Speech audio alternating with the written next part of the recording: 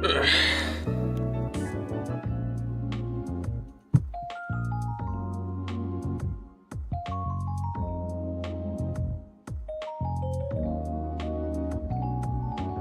this on Reddit real quick.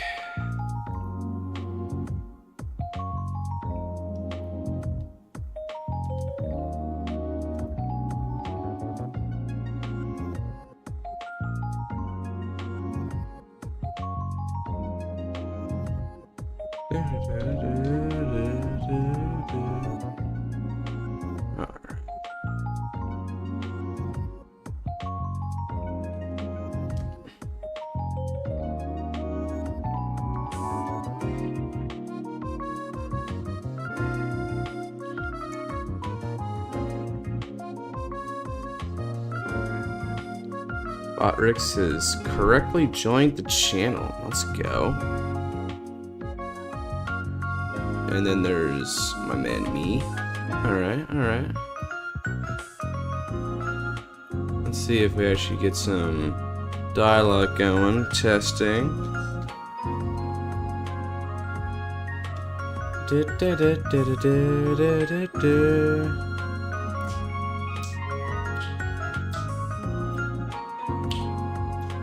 Yeah, alright. We good. We Gucci. Cool.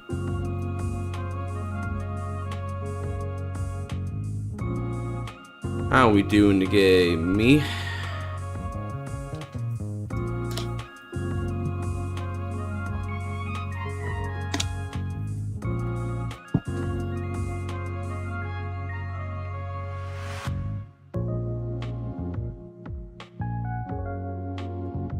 And past Dread if he can appear, but haven't got a reply. People. Yeah, makes sense. Dread, I hope he can come. Dread's a personal fave of mine. Yeah, I'm doing alright. Woke up, I think like a couple hours ago or something like that. Woke up and started getting ready for the stream because, oh boy, this one's gonna be kind of a big one. I'm planning to be sitting in this chair for like, I don't know, 8 hours or something. Bakura. Whoa, Bakura's not in late game anymore. What's this? No way. I didn't expect to see you for another like 6 hours. Nah, even more so because I'm starting earlier than normal, huh? That's funny, bro. Luke is here. The boy David's here. Alright, alright. Catch a stream live for the first time. Hey, you said you'd do it. You said you'd be there, and so you are. Heck yeah.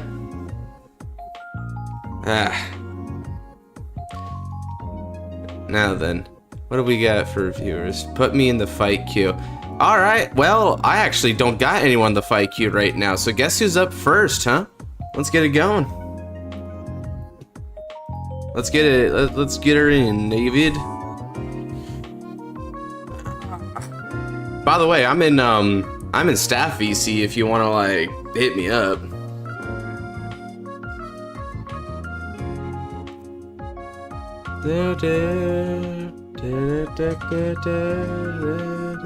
Sign me up, coach. All right. Make sure to stay hydrated while streaming. Thank you. Let's see. So we got Luke and Scarlight as well. Yeah. Let's see here. Who go? You guys are second and third. I'll flip a coin with who goes right after. Heads will be Luke and tails will be Scarlight. We hit tails. All right, so it's Scarlight and then Luke. It looks like you got the lottery. The beach of the ocean too loud. Oh man, flexing. Will you do the deck list for the Destined ones? Yeah. As a matter of fact, right? That's actually something I wanted to do. I got the El Equilibra one. I just got suggested that. Here we go. Big Bang El Equilibra. Oh yes. You guys want to see what the YouTubing prospect looks like? So I go here, and then I go here because I'm on manage videos, right? And then what you do, you go here, you edit this fight night. We got deck list, so we got the protection deck, and then right underneath that, Boom. And now, just like that, Equilibra deck list is safe and sound in there. Heck yeah. All right. So, I'm surprised you're not trying Dre Nature on me, David. All right. You want, all right. So which Alden do I do first? Do I do Divine Defense Alden, Divine Order Alden, or Divine Bastion Alden? What are you guys most curious about? Because I made 3 versions of this freaking deck. You guys, if you guys actually watched that fight, and I freaking ate it because of a misplay, so I'm hoping I actually learned from my mistake this time around. Divine Bastion, Defense, Bastion. Ooh, I think I'm saying that. Oh, yeah, you guys want to see what this Bastion one is? Oh, this is so crazy. So here, let me show y'all. Oh, crap. I didn't put in the sleeves for this one. Dang. Let me show you what this is. Okay, you're curious about Bastion, right? Okay, let's do some Bastion. So, I'm gonna... Okay, let me go ahead and throw this right here. And boom. Emerge standard. Yeah, fair enough. I mean, we had a G game and a V game last time around, so it's anything really, man. So, alright. Let me go ahead and show you guys what this deck list looks like before I draw here. What did I cut? So, we've got Light Leads and Alden, of course, but then what we also got is we have Sajas at multiple copies, Dragons at a bunch of copies, and now here's the real spice. I'm playing regular Alden. Now, you might be wondering, why on earth would you ever do Alden? Well, see, here's the thing. Now, Alden's skill says that when you place it on the rear circle, you counterblast 2 and soul blast 1. You choose a card from the hand to call, and then you can draw 2 if you called a grade 3. Now, wouldn't you know it, Rezael, when you overcall over her, returns itself to the hand. So, Rezael plus Alden is guaranteed to get the Alden skill off. And then in addition to that, I decided that in order to really make this feasible, I play 2 Firon and 4 Gragown for 6 total counterchargers to keep it going. And because I'm also playing other grade 3s like Sajas and Light Leads, I use Forbid All Surrogate. So this is going to be my Gregala's piece of choice. Jesse is coming, let's go. That's 4 cards. Yeah, right? That's a lot of cards, dude. It's kind of cool, not gonna lie. Yeah, fat chance I was gonna beat a nat 20 there. So this is my deck list right now. It's kind of an interesting one. Oh, I just keep my hand. I just keep my hand, bro. Let's do it. Stand up, Vanguard. Admisu. And then he's playing I think this is Stahiraja? I'm pretty sure that's what he's playing. Which means he's going to be reducing Alden's power and drive. That's kind of devastating for me, but at the same time, it's not the end of the world.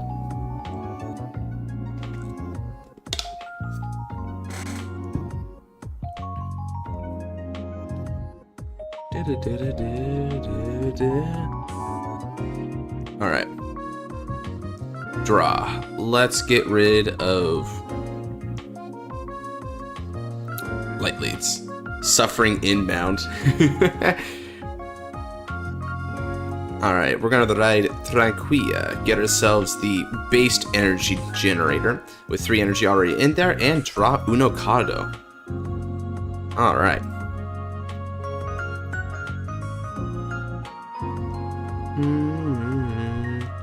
Does this deck work, I wonder? Well, we're gonna find out if this works. Alright, chat looking good. Alright. Now then. Let's call Garagown and Saragown. Garagown swings for 8.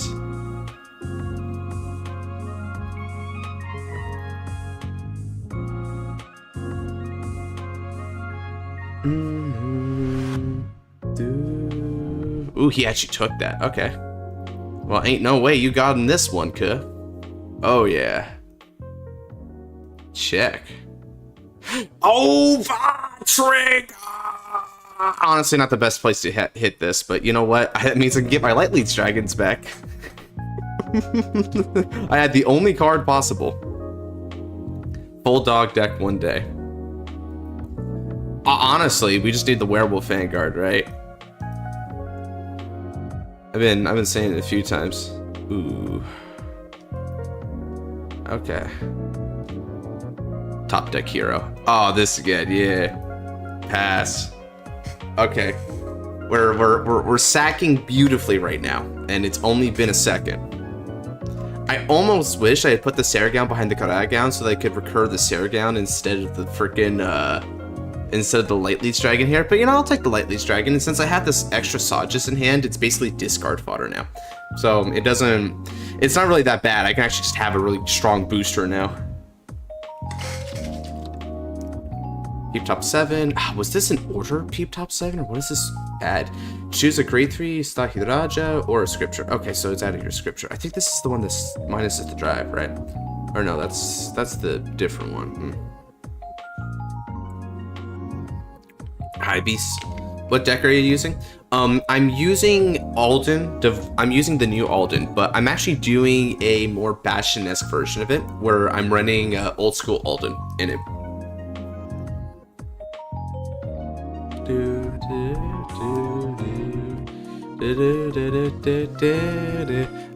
He's out for blood, and I don't blame him. He deserves a crit or a heal here just to even things up. The PG it is. PG is fine. Check. No, not Saragown, but he's good boy.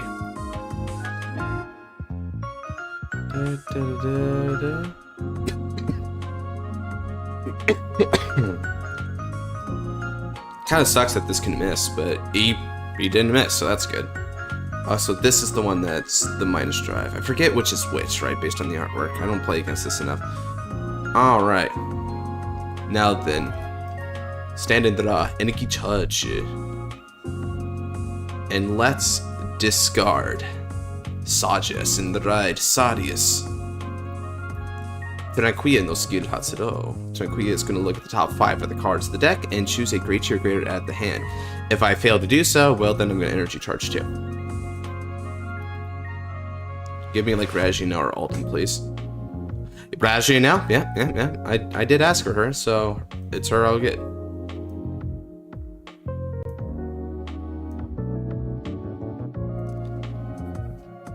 Moving the dog back, and we're going to swing for 10.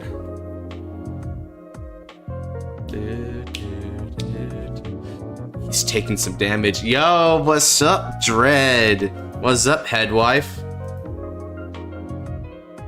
Fronto trigger. So that means I could have actually attempted Dragon. That's crazy. But that's fine. I didn't know I was gonna get that, so go. I still don't regret sliding in the back row. Still a good play. 4 damage already. Yeah. Oh, I disconnected.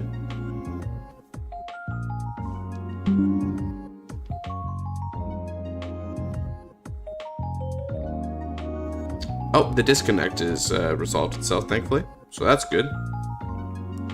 Okay, so let me go ahead and switch this out to help out. And I can pay attention. As I was saying before, right? So, Dragonic Kaiser Vermilion needs more. I think the idea of the blood is cool because it could give the deck a better win condition. And that's what it needs. It needs a better win condition more than anything. Because, like, mainly what it does is does some damage pings, a bit of multi-attack, and wiping out some of the opponent's rear guards, right? But these are all kind of basic things, so it doesn't do anything exceptional. If the blood can bring a strong win condition behind it, it makes the deck more worth it to play because you actually have a game plan that's worthy of putting in the effort towards. So that's why I hope the blood does. If the blood is just Dragonic Kaiser Vermilion, but more, which is kind of what it was in the original series, then I'm going to be a bit sorely disappointed because that's just not really worthy for standard format. Okay, so he's playing Scriptures. Okay. Not playing Order. Choose a grade 3 or less from the drop. Call it. It gets 5k power, but it doesn't have a critical on the restand because I'm not grade 3. Okay. And Stahiraja doesn't give 5k to the front row because I'm going second. All right. And he can only play the one order. Interesting. Wow, in a weird way, I'm kind of surprised that he didn't opt to go second, because he could smash back. But, alright. Sure.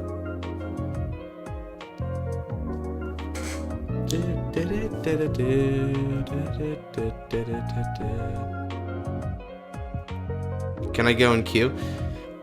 Sure, man. So, Q for you would be after Scarlight and Luke. Dragonic Kaiser Vermilion is just a counter version of Alakaliba. And I think even then it's kind of flattering because Alakaliba just hits like really, really big numbers by comparison. Dragonic Kaiser Vermilion has a bit of removal going for it, which is kind of nice for it, but that's basically all it's got. I need to hit... wow, okay. Well, this is a grade 3 deck, so I guess down with the grade 1s. Counterblast 1, stand. I'll do a low effort 2 to pass on that. Why not?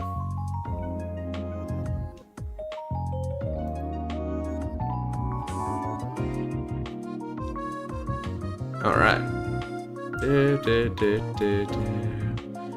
Okay, so he's throwing it on that, which makes sense.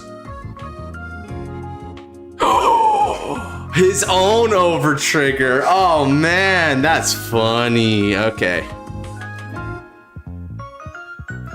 Damn, David. Casually hits the OT too, huh? Alright, let's go. Damn.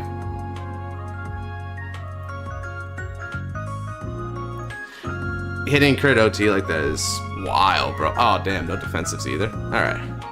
Well, now I'm in a bad way. Payback time. Oh no, not the emoji Scarlight. Yeah, we still Gucci though. Let me see here. So this guy's at 8, being boosted by a 13, so that's 21, 31. So I need 25 in shield in order to block that. So I could do that, and then I think give him the, might give him the boost to need to win it. Yeah, I might have, right? It depends on how hard I can hit on this upcoming turn. If I can hit pretty hard, then it doesn't particularly matter, but it's a good question. Let's see. Should I go up to 5 or should I try to fervently guard everything? Honestly, I think I can go up to 5 and be fine. Yeah, okay. So I'm just eating it as far as units are concerned. Damn, it's too bad I didn't hit any defensives yet. He's playing bugs. Oh, is that your theory on life, Maz? Alright. Well, this is like, I guess technically bugs, but it's not really bugs in the typical sense. Alright, so let's go ahead and guard with these two. Subjects gets 10,000 shield because you managed to hit a trigger. Has been popping off. Hats off to you guys for saying that. Hey, thank you, man. Freaking honestly, you guys are the ones who did a lot of the legwork by actually joining, you know, seeing the message and heading on in. Can you go after me? Yeah, sure, Bakura. I'd love to play it. We basically, I don't think we've really had a chance to play, like maybe once and that's it. So yeah, man, I'd totally invite that. Alright, let's see what's up. Stand and draw. I'm going to discard this Persona Ride because it's not going to matter in the long run. And now, Iniki Hodge 3. Alden Idraido.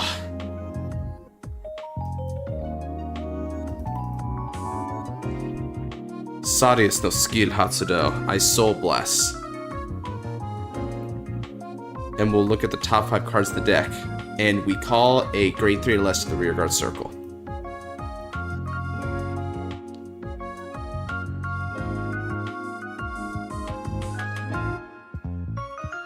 Trying to go after yourself. I don't think you can play 2 in a row. That just seems rude. Lamau. Man.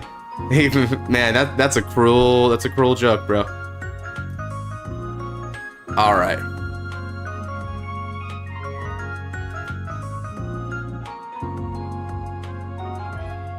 Calling a PG. I call the Rajianel, activating skill. Energy Blast 4. Draw. Nice. And now, Deploy protection. Divine skill activates Soul Blast. I look at the top 7 cards of the deck and call 2 units to the rearguard circle, and they can't be retired by effects until the end of the opponent's turn.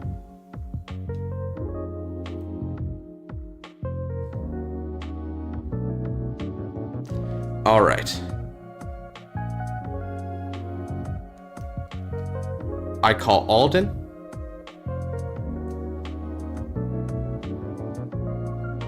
And I call Garagown. Let's see, and let's call them over here and over here.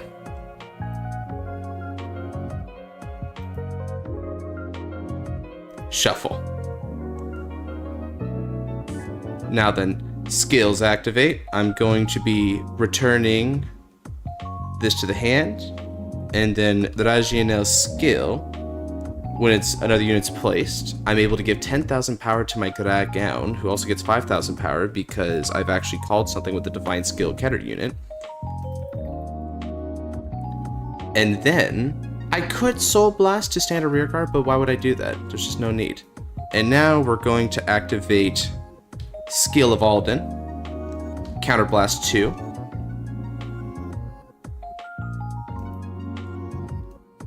Soul Blast 1.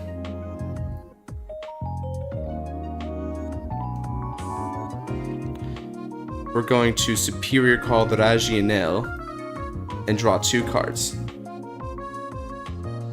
And then with the Rezael skill, I Energy Blast 4 and draw a card. And that's my formation, guys. Alright, and let's go ahead and slide these back.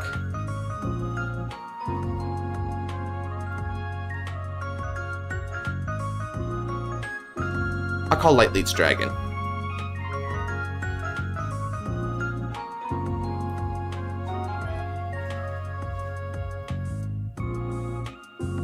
Now then. Since I have, let's see, if I have 3 or more grade 3 units. Okay, so I don't even need to call Light Leads Dragon. I got a better idea then. Calling Garagown.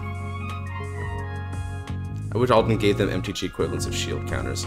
Oh, I see what you mean. I mean, hey, that would be a more sophisticated way of doing it, huh?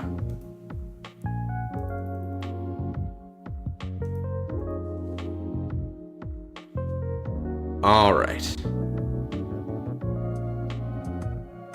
Had a Rezael versus Alden fight, pulled off a miracle and clutched. Nice, nice, nice. That's how you do it.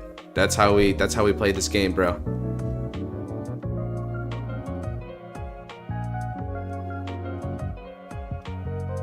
Let's do this.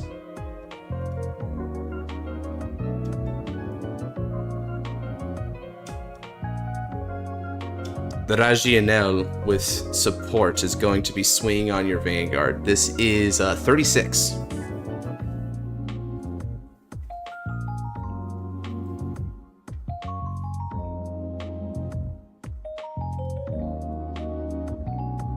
Damage checks? Okay, I think he was hoping for a defensive there, but it didn't come to him. Okay. Retire and countercharge.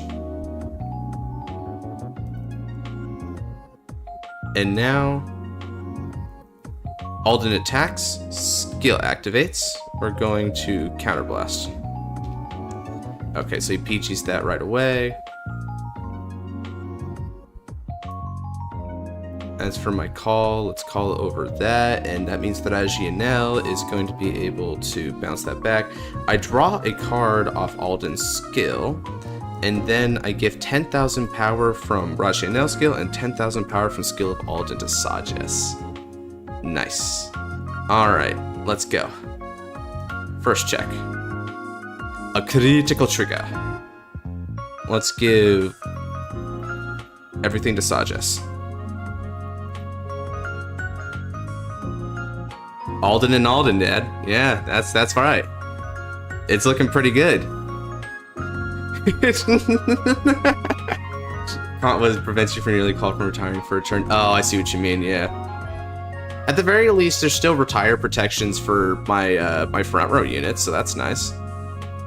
Even though, why would he retire these.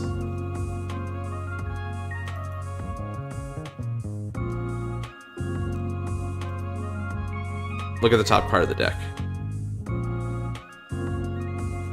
And put it into the soul. No, he didn't one drive me. The reason... Yes, sir. Yeah, he didn't one drive me because Stahiraja only allows you to play 2 orders of the opponent's at grade 3. Since I went second, he wasn't able to get the full thing off on me yet.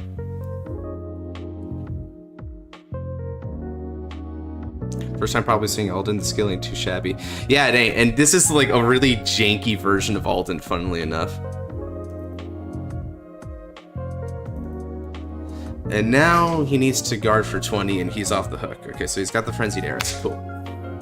Alright, he's got one turn. He's got 1 turn to make a comeback here.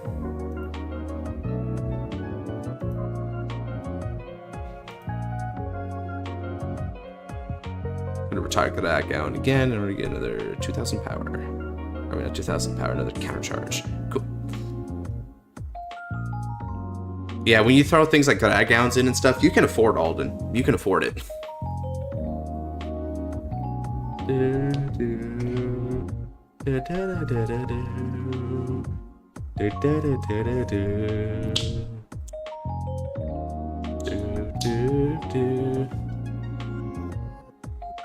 So what do you guys think of the Alden deck so far? Feels kind of cool, huh?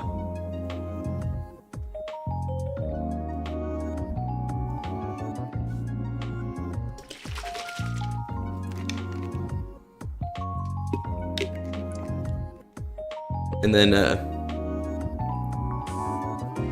he has good offensive cards. He might be. It depends. It's a cool concept. The thing that makes this concept to run all 3 versions, some stuff for no reason besides it's funny. Yeah, man, if they had an incentive to do it, I'd do it. I'll be back in the stream properly a bit later, but I'm gonna be looking for now. Have fun, y'all. Thank you, sir. The thing that really makes it come together is Razianel, right? With Razianel's skill, being able to bounce back, it guarantees that you'll always be able to see that you'll always be able to see that grade 3 to superior call, right? So when I saw that, I was like, oh, it can bounce itself back from Alden's skill because the idea is that you have a grade 3 so you could do Alden with it. I'm pretty sure they intended that. Is the son of Vanguard Alden? Yeah, I think so. Why did you? Oh, because you actually had no good other cards to revive. I got concerned for a second that you could somehow bounce that back. Raja, your opponent gets all of your Vanguards get power minus 3,000, and then you can Soul Blast to draw a card. Okay. And he definitely has enough soul for it. So Alden is debuffed.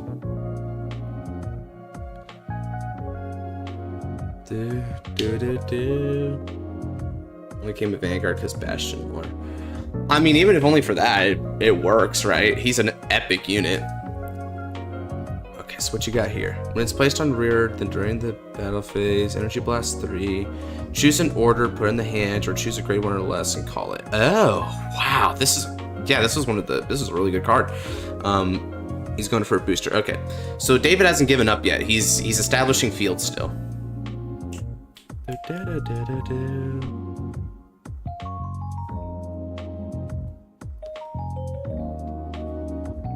Stahiraja is pretty threatening though, because he still has a 5 attack turn, and that's a lot.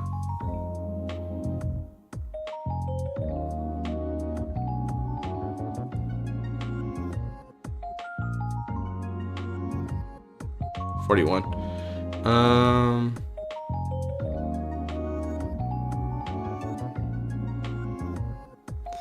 41 means I need 35 to guard.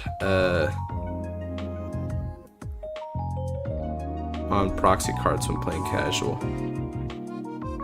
Sheesh. How many heals do I have in deck? Oh my god, guys. I have all 4 heals. Like, look at that. I actually have a really good potential. Hey, David, what's the other column here? I think I might need a take here. Not gonna lie. They're also 41. Okay, so let's see here. I need to do some math. If I do boop boop and then boop boop boop. Yeah, I gotta take. Yeah! Yeah! Yeah! Finally! Yes! Alright. Perfect. I am now at 20. Man, I mean, with all the deck thinning there, I damn well better get it at some point. Okay, so that's 41 to 20, which means I need 25 shield. No, David, you were supposed to win. So that puts me up to 40, and then he has another feed on.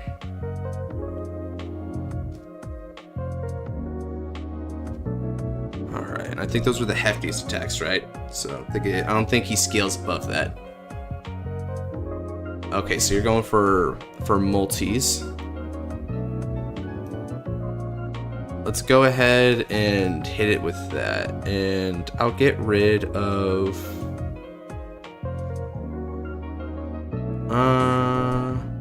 Alden. No, actually, I'm going to get rid of this. Yeah, I don't think he went that low hand. I mean, he could possibly like hit a heal and then hit another heal later, right?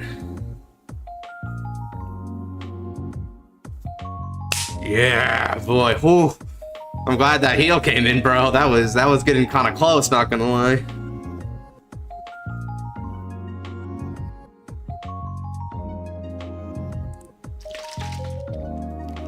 Alright, 36 on 20 is 20k shield.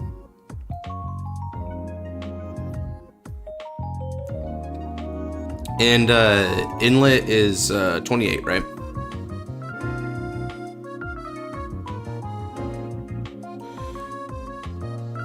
Alright, cool.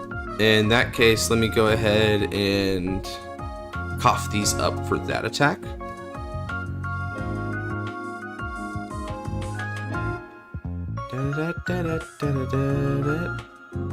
And then we're going to cough this up, going up to 35. Okay. Alright. He's got a 5-card hand, and I've got a Persona turn coming up with all these big grade 3s. Let's see if I can close it off with that. The answer is probably, but you never know. Alright, let's stand and draw.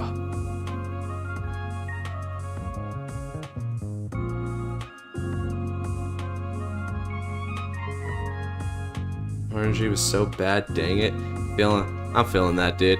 But to be fair, pretty early on, we were both kind of cooking. I mean, we both hit Eidos Faro on each other, which is like hilarious. Oh, the double light leads dragon. Oh.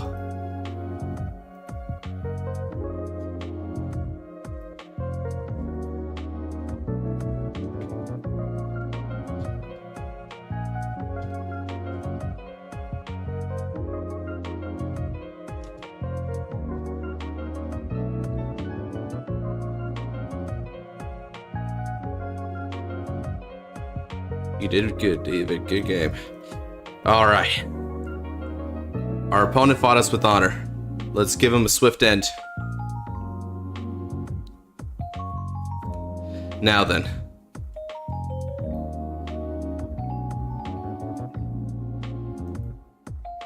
What happened to the Rajia now? Oh, I must have dumped it. Okay, I gotta disappear for a bit. Don't know. I'll be back, so just take a cue. All right, check you later, man. Now then.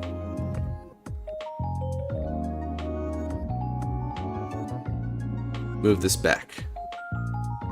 Calling Grand Heavenly Sword Alden. Activating skill. Counterblast 2 and Soul Blast 1. Superior call Light Leads Dragon and draw 2 cards. No, not Peep 2, draw 2, thank you.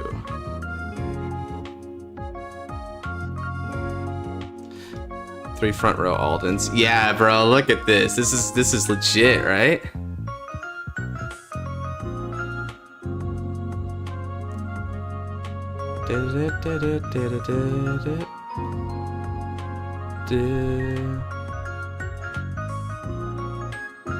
Yeah, you were thinking about doing it during the battle phase, right, Luke?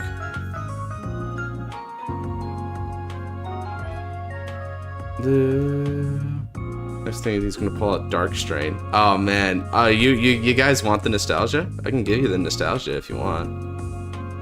Okay. Slide these around.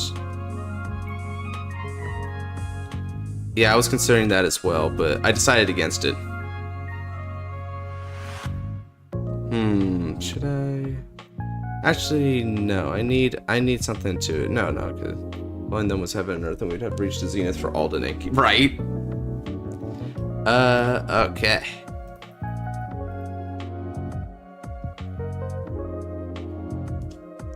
Swing with support, Alden skill. Since I have 3 or more grade 3s on my field, it gets another 5,000 power.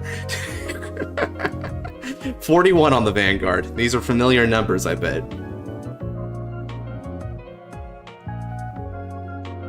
Oh, it's so base. Forgot to run PG and pilot. Ah, bro. Heck yeah. All right. Skill. Put an extra 10,000 power.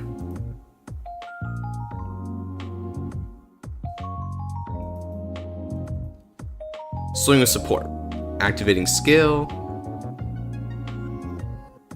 Look at the top card of the deck. Feed on goes to the soul. Alright. This is going to be for a little bit less. This is 36 on the van. Damage check. Alright.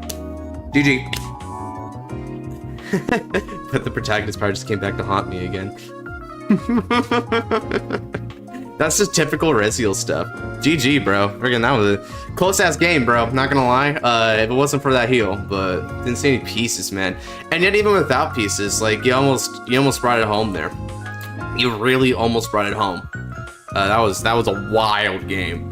Again, oh god, what was going to be? So I get a draw off Alden, right? And then what do we get for the drive check? Oh, my drive check, my single drive was going to be a heal. Wow. Neat. And funnily enough, they're like restand hate heals, so they're pretty good for this matchup, as it so happens. GG, though. And Stahi Raja, yeah. Man, hey, Maz. I'm just saying that it totally was my fault. Because I was trying to win. I don't think I can be blamed for these things. I don't think I can be blamed. Okay, so Scarlight, where are you, baby? Let's get this going. You and I have got some unfinished business, right? The Scarlight character arc progression is continuing today. All right, what will it be today, my man? You want to? I am picking you for the win. Hey, bro. Maybe you could have bribed me. Said, I'll gift you 5 subs if you let Bugs win. Rezael the Rajianel, so Rezael was a wife. Don't you mean 5 memberships? 5 memberships? Yeah, I guess it would be 5 memberships. Freaking, Muffin did it to me the other day, and he called them subs, so I just kind of said it the way he said it. What's up, subs man? When you're on Twitch, memberships when you're on YouTube. Ah, yeah, okay, I got you. So that's why he said it that way. Glad to have you here, Ant-Man. So yeah, memberships, character arc. All right, still gonna use dragons. Cool. All right. You know what? Let me play a different Alden against you then, if that's the case. Which, by the way, now that Wait, what you saying, Nez? Oh, did you say? I thought you were saying something there, but I think it broke out halfway through. Oh, I was. I didn't realize. Because I heard like now that you, and then boom. Oh yeah, I said now that you mention it. Ah, okay. Haven't watched the video yet, but how's Alden working for you? So spoiler alert, I get show the wall, divine defense Alden, yeah, sure. I get creamed in the fight night because I misplayed like a dummy, but I just made up for it in this one. So I just showed off Bastion Alden, where I actually used regular Alden with it. And as you guys saw, it actually works. You can get more multi-attacks with it. It's a lot for me, but it is who it knows. Huh. That's either really deep or a mistype. Ace of Games, what is up, my man? Oh snap! I see the membership tag next to you. What's up? I appreciate it, homie. You're welcome for that, by the way. Oh man, what, dead ass? Hell yeah, bro. Yeah. Anyway, I just wanted to show up real quick to say hi. Gifted wish 5 you luck on Whoa, everything. actually? Oh, man. Bother you for like 1 second, yeah. That was you? Hell yeah, bro. Thank you. But anyway, yeah, I just wanted to just stop in real quick because I have to go somewhere, and I also just wanted to make fun of you. So I'll see you later. Oh man, see you later, bro. I'll never forget you.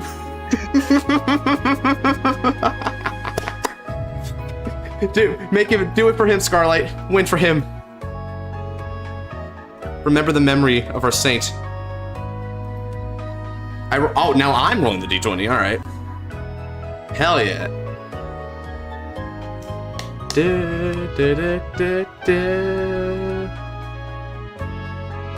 That is not. Scarlight hits the 5% chance. Pog. It's still tie ball game. Let's go. I roll 8. Okay. Way easier number, bro. Hit it. Yeah, you get to choose. Let's go. Who's going first, bro? He won the Battle of Wales so far.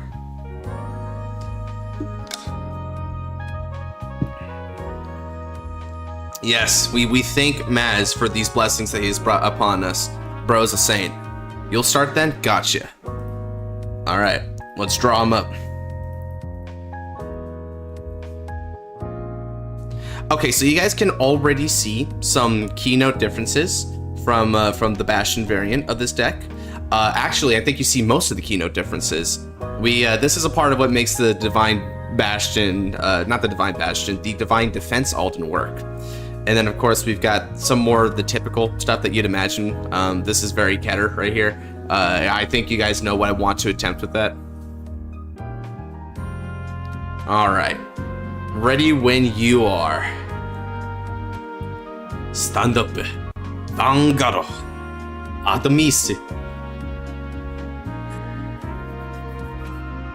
Just doing Keter things. Hey, David.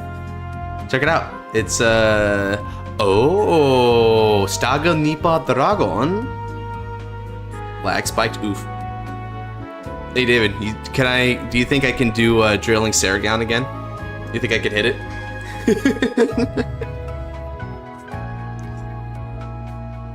Do we want to do the nation special? Probably. Oh man, what is that Divine Sister card? Okay. And by the way, I don't even care if Scarlet hears this because I'm going to throw it down anyway. It doesn't change his plans very much. So this Divine Sister, this is called Divine Sister Financière. Now, Financière has a skill when placed on Breer. You can Soul Blast one in order to automatically place the order card into the order zone. Now, this order card, it has a less convoluted name in English. I think it's like Church of Mercy or something like that. So let me go ahead and show you Church. Now, Church is an interesting set order for Keter. What it does, I see you're using your Levitress energy markers. Yes, sir. So when your unit is being attacked, the Church will let you use one of your rear guards that's not being attacked currently and move them to the Guardian Circle. It binds them afterwards, which is a little bit sucky, but basically it's a way of effectively intercepting with other cards. And so because this is a more defense-oriented deck, I decided that it would be pretty prudent. Oh, I'm getting a knock. I'll be right back.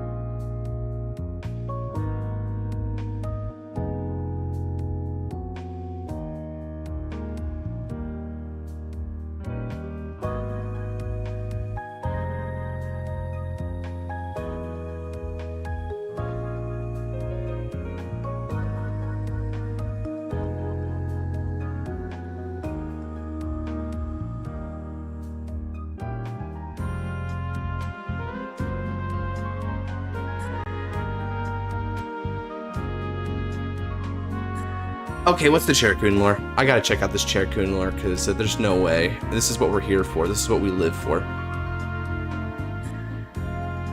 Let's see here. Church involved in the... Wait, Cherokee lore. After Bet Sensei instructed the fight, Cherokee left in a huff. Bet Sensei looked at me and Lamp Sensei if everything was alright. I said yes, though. Cherokee, ellipses. Oh, man. Not Destined one. Yeah, it's Fated one locked, not like Divine Skill locked, if only. That's great. Amazing. Alright. Let's see though. Alright, cool. I think I'm all caught up now. Thank you for the added bit of lore, my man. Now back to the fight. I drew and I have to determine what to discard, which is not an easy choice because these cards are really, really good. I think I have an idea. So the Church Order, you can have Jailman in the back and you can still have his chonky 25k shield without hindering your offense. Unfortunately, it doesn't work that way because it specifically needs to take the intercept action, and the Church doesn't qualify as an intercept. Technically, it's just moving him. The idea with it is that when you call off of Alden, particularly the Divine Skill, there's some stuff in the back row that that you can protect from retiring, right? So one thing you can do is you can actually call triggers, and you can also call PGs off of Alden, and then just use those with the Church. And that's the general idea of it. Alright, we're going to ride into Tranquilla, get 3 energy already set on our energy generator, and draw off Starter Admis. Wow, alright, well I know what I'm discarding next turn. Alright, we call Sargon, and we're gonna go. 1 is less than none, or more than none, but what am I saying? What the frick? And then we're gonna go 21 on the Vanguard.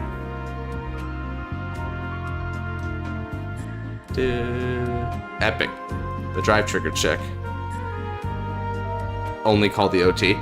You can actually use the OT for shields. Ooh, crit, damn, already there. But yeah, you can use the OT. And already fault. bro. Keep it up, keep it up. This is all you gotta do is just heal on the second, right?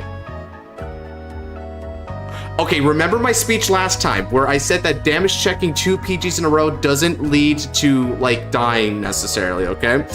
That happened to me with Overdress. Funnily enough, this also happened to me in Overdress, right? And Overdress ended up winning still.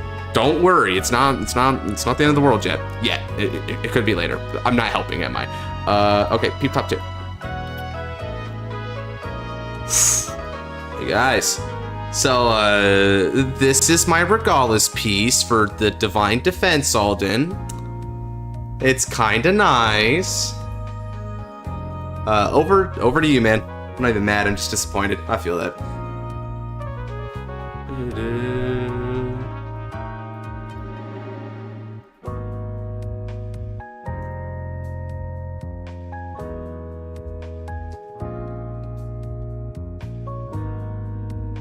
Huli. Detective is me. It's me.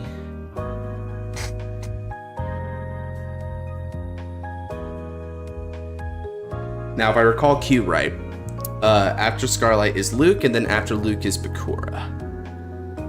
I'm surprised you didn't run Bracing Angel and the Walden. I considered it.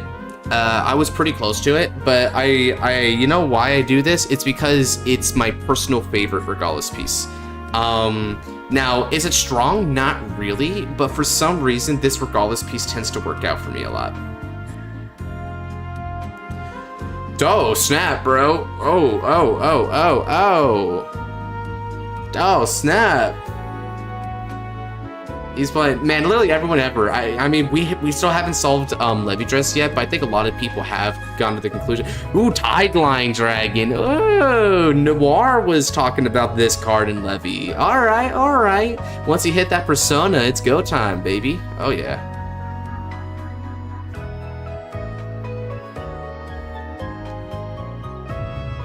Ooh. Okay, let me go ahead and take that. No trigger.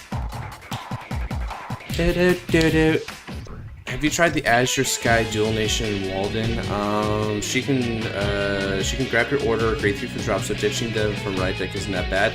I thought about it. I did think about it, and honestly, to be completely frank with you, I think that CP is really easy in this deck, so you could do that. I haven't tried it yet because Alden's still incredibly experimental in general, but I have definitely considered that, so thank you for bringing that up. I think Keter is the most versatile nation when it comes to the way that you can build a Keter deck. Generally speaking, that's how Keter as a nation is, right? Is your Vanguard has a certain type of skills, and they're generally amenable to your rear guards, right? Whatever your rear guards are doing, and then you just choose from there. Huli, all right. So unless you have a Clarence going on, you won't be able to countercharge for a Fox Seal, but you might not have a Fox Seal, and that's why. Okay, so you have a Clarence, but do you have a Fox Seal? If you have a Fox Seal, then you didn't brick. Yeah, okay, Scarlight, sheesh, man, you're saying that is bad, but you actually have full combo if you can believe it. Alright.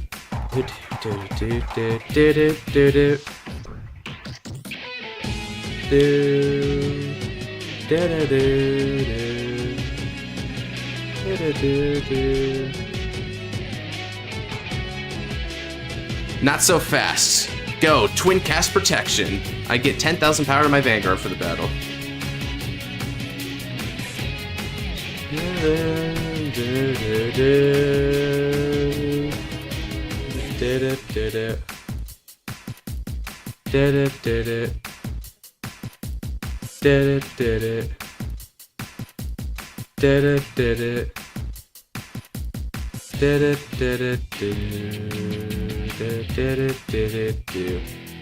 I'm gonna no guard that. Now, I left it open to where he could hit a heal and heal down to 1. I hope I don't get punished for that right now.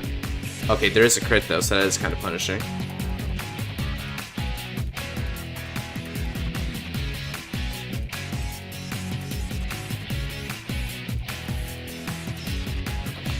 Okay, not bad. A double damage check. First, Gelmento. Second, Gelmento. Wow, we're not hitting defensives in Alden, are we? Except for that heal trigger from the last game.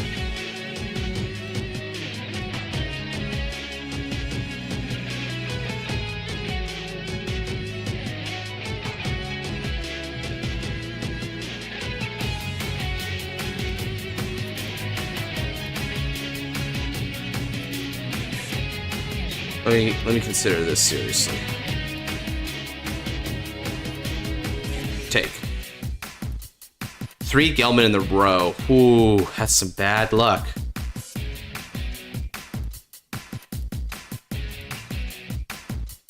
All right. I'm going to use the skill of my order. I move her to the Guardian Circle, and she gets 5,000 shield when placed from Chant of Charity that fills the halls, and I also intercept with Drilling Angel. Drilling goes to the drop, and she goes to the binds. Yeah, it is oof, so I don't have the big intercept, so my deck's a little bit offline at the moment, but yeah, and he doesn't have a lot of damage, so even though he has basically no cards in hand to defend with, he can still survive it, particularly if he hits some defenses, you know, unlike me. Alright. Energy charge 3. I discard the Rezael. And ride. Raise your sword for those that you love and protect. Ride. Destined 1 to protection. Alden. Soul Blast. Never count Levy just empty-handed with their markers on the field. Right, he does have one, so he's effectively a 5-card hand if he chooses to do it here. Which he could choose to do it here. That is a really good point, actually. I forgot about that. Alright, look at the top 5. Call a unit.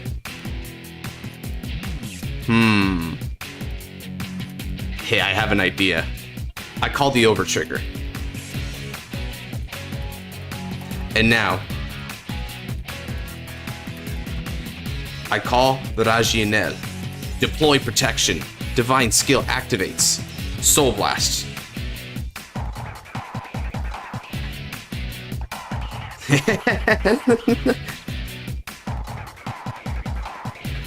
Rat bastard I am.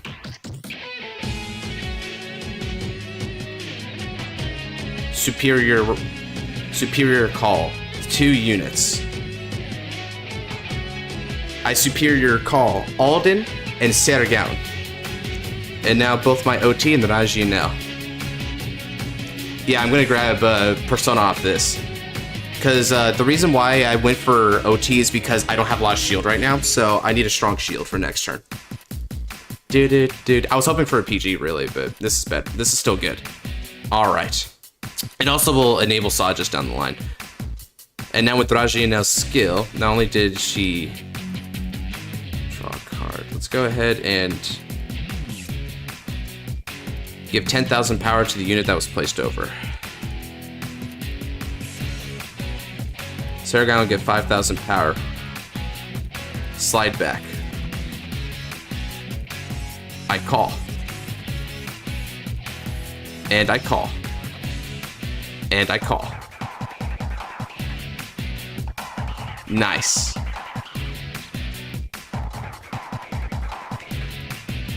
Let's go. Do da da do do.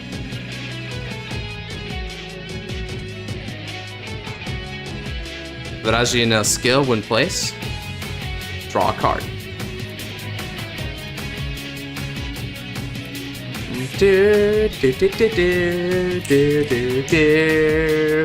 Alright. The field is set up and it's looking pretty. Let's go.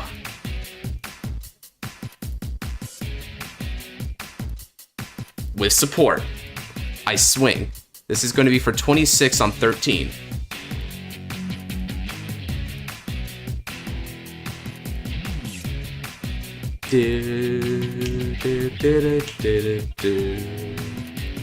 Rip 3 interceptor and damage. I know, right? It's kind of crazy, but he has 2 PGs in his damage zone right now, so he's also feeling it.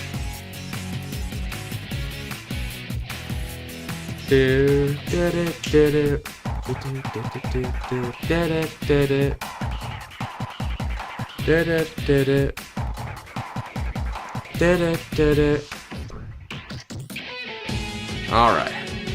No? Okay then. Understandable. Have a nice day.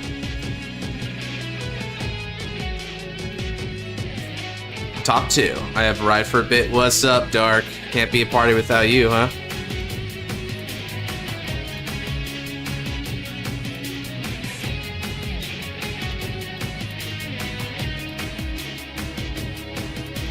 Alright.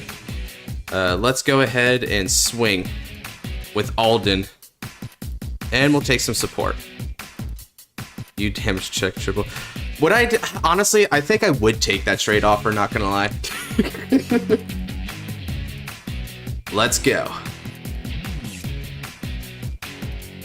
Yeah, it's just my short break work right now. Not bad, not bad. It's something.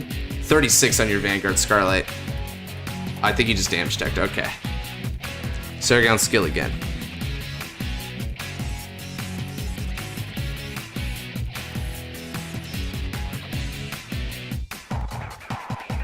Aqua, what's up, bro?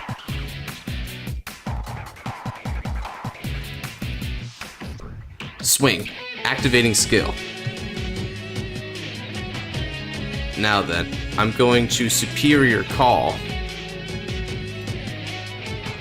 Drilling Angel, which means she is going to bounce back to the hand. I give 10,000 power off drilling and 10 to drilling off of Alden and off of Rezael. I draw 1 card off of Alden as well, and then I can Soul Blast in order to stand back up this other Alden. My booster is going to Soul Charge 1 and get 2,000 power, and then I'm going to use Skill Drilling Angel to look at the drop zone and put in a card. Let's go ahead and let's see. Oh, I already know my Sergans are out, so I can't really go for that. But I can attempt for the other booster, though. See if I can get a strong column going.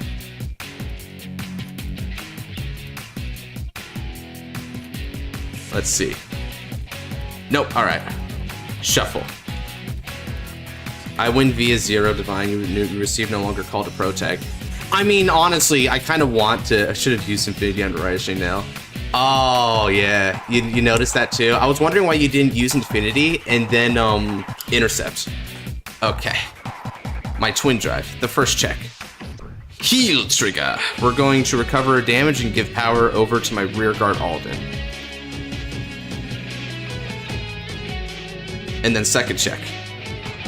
No trigger.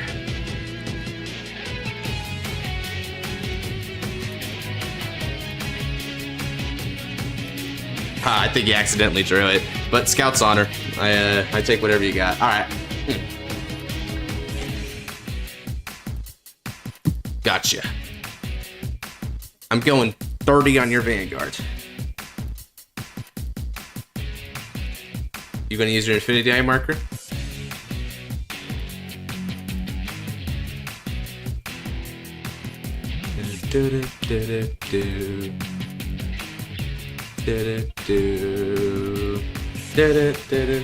Heck yeah, Infinity Eyes open. Alden kind of cool, huh, fellas? Alden kind of cooking right now. Trying to fix my main issue with the deck, and let's see that'll be something useful. I feel that. All right. 23 guard on top of using Infinity Eyes. Cool. Make sure to get rid of your marker while you have a chance. Or, well, actually, you know what? You can probably just keep it there if you just want to, like, do your Infinity Eye and also Divine Skill and just put it on both of our front rows or something. Yeah, you might as well just leave it over on the side there for now. All right. Now, let's shoot for 33 on your Vanguard. I agree, dude. Also, with the Soul Charging damage triggers, that really sucks for you. But I agree. The Destined ones feel fresh. Fresh. Très magnifique.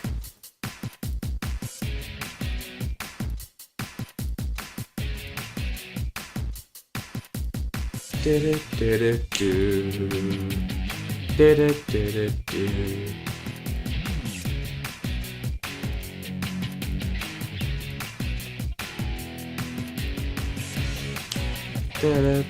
now here comes Persona Ride Overdress. This is the big turn. This is the turn that'll make it or break it for me.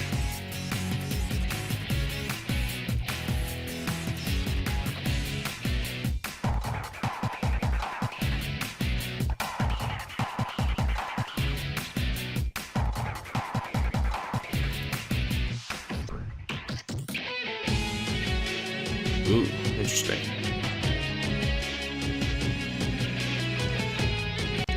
See, he's got 3 CB to work with, so he can go for his whole stuff. Sequencing here actually matters. Yeah, if you should probably get your markers out of the way first. If you survive, you win. Yeah, probably. I mean, of course, it's an if on if I survive, because if he hits OT here, I just kind of die, because I can't really do anything about that.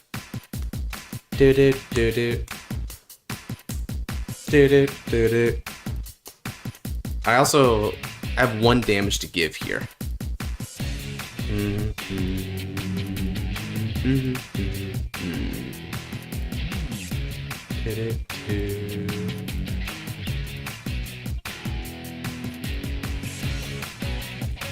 Habitat skill activates.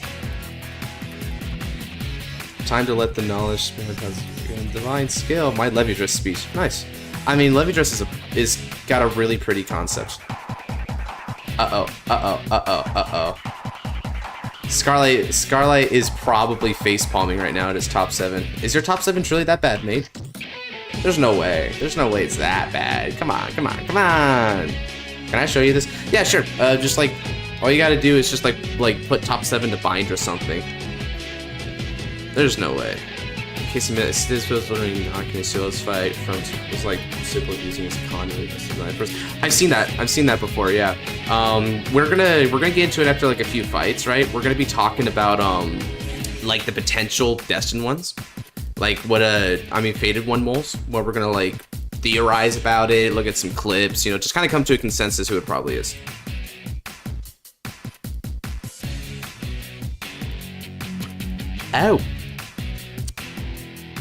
Oh, that's not good. So, I mean, I assume we want to play it out. Ooh. Ooh, bro. Ooh, because I got a poof right now. Break over piece. Alright, check you later, man. So, call PG, no other legal options. Yeah, I feel that. Why not just call Overtrigger for Chad maneuvers? Figuring I call OT, you call OT, well, I'll call OT.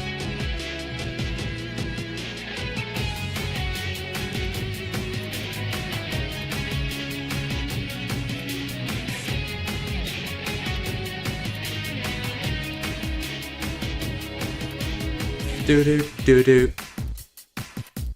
Do-do, do-do. Do-do. All right.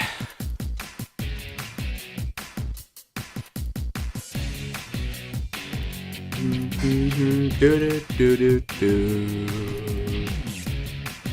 All right, calling PG to front row there. Another Foxy.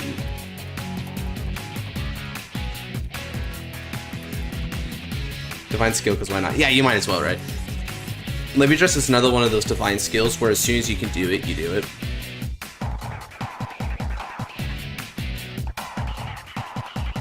Did it.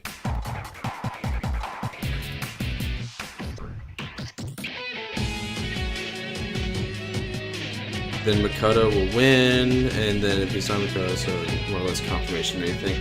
Yeah, unless they do something really weird and have like now lose, which, oh man, the now stance would be livid if that happened. Because that's technically a possibility.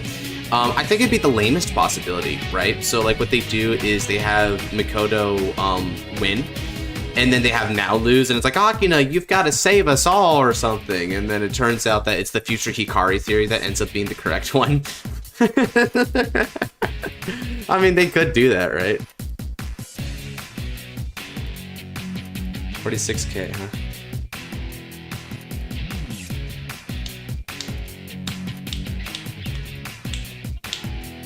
Yeah, he's got a 48k because his Fox Steel gets an extra 2k, so it's a very powerful number. And now Fox Steel's skill will give Tideline the ability. Alright. Whew, okay. Stressful, but got an idea. I guard with the Overtrigger for a 2 to pass.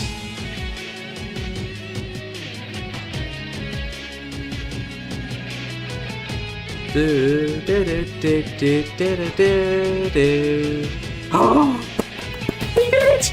it! He did it! He did it! Scarlet finally did it! Oh god! He finally won! He finally won! Yes, Alden. He did it. He did it, dude. He finally won. He finally won. And because it's at 5, this 5th damage shield doesn't... Oh, actually, no. This 5th damage shield does actually work. Oh, frick. He did it. Oh, did he finally get... Is Overdress finally gonna win? Oh, I think so, yeah. Yeah, Well, 3 nice. damage regardless, right? Oh, fucking tied. This damn thing has been jobbing hard lately.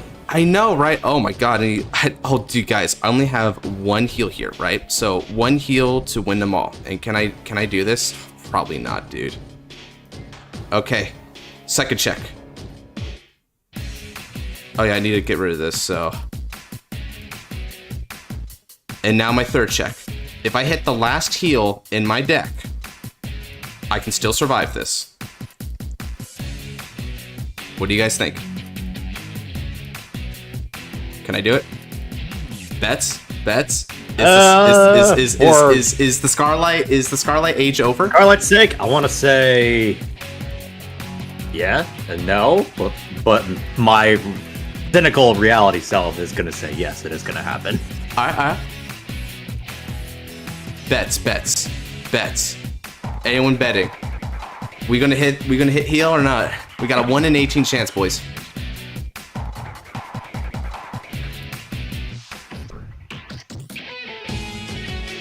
Shall I shuffle? Shall I shuffle to add to it? Play the cards! Okay. Yeah. I'm gonna play face down.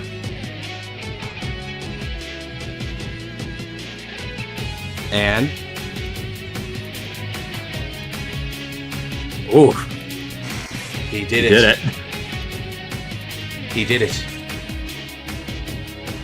He did it. He did it. He's in actual disbelief. Yeah, I know, right? He did it. He did it.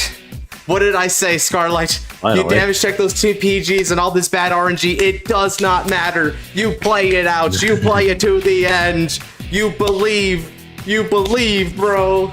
That was kind of epic, though. He breaks OT with OT. It's like the Michiru Yu fight in Willjust, bro. Oh, yeah. That was, oh no, that was a sick-ass fight. That was a sick ending. Check that out. Okay. Look at that. So, does everyone mind if I cut in line real fast? Because I only got about an hour. You only got about an hour? You gotta ask Luke, bro, because Luke is next in line. Yeah. Yo, Luke, you mind if I cut in real fast? You get it right after me, because I only got an hour. Alternatively, you can also play against Luke. Yeah. Okay, Luke also doesn't Scarlet. have time either then. He did it. He did. He believed. Luke said no, he doesn't have much time either. Damn, bro. Go on from me. Oh, okay. So Bakura's offering you his place. Okay, sure. Yeah. Okay. And Well, I got an hour, so assuming the fight doesn't last too long, then I can... We'll try. Maybe I'll play something fast against Luke. Oh my god. Yeah. Everyone applaud Scarlight. He did it. He did it. He persevered. New PB, chat. New PB. He wins. He does it. I am pretty fast. Ooh. That's a good thing and a bad thing, depending on the context, bro. New Indeed. PB. Let's effing go. We made it farther than ever before. We can mock this moment. Man, I should make like a YouTube short saying the day Scarlight won. July 31st, mark it as a holiday. God, honestly, I'd take it over Juneteenth, homie. Hell yeah. Who won this game? Scarlet did. You did. You did it. G again? Bro wants G? Oh crap, that's right. I was supposed to make a G deck that like actually is competent, right? Did I actually make one like that? Or am I gonna have to make another meme, or am I gonna have to play another Mimi G deck? Alright, well, That win was for Maz! Yes! His 5 subs were not in vain. His 5 memberships he corrected me on. This was it. This was worth it.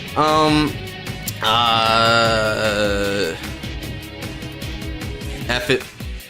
I'll play this.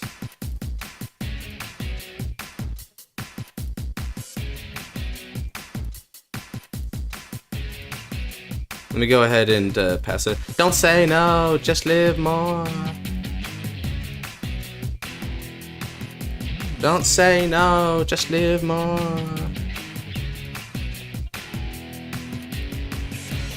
Yeah, this time around we can just do it based on who goes first, who goes second, man, if you want. Because I assume that's the one you wanted to do. Dude, G rules, you want to do that? Yeah, okay, so yeah, I had a feeling you'd want to do that this time. Bug Dragon, Honored Bug Zombie guy. We do it. We do it. We take those. We take those. I'm so proud. It's here. It's here. He did it. Scarlet, check the Discord. Check the Discord. Yo, check the Discord. Wait, are we celebrating, bro? We better be celebrating his ass. I'm about to throw an event in. Set up an event for next year. Set up an event for next year? You actually made it a holiday? No shot, dude.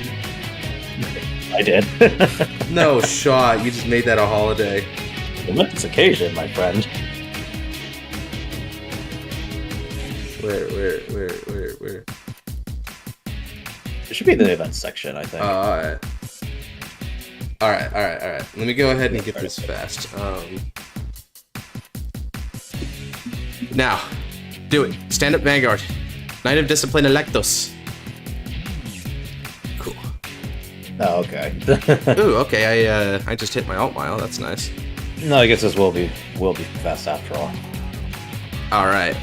I'm going to ride and pass, although you never passed to me, but doesn't matter now. I'm gonna pass back to you anyway. I'm gonna ride into Sicilis. Let me check one thing. Am I actually running the other alt mile? Because I think I updated the other alt mile, right? Yeah, okay, it's right there. Cool. Good. So we're going abs mile. We are playing nothing but Paladin. We are doing it. We are doing the thing. Is this completely unrestricted, GZ, or? I think so. My feed, I only have one Immortal Holy Sword Fetus, so it's still technically a nerf, but it's not enough of a nerf to actually matter, if you ask me. I'm about to say, I think you only need one anyway. Yeah, like, once you do Fetus, oh man, I should run that formula that guy commented, the Fetus win formula. Oh yeah. Oh yeah. I take it. Mary block, alright.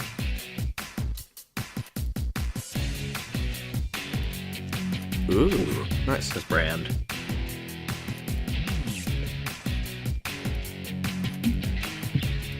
Heck yeah. Alright, alright. We're looking pretty good. Now then, ride. Peerless Knight Libero. Under 20 semifinals match. Yeah, let's do it. Let's effing do it, bro. I'm gonna swing on your Vanguard for 15. Check. Ah, Lunar Crescent Knight Phalanx. Lunar Fang Knight Phalanx. Let's go to Electos when Milius is an option, assuming we're playing unrestricted GZ. Yeah, I know blinking would be the better consistency option, but I opted for Electos because I play a little bit more conservatively with Brave, if you can believe it. So I just come from the school of Electos through and through, man. That's fair. Doo-doo. Bring it on! Doo-doo. Critical trigger. Well, he brought it. Yeah, he did. And watch me hit no defensives, because then I can't block. Oh no, I actually can't block now. Okay, go. All right, so we'll stay at 3 then.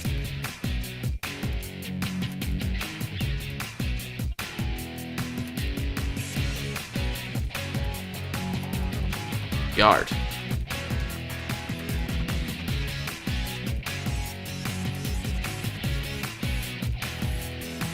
Draw. I call.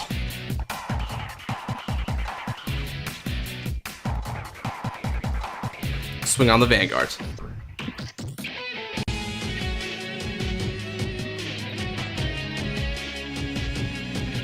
Ah, Septicall, nice. That'll be good for next turn.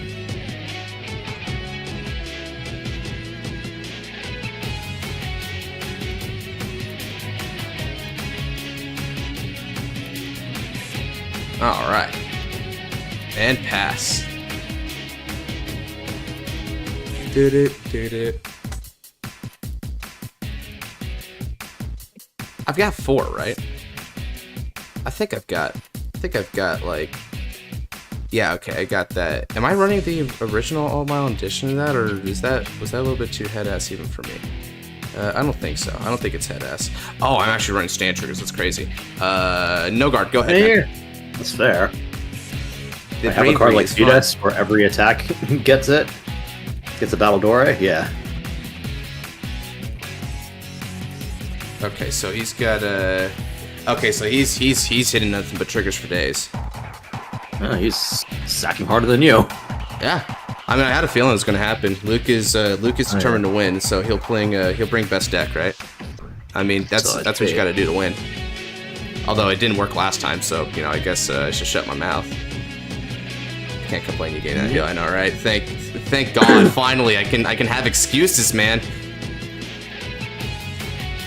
What we got? We got 17 plus that is 24. 24 of that, which means if I can give you a 10k guard, which funnily enough I can't. So. So I have to say it. Every time I see that Brave is the worst clan mechanic, only good because the main character had it.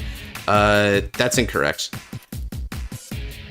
That's factually incorrect. Brave was incredibly strong because of its ability to early rush and also having the ability to chain multi-attacks together. Admittedly, I'm not sure if draw means it as mechanically the worst. Yeah, because I hope not, because otherwise that's just not right. Because mechanically, initially, yeah, it was very strange and counterintuitive to Royal Paladin. I'll give it that. But yeah, they fleshed it out. They fleshed it out quite a bit afterwards, and it became pretty damn strong. So. Because I will say, yes, it's like, thematically speaking, I don't think Brave really suited Royal Paladin initially. Although they managed to flesh it out so it's specific to Alt Mile, and they helped him make it his identity, which I respect. Right. But yeah. Alrighty.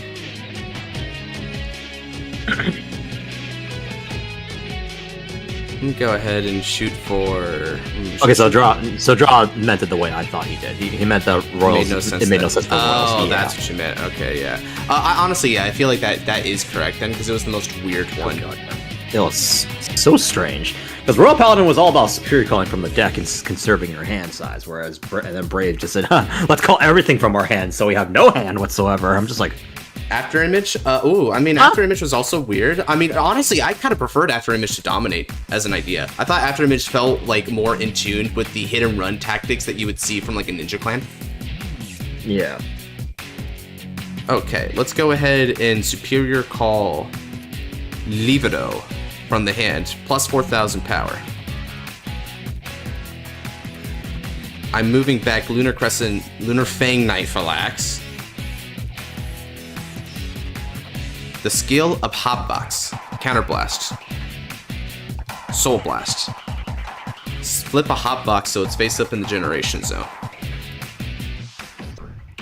And then we're going to search our deck for one unit with the Brave ability. Had no cards is the issue with them. Yeah, I wish they did more for it. They swapped over to effing whatchamacallit. They swapped over to Dominate, and that was a mistake, dude. We should have kept as we were. Now, of course, some people like Dominate, though.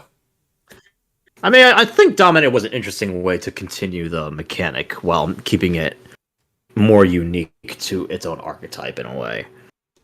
Because Nubatama Singh was basically effectively ripping opponents' cards out of their hands. So Dominate made just a more offensive version of that, where basically, so now instead of ripping a card via binds, we're just ripping it out by making you have to guard during the main phase. Yeah, right. So theoretically, it still works. It's just they kind of got carried away with it afterwards. Oboro was crazy, you're right, bro. No, yeah. What do you mean, Zanki? Oboro, I thought was kind of mid. From what I remember, that people said it was pretty mid, and then Zanki came out, and then this shit was crazy. Well, Oboro just like kind of carried over into standard stuff, so I think Oboro like dominates in terms of like the image of the clan, you know. Oh, okay, that's what you mean. Yeah, I get that. Let's see here.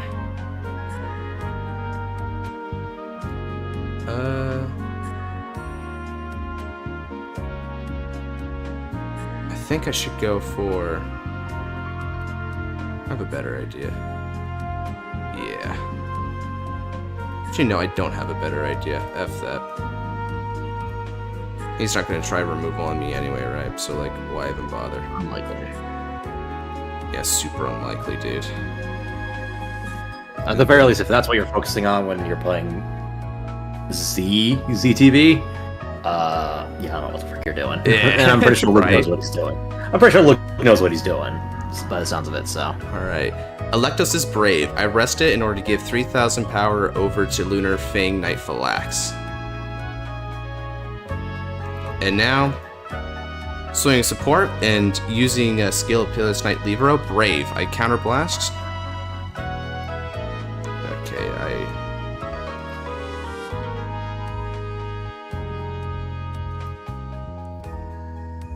And I also need to CP and move Electos into Soul to get a draw, so things working kind of fast here. I will say, one thing I definitely really... The fan service moment I really enjoyed in GZ was them bringing back all those old trial deck units. Oh, yeah, I feel it. And retraining them. Yeah, that was cool. Shame they never did that for Mazer Gear and Smoke Gear, but Yeah, what can you do, right? Yeah. Can't win them all, I guess. Can't win them all. Alright, cool. I think we're looking pretty good here with that, right? Yeah, okay. And I need to draw a card off Electus. Cool. Alright. 21 Vanguard.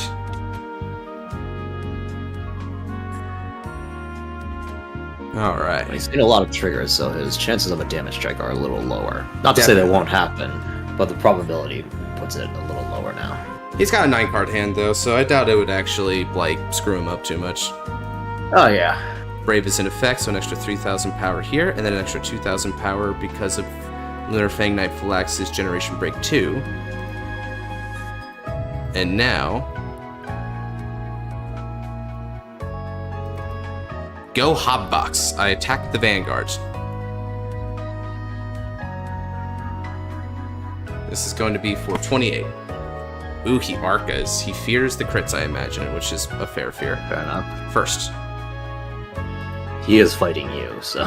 2. Heal trigger. Alright. Let's go ahead and recover damage. And let's give power over to the one and only Boy. And third check. Oh, another support sorcerer Damascus. Okay.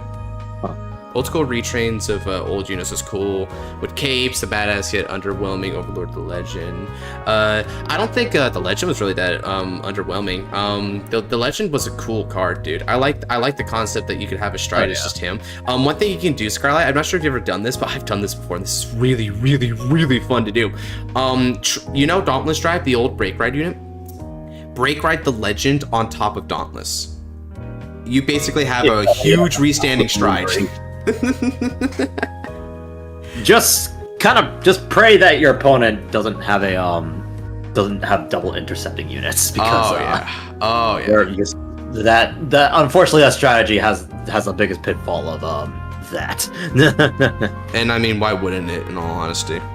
Yeah. All right, counterblast, and then we'll discard.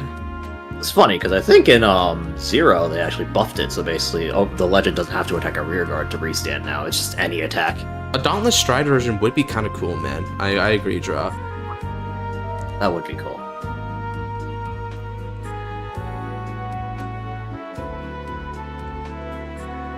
Okay.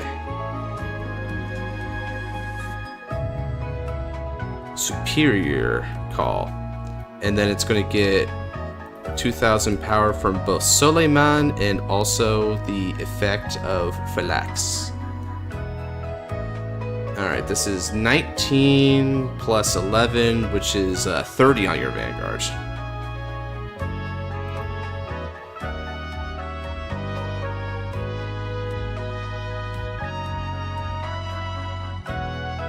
Alright.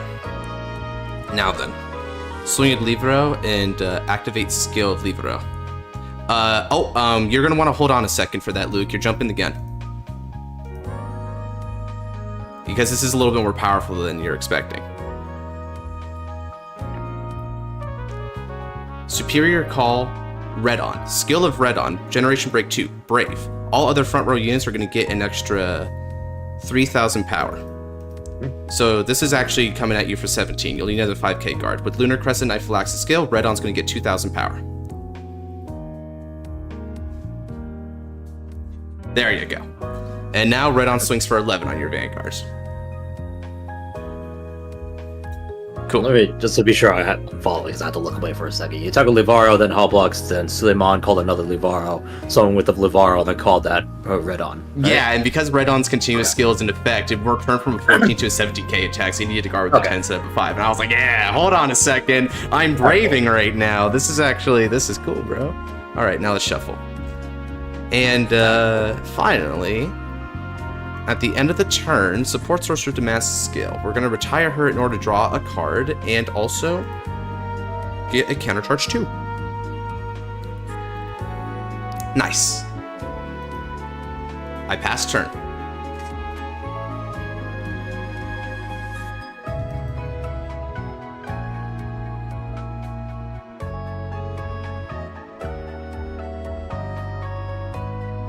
Feels good, man. Feels good.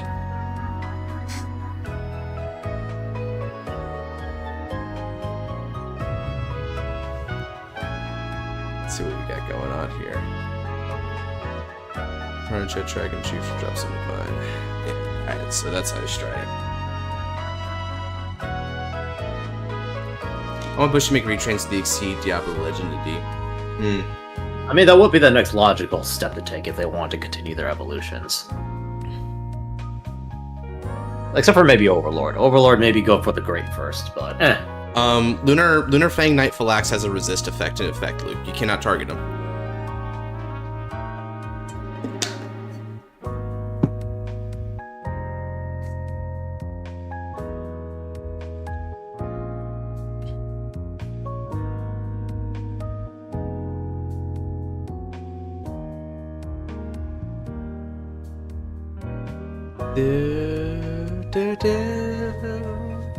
That's why just put his own. Fair enough. Okay. He's establishing field right now, which is pretty good for him. He's got a pretty good offense here, and then he'll be able to go for some more stuff. All right. This is potentially difficult.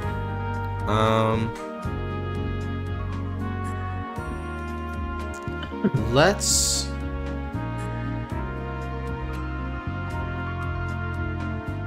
Depending on what he triple drives, though, this could make or break it. Yeah. Break this game. I intercept.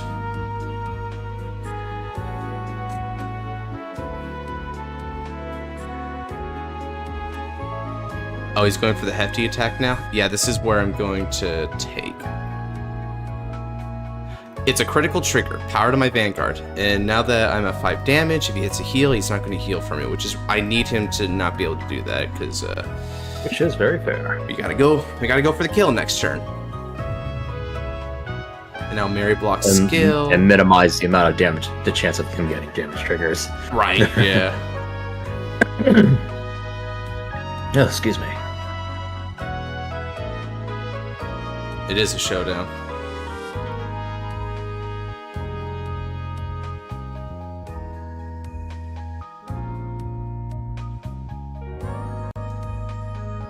Sure. All right.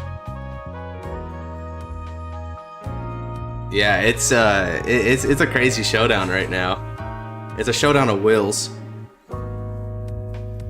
And I think I know. I think I'm going to go for the Immortal Holy Sword next turn. Not gonna lie. Honestly, that would probably be the best idea. Yeah, Immortal Holy Sword is freaking crazy, dude. Freaking Yeah, just I don't really know what else you would. I don't know what else you would honestly use, because I guess you could use Brave Lancer, but it's like, why would you use that when you have access to yeah, PS? Brave Lancer kind of got power. And he's at 4, and then and the fact that he's already at 4. Like if he was still at 3 or lower, then yeah, I'd say probably go Brave Lancer first to try and get off, get more damage on him, because you know the chance of him getting a damage trigger would be too high then. Oh yeah. Let's go ahead and PG by discarding. That's Game Fuse Fetus. I agree.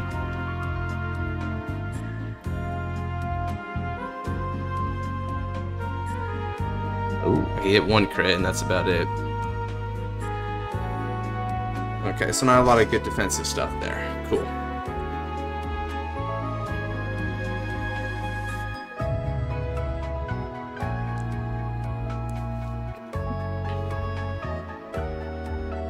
Let's see here. This is 15 plus 14, which is 29, which requires just a 15 shield for me, actually. It's not that bad. Mm-hmm. And then that's probably not going to be too much better. What do I want to do then? What's if he uses Berry Block skill?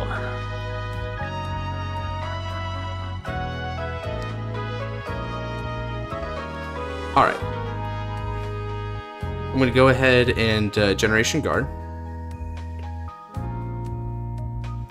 Since it only requires a 15, I'll just go for the very lazy Laser Guard. Or actually, no, I won't, because... Actually, yeah, it doesn't matter, right? Because Fetus... Does Fetus require anything more from the Brave side of things? So. No, we're fine. Okay, yeah, cool. I can just go for lazy Laser Guard, it's cool. Wait, 1 second. 16 plus the 8, that's 24. Plus 5, that's 29. Yeah, and I'm at Wait, 16k did base. Cruising right Dragon now. get the 2k? Yeah. Because Cruising Dragon gets 2k when he attacks. Maybe he miscalculated that. Or maybe it got 3k from somewhere else, and so he did calc it into I'm it. trying to see where he got it from, though. Because it's not Avenir, that's for sure. Yeah, I generally assume that he has that kind of stuff, because... I know he added the power to the from the trigger onto that, so...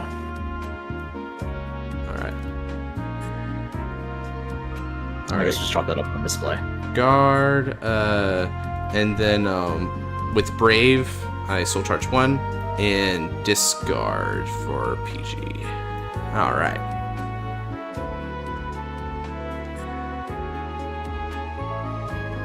Cool. It's time! It's time for the end. Are you ready, y'all? Gonna have to be. Stand and draw. Knight of Heavenly Decree Alt-Mile skill. I superior call Suou from the hand. Brave. An extra 4,000 power. And now, Ride. Higher DD Knight Alt-Mile. When placed on the Vanguard circle, I can Soul Blast a card with the Brave ability. I Soul Blast Electos. Or Libero, Electos will come next. I search the deck for a card with the Brave ability that is not higher DD Alt-Mile and call it to the rearguard circle.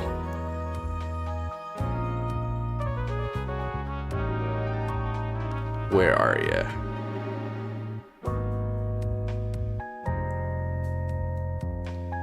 Superior call.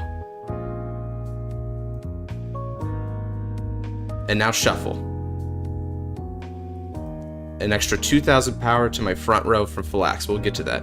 So, because they power creep them and everything said immediately. I know, right? And now, Generation Stride. Unshakable Will. Unbreakable Sword. Pierce through with your intentions of steel. I ride. And Stride.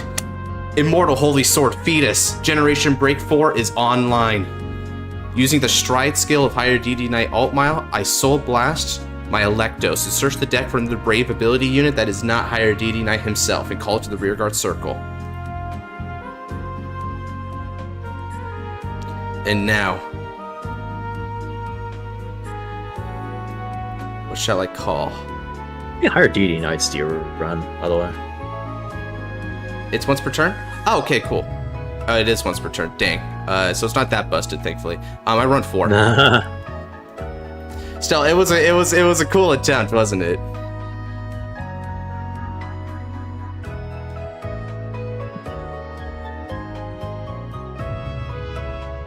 Shuffle.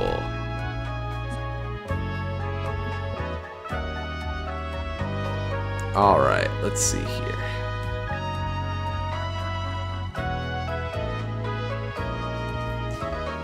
Now, Sarugal moves up. Brave of my boy Suleiman is in effect, an extra 3,000 power. With the Brave of Lunar Crescent Knight Philax, not only does he get a 2,000 power buff, but all my front row units get 2,000 power and resist as well. Alright.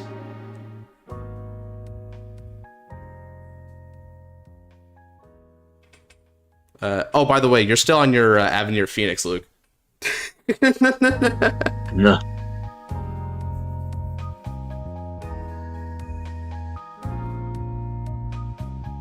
Using skill of Immortal Holy Sword Fetus, I counterblast. I choose a card from the face down generation zone and flip it face up. Immortal Holy Sword Fetus gains a skill.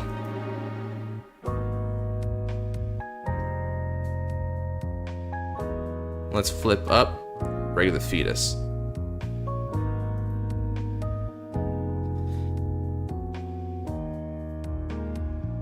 Now then.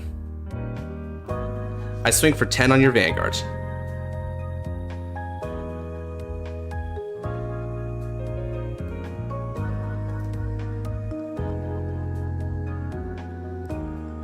I swing for 14 on your Vanguard, and you must have 2 or more Guardians, otherwise this will be regarded as hitting. Where'd the other 4K come from? For which one? For Sodaga. Sodagon? 4K from skill of Knight of Heavenly Decree at the beginning of the ride Okay, phase. got it. Alright, cool. Alright. Making sure I follow. Bet. Ooh, no damage here. Okay.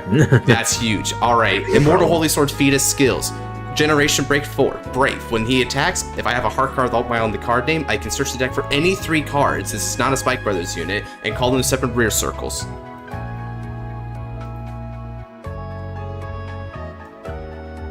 So then. let's call.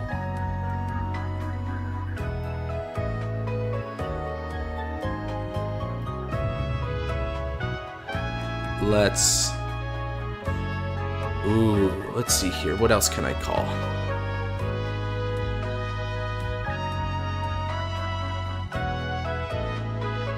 I would assume Libaro to maximize multi-attacks.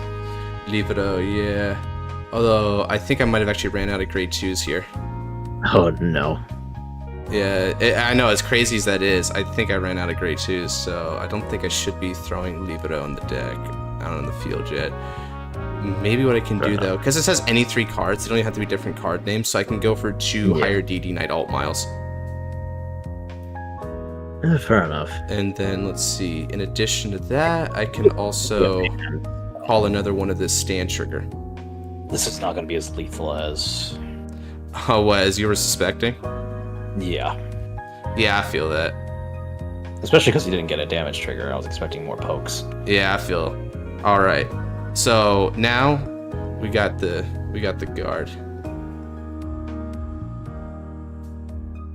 I can see it being possible because like you swing with Livaro, then you swing do what you did last turn. It's called the Suleiman. Suleiman calls another one, and one of them eventually calls higher DD. Higher DD Knight Alt Mile, and then that's the last attack with a 5k and a crit on top of that. And then he also intercepts. Nice. Okay, so that's how he gets his second Guardian. No pass. All right then. My first check. No trigger. Second check. Heal trigger. I will recover damage.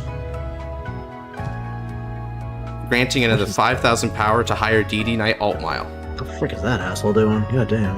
And third check. Ah, it's the Suleiman.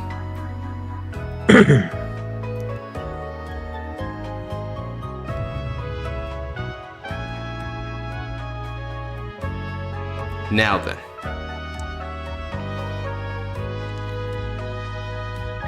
Higher DD Knight Alt Mile is going to swing with support. This is for, okay. Let's see here. You're going to need 2 cards there. So this is 8 plus that, which is 15. 26 on the Vanguard. You'll need 20k shield or take 2 damage.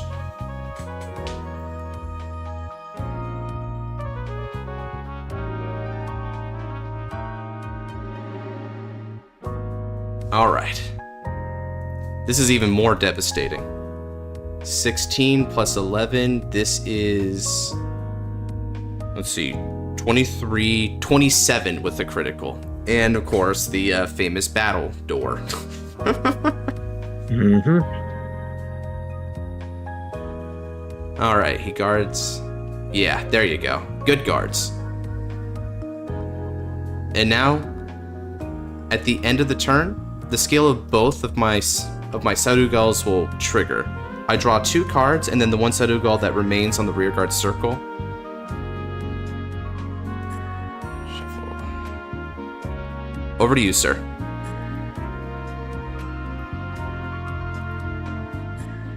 Yeah, you have to finish it here. Otherwise, there's no way.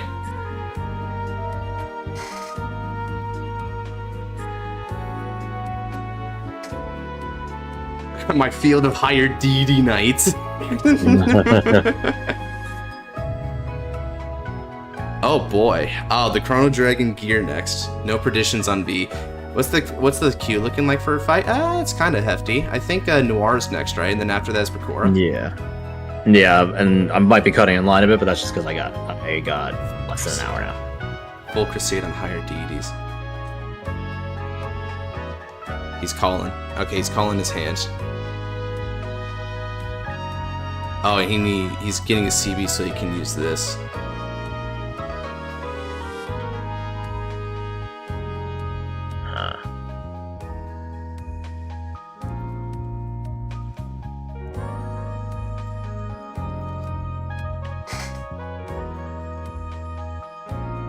No problem. I'm an I now anyway. Let's go. Let's see here.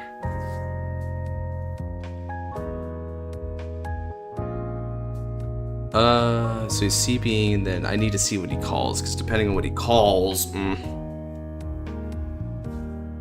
Or the Dragon G. Chrono Jet Dragon G. I'll damage check. It's just an Electos.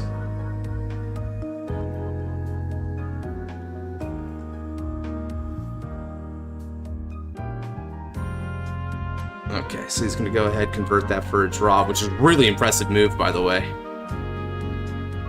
It'd probably be his wisest move, too. Yeah, not gonna lie.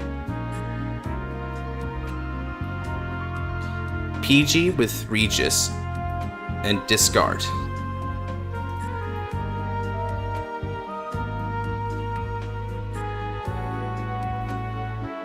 It's a heal trigger. Okay.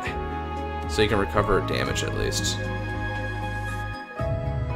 He's getting similar drive checks to what I was getting, funnily enough. So I see. So he needs to get rid of 2 in the hand, that unicorn there, and then go for the twin drive again. Okay, so he's keeping his defensive cards for the hope of trying to survive next turn.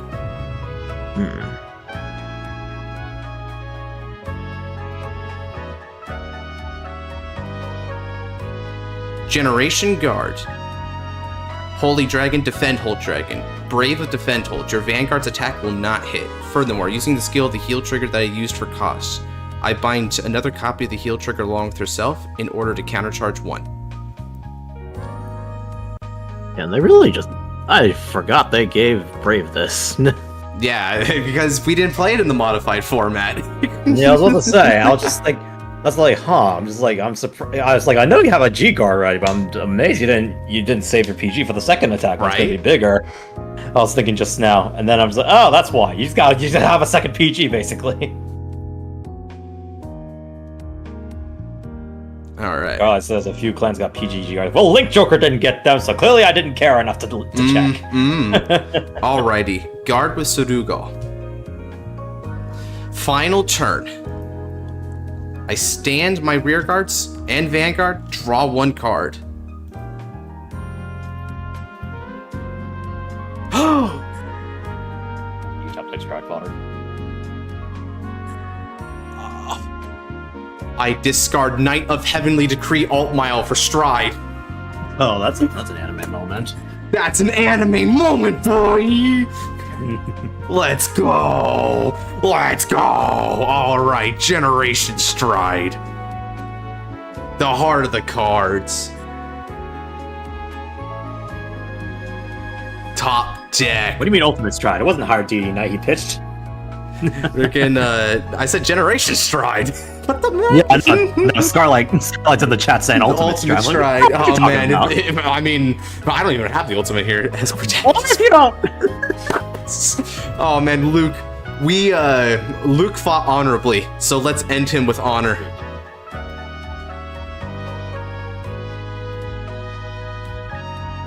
He thought it was higher deity. Okay, fair enough. Let's see, do we have a grade 2 card in the deck for this to actually work? We do not have a grade 2 card in the deck for that. How many Brave units do we have? Oh, we actually have enough Brave units to do this. Okay. I got an idea. Man, if you flipped up another Luminous Hope, that actually would have been... I know, right? It's wild. Yeah, I know, right? I'm gonna go for Holy Dragon, Brave Lancer Dragon. Using the Stride skill of Altmile, I Soul Blast out Electos. Now we can do that. Hey, Untap, let me play, bro. Untap. Says we're having trouble. Oh, Please. Boy.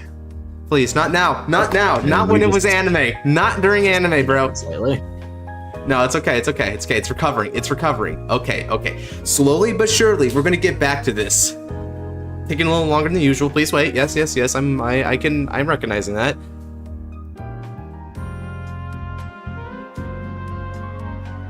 All right.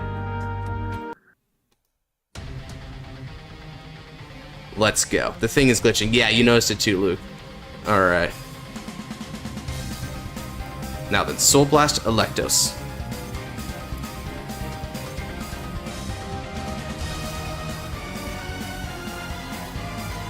Untap couldn't handle anime. Yeah, it's a Gears moment.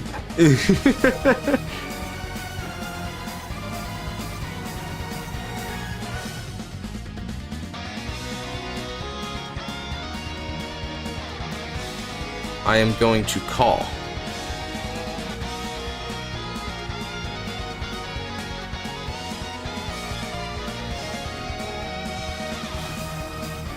Electos.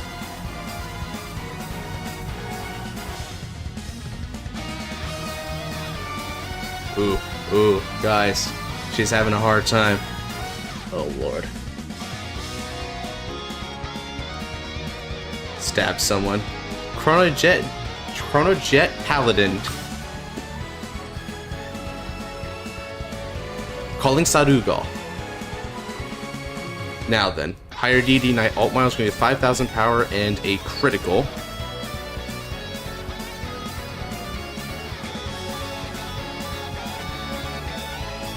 And then, with skill, Lunar Crescent Night Phalanx. Lunar Fang Night Phalanx, I keep calling him Crescent, that's his older form. An extra 2,000 power to all these units. Now, let me start adding up. 8 plus that is 15, that's 26, it's a perfect number. And then we've got 18 plus 4, that's 22. Brave Lancer's Brave, let's consider that as well. So, now let's see. This is... Ooh, that's almost a perfect number. Let's make it a perfect number. Give an extra 3,000 power to it, using the skill of Electos. Alright. With respect to my worthy opponent, I wield this lance to victory. Go! Higher DD Knight Alt Mile, Brave Lancer's Brave, an extra 3,000 power. This is going for a grand spanking total of 27,000 with a critical.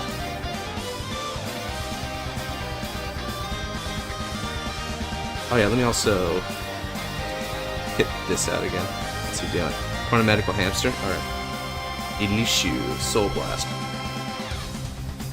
He has a lot of binds, so he'll be able to get good. Yep, that's enough shield. Good stuff.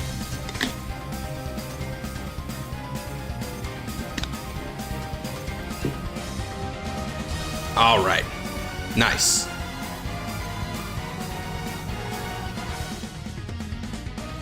Go. Higher DD Knight Alt Mile. 21 with a critical on the Vanguards. Thanks to Brave Lancer's Brave.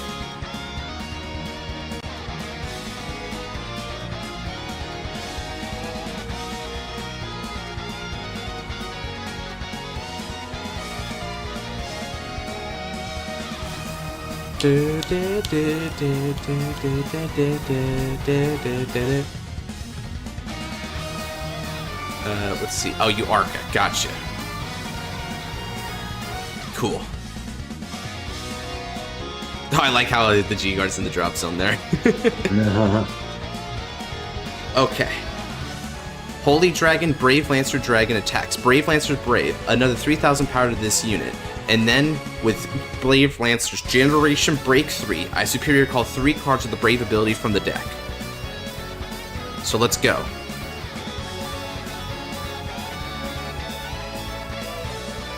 Higher DD Alt Mile. Lunar Fang Knight Phalanx.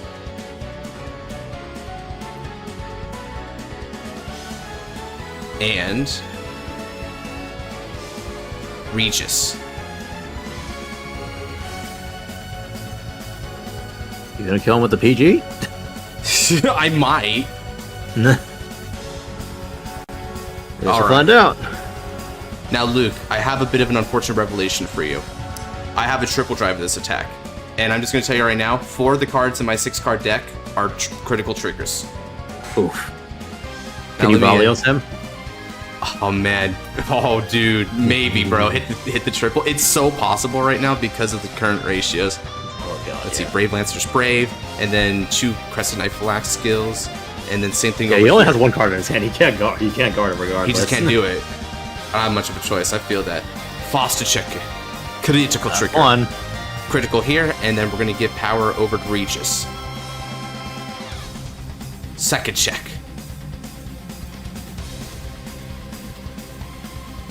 Oh, there's another critical one. Trigger.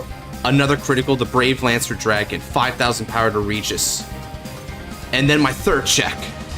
Hey, critical trigger. Strike down my worthy foe with this holy lance. The end. I just remembered. He also did that to Kai too. He did that. Yeah, he did that to Kai straight up. He with Cold Tennis. Really good game, Luke. Wow, that was a G game and a half. 3, bro. 3! That was close. That was down to the wire, homie. Look at that. Look at that fight. Doesn't this just make you, like, love G, dude? What a freaking good format. Like, that was a great game. Man, that bombastic finish. See, now, like, I think this is the first time I threw something, like, meta at Luke. I'm glad I was able to honor him. Luke's such a strong player, and I'm like, I keep throwing memes at you, dude. I gotta actually respect you with a good deck one of these times. And here it is. The respect was something to remember. It was honestly my favorite fight in all of Gears Crisis. That fight made it for me, man. Like, What? holy crap. I heard a deck thing, but this is crazy. Yeah, both of our decks were basically like some of the top decks out there, right? Everyone was on ZTB during the actual format of GZ, which was a very short-lived format, right?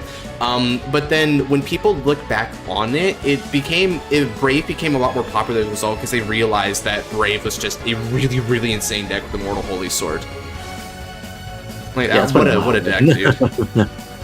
Like, oh my god, why did they even make this thing the way it did? Although it was so Brave Lancer. Noir, it's time, I got half baby. an hour, so... You and me. I have exactly half an hour, so Half an hour? Let's get it on the road. Hell yeah. What was your favorite grade 3 from GZ? Mine was Dragfall. Love that new design of card. I would say my favorite grade 3. Oh, you want to try that? You want to try that Ignis matchup this time? With Alden? Do you think you got enough time for a tank Alden to actually like? I mean, it's also Ignis though, so. Damn.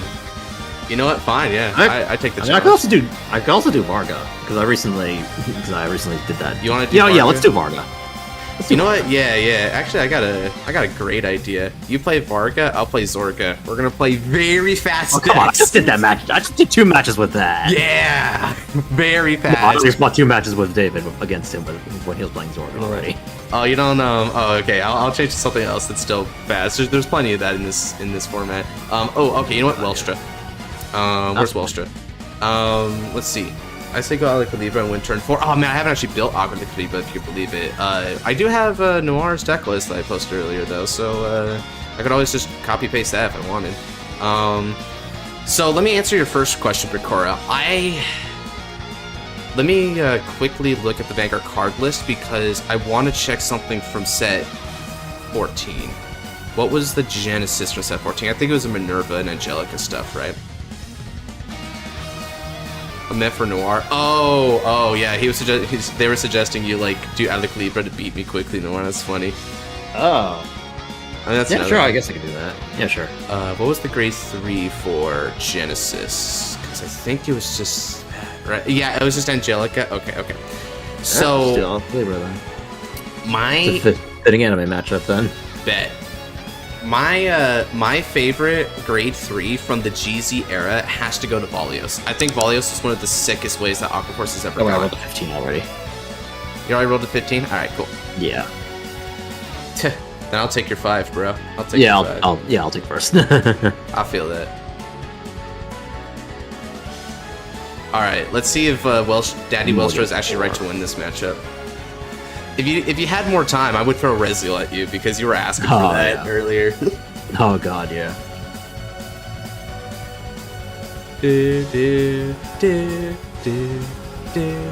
Ooh.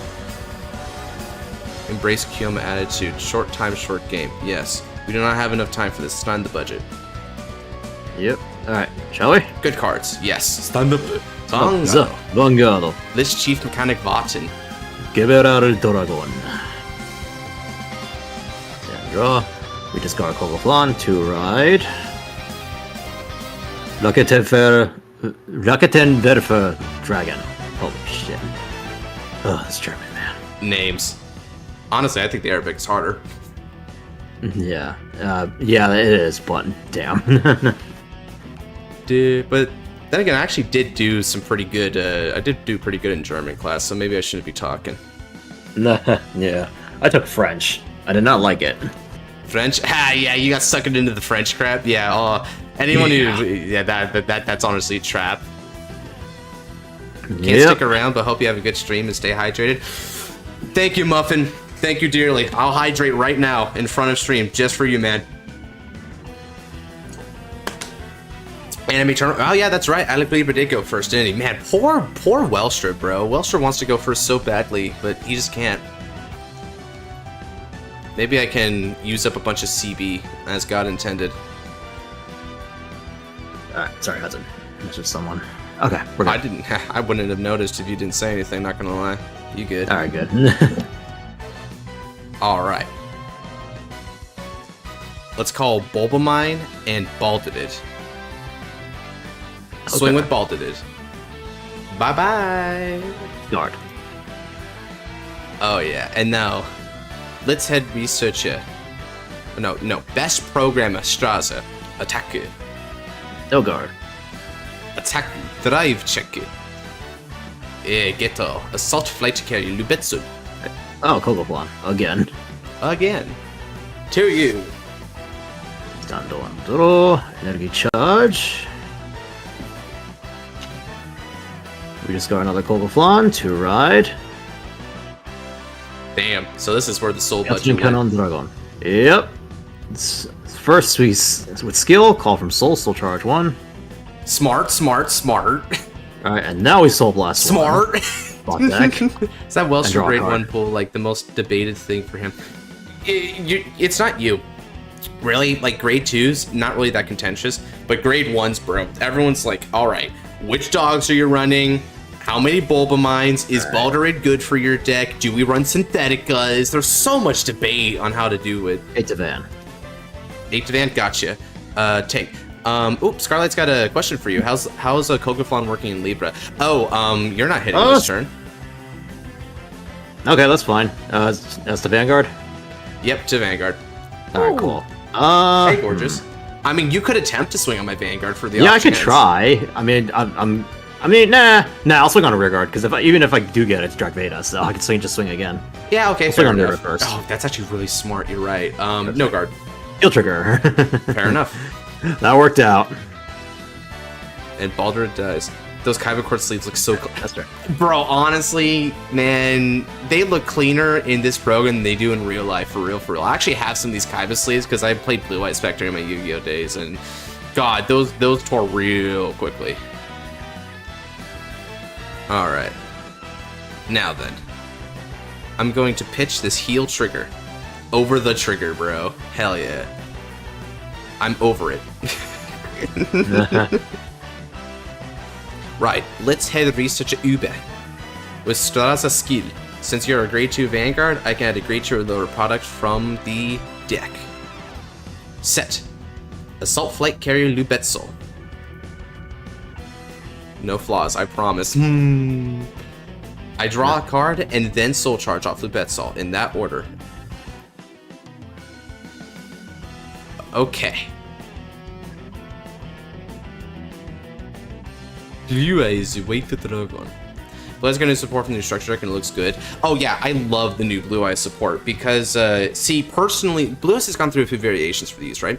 But the one that I played the most and I absolutely loved the most was the more synchro protect the castle type strategy they got with like Spirit Dragon, Azure Dragon, go into Crystal Wing later on, that kind of stuff. I love Synchro Blue Eyes. So the fact that they got a Blue Eyes Ultimate Spirit Dragon Synchro is so good, dude. It was kind of funny watching the YouTubers look at that initially and they're like, wait, why is it level 12? How are you supposed to make this? And I'm just like, dummies, you can summon off Spirit Dragon. It took me like not even half a second to figure that out. The Blue Eyes brain is real here, man. One of the few Yu-Gi-Oh decks that I stand, dude, absolutely stand. It's that, DD, Fam Knights, and Draco. Those are my Yu-Gi-Oh decks. Oh, and Salamangreat. So those are my top 5 right there. No one asked that question, but I'm giving you the answer ahead of time. Alright, hit me. Let's see here.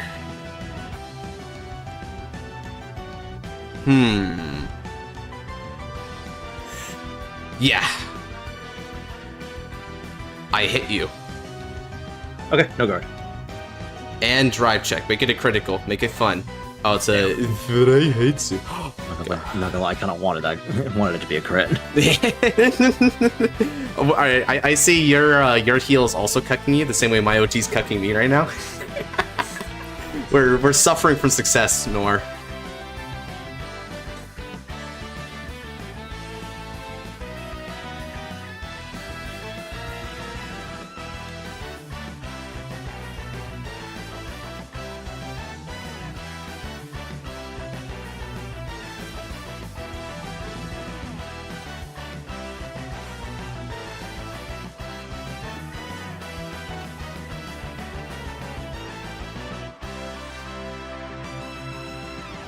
Alright. Equilibre. Works well against having to be worked around to normal monsters. Hurts because pure blue eyes don't want to see it half the time. Yeah, I mean, normal blue eyes is only good for alternative, and then from there you want to find ways to pitch revive. Bro. DDD, Salamangreat, we're on the same brain cell with that one. Yeah, bro. I love recursion decks, like really good multifaceted recursion decks. Velstro versus Alikli. Yeah, dude. Toss. Oh man, yeah. There's some stuff from Toss I miss, and other stuff from Toss I don't miss. So like, what was the deck that you hated the most in Toss? Because I think for me, I got really annoyed by Thunder Dragon the most, dude. Thunder Dragon was so annoying.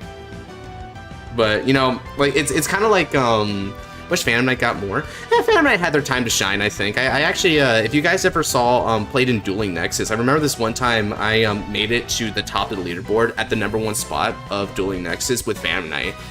That deck had plenty. When Bardiche was around, they had Arc Rebellion, not Dark, Arc Rebellion. Colossus only, yeah, and once they hit Colossus, Thunder Dragon doesn't really do much, right? Like Titan's kind of a strong card, but not the issue, clearly, right? Orcus had annoying stuff though, right? When they did like Azathoth and whatnot, I never liked that. No guard, please hit crits.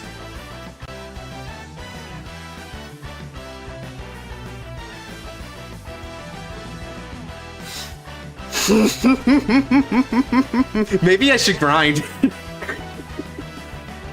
Maybe I should grind, dude.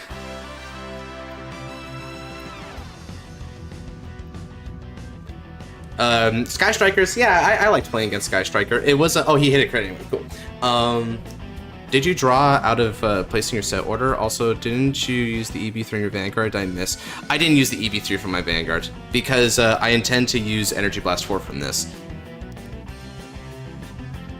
Okay, first check. Second check. No triggers. Not that I really wanted any, because I wanted to go to 3 right now.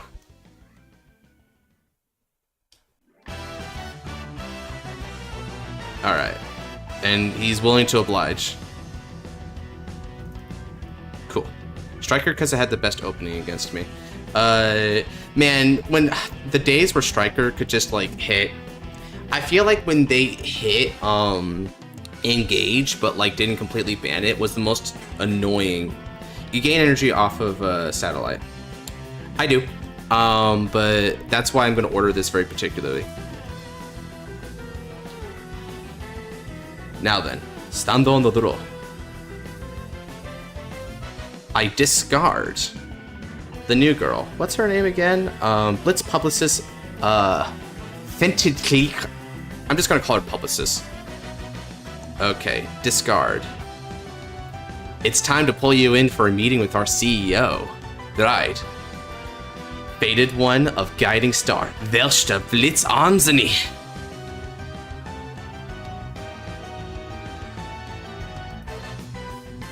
Why did my Discord die? I don't know. You just kind of popped out. Weird. All right. So you're back now? Well, cool. Now we're back. Yeah. I'm sure you could So keep track of my movements though, right? Yeah, it was easy enough to follow. All right. I think we've played each other enough that we can that we're basically in sync. Fair enough, right? All right. Superior call since I have a Welstra after discarding. This is Elf HR. Yeah. Okay. We're human resources for all non-humans, but kinda humans. I can't wait for the Twinkie dudes from the set order festival collection. You know the hot dog stand guys who look like Twinkies for Brandgate. Yeah, I want them to get HR. All right, now then, activating skill of Ube. Ube is going to Soul Blast a card and discard a card. Let's discard Lubetzel.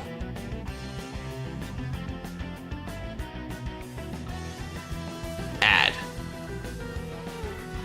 Freischütz Maximum and Udiante. Sure. Yep.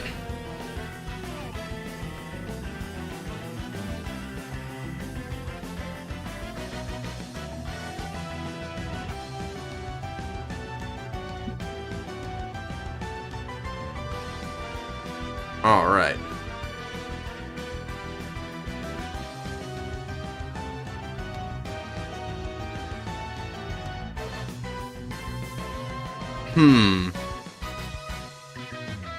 I'll activate Miss HR's skill. Energy Blast 4. Operate Lubetsol. I look at the top 5 cards of the deck, and I'm going to choose a grade 3 or less and call it to the rearguard circle.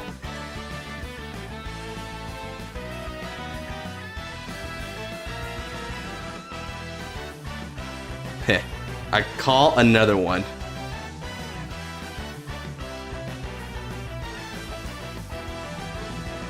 Alright. I hope you're ready for this. Should we go should we go the double fry height? I'm gonna go the double fry height. Now, activating the CEO's authority. Release the guiding star. Divine skill activates. I set Yugioh and maximum, and then operate maximum. I retire your Vaktenweffe and strip 5,000 power from your Vanguard.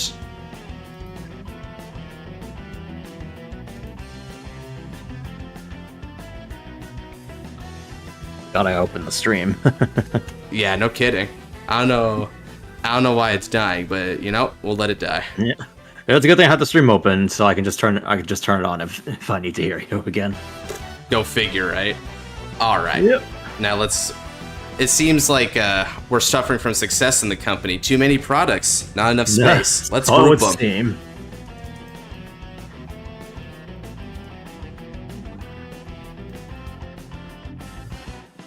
Good thing. Yes, we're making good time. Rakuten Dragon. This ends in these 3 turns. Hell yeah. Productivity. And now. Oh yeah. I call. Activating skill of Freiheitsu.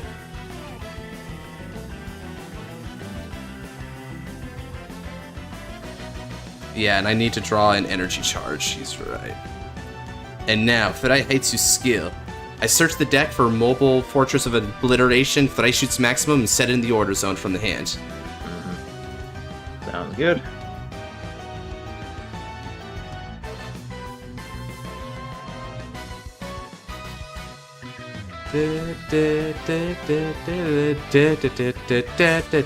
Alrighty. And then another Freiheitsu. Oh boy. Oh yes. Let's go. You thought we were gonna go easy on you? Mm-mm. Never, ever, ever. No, if anything, I'll expect everyone to go as hard as possible because, you know, I only have so much time to be here. Bet. Now. Especially because I'm also at 0 day. I swing with support. Freiheitsu's skill. Soul Blast 2. Operate Freishut's maximum. I retire your rear guard and strip another 5,000 power from your Vanguard. You may have no damage yet, but I'm gonna keep it a yet.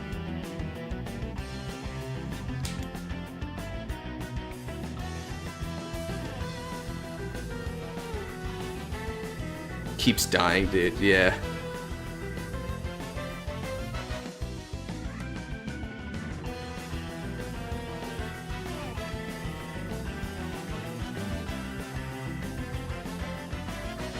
I don't know what's up with Discord today. It's kind of sad. I feel abandoned. Alright.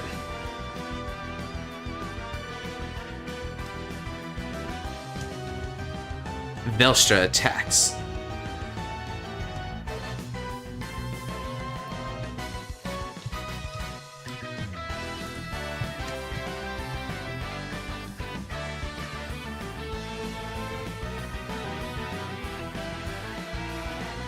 Okay. Skill activates. Energy Blast 2. And operate Freishut's maximum. I retire your rear guard. Strip yet another 5,000 from your Vanguard. And then counterblast. And return Freishut's maximum to the field by returning my Freiheitsu to the hand.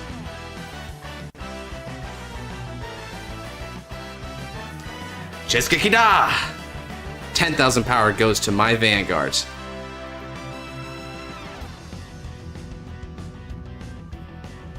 Alright. Pasta check. Dra trigger. 10,000 power, and I draw a card. Second check. No trigger.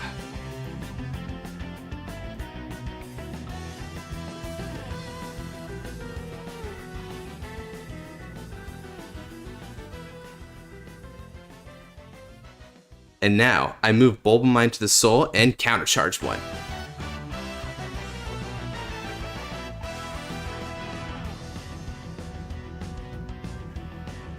This is the most terrifying. It's a fair opinion. I go for 23 on -2.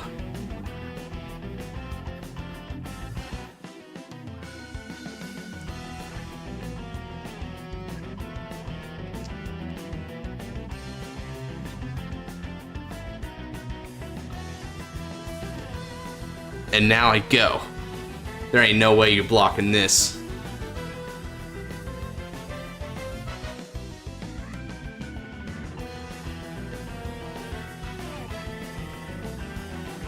I think Levitrus most opinion. Oh, you mean oh, when you got like sacked? Yeah, I feel you.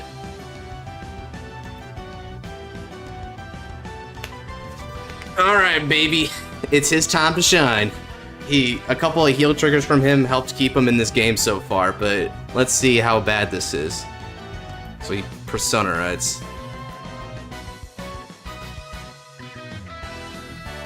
It is build dependent, not gonna lie.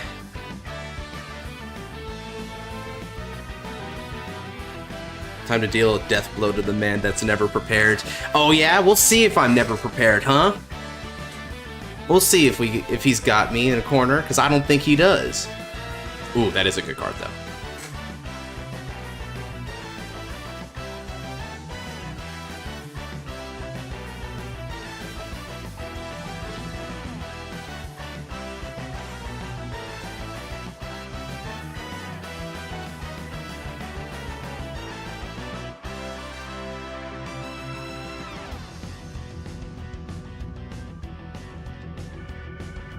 Do, do, do, do, do.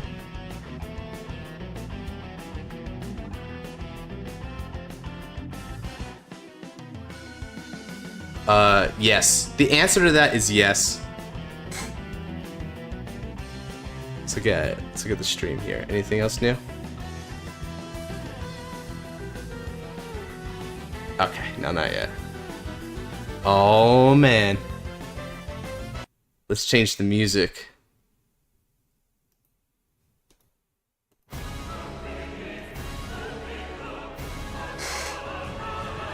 More epic, more octane. Yes, yes, yes.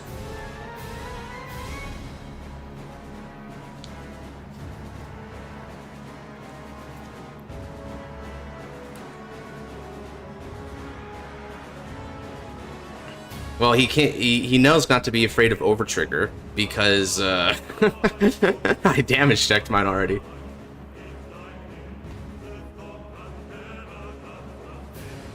No damage pain? Oh. Chat, he mocks us. He thinks he doesn't need. He says he has another card. He has another turn. You dare mock me with fruit? I don't guard that. What a paltry offense.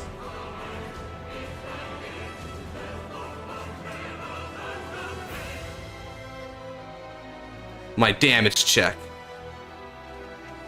No trigger.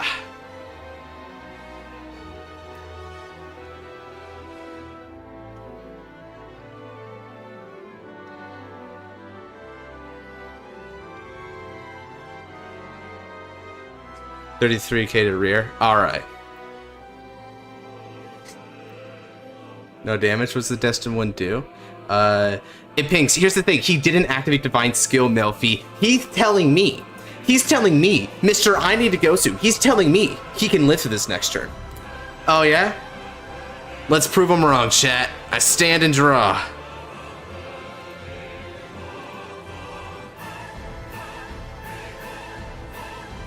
Oh yeah, that's true.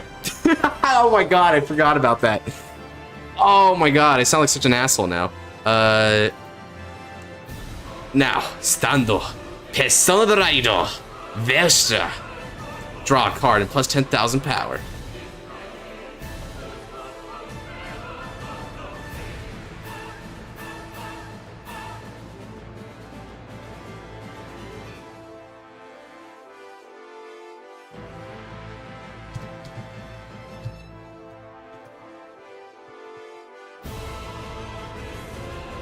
Ping 1, trigger power 2,000, 5k those 2 units.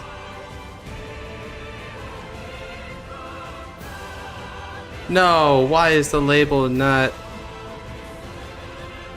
What about now? Please, baby. No, even then. Alright, final solution to make this label work, chat.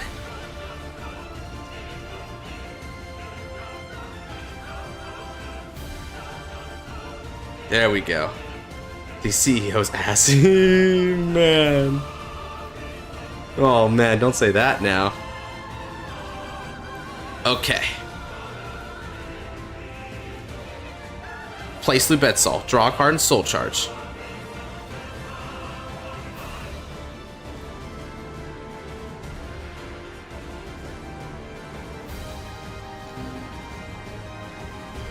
Calling Frei Heitsu. Do I have another Velstra in here to use? No, I don't. Alright. Then I'd rather keep it as is. What, it's a that's America's ass.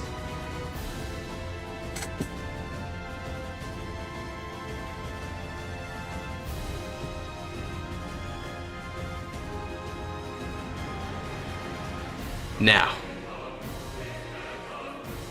What do I do from here? I activate, using Publicist's skill, Energy Blast 4, and operate Freischütz Maximum. Retire your rear guard and strip you 5,000 power, and for this turn, that Freischütz has Counterblast reduced by 1 for its ability.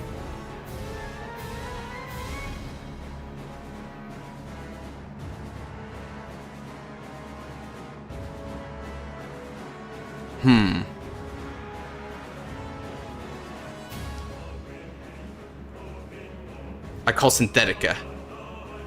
Synthetica skill. I'm going to return Ube and Straza. By doing that, I can regain Yugioh to the hand from the drop zone.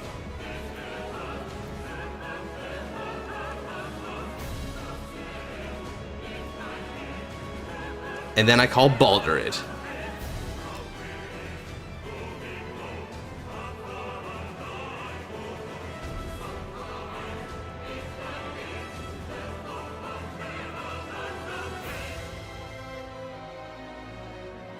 Swing. I swing on your Vanguard. This is going to be for a grand spanking total of 26 on, yeah.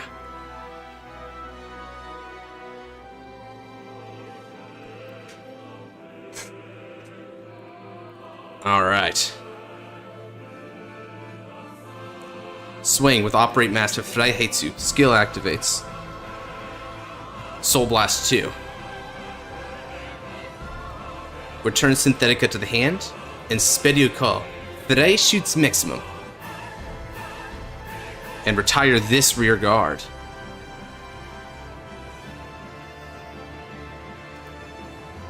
This is 20 on 13. Your defenses won't matter, son. Try though you might, it ain't gonna matter. Swing with Baldurid. Activating skill of my Vanguard. Energy Blast 2, releasing the Guiding Star. I activate Yugioh. Retire your remaining rear guard. Let's see. And then ping you a damage. Another 10,000 power goes to my Vanguards. The fate change Kanan! Twin Drive. Faster checker. Critical trigger.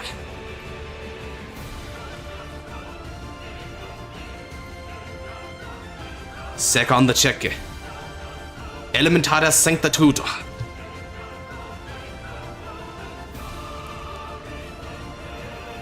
$33 with a critical on 13.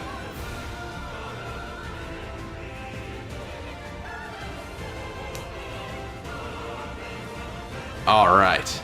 Ooh, so your OT is out, is it?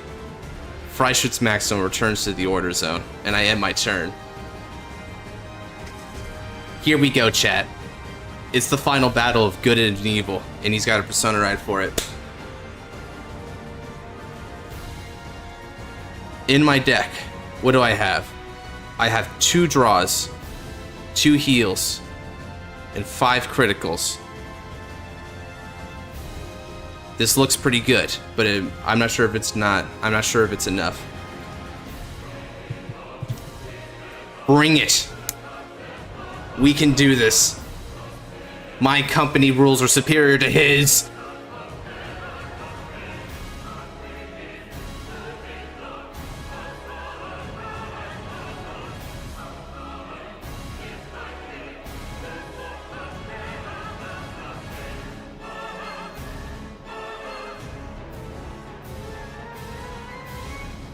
Wait, what happened to my Velstra? Is that where it is? No, my Velstra went somewhere.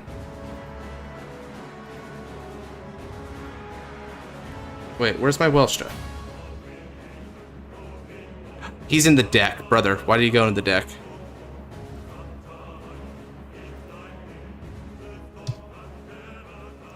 Okay. Freiheit is gone.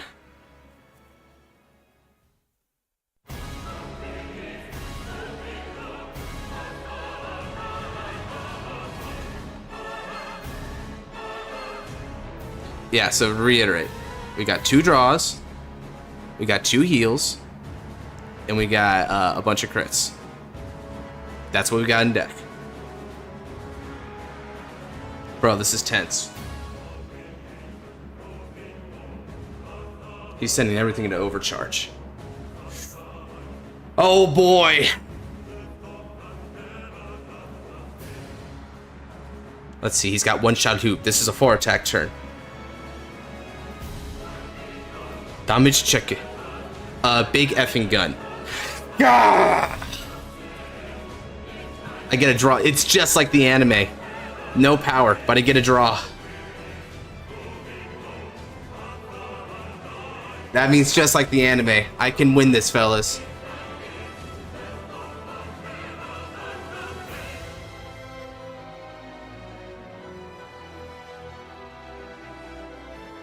$58K. Let's see, I need to be at 63. That's too big for me. Go, Elementarius Sanctitude. I get rid of the dog.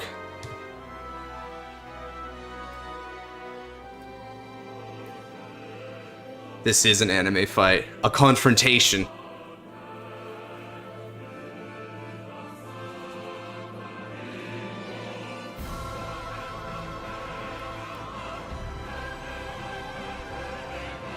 Alright. 44K, which means max is 64. So in order to properly guard this, what do I need? Oh, I wouldn't be so sure that I can't still guard this. Now, 44, which means 54, so I should probably be at 58 to 2 to pass that. 58 requires 45k shield. Gado. Skill activates. I return Velstra and Blitzkrieg Mechanic Watson, an extra 15,000 power. And then additionally, I'm going to guard with Star Aggression Dragon for a 2 to pass. Can't touch me.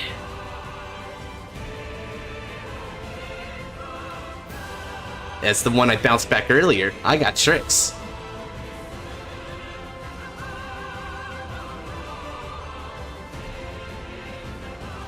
Let's see, is that 1 to pass right now? Let's see, so 20, 33, 48 to 44. Oh yeah, I need to be 58, right? Guard.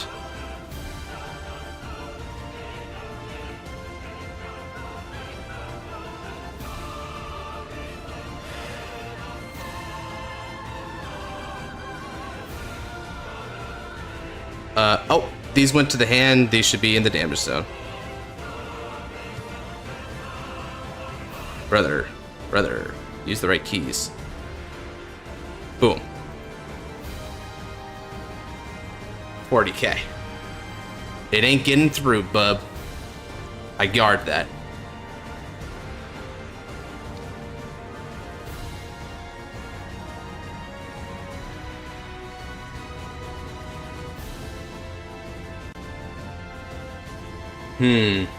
What should I do here? On the next turn, I'm going to go up to 6, which means I have a chance to... Vanguard. Discard Yugioh. It ain't that easy, is it?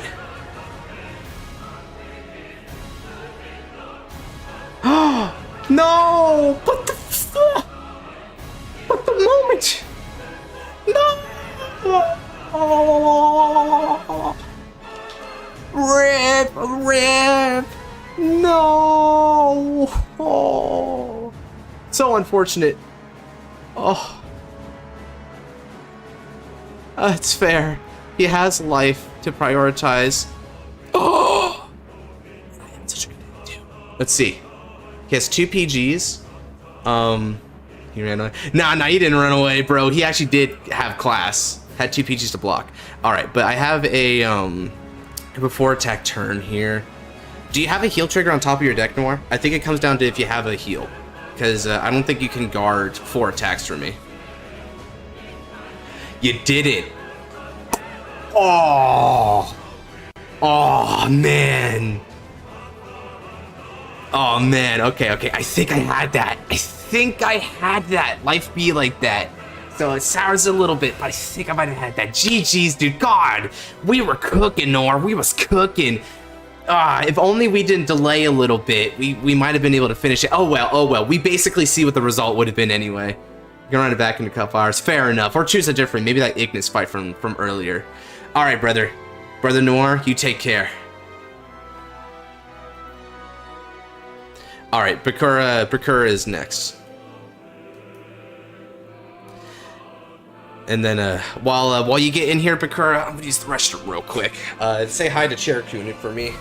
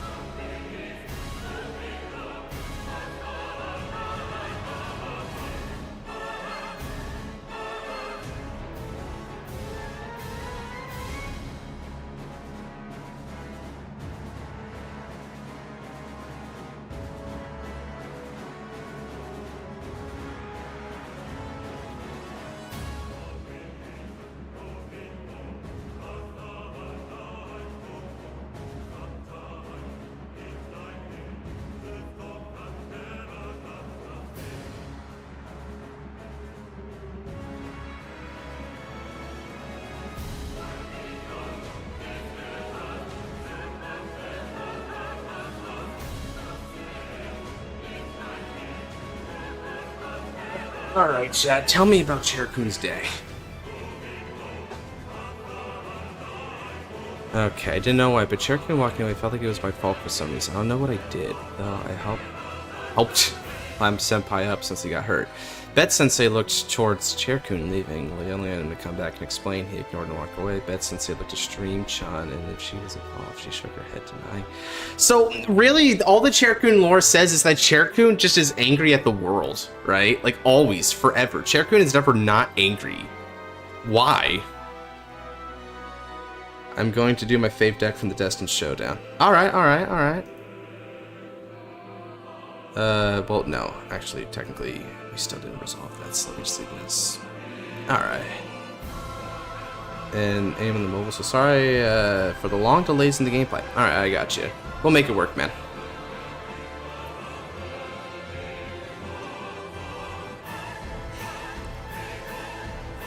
So, let's see here. What divine skill unit should I be using here, chat? If he's got a divine skill unit, I might as well throw one out here too. I could always default to Rezael, but I don't necessarily need to. I think I've got every divine skill unit built except for Equilibra at the moment. Made a custom deck and it's from Yugioh. I think it means Yugioh. It is a divine skill. Alright, so yeah, you've got one there too. Last stream, Cherokun and Rita were at the Firework Festival a while back and made for clarification. Oh boy, okay. You gotta transcript this down. Like honestly, I would read your memoirs of Cherokun Scarlet. It's gonna sell. We're gonna go big on it. It's Chris Rain, Varga. Alright. It's time for some voting here. Hey, let me get a vote going.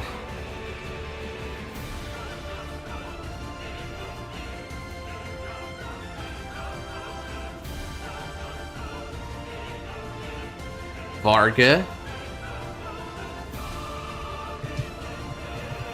Blangdmire, Zorga, Chris Ray. The vote between two waifus destined to win decks. Let's run it. Yeah, they're both on there, so they could go for it. Alright, let's see who's gonna win this vote. You got one for Varga, one for Chris Rain. I would imagine Melfi and Crazy are the ones who did that. Alright, Zorga and Blangdmire are there. Chris Rain's actually... Oh, never mind. Oh, yes. No. Wow, this poll is very tentative. No one wants Blangdmire or Zorga, it looks like. Durham Pauly gets revealed tomorrow? Probably, yeah. I think that makes the most sense.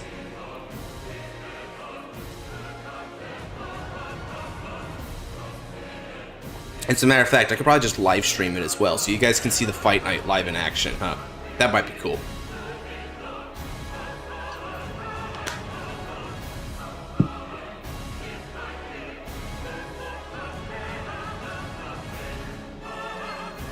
Equals 17, not bad.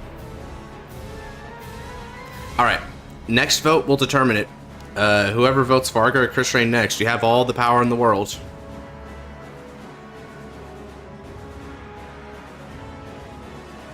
Where's Varga? Do me and DE proud? It's a good question. We got a few people who can play Varga. Noir and David most prominently. Navs can also do it. I mean, I technically can play it, but I mean, more than likely, I'm not going to be because I'm not really associated with Varga, so probably not. Come on, someone make the tiebreaker. Oh, that doesn't really help. Blangdmire vote doesn't. Oh, Varga won. It's Varga. Vargan time. Damn.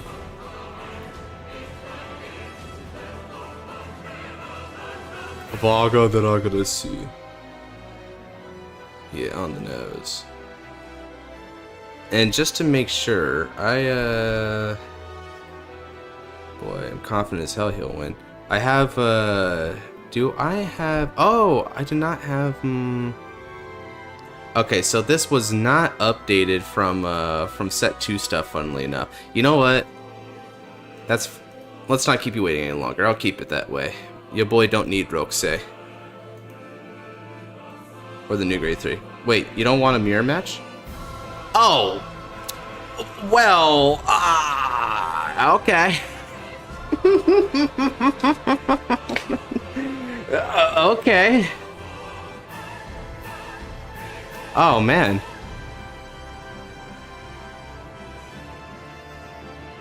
Well, now he's confirming it's Varga.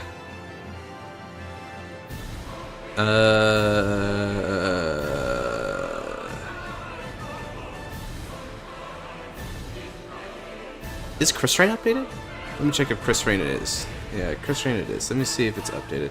Should we try Levidress? Oh, you want... Oh, my opponent is requesting Levidress. That's different. Well, I can't rightly deny my opponent. What do you guys think? Should I do Levidress or do we commit to the Chris Rain? Because my bro is asking for Levidress here. So, you know what? Yeah, I should probably play Levidress instead. Yeah, it is my choice.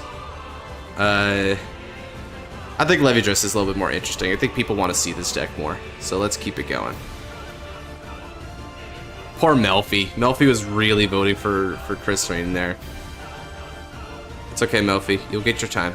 Man, what is the Shoemaker and the Elf shenanigans? Bro, go to the bathroom and finds new chair coon more every time he comes back. That would be the passion. The passion of the community. The chair coon lore tells us what to do with our lives. Alright, I'm going first. Cause half going second against your deck.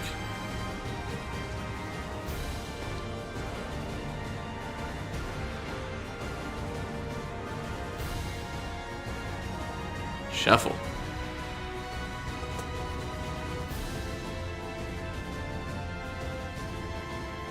Alright, let me catch up with some updates. Next chapter will get more insight. Do you prepare this ahead of time, I wonder?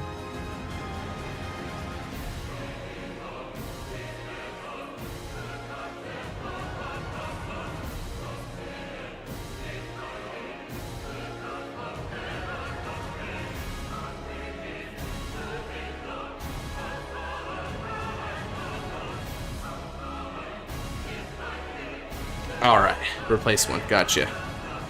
We do it, stand up, Vanguard, Staga Nipa Dragon.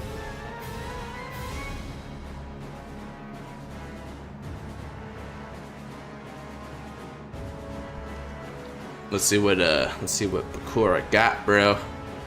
God, no, that involves foresight. We'll see more insight, but without foresight, gotcha. First time seeing the deck in the anime, very exciting. Gotcha. Heck yeah. Then you'll see exactly what this deck is made of. I discard. Right, Ranka Chain. I gain my energy generator. Reppin' Scarlight with the Levidress energy generator. And then we're gonna activate main phase skill of Ranka Chain. I Soul Blast, draw 2 cards. And then discard Mythiarch Habitat. I leave it at that.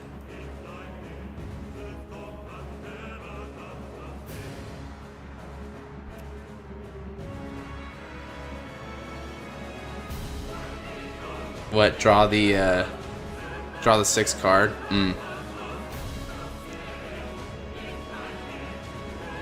Honestly, it's like the Lord himself is passing through you. Your pen, his hand.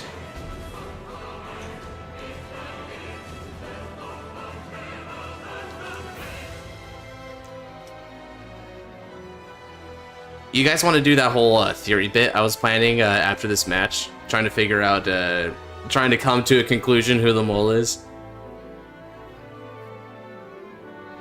With a twist.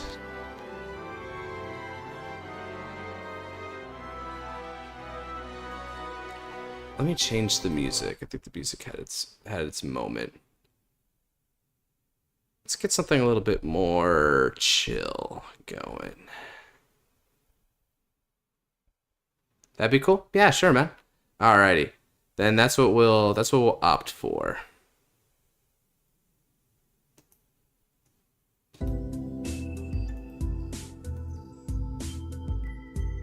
Go Mass Destruction. Oh, you actually want to listen to Mass Destruction? Alright, alright.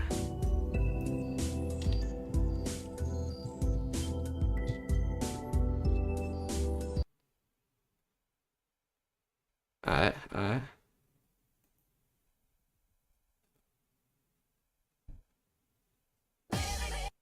Here we go.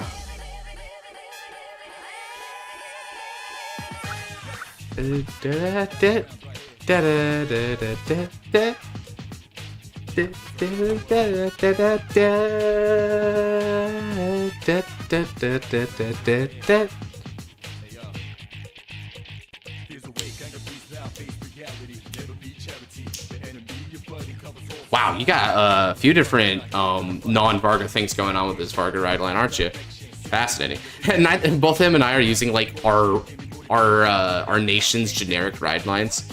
In Zorga ride line and Bob Saga ride line. That's hilarious to me. I guess this is just the way of the future still. Oh, it's gonna hit the good part in just a moment.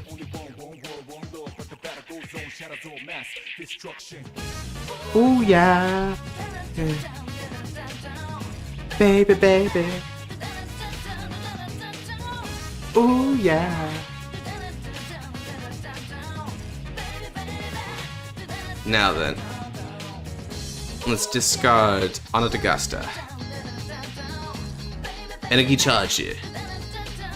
Ride Black Tear's Husk Dragon.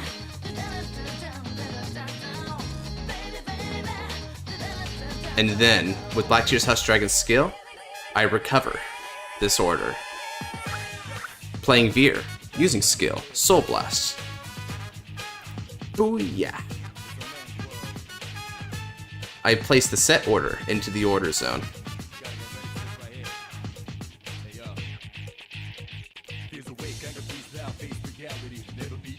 Calling Foxhill. Go 10 on the Vanguard.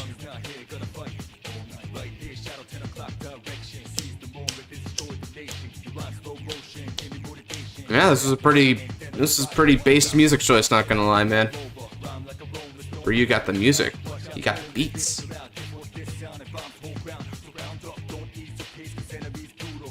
Oh yeah, you've never played against this order? Yeah, really the only deck that generally uses is Hostage Zorga, which is just basically a worst version of Hostage Rezael.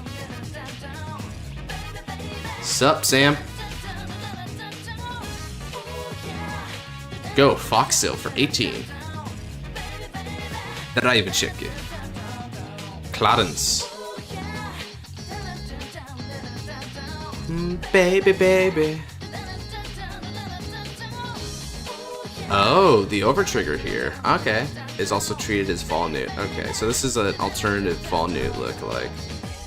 Interesting. But why would you play Fall Newt and Varga? It's a fascinating choice. Well, you may be quote-unquote late, but not really that late. Especially if you're here for like the anime theories, Sam, then you're like kind of on time, because right after this match we're gonna get into a bit of that. Probably take like a half hour or something, just discuss with chat what their thoughts on who the mole is. Look at some like anime clips, because people have been bringing up some interesting moments, right? Like the Suou Persona turn against Akina, that moment when Hikari hits the freaking table, right, and it flashes red. So I want to discuss with y'all a bit about that. Here's the biggest tech for my Drag Race deck I ride. Is this actually your biggest tech? Honestly, I kind of like it. Dig's better for you. Your ride line is all over the place, but I respect it. Ooh. Da da da da da. Ooh yeah. Da da da da da da da. Baby. Leon's birthday today. Neat. Oh, is it? Huh. July 31st. Interesting one.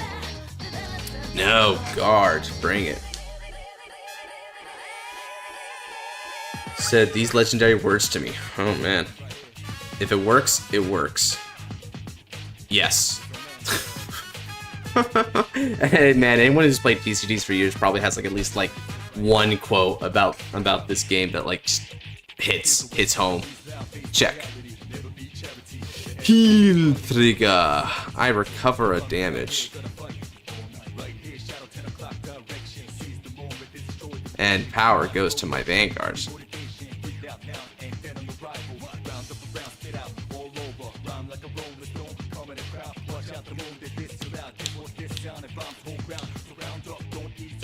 Suppose shooting star to see pieces. Yep.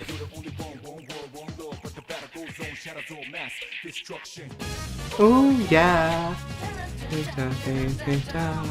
Baby, baby. Oh yeah. Baby, baby. Alright. It's time for the main event, fellas. Ladies and gentlemen, we ride. Mugen no Shikimesa. Levidrasu. Yeah, Dread's back. Dread's back. Oh, this track, this is Persona 3, Mass Destruction. It's the main battle theme from Persona 3. Ryu is actually the one who suggested it, funnily enough, so give him credit, right? This is Prakora, by the way, if you're wondering. So yeah, him and I actually got a chance to fight. It's so good for this match, not gonna lie, I dig it. You're just in time too, Drake, because like after this, I was thinking about doing a little anime theory thing, right? About the whole mole, you know, like I was mentioning at the post there, so you're good. Alright. Ride. Mugen no Shimese Levidrasu. And now, I activate skill of Levidras. Counter Blast. Infinity Eye Marker. Here. And here. Oh, you're gonna make your own? Oh, okay, cool. Cool. Yeah, so that mine don't overlay over your units, right? Because I noticed that's been a problem normally. Cool. Hey, that works for me, man. Let's go. Hey, Scarlet, had a chance to continue your arc yet? Oh, you missed it, Dread. He actually kind of completed his arc. He kicked my ass, bro. He did it in the most like bombastic way possible too. Scarlet, regale him with the tale of your victory. All right. In the meantime, let me go ahead and get set up a little bit more. Mythiarch Habitat, play. Skill Hatsudo. I look, none of my kado.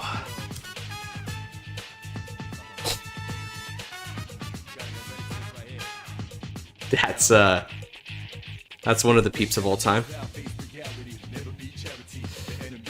Oh, you don't know what the markers do? All right, let me tell you what's up, Novell. So, here's what the markers do. Let me put it right over here. So they don't say it right here. So an Infinity Eye marker is a marker that's specific to Levidress. Levidress has his skill right here, this middle skill that you can read as well for clarification. When either player's unit on a rear circle with their Infinity Eye marker attacks or boosts, you may give that unit plus 10,000 or minus 10,000 until the end of battle. If your opponent's unit got minus 10,000, you remove the Infinity Eye marker and you draw a card. So effectively, it's like a force 1 for your field, or it's a negative 10k and a draw when you're putting on the opponent's fields. So it's offense and defense. Very good sword and shield kind of stuff. Fascinating deck, because a lot of your cards also have column type stuff where they activate if you're in the same column as one. For instance, Cledens here, if you're in the same column as Infinity Eyes, he can move into Soul and countercharge after battling or boosting. Now then, I'm going to call another Cledens. I call Anadagasta. Does require watch back. Hard to explain in words. Here, I can explain it. So I was playing Alden, and he was playing Levidress. So basically, Dragon versus Knights, just like he wants, right? And I guard with the over trigger against Levidress, which did his divine skill, so he has a plus 10k and a crit, and he hits the over trigger on it. So I take 3 damage. I'm at 4, by the way. I do heal out 1, but then still go to 6 from the other 2. It was a really, really epic moment. Now then, activate skill. Anadagasta. Let's peep the top 2.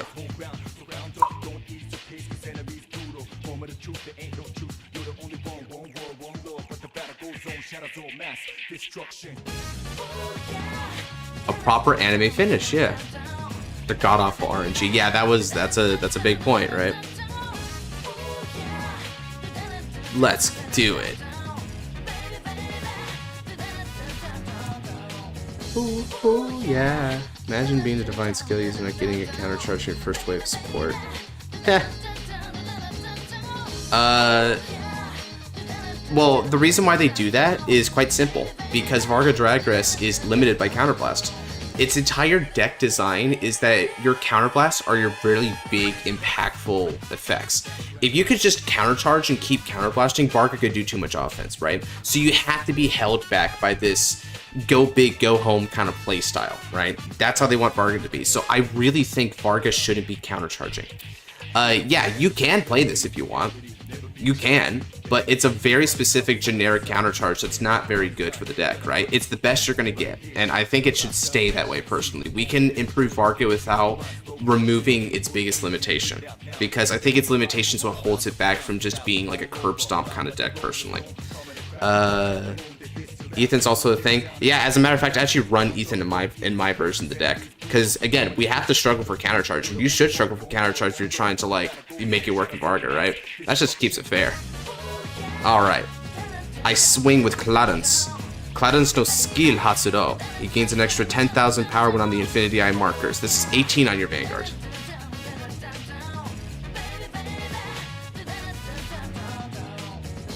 Oh, yeah. Limitations what keeps it interesting. I know. That's another thing, right? Like, it feels really intense. Every counterblast counts. You have to make your moves extremely carefully in order to try and kill the opponent. It's cool. Ooh, sacks the front trigger. That's not the time for that. Okay. Dang. Yeah, that is the perfect trigger for this scenario. Not even gonna cap. Countercharge.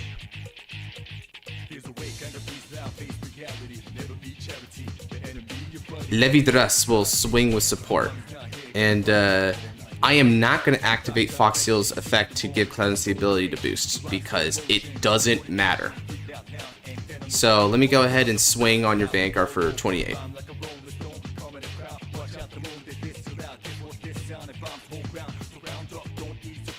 Alright, first check.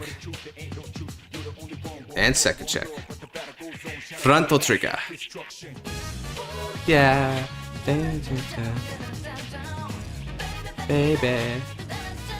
Adagasta swings for 25, and we're going to do it on Shura. So 25 on Shura.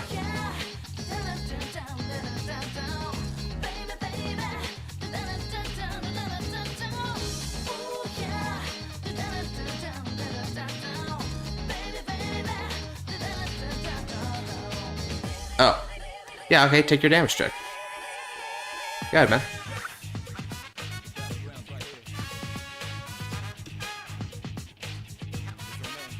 Go ahead. Alright. And now that you've taken your damage check, boom.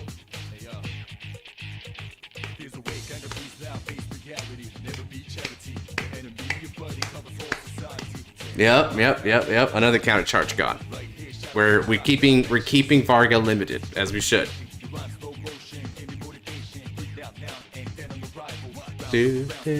Oh, UPG for Shura. Ah, good. Okay, that makes this turn worth it.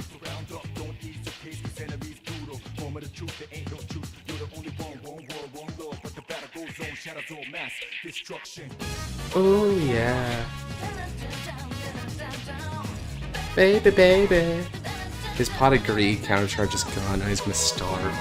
Imagine if it was both at the same time, right? Like you got the Into Soul, draw 2, and countercharge, like in one effect.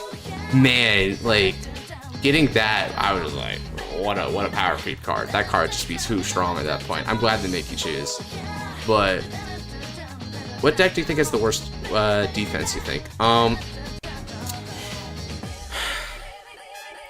going to say Zorga. Zorga doesn't have a lot of ways to farm hands, A. B, they run a lot of non-shields in the form of orders and RPDs. And C, in addition to not having a lot of draw power and some bricks, the cards that are shields, they're not really strong shields, they're just your normal shields. and Zorga just gets Twin Drive, and that's about it, right?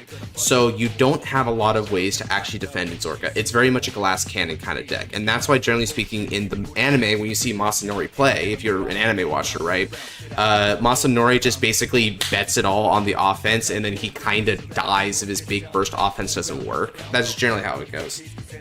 There's been some exceptions here and there. I think when he played against when he played against the Keter Goons, he actually got a chance to go into like turn 4 plays. It is build dependent. You could play a more tanky Zorga if you really wanted to. Oh my god, Ryu's just going hard on it right now. Let's go.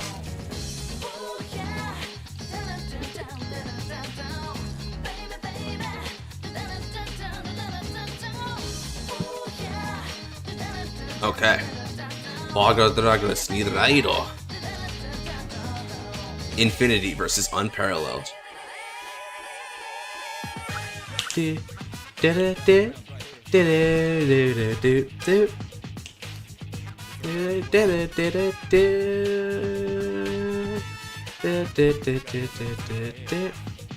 Oh, can this actually add Defensing Roar? She's one grade 2 card. It can. Oh, that's really cool, dude. Ooh, man. This is one of the coolest Blitz orders. Maybe even the coolest Blitz orders that we have ever gotten in this game, right? Like, Elementaria Sanctitude is kind of interesting. I think also the Watermelon Seed bit that we got for Stoic is really cool as well. But god, that is definitely like in the top 3. I love just being able to rebounce any shield that you use. Fascinating card. Fascinating. Like, imagine throwing this down with like an over trigger. Try throwing Roar on the OT. Yes, yes, yes. Same brain cell, Ryu. I was just thinking the same thing, man. Man, just in last time's stream, right? The dude who was playing Spinal Marquis did it on a front trigger, which isn't super bombastic, but it was still really good. Okay, so Ana Dagasta can't intercept now, so he's basically dead meat. Ooh, yeah. Alright, so you're gonna... I wonder how hard you're gonna go for it, though. Okay, Shura no skill Hatsuro. I'd imagine you're probably... Oh, you're giving it Rokusei? Yep, makes sense. Rokusei can bounce back afterwards. I almost kind of wanted the Vargamir. That would have been hilarious. Let's see here. What we got? This is... 28k? Oh, alright. Do I block that? Honestly, nah.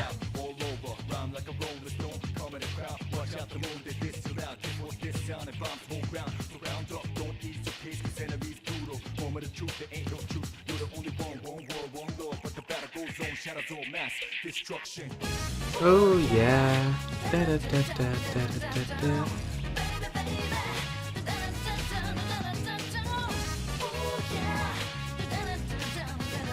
Another 28. I'll block that.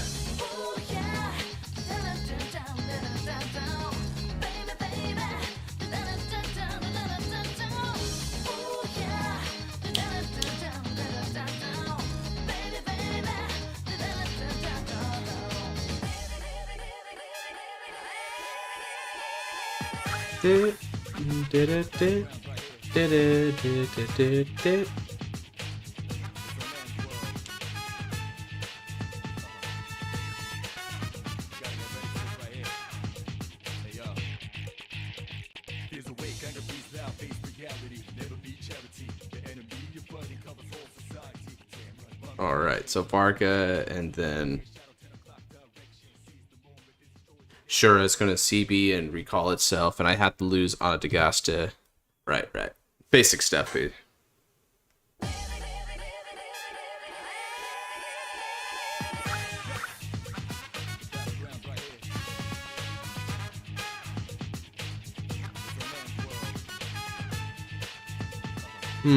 Let's see here.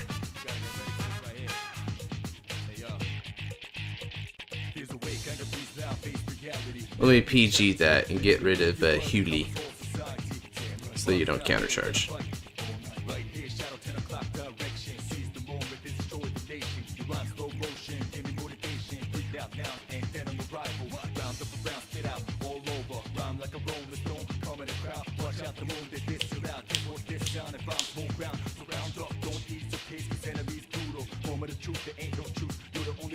see this matchup in the anime. I think it'd be cool.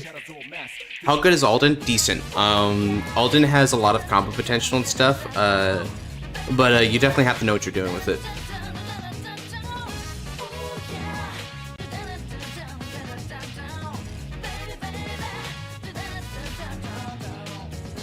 Oh yeah. Alright, first check. And second check. A heal triggered. I do heal.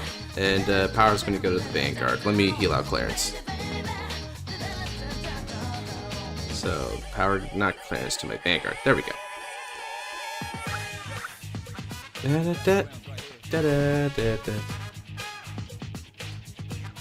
Alright. Cool. So now Shura is at 30, I believe.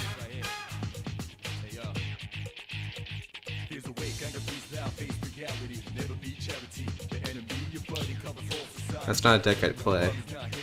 Zorga, I mean, I'd have some defense. Yeah, I wouldn't do Zorga. Alden's pretty good. I do like Alden.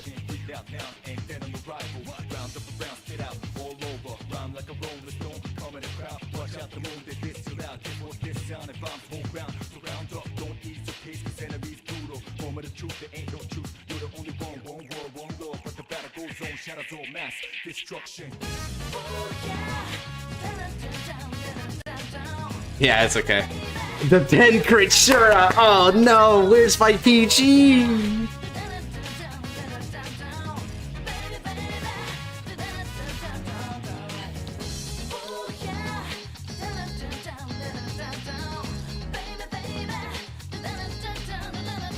$30K?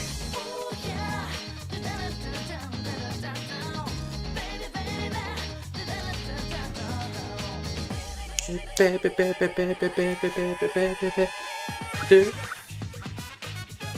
the 10 crit Shura sack. Oh man, me too, dude. And before it becomes an over trigger effect to give 10 crit. What a sack.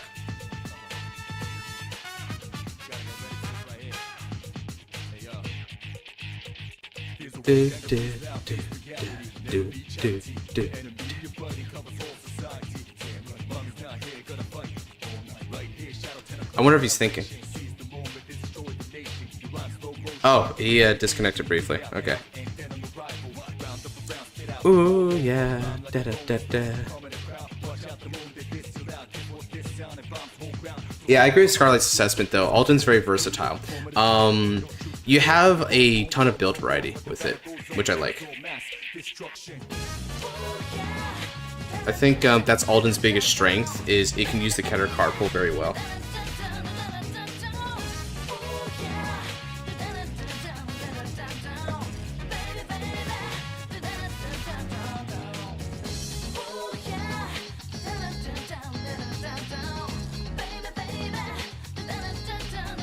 Let's see here. Oh, okay, cool. Then, Infinity Eye Marca Hasuro.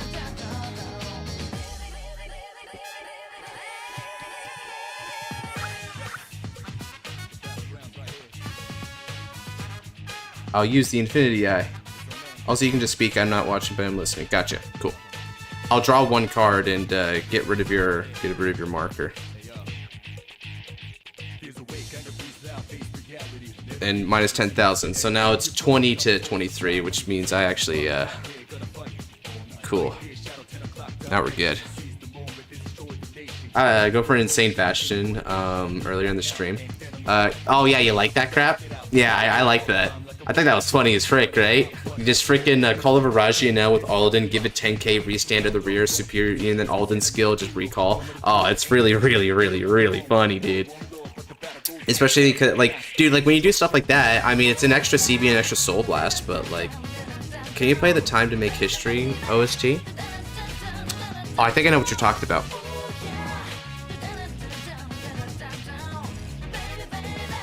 This is like P5, right?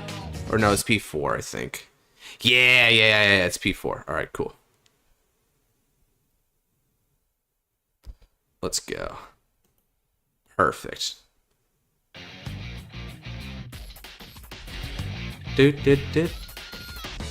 My move. Persona is based, dude. Based and red pilled. Okay. Stand on the draw. Persona de Raido. Levidrasi.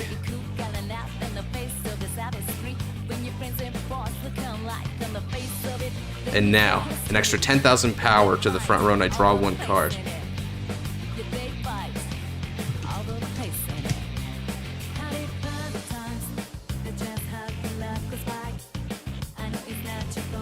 Oh yeah.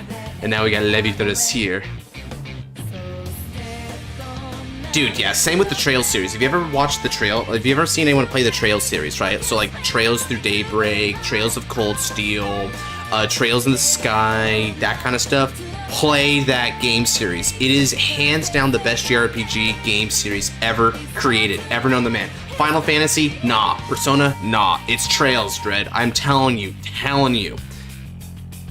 Is insane. P4 probably my favorite. Gets me. P4 Remake is like my #1, dude. Man, like honestly, outside of Trails, P4 is like one of the best ever. P4 in particular, the characters, the plot, the vibe from this town, so good. Trails OST is good stuff. That's right. Pom Pom knows, bro. I've been playing mostly Trails OST during these streams, by the way. If you want to get a good reference, right? All right, now.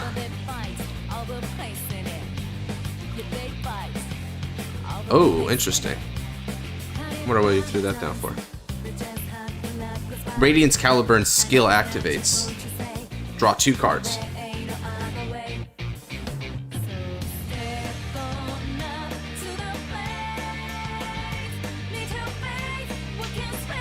Mobile misclick, fun enough. Alright. Now then, Levidra's skill activates. Counterblast.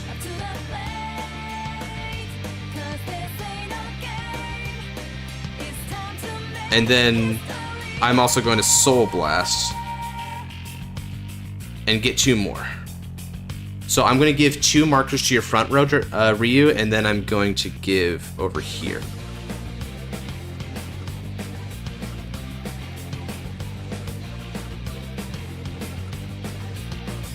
Alright. Call Huli by using Caliburn, I know, right? Huli skill activates. Counterblast. Superior call Anadagasta.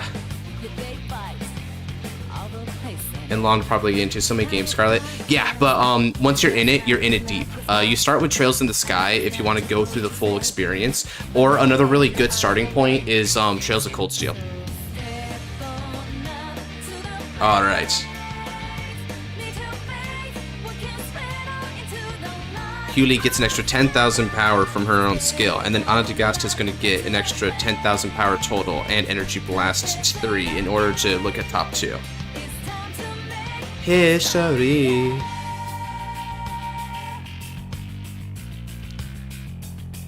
Oh yeah, it's all coming together. Put the rest on top or bottom of the deck. I'm going to bot deck that. See you, and then went back. Yeah, okay, that actually is my, these Trails games look good. Yeah, we've got like 10 of them in the series, dude. Dread, it's amazing. Like, if you look at my Steam deck, I've got all of them on my Steam. It's obsessive. It's just this game series. I don't know, man. It needs to be more popular because it is the peak of JRPG. They're still making them by the looks of things. Yeah. So right now they're making Kai no Kiseki. Kiseki is trails in Japanese. Also means miracles, but. They're making Kai no Kiseki, and they just got done localizing Trails Through Daybreak. So we're going to get Daybreak 2 localized later this year, is the projected, which is really fast, by the way, but it could be a little bit later than that, depending on how they push things back.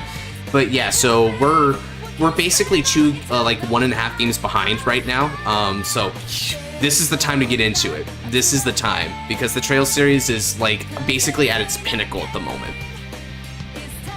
Make history. Alright. Now that I'm done rambling like a madman, Ryu, I think it's time for us to settle things. Are you ready, sir? Let's go.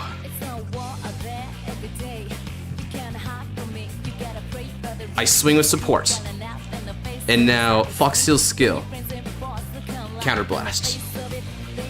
Bring it. Oh yeah. That's what I like to hear, boy. let's get down to Twin Drive. Faster check it.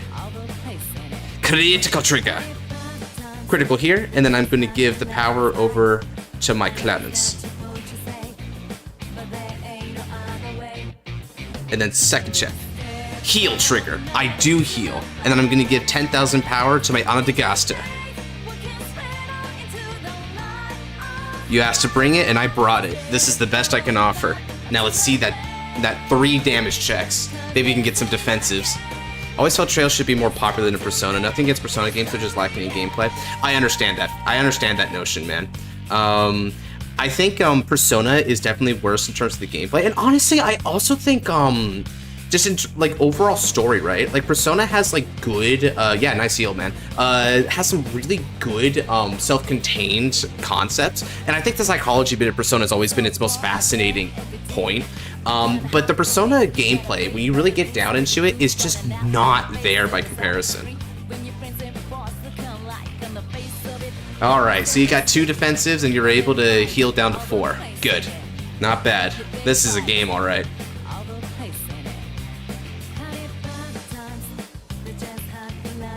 Yeah, and pretty, like that's what I'm saying, man. Like you see this Dread and Scarlight, like this is what I'm saying. When Nivelle's bringing up is really big. When it's almost dangerous to play Trails because once you do, nothing ever lives up to it. Like honestly, I think I sort of corrupted. I spoiled Nabs. Like he didn't play like hardly any JRPGs, and I just got him on Trails first, and then afterwards he's like, man, nothing lives up to it. Yeah. How long is this game series?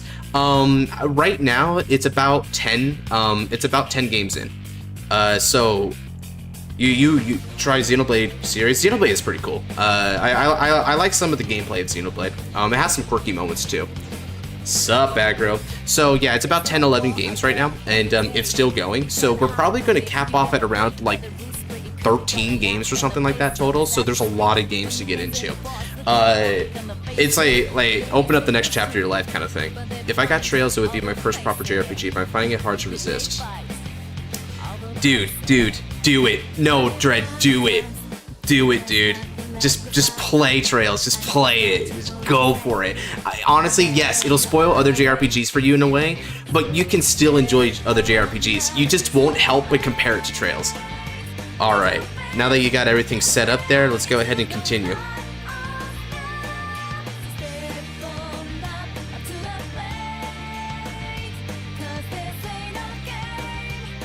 Anadagasta is going to swing for 30 on Shura.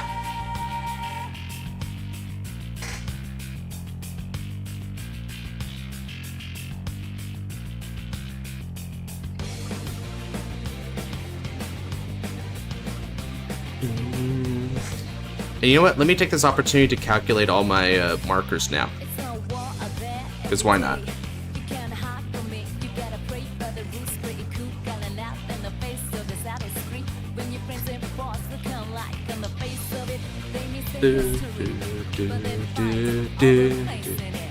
Like 10 plus, yeah.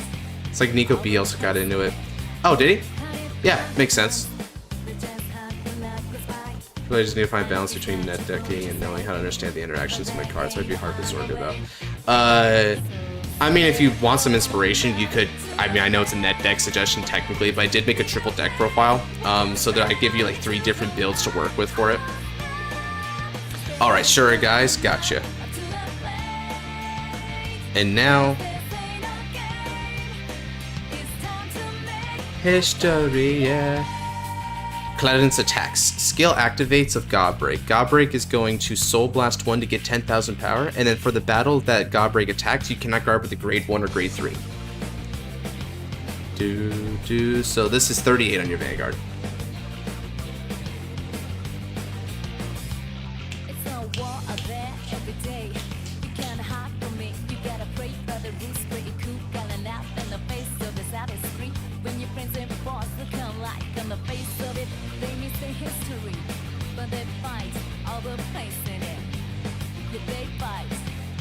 Uh, 38.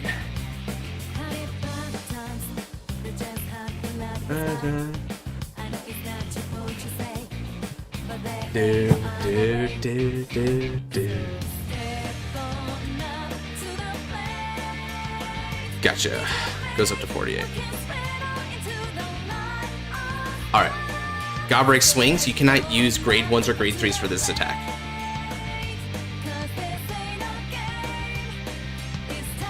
Make history, yeah. I just need to order a couple of the cards. I know Divine Sword will stop having orders of different names in it. Yep, that worked. That's generally the premise of it.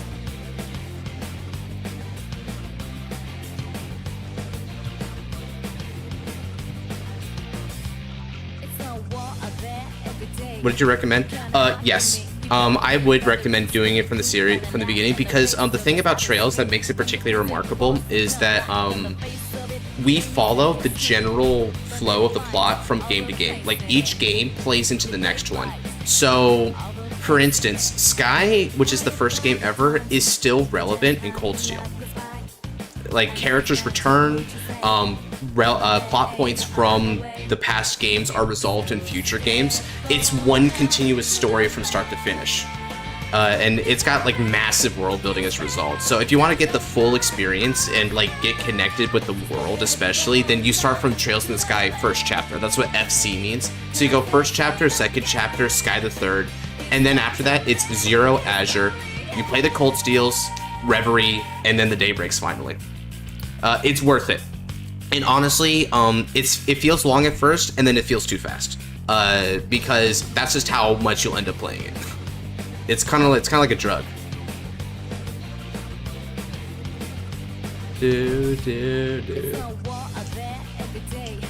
Yeah, even with double defensive, I can still land all my attacks, so that's nice.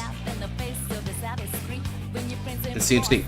Yeah, it's not convoluted like Xenoblade and Final Fantasy because there's not a lot of like retconning from Trails. Like you actually can follow the general plot pretty well. There's a lot of characters in it and stuff, but overall, I'd say it's easier to digest than some other game series, right? It's very well designed.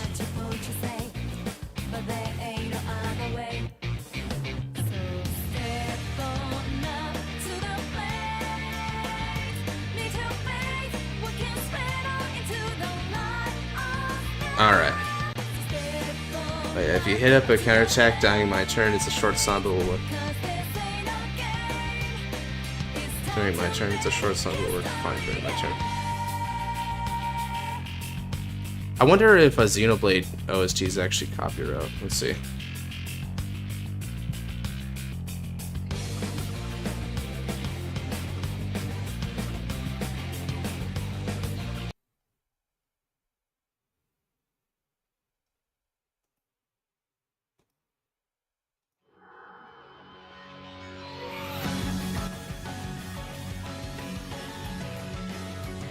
All right, so he personas. Oh, I like the flavor that you threw the SEC Vargas in main deck.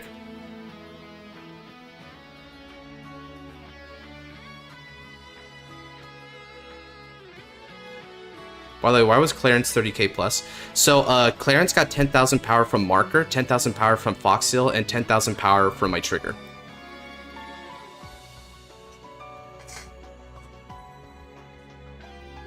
So that means he was 38k total.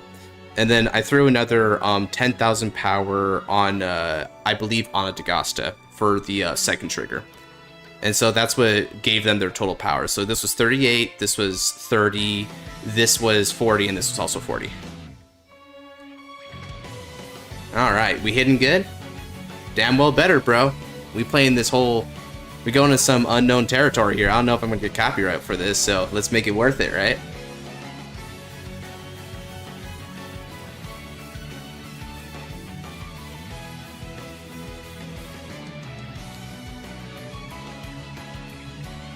Whoa. Alright, Trails in the Sky is only a few bucks. Couldn't resist. Bet. Yep. You start off light, and then you go from there. And when Steam sales go up, generally Falcom does have like really big sales that go on with it, so you should be able to get the other games pretty easy. The first 5 games are like 2D pixelated, and then from there, when you start Cold Steel, that's when you get into... I have to work tomorrow.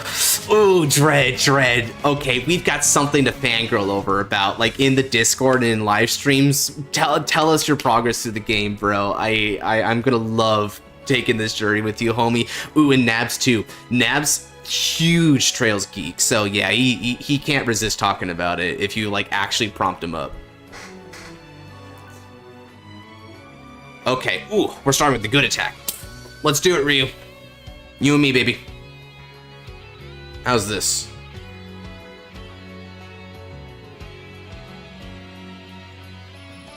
This is, I think I'll take this attack. No trigger.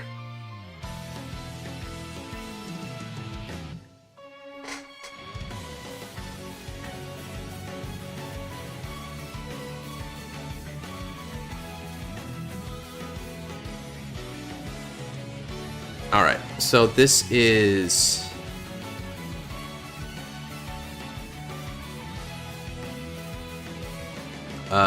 28. Alright.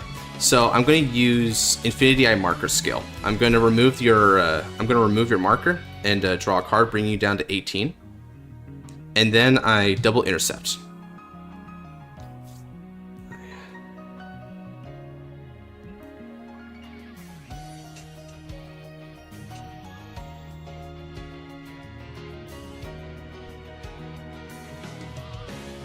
Alright. And then when he retires, yep, you get Varga big. Is it worth it to get the TCG player subscription? Gear Shifts, another guy on my channel, he would say so, but I generally just ignore it, so it's really up to you for that one.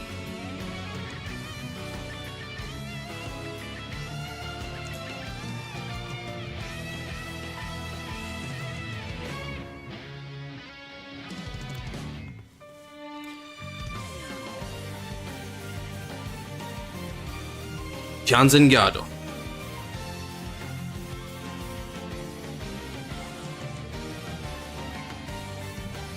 I already know your OT's out, so I can be rest assured that it won't get that big. I know I did. This deck seems pretty tanky. Had a subscription. Yeah, I know. It took me a while to learn that too. Gearshift had to tell me. Let's see. All right, whiff on the twin drive. Gotcha. Oh yeah, this deck is very tanky if you know how to measure the minus 10Ks really well, right? But you've got to like do it really good. Otherwise, it's going to kind of flounder because your card advantage is sort of on the back end, and it's also super piece reliant. Like literally, you do need like these 3 pieces are like super important through and through. Let's see. I think that's 30K. All right.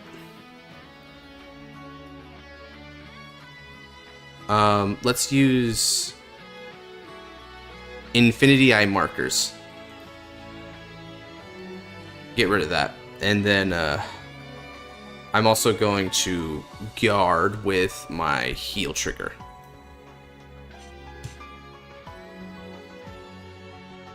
Cool.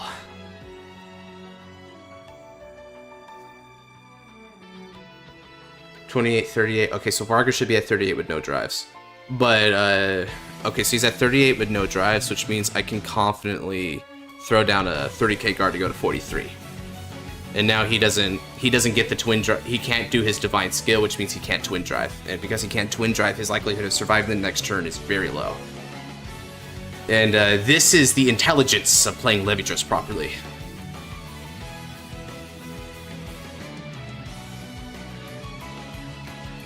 Alright. A good effort, Ryu, but now this turn is going to be hell. Let's see if you can survive it. My move. Stand and draw. Did any of you guys play many From Software's games? Actually, Maz, if you've seen him on some, he's the Mega Colony guy, right? Maz actually streams on Twitch for FromSoft games. Like just the other day, he was playing like Elden Ring really deep in. So if you want to check out his Twitch, you can. I've got a link in the description to my videos, including this one. Enigi Chaji. All right.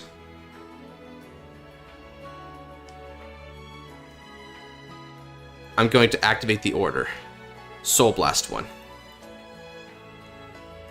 And call a card from the drop zone.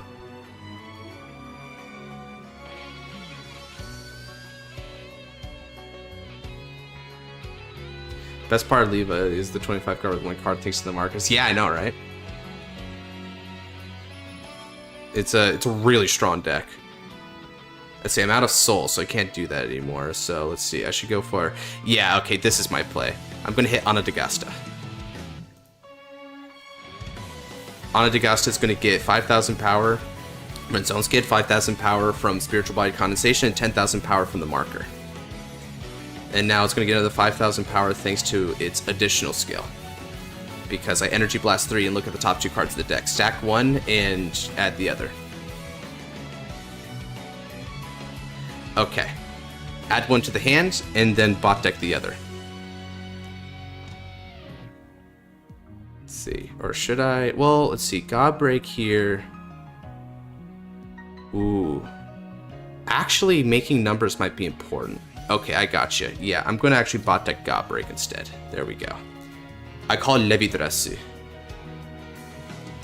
Actually, or should I? No, actually. Expand deck. I am going to do God Break because I've actually got a method here. Levidrasu will go to the bottom of the deck. Because I can achieve a soul. Now, Levidras's skill activates. Counterblast. I'm going to give an Infinity Eye marker to your Shura column, and then I'm going to give an Infinity Eye marker behind God Break. Nice. Yeah, he's got a crit on board, which means that 0. Yeah, that 0 is going to really screw with him here. So I'll give an Infinity Eye marker to that rearguard column, and then let's go ahead and swap the positions of all my rear guards.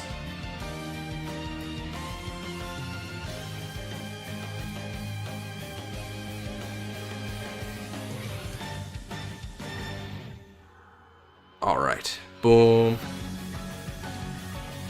10,000 power here. 15,000 power here. 7,000 power here.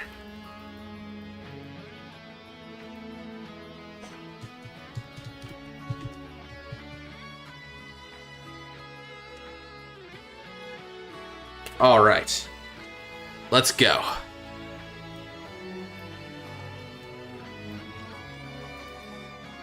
Clarence is going to swing on your Vanguard for 18. And now with Clarence, not only will I get the counter charge in order to use Foxhill, I can get the soul to then proc Godbreak. So my resources are just enough to be able to achieve the full combo. Okay, Garden Intercepts, gotcha.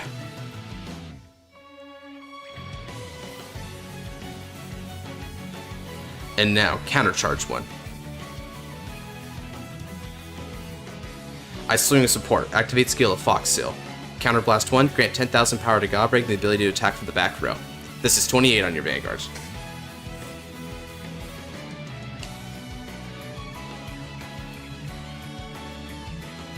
Yeah, Godbreak makes it unguardable, really. Because he can't get rid of that as 0, unfortunately.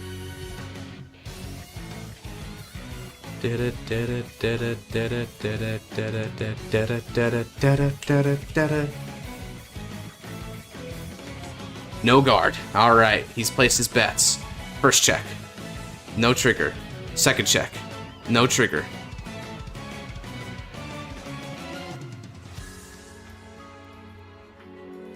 Can you hit a lucky defensive, maybe? Keep it going?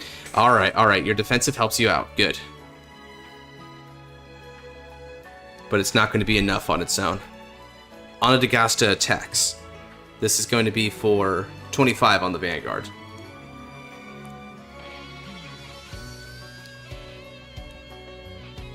Nah, it's game already. I got you. And with Godbreak's skill, an extra 10,000 power.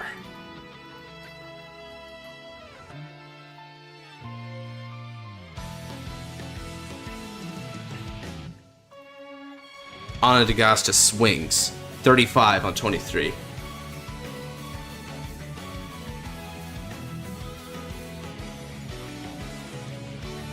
And finally, Godbreak swings.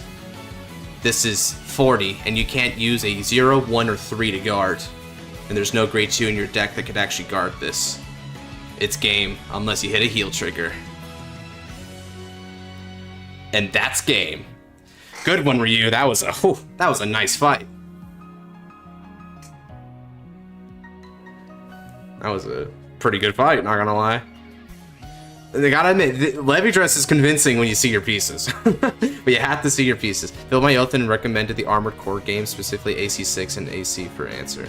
Those are just so good. Nice. GG. By the way, Crest Elementaria, kind of spicy, but I kind of dig it. It's fun. Man, this is a fun game, dude. Not gonna lie, I like the appearance of it. Okay, let's go ahead and pause that real quick. Let's get something a little bit more chill.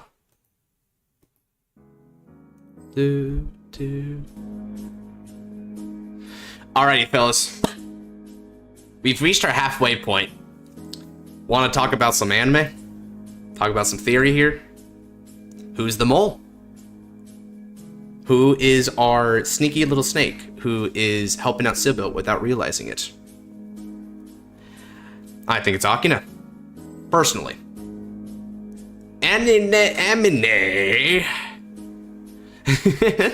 not Varga dying without using his divine skill. That's just sad. I feel that, bro. Interesting deck. Yeah, I think it was cool. You had some really cool text there, like the Gojo I really liked. I also dug a couple of your ride line choices. I think your ride line choices really interesting. Mole is clearly Akina and Mikoto. Mikoto. You got any evidence for that one, Scarlight? What do you bring up to the table, brother Scarlight? Has to be our MC, I feel. Yeah, right. So like here's the thing. So let's talk a bit about the anime, right? Yeah, thanks for the game, Ryu. Freaking, I'm glad we finally got to play each other and go all out at that. I feel like Bushi would never do that to a main pro tag is future Hikari. Okay, so you see, I'm glad Aggro brought that up because there are two main ideas that people have here, right? We have we have Akina, right? Current Akina, or we have future Hikari, right? Now, current Akina has some benefits to it, and I believe this one personally. Current Akina, because he's a bit weird. He's got like this almost sort of obsessive desire to like protect his history even at the cost of everyone's lives, not just himself. And his overall mannerisms are a bit skewed to being a doormat. And Hikari is kind of hostile, and my theory is that she's kind of hostile to him because that's not really her brother and she knows it. On the other hand, and also there's the forest incident from 10 years ago, right? So they're in the forest. They feel a lot of like design force from that forest that Jinky was visiting, Jinky and Kui. And so that might be the same forest that Akina and Hikari had their accident in. Hikari does make sense. I think Akina being a break would be like the better twist, honestly, compared to Hikari. But I see the bit with Hikari coming up primarily because there was this moment. Mikoto, being the most random thing ever. You see, the Mikoto votes are really funny because I feel like this comes from a place of it's a shot in the dark, right? Like they really just want to go for the. I think if they chose Mikoto, it would maximize the surprise factor because so few people are like betting it. Even the people who say Mikoto. I don't think really believe in Mikoto, right? Like in terms of a like evidential based kind of thing. There's nothing really empirical about it. It's just kind of an instinct. So like here, let's go ahead and go to the anime real quick. I want to check out a moment. One thing about Hikari's switch might actually be more dangerous than one thinks. Yeah, depending on what's going on here. Oh, hey, this is Scarlight's video, by the way. Football. Man, I entered on the most funny bit here. Just that alone, I already like it. Man, you guys hear about Cardfight Hunter, by the way? It really sucks that not Cardfight Hunter. What was his name? I think that might have been his name actually. Cardfight Hunter. You guys, he was the guy who was doing the fight clips of the Japanese version of the fights, like for Overdress and also for Divines, and for some, I guess he got taken down. I don't know what's up with that. It was kind of sucks. Miton is honestly 50-50. Damn, 50-50 on the Miton. That's one hell of a ratio, bro. Not gonna lie. So okay, there's a Hikari moment that I want to go over because everyone talks about this moment when we're talking about the future Hikari bit. Don't mind the don't mind the dub here, right? Let's see here. I think it was right before the advertisements. Yeah, here we go. So check out how this like table flashes. I know, I felt so bad for him, dude. He got to 1K subs not like just a few months ago and he got taken down just like that. I don't know what happened. I don't know if it was Bushy or if it was the Shadowverse stuff. Oh yeah. Check that out, right? Check out the table here. It goes red, right? Now, personally, I think this is, no pun intended, a red herring, because I think when a player like would fall on a table, it would be natural that it goes red like that, because it probably postpones the game state until like they can stand up and actually fight again. But some people have theorized that this is actually like when Sybil laid the trap. It is kind of sus, right? Like, because exactly, Scarlet, like, we're really just going to say that, like, red, therefore it's the trap. But then again, I did kind of theorize Akina because the whole red eyes thing initially. But yeah, I mean, there's actual evidence besides that, right? So that's what I'm saying. Like, Exhibit 1 for all the future Hikari fans says that this is, like, the moment. Now, I don't know about that. I feel like this is a red herring. What do y'all think? What else can we say about the future Hikari theory? I mean, the one saying that Sybil can see the future. That's true. That is true, right? If that means that Sybil put a bet on future Hikari, and would that bet really work out? There's another moment from her flashback, actually. People also bring this up for this particular theory. Let's see here. Again, I'm just doing the dub because it's more recent. They have them closer to the queue here. So during her flashbacks, right, she's in the hospital. So sad scenes, by the way, right? Like, this was so regrettable what happened to her, but that's besides the point at this point, right? So let's go to the hospital. So here she is watching. A little teardrop there is really poetic. Was Taizo. That's like that's up there with Makoto for F it, we ball. They just might be trying to do random. Okay, so we have the feather dropping, right? And check out what she sees here. She sees what appears to be Akina like walking, and so obviously she's dashing for him, and this was trippy. So Taizo's here, which is kind of a trip, but it makes sense because he wasn't dragged into the initial clash, to my understanding, right? Right. Like, we don't know Sybil's like whole repertoire of abilities. He might actually be able to see the future. So you see the feather here, right? And it's kind of a lure. Now, tell me, why would Gabrielius do this? It doesn't seem like a Gabrielius move. It does feel, however, like a potential Sybil move, right? Sybil is a very manipulative person. So I can see where this right here actually was the trap. Do you feel like having some lunch? Miss Miyoto? And then, she's gone, obviously, right? She walks back. So this is just trippy, right? That's a trippy scene where it's like, Gabrielius has never really shown illusions to people. But yeah, Liel and Sybil, right? Like, that's the thing. Maybe Sybil. Maybe. Coincidence? Maybe.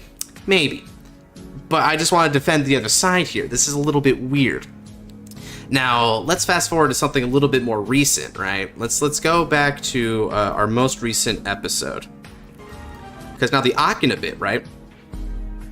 Let's go to the forest. The little forest scene that we got going on here. When I showed her the feather to set her on the course towards fixing what happened, Untap. Yeah, let me go ahead and leave that real quick. And then I'll after we're done this little theory bit, we'll get back to more games, guys. Don't you worry, I got plenty of that left. Let's get some move. Yeah, you see, that is a potential idea, right? It was just her mind making it up, like all along. Like, there was no meandering there. Rezael lingering's another interesting one. I can see that because like the units kind of have a personality of their own. So maybe like, because Rezael doesn't die when that happens, right? Like, the units still live on, I believe. It's just that the players themselves die, right? Their side of the avatar. In the opening DZ, there's a shot of Suou sitting under the tree alone. Suou?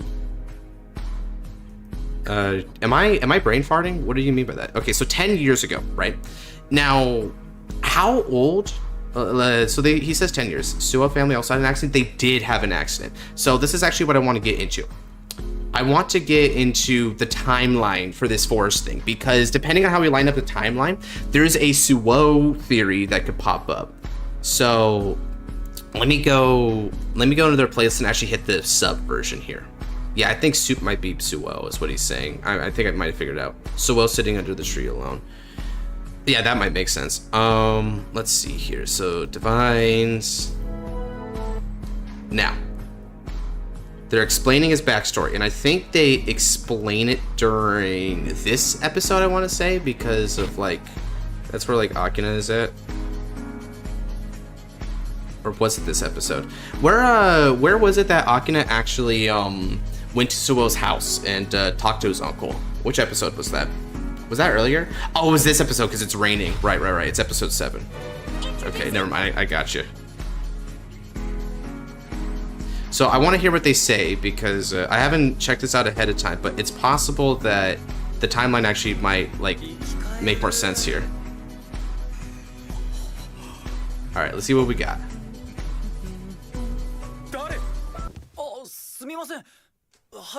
Okay.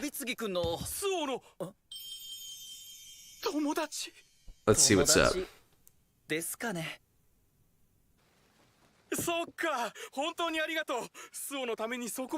talk a bit here. So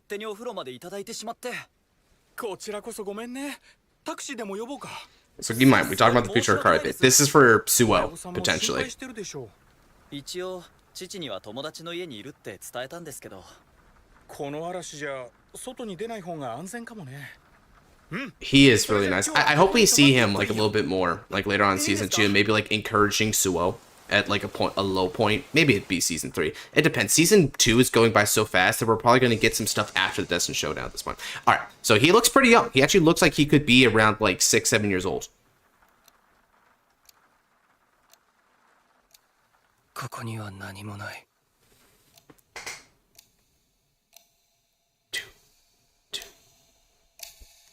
何も。何も。呼び継ぎ入るぞ。親父さんが夕飯食べようってさ。あと今日はこの部屋で寝るといいって。なんか寂しい部屋だな。親父じゃない。俺の両親は。 Okay, now we just gotta watch this a little bit. Oh, okay. So let's go ahead and skip past Masanori absolutely owning Greedon. I feel so bad for Greedon, man. Sorry, Dread. The color of the sleeves is blue and not red. Right. Okay.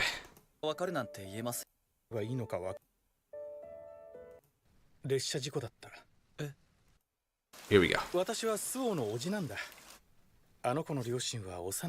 Small, okay, but that's not really a timeline thing, but let's see.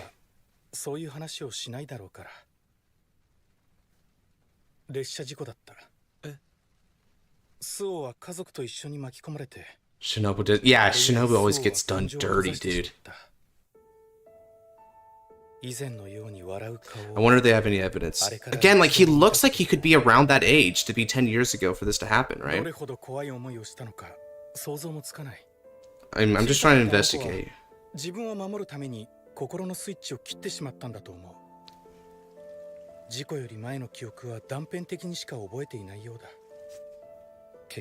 so there's like a memory loss bit there as well, right? So it might be that like his memory is getting like messed up. Okay, so they don't actually confirm anything about the date here. I was hoping that they would, but still, like, you can kind of see in the shots there that he actually seems like it could be the right age for it. So it's possible that Sybil, so forest accident is out of the way. But where was the train, right? What if the train, like, ran through the forest there? Oh, crap, but that is true, because it would be really weird for the train to run, like, in the middle of a forest. Trains don't usually do that, do they? They usually tend to, like, relegate themselves to, like, cliff sides and stuff. Yeah, actually, Picora has a good point there. So that is a potential detractor from the Suou bit there. So now we have 3 basic theories, right? Because what he's saying, what the forest bit is what's actually helping out the theory for the accident, right? Do they have a shot of the accident from that 10-year forest is most likely Hikari lore? Did they ever share? Yeah, here we go. 私の体が弱くなったの。あの事故からだもんね。They ever? Because there's an image. Yeah, right. Like there's a forest in the background there, where it happens. They also look kind of young there, so yeah. Again, right? Like I guess this is like our 3 main theories. It was either future Hikari or Akina or Suou, right? Now Suou, funnily enough, Suou's eyes aren't like red at all. Suou has amber eyes. He doesn't have red eyes, so that's one thing that kind of turns me away from that theory. I wonder, because they all have red eyes, right? They all shine with the red there. So I'm like, You can go and see that the accident AOE is not that big. So it can't be a train accident unless the train ran off that place off the rails. Yeah. When do they actually show like where the accident takes place, Pikura? If you've got like an episode that we can check out, let's check that out. Let's see what it looks like. But still, like that. So while he's like coming up and answer on that one, right? I don't know, dude. The Suou one's kind of getting a little bit dubious there. In the latest episode, they show it. Oh, snap. Okay. So you see that the accident AOE is not that big. So they don't show the train itself, but they just show that like the area isn't like totally devastated. I see what you mean. Okay. That is a good point. It was a barricade when she was there. When Jinky, yeah, okay. So Jinky goes to check. Yeah, we were just there, right? So let's see. Yeah, the barricade. We can see the chain link fence.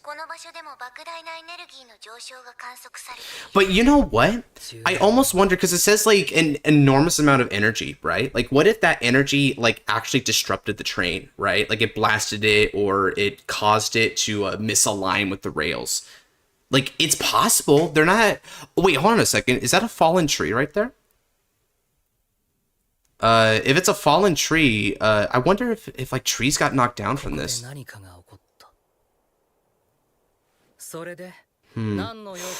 Oh, but you know what though? Okay, let's see here. Okay, so we got a little bit of an image there. So we got some basic barricades, and it looks like almost like a cave-in. Like there's a bunch of rocks there and stuff. Like let's focus up a little bit. So you got steps coming up. Oh yeah, okay, I see what you mean. Like, why would a train be able to go through? Oh, well, maybe. Like, was this a rail underneath here and the train went through? And then like there was like a landslide bit. So Suou lost to Akina, so you check. Thank you. I totally forgot about that bit. That's another one of the things about Akina that like makes him so likely is he's the only character out of these 3 potentials, big potentials, right? Hell, Mikoto is also lost and Taizo is also lost, right? And now is also lost. Akina has never, ever lost. He's never lost. So if he's never lost, I wonder. They said she fell into a lake. They said she fell into a lake in the dub? Huh. Is that actually the case? What episode did they say that, Tristan?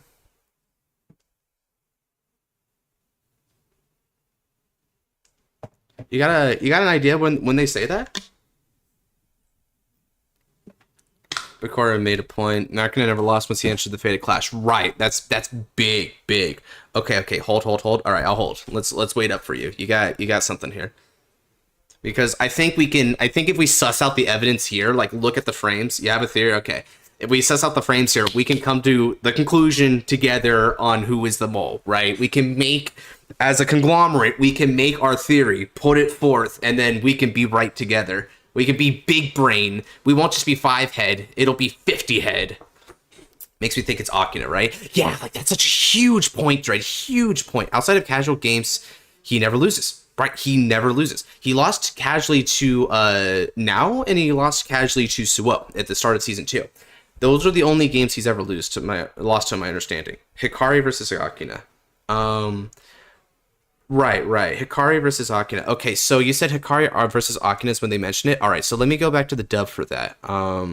While Bakura's bringing up his bit there, because I don't think he needs that frame for the theory. Yeah, these are episode 4 and episode 11 are just like the big ones we're going through. Do you know where they say it, Tristan? To be specific. Like when? Is it like early on, later on, so we can like track it down?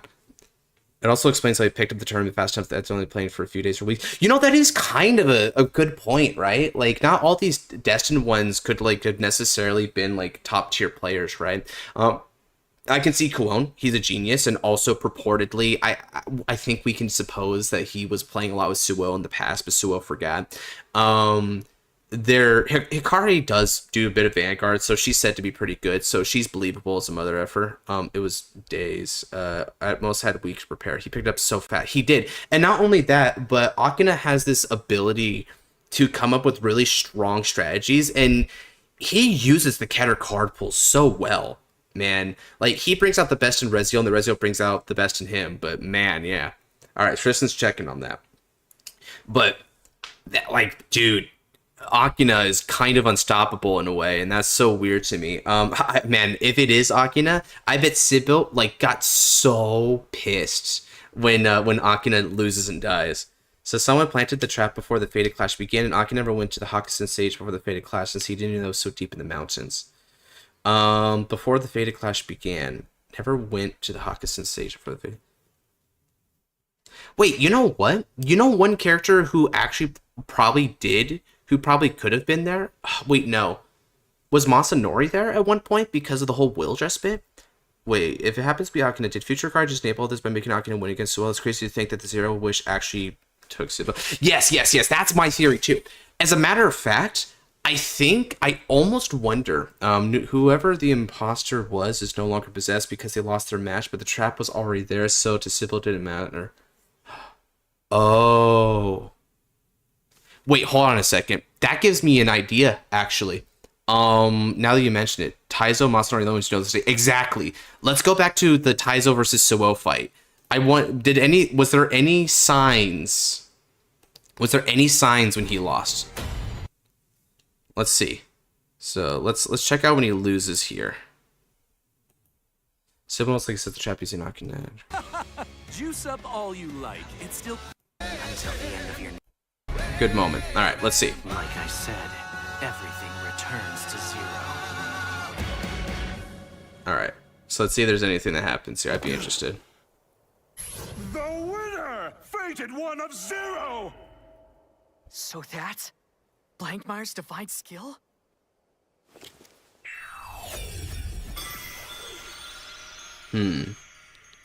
It seems kind of kosher. I don't know. Yeah, no red table. Well, I guess that's curtains for me. I must say. Honestly, yeah, it's between Suou's and freaking Nao's. Nao's has an amazing theme. Me for a loop, Mister. Nothing matters.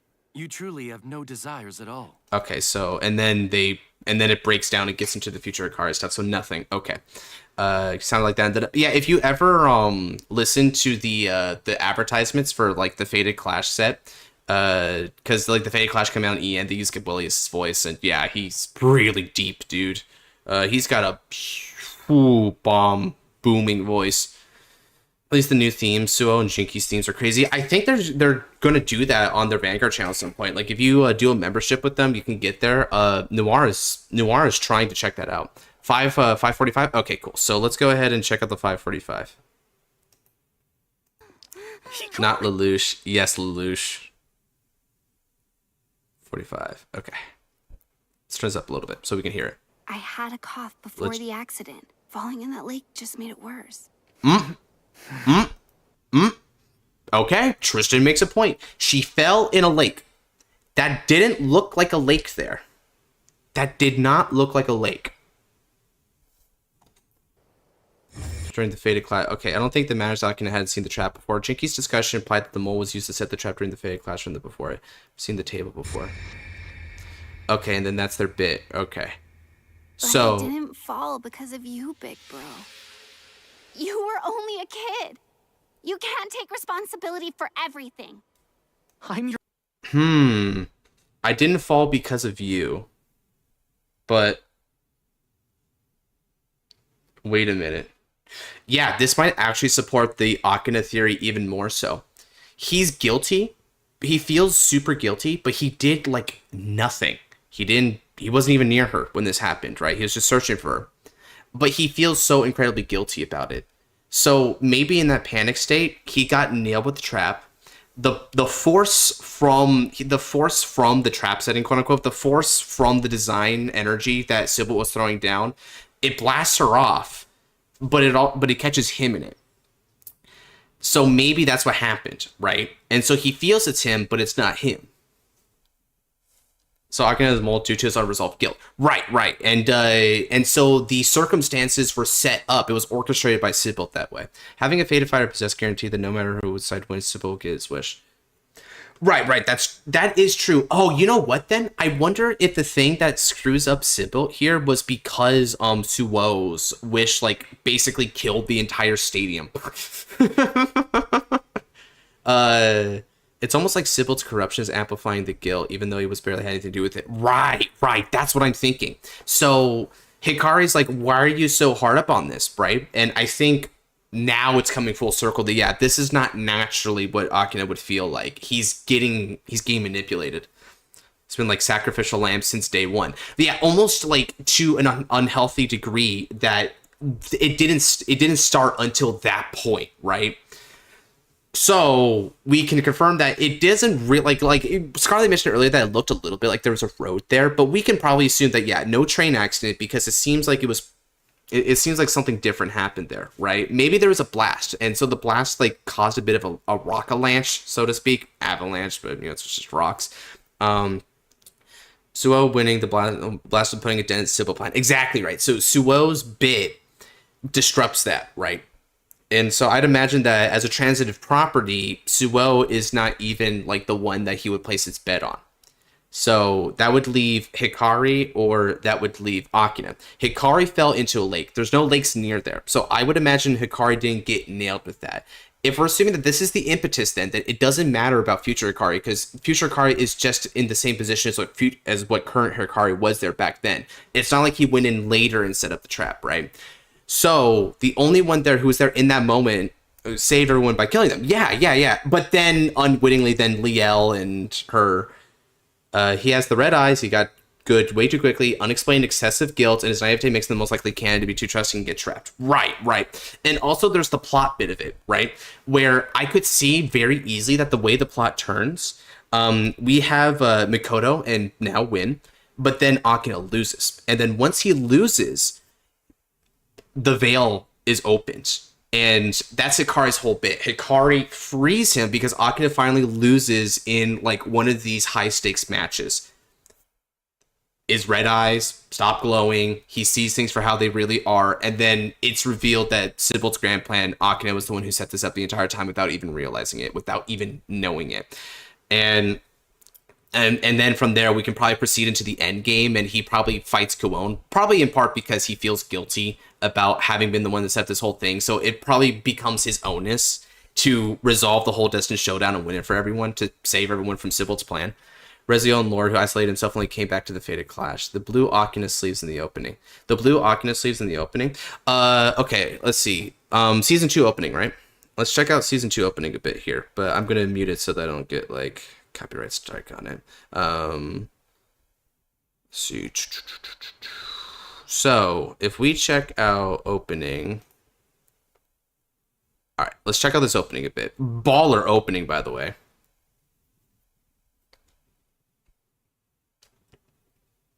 Did Suou die indirectly due to the same accident that injured Hikari? I mean, we don't know how the train malfunctioned. It's possible. I mean, it is definitely possible that they're linked. But you know one thing else that makes me think that it's not the train? Why does no one know about it? A train derailment is a really big, newsworthy kind of event, right? So you would think that Jinky or like them would acknowledge that there was a train derailment here that happened. But no, all Jinky says is something happened and we don't know what it is. So because it's so clandestine, right? Perfect Freeze, funnily enough. Cue Ball's got to get his own spotlight, I guess, and this is how he gets them in accidental, like, still frames. So what I'm saying is, because no one knows what happened there, it's like, slow down the opening. Yeah, I think I can slow it down. Let's see here. I can go playback speed. We'll get it to half speed here. They'll move on Earth. What if a young Hikari saw through Cray and fell into the lake while trying to walk through there? It's possible.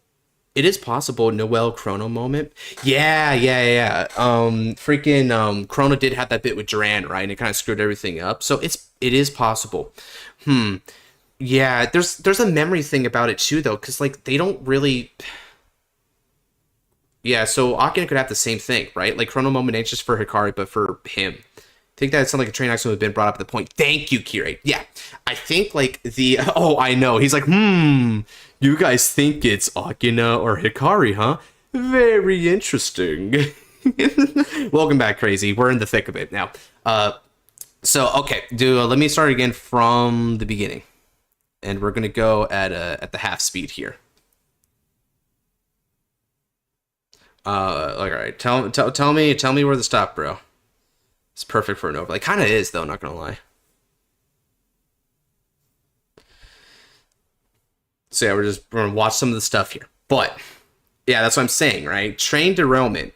Train derailment seems like newsworthy, but around the white background, fast shots. Okay, gotcha. So we're gonna keep it going there. Man, she looks so good in that image right there. That's cool.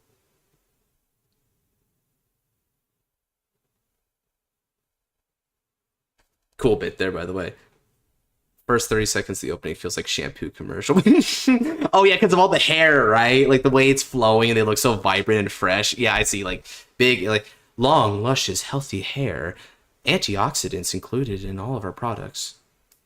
All right, and then they're showing the Destined ones. They're not in it. Oh man, this image just gets played all the time, by the way. Everyone's all about that image. Now that was a cool bit with Gui there, but I guess in the end, it probably led people astray on like Gui's bit. Gui was actually not adversarial whatsoever. Interesting. The way that she's looking there, Kiyoma be like, "Oh no, he's hot." Oh, and I think we saw the Senka the Dominant are both moles. It's possible. It is possible. If they're both moles, because I mean, whoever said it had to be singular, it's implied that it's a person, but the only reason why they imply it's one mole is because Jinky doesn't make a leap in logic that would be multiples when only one is needed. But maybe it is multiples, just so that like Sybil has it. Flex on Hikari is a bit weird.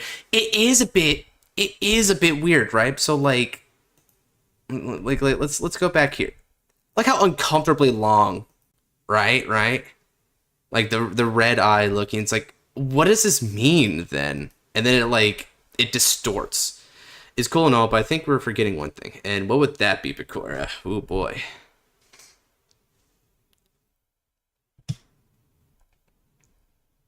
Alright, and they're showing all the pairings. So they saw Kiyoma. It was Kiyoma that was looking at Suou at the tree there. I think that was his outfit, right? Okay, so they have their whole bit behind them.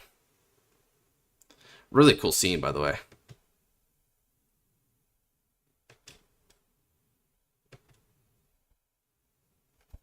Wow, I never looked at this really closely, but I like all the different texts they're telling you, like the abilities, grade 3, twin drive, persona right, all that good stuff. The whole thing with Gab and Sybil happened after the Wildress season 3 happened, right? Yeah.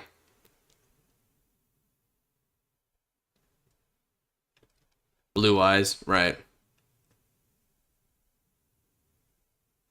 Bro, the way they bust out like it's Attack on Titan or something. The fastest in the universe.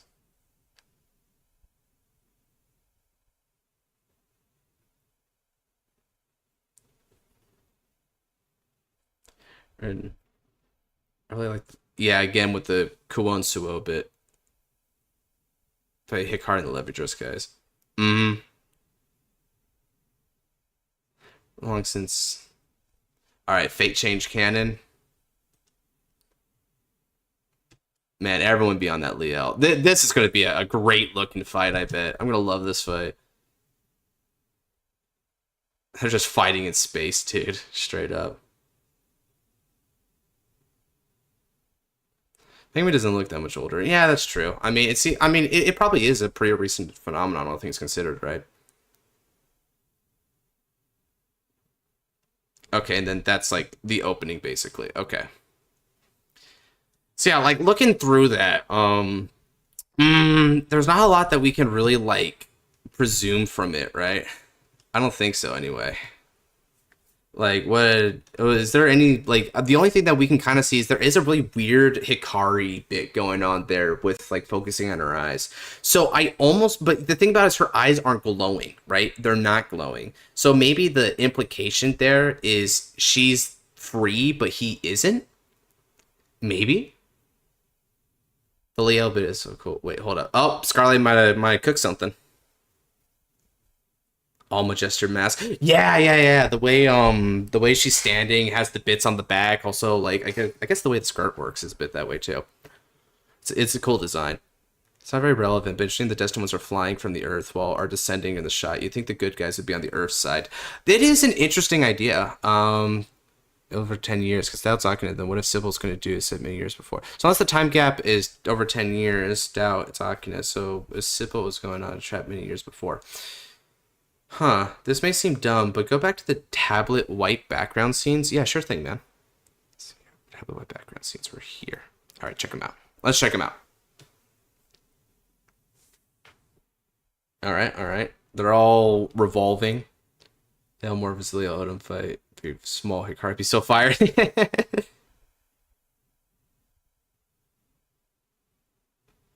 Blue eyes, right?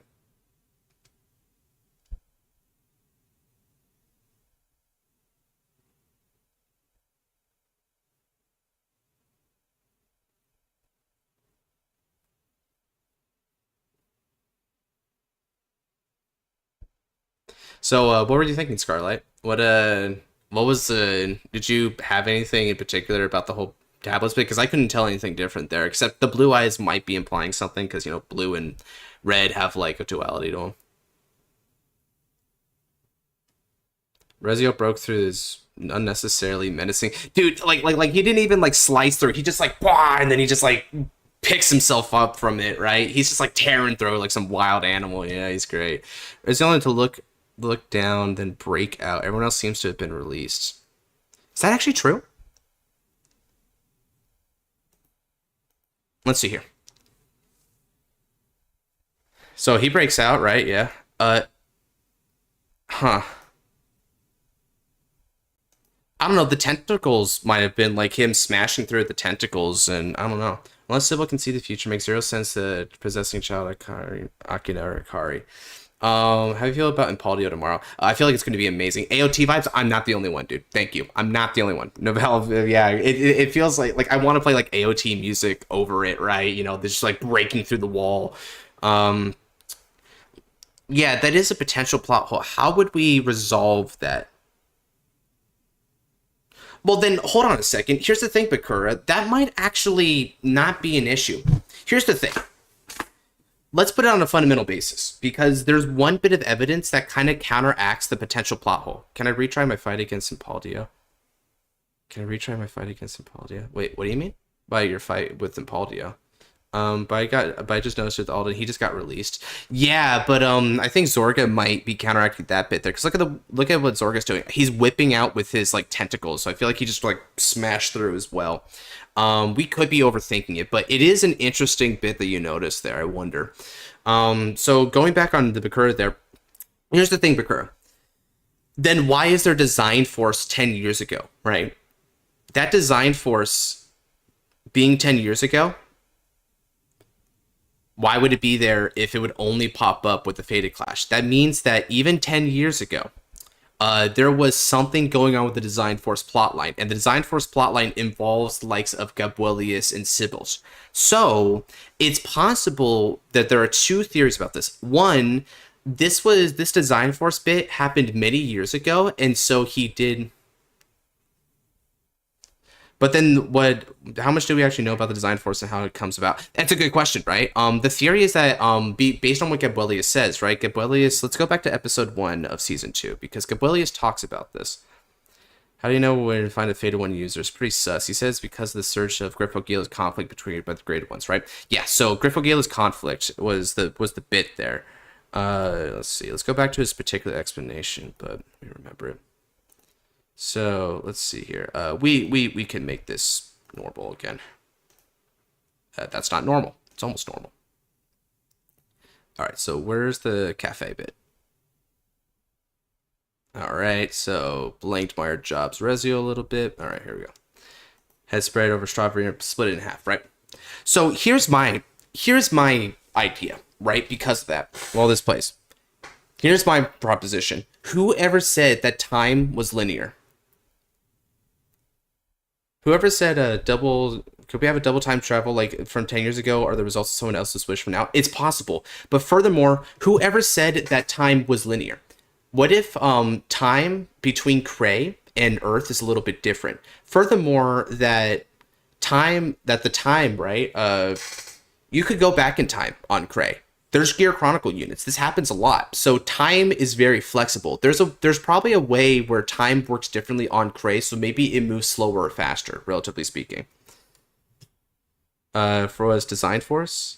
Okay, yeah, you know what? We already know the basic explanation, so we can actually skip this bit. Let's go back to episode 4 of season 2. We go back on this episode a lot, but we have to go back on this episode a lot because this is where the whole theory came up. Between GZ, Stride, and Overdress, it was 3,000 years, right? Let's see. So time's a bit weird, but of course, like between GZ, Stride, and Overdress, it was 3,000 years. Obviously, 3,000 years did not pass in their reality, right? So time works differently. Came from Cray to Earth in a matter of seconds. Right. So it's possible that Cray, right, time moves faster on Cray than it does on Earth. Who do we think is more? So what if time isn't linear? We're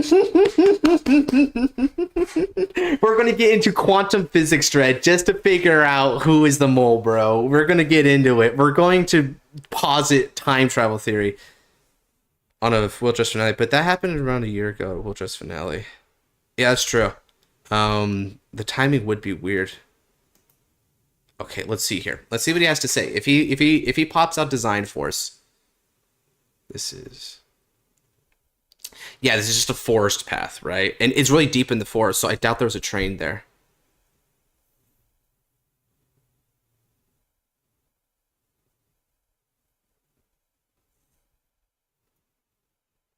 Enormous surge of energy. Okay, so maybe it's not necessarily designed for us, but they said energy. Okay, so that's important to note. Hold on a second. Actually, let's go over to the end. Riseberry delivers. I have a feeling our cook theory might turn out to be much more creative and wilder than the actual plot line. Yeah, you know, if they just say, oh, it was Taizo because we said so, that'd be so lame. Where is? So let's go back to the. Energy generator can hold 10 energy 10 years ago. Linkage.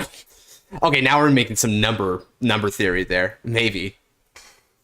I mean, dude, Scarlight, honestly, I'm going to remember what you said there, because if it actually happens that 10 years is like the, I guess the overage point for it, and there's a reason for that, man. I have an Earth after Will Dress. Well, Gab did because of the Fated ones. But Gabrielius was alive beforehand on Cray, so maybe Sybil actually foresaw this coming ahead of time. Maybe there is a time... There's like a time understanding with him, right? So where he can understand future continuities. Both players' right decks combined have 5 cards. Yo. Oh, oh no. Tens. The theory of tens.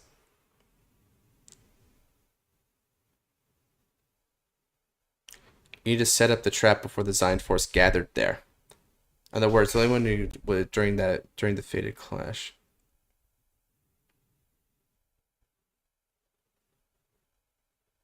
So I had a chance to possess a participant of the Fated Clash. Right.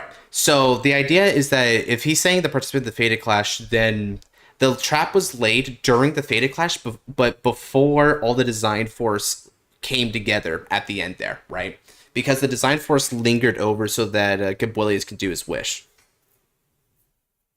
I don't think it was before the Fated Clash started. I think it was before Gabrielius did his part of the ritual. I think it was during the Fated Clash.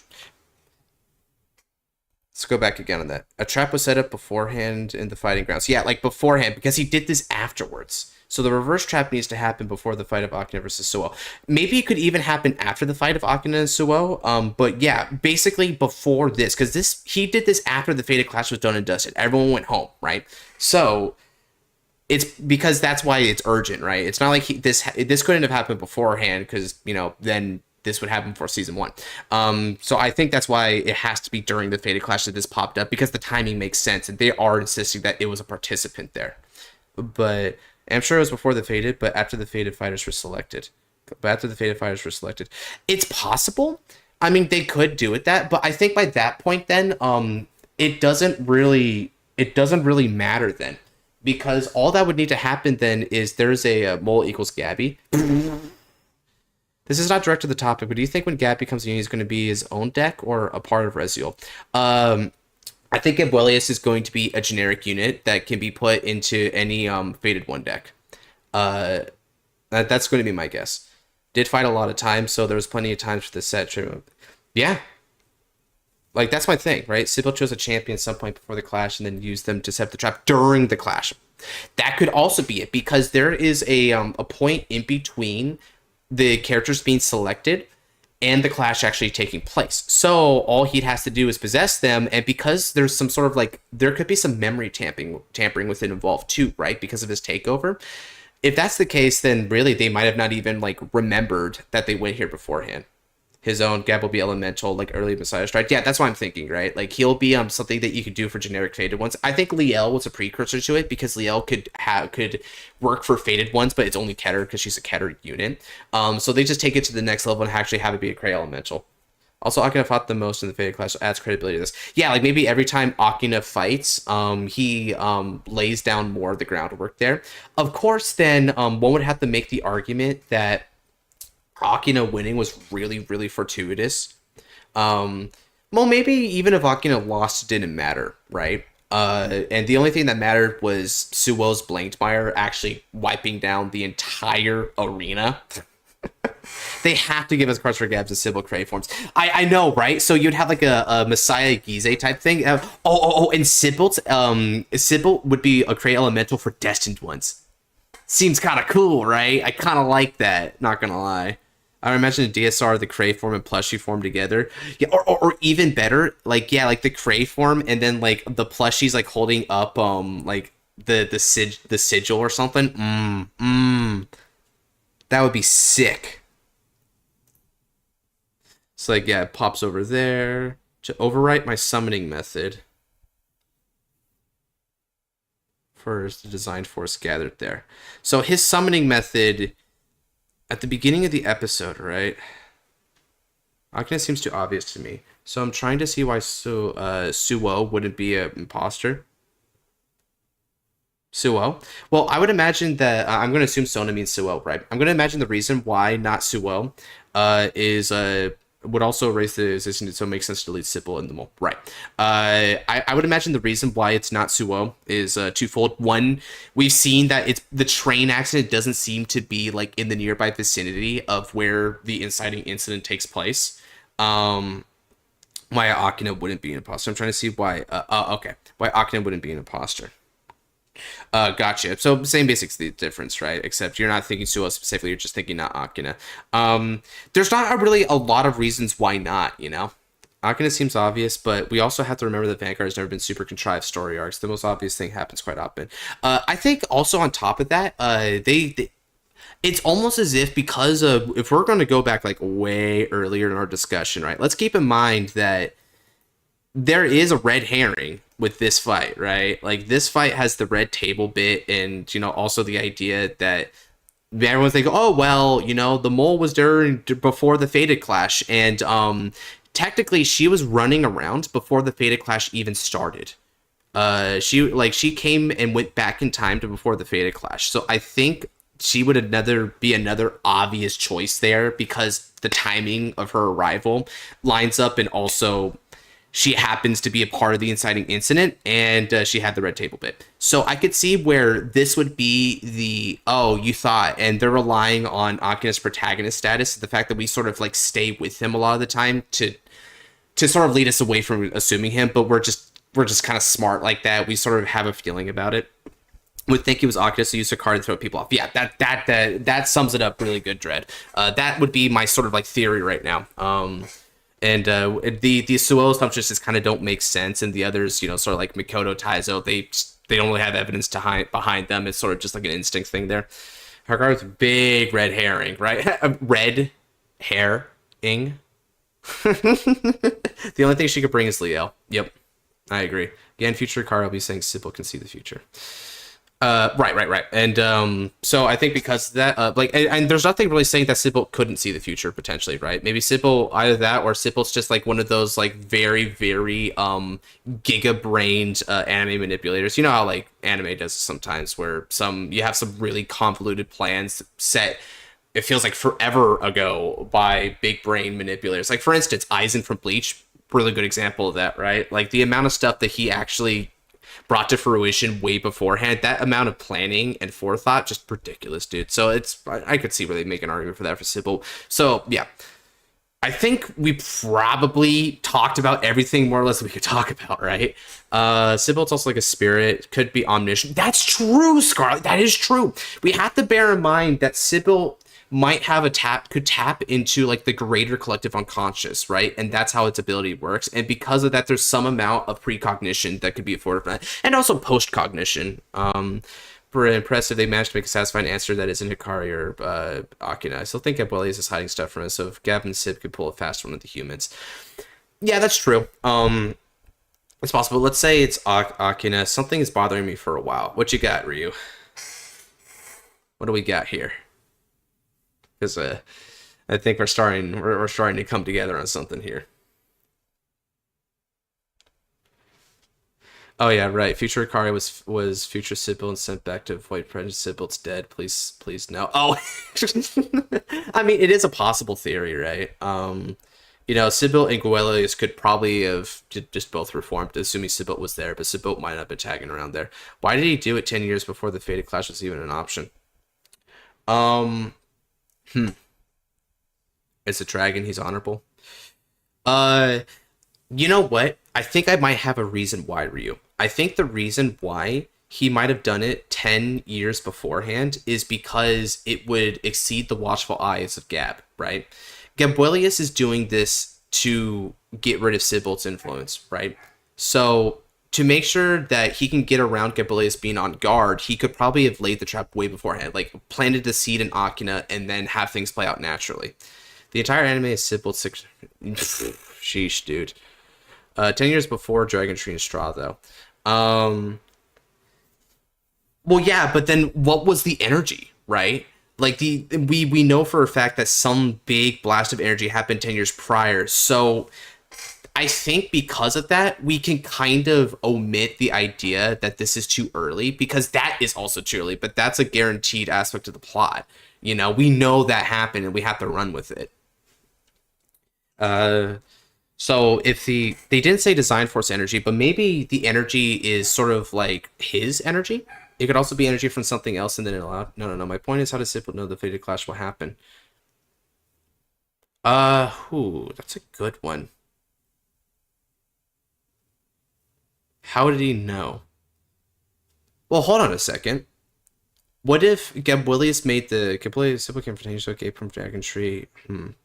Well, didn't Gabuelius like live prior to Dragon Tree? Like, because he had like a whole tribe of people, right? So it's not like he was newly born after Dragon Tree. Gabuelius was a being well before that. So, this is a little complicated. Okay, there's got to be a time shenanigan here, possibly, right? So maybe Sybil sent the energy years ago. How did it happen? How did it know the Fated Clash will happen 10 years before Kui was even a thing? Either time travel, precognition, or there is the possibility that time works differently on Cray. Kui was being researched for years before it started the uniforms. I guess that is the thing. But he came directly after Dragon Tree's dead and released a fate power. Right. But he came yeah, okay, I guess it's true, because the inciting incident is still Dragon Tree regardless. Scarlet, that's a good point. So yeah, so Bakura makes a point. There has to be a time shenanigan here. Because the Fated Clash happened because Gui makes the Hakusen stage. Okay. So now let's presume then that Bakura makes a point, and that whatever that energy is, when Gabuelius is being possessed by Sybil, it's gathering design force, and that Sybil is Gabuelius trying to stop the Sybil possessing Gabuelius. What? I don't even understand that comment. What the frick? Can a woodchuck chuck wood? So, okay. So here's the thing, like, the Sybil is tall brain theory would mean that Sybil's main goal is which is personally left Gabby because he knew the fated class summoning method and Sybil himself does not. I mean, that is true. The fact that Gabrielius survived the genocide of his entire tribe could actually be intentional by Sybil. And, Aqua, that brings up another point. Why did Sybil do what he did? Why did he actually systematically, like, murder all of Gabrielius' kin? Did Gabrielius ever give a reason for that, or did it just happen? Time travel is available to these entities even if Gabrielius only facilitated through a wish, right? That is true. Time is a thing. Liel proves that as well. Time is a real manipulatable thing in Cray. So who's to say that that didn't just happen again, right? Let's see. Let's go back to episode 1 here. Gabrielius' explanation on, like, his tribe and bit. I want to see what happens here. Because if I don't think he gives a reason for why this happened. These questions, I think the answer to these questions is the main question. Right. Basically, we do we go to the assumption is like the voice not a creature of reason? Yeah. So maybe what Scarlet and Dread is saying is that the general flow of time doesn't really apply to Sybil, right? Sybil had the ability to go before. I cannot travel back and forth between Cray and Earth. Various conditions must be met in order to attach me from my body. Okay.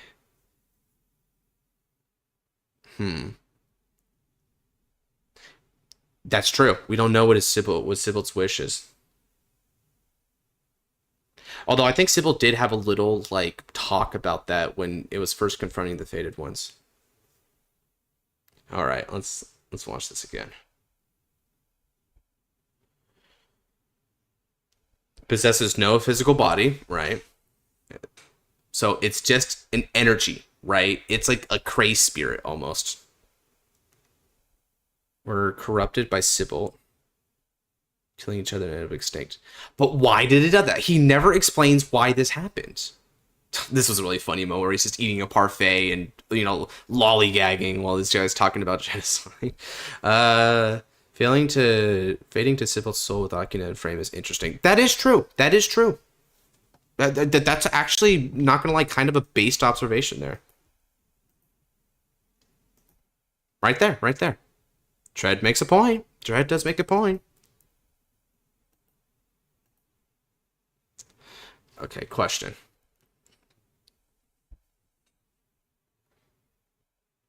All right, and what would be that question? In order to avenge, right? So he's going to continue the discussion there.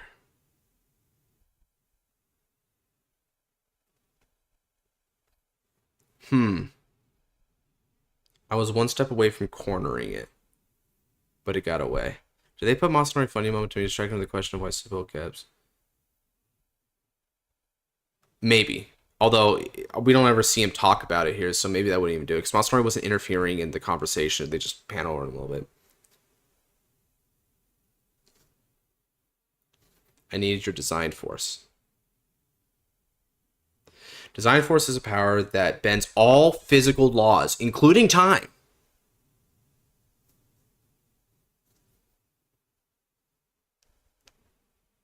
Bring our two worlds close as possible.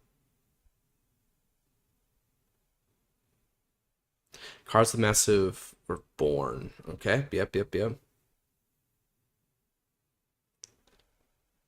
Zero Wish made a second Fated Clash. So why wouldn't Sybil survive Suou's original timeline Kamikaze as well? Kind of disappointed. Because I don't think it's that Sybil died. I think it's Sybil's trap. Like, basically the original summoning, like, so after the Fated Clash, the successful Fated Clash, right? We see that line about physical loss is huge. You see, that's what I'm saying, right? That's huge. I feel like time is exempt here. Didn't immediately go to Earth. He was learning for a bit to learn to go to Earth and learned on Earth through Hakusen. Yeah, so it's not like he went immediately. He actually studied for a good while beforehand. So some time passed there.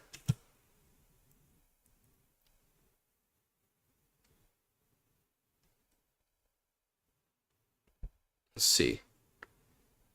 Right. Okay, so it connects everyone. Also makes a head-ass comment.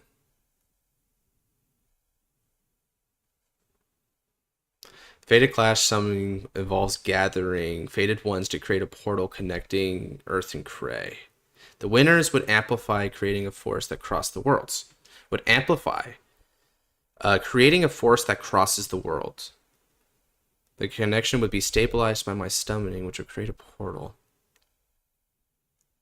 This should have been enough to accomplish my goal. Okay, so Gabrielius just wanted this to happen so that he could make a connection. Okay, a connection between the worlds. I cannot feed Sybil to my current form. I had to send my body through the portal. And I have to find Sybil hiding somewhere on Earth and defeat it. Wait a minute. Wait a minute. Hold on a second. You know what I'm thinking about? That energy from 10 years ago. What if that was a bridge of Sybil coming from Crater Earth? What if Sybil went back like 10 years and went there? Because maybe there's a time travel shenanigan where originally Gabrielius actually succeeds and defeats Sybil. But Sybil finds a way to travel back in time and go back 10 years. Bring his physical form. Yeah.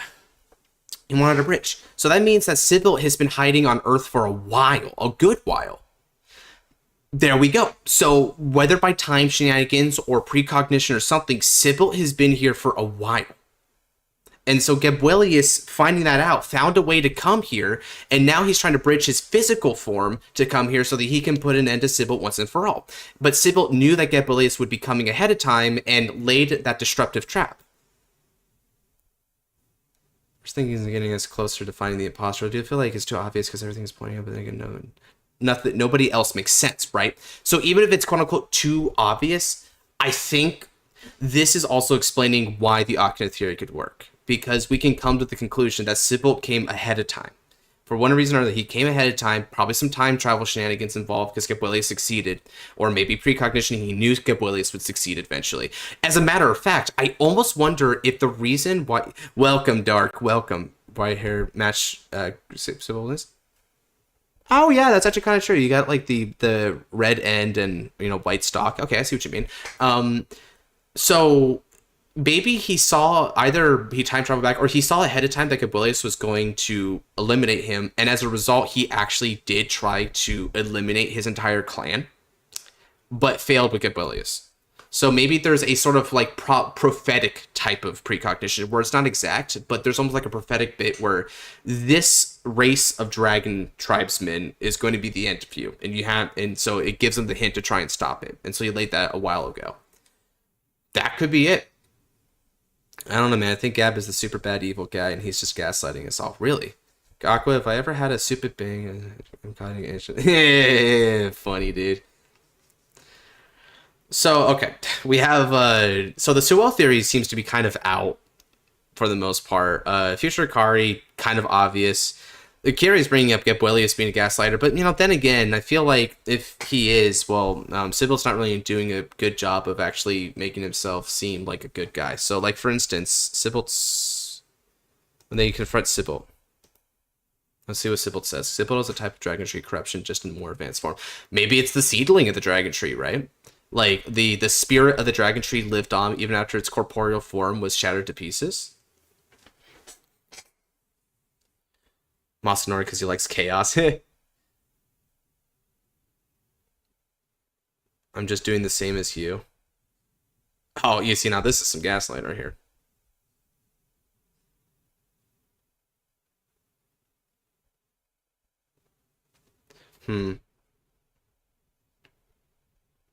Only managed to solidify Akina. Right? It all comes back to Akina when you think about it. It all comes back to just this pretty strong theory, really. It's mankind in a nutshell. Java plushie, yeah. Not feeding the Java allegations.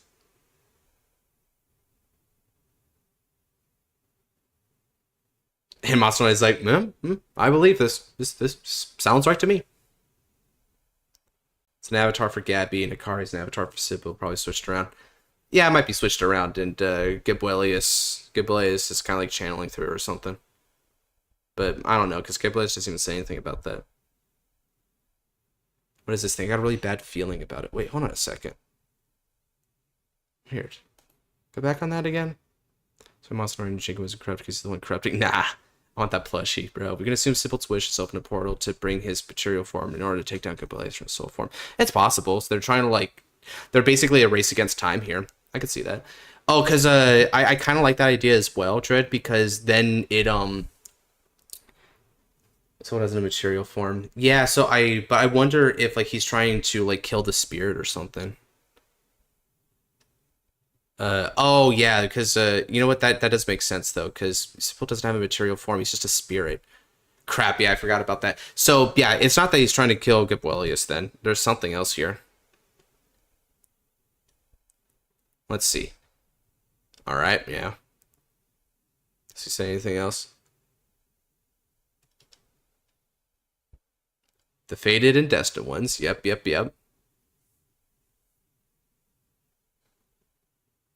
You don't get to make the rules. I just did. How did Sybil? They showed them using red eyes. Gabrielius explains that he possessed multiple of them and had them slaughter each other. So he basically had them go into a hysteric frenzy, and they sort of they kill each other, unfortunately. Okay, does he ever actually make an explanation? I wonder what is it. I would have my Destined showdown. My Dragon swords are resonating. Yeah. Wouldn't you want to make your wish come true this time? Don't you think so? Fair. But still, that's not the point of why we're watching this. Does he ever say his intentions?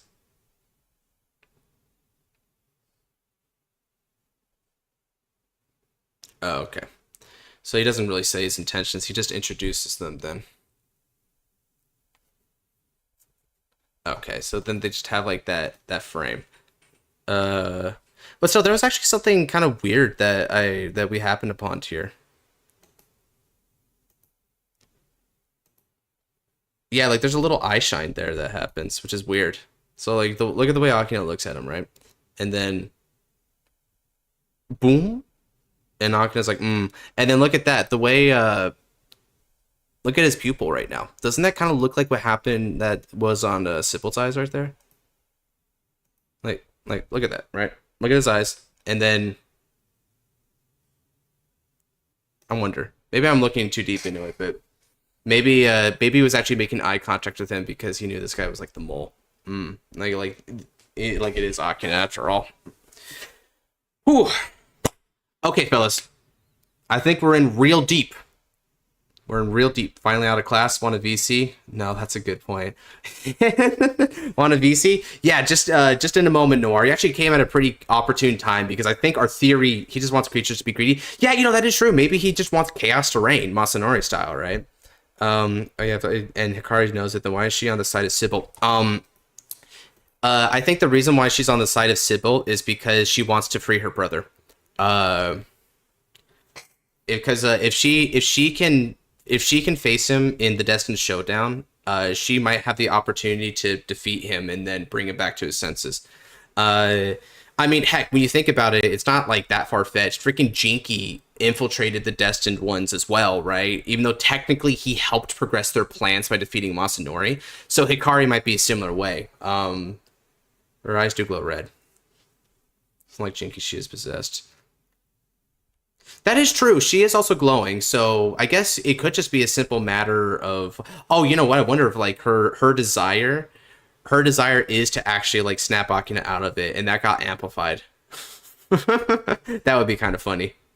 She's also currently under Sybil's control, so probably tunnel vision. Soon it's the only way to save him. Right. So even with the fate of the world on the line, she's still trying to save Akina, right? Because that's like what the Miyoto siblings do. They save each other all the time, like hell or high water. Wait. If you think about how Griffo Gale corrupted the souls of living people, Tree at work could be an interesting idea. I mean, it's possible. You know, the whole mass kind of thing going on. They had that sickening pinkish red energy with mass as well. Bakura has something. Did someone say greed? Omoshiroi. Greed on. Bakura has, I guess he has one final thing to say here. What is your... What say you, man? What say you? What if both the siblings are the imposter? That is a theory. That is a theory. A couple other folks have brought that up as well, right? If both of them got corrupted, and we know for a fact that that multiples can be under the influence at once, because earlier on, Gabulius showed off that his kinsmen, his tribesmen, were actually eliminating each other because of that, right? Where's the frame? This is the frame, right? Glowing red eyes at the same time. They're killing each other off. They are free will, but they're just puppets being used by Sybil. Yeah. So no greed on. Oh, like this is a wild theory, very wild theory, but no greed on.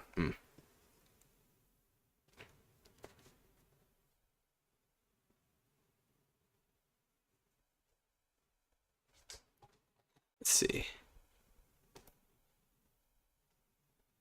All right, everything looking pretty good here.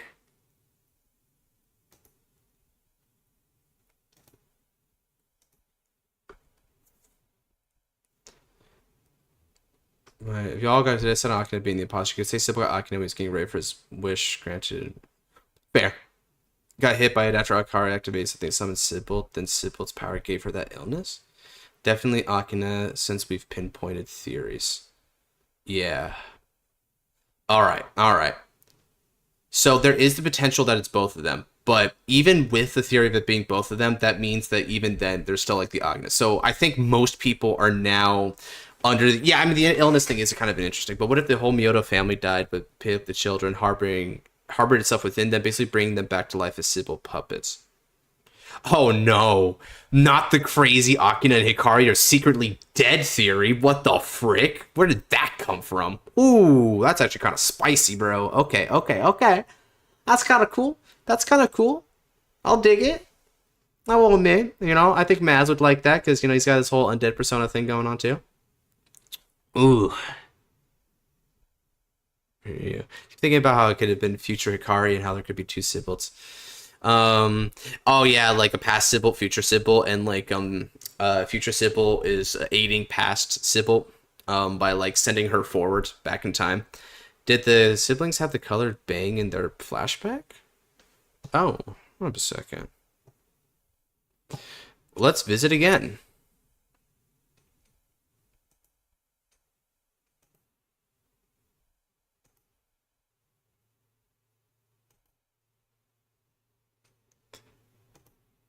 Yeah, it kind of looks like they did. Yeah, you got the white, and you still got the red there. Yep, white, red. Although it's gray, so we can't quite tell, but you can just tell from the hues. Yeah, they did. So that's just generally a Miyoto hairstyle thing, I guess. Whew. Well, fellas, I gotta say, really good theorizing here. Doesn't Sybil know their wishes? Like, if he takes over the mind of Gabulius, like, does he notice Jinky turning on him? Why? But why let Hikari be here if that was his wish? Wait, go back once again. Okay. All right, let's go back again.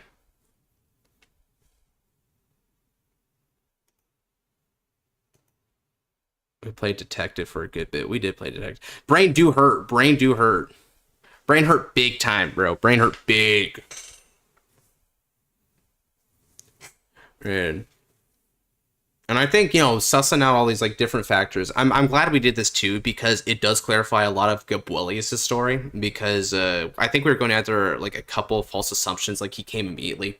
He needed to research for a while. The bridge was like his really big thing. Sybil is just a spirit, that kind of stuff. Because how Akina has 2 visits to Planet Cray, it would be a pretty good target for Sybil. That's true. It's true. I would say that is true.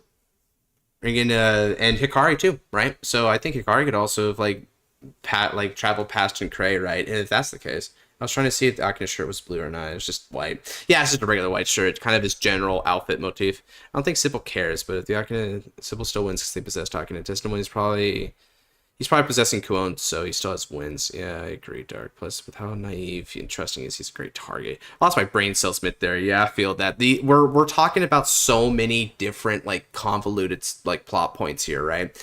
Is to snap Akina out of corruption. Why would Sybil let her be here? Well, simply put, he doesn't care anymore. Because even if it is to snap Akina out, Akina already did the damage. Akina is the mole, already fulfilled his, he already did his job by helping disrupt Gabuelius's summoning, right? So he already did his job. So from there, it's like, yeah, okay, you can free him. I don't need him anymore. But it does mean that if you free him and beat him, that's 1 point on my side. So, yeah, go ahead and get rid of him. Yeah, he still gets what he wants. Means Mikoto now are going to win. Yeah, right. Mikoto now are probably going to win. Akina's going to lose. He's going to snap out of it, and then that's going to be like the big revelation. And then we're going to go into the second core of season 2 there. That's a good point, man. Shouldn't their parents be with them in the flashback? Yeah, their parents aren't there. So either they're not there because they're not present, or maybe it's personally omitted. That is kind of a good point. I wonder what's up with that. Maybe they'll elaborate on that a little bit more. Now W next week. Damn well better. And Mikoto W this week for that matter. Let's go. I still say Suou Akina was a more solid guess for Suou. You could say that, or during the Personas League Force used to begin its plan. Maybe. I mean, although, yeah, I think the Suou bit has, like, plot holes to it. It does add to the dead sibling theory. It does add to the sibling theories that the siblings are a creation of Sybil and their memories are fabricated, which is why I haven't seen their parents. Ooh. Okay. It's time for the pool. They have nothing going with them on the plot. Yeah, they'll probably get, like, little anecdotes here in their episodes. Kind of like how Taizo got with his. Like, their swan songs in a way, but... anything too bombastic. Oh, shoot, bro. Okay, so let me go ahead and make a pull here. That's Danganronpa level stuff there, where they're just dead to begin with. They're not even real. All right, pull. All right, so we're going to go do this. We got Akina. We got Hikari. We've got both.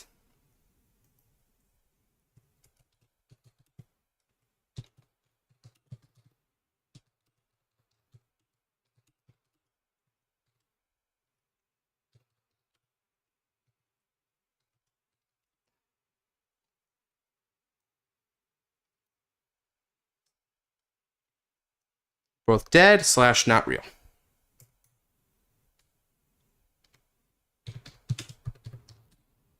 Mikoto is the last vote. Mikoto's the last vote. All right, let's see. Crap. Do we actually want Mikoto's the last vote instead of the dead not real theory? Which one do you guys prefer? Good place the mole.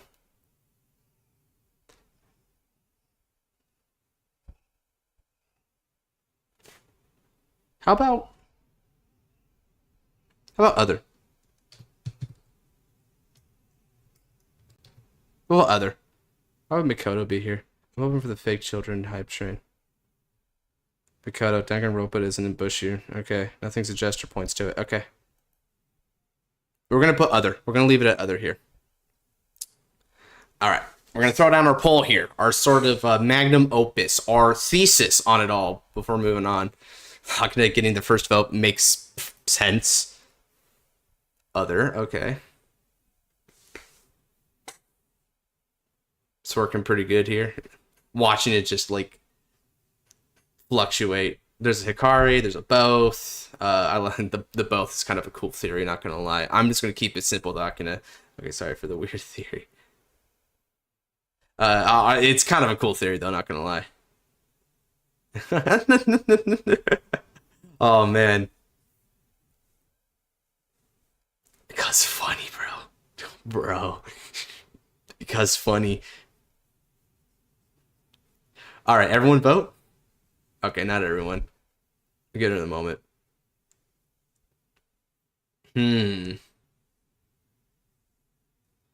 All right. I think we got it.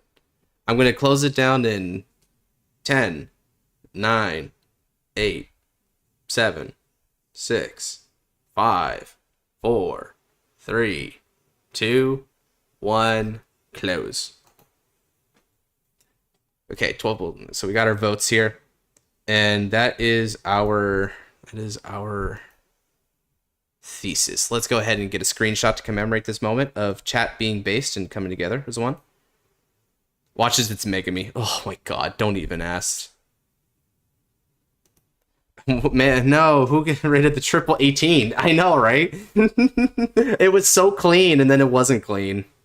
So, alright, it's pretty securely Akina, but then there's also a theory for both. So, which just supports Akina even more, because, like, the idea that it's both, that he's with Hikari in on it, rather than it's just Hikari, it's like outweighing just Hikari. So that's like, yeah, that's really insisting it's probably him, just right then and there. Okay. That's fun. That's cool. So that's our anime theory right there. We have a community has come to the idea that it's probably Akina, or Akina plus his sister. You know, him or him and her. So that the eye thing, why Sybil is going for the Destined Showdown. He did do the eye thing, and eyes are important in these things. I mean, Rez was in on it as well. Honestly, dude, like, at this point, I wouldn't be surprised. Rezael can be a little, like, desperate and menacing. I mean, what he wouldn't do to get his wish in the world, right? That's how that goes. Whew. All right, fellas.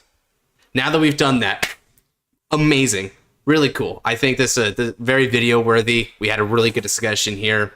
Turned out better than I would have thought, honestly. Again, Shantley 1797 was the guy who made this idea, and we went with it. So now we've come down to the really clear idea. Probably Akina, or maybe both. I'm going to go use the restroom real quick and get some water. So we're going to take a 5 to 10 minute break. And when I come back, we can play some more games together. All right, let's go. You want to continue a bit longer? I can play a game. Yeah, Dark, you know what? You can be on the queue right now after I come back if you want, bro. I'll be back in like 10 minutes. Oof. And now, Cherokee.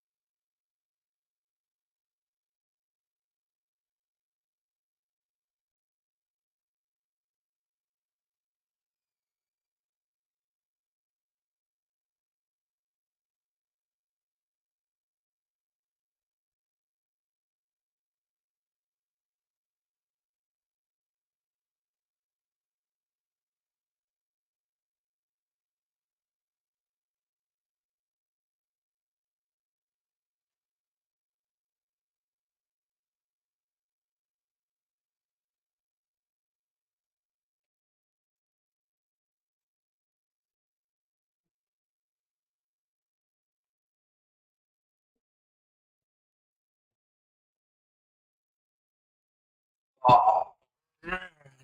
Suou. Never theory crafted anyone before. Not gonna lie, it's actually more fun. I thought. Oh yeah, dude.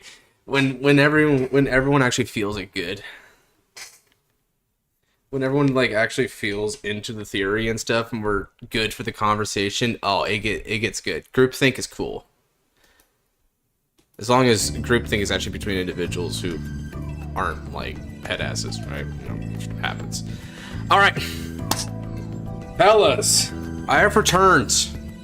We are back again at the forum of public opinion. Let's get back into it. Now, I believe Dark wanted to have a game with me. I do believe so. Just getting on your computer right now? Alright, cool. Just a theory. A film theory. A Vanguard theory. A Yugioh theory. Cool. Alright, I shall wait for Dark to enter. And then... let me see if I can enter VC now. Or if that's still off the table. And we still need to run back. Yeah, we still need to run it back, bro. It seems the VC... For some reason, Discord's not opening for me right now. It's so weird. The heck?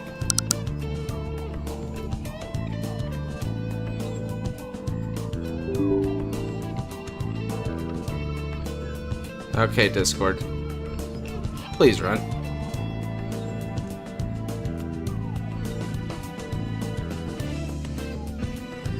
Strange. Yeah. So, you have entered the game, sweet. So yeah, you and I can still play Noir. You just gotta deal with my actual stream voice. We ain't got our own personal VC here, which means I don't think they're gonna be able to hear you chat. I don't know what's up with that. Let's see here. What do I want to play?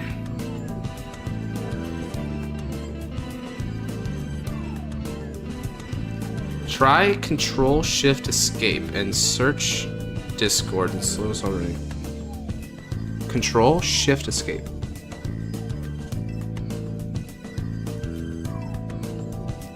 Control Shift Escape. Okay, let's see here. Task Manager.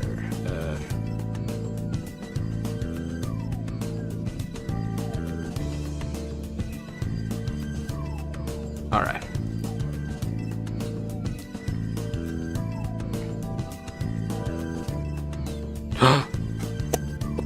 Dread fixed it. We opened Task Manager. I haven't had a chance to test this before because I couldn't find a game where everyone kept leaving. Gotcha.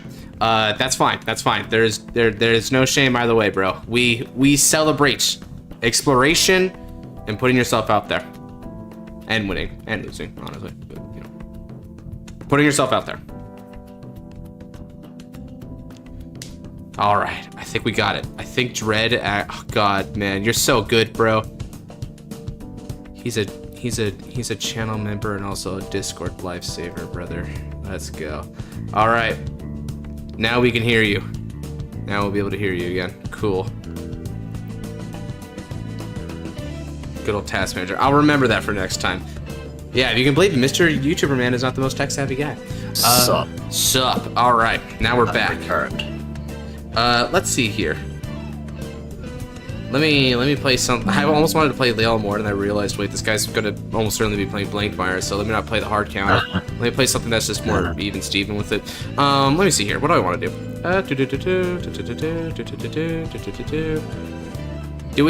Do we have suggestions on what we can confront Blangdmire with that isn't hard counter?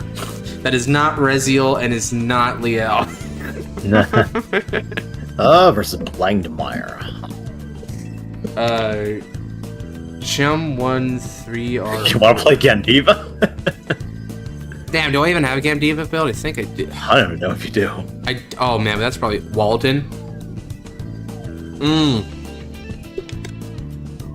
Walden, you say? Okay, Walden.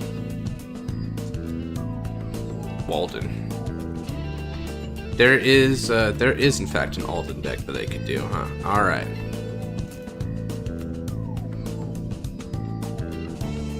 Let's fight, Darkener.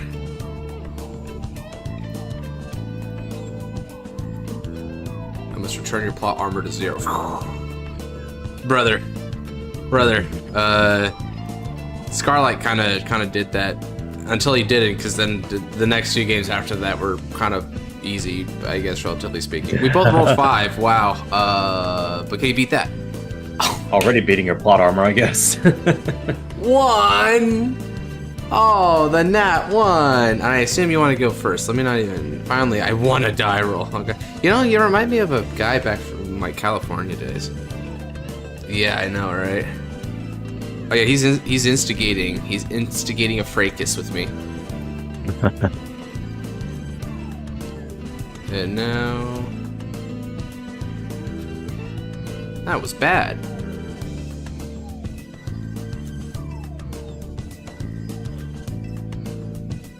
I mean, these are some defensive cards at least, so that helps. I hope I can find my my gelments, because those will be key to surviving the big turn. All right, let me DJ again.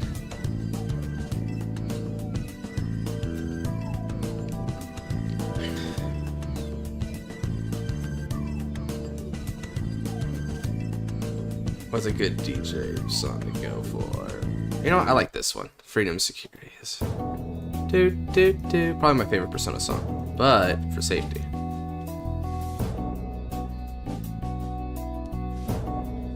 What's for safety?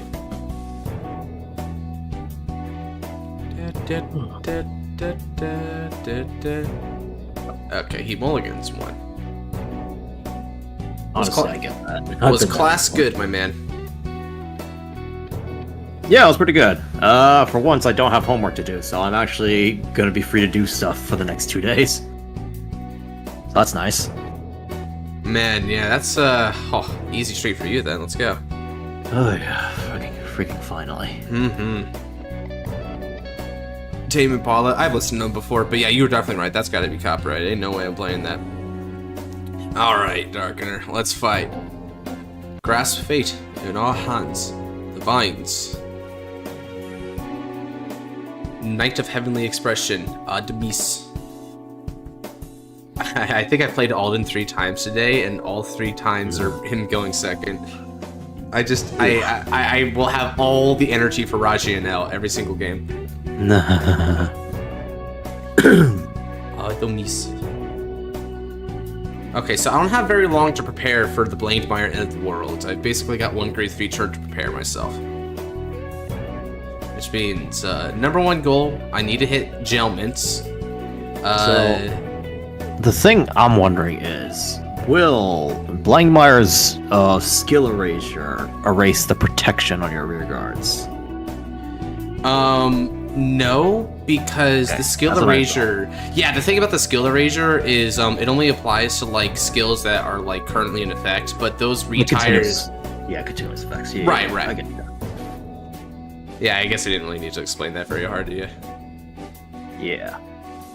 Yeah, let's make it sure, because considering the damn thing literally negates Gal Miguel's effects like that. I'm just like, all right, let's make sure we know what the limits are. Remember when people were wondering if it shut off glitter?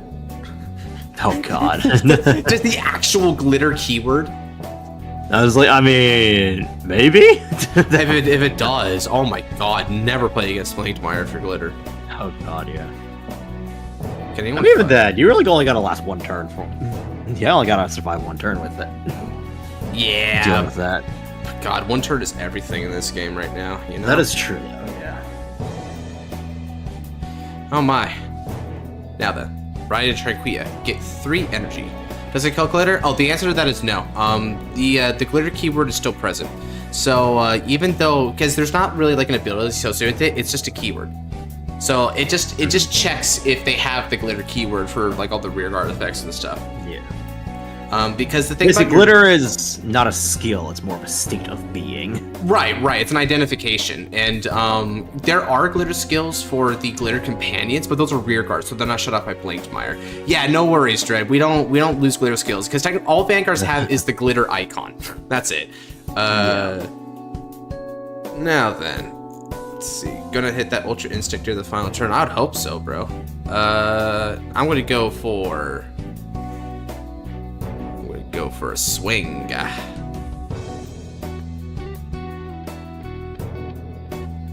Gotcha. I check. Ah, Saragown. Who's a good boy? Who's a meta-defining card?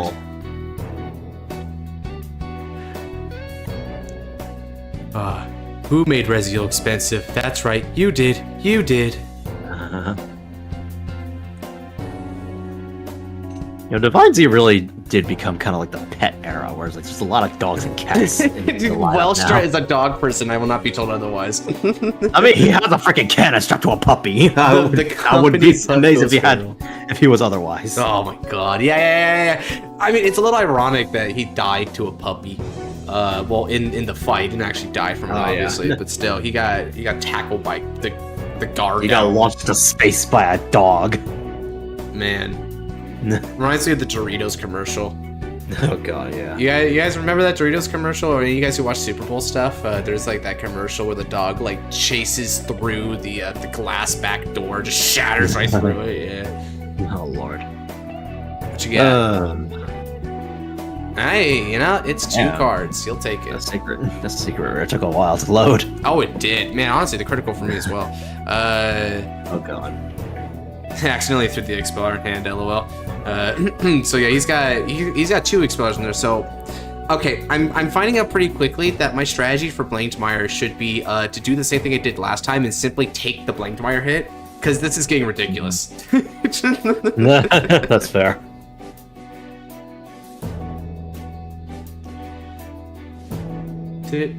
Fucking the fun of the radio.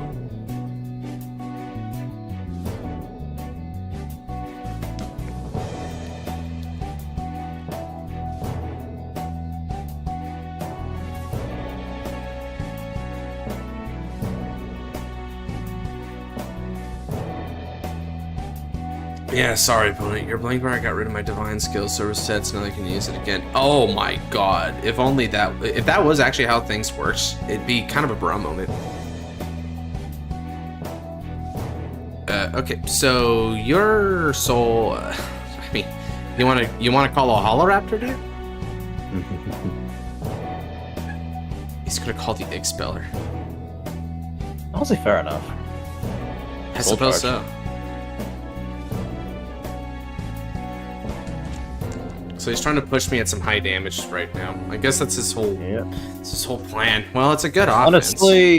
Honestly, it's probably the best game plan for Blangdmire, because you want to push the opponent to higher damage as soon as possible, so that the divine skill is as potent as you can make it on the turn 4. If you hold off on that thing for too long, then it just becomes then your opponent's built up too much hand. Damage charge. What's that? When is put on Guardian? Oh, it's this thing. Ah. I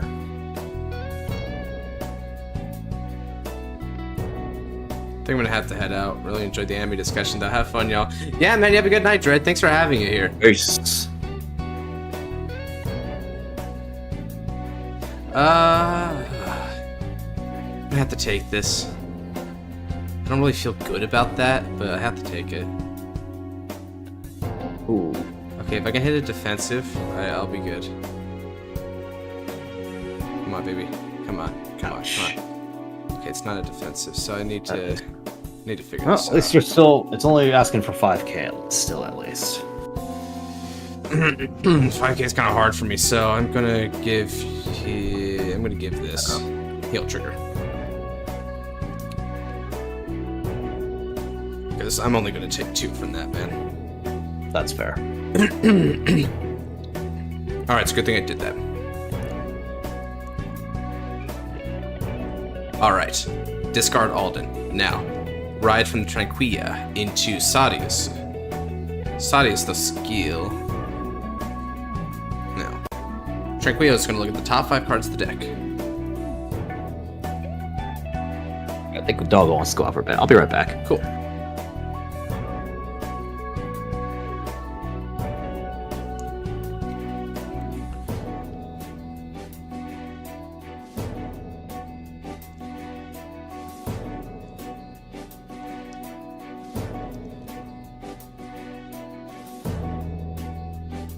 I call Financier. I'm going to add it to the hand and then call it. Financiano skill Hasuro. We're going to Soul Blast out Tranquilla. And we're going to add Charity Chant that fills the hall.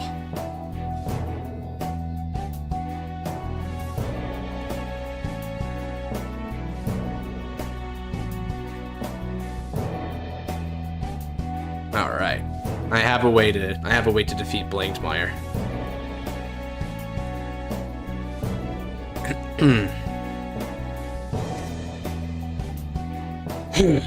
Now.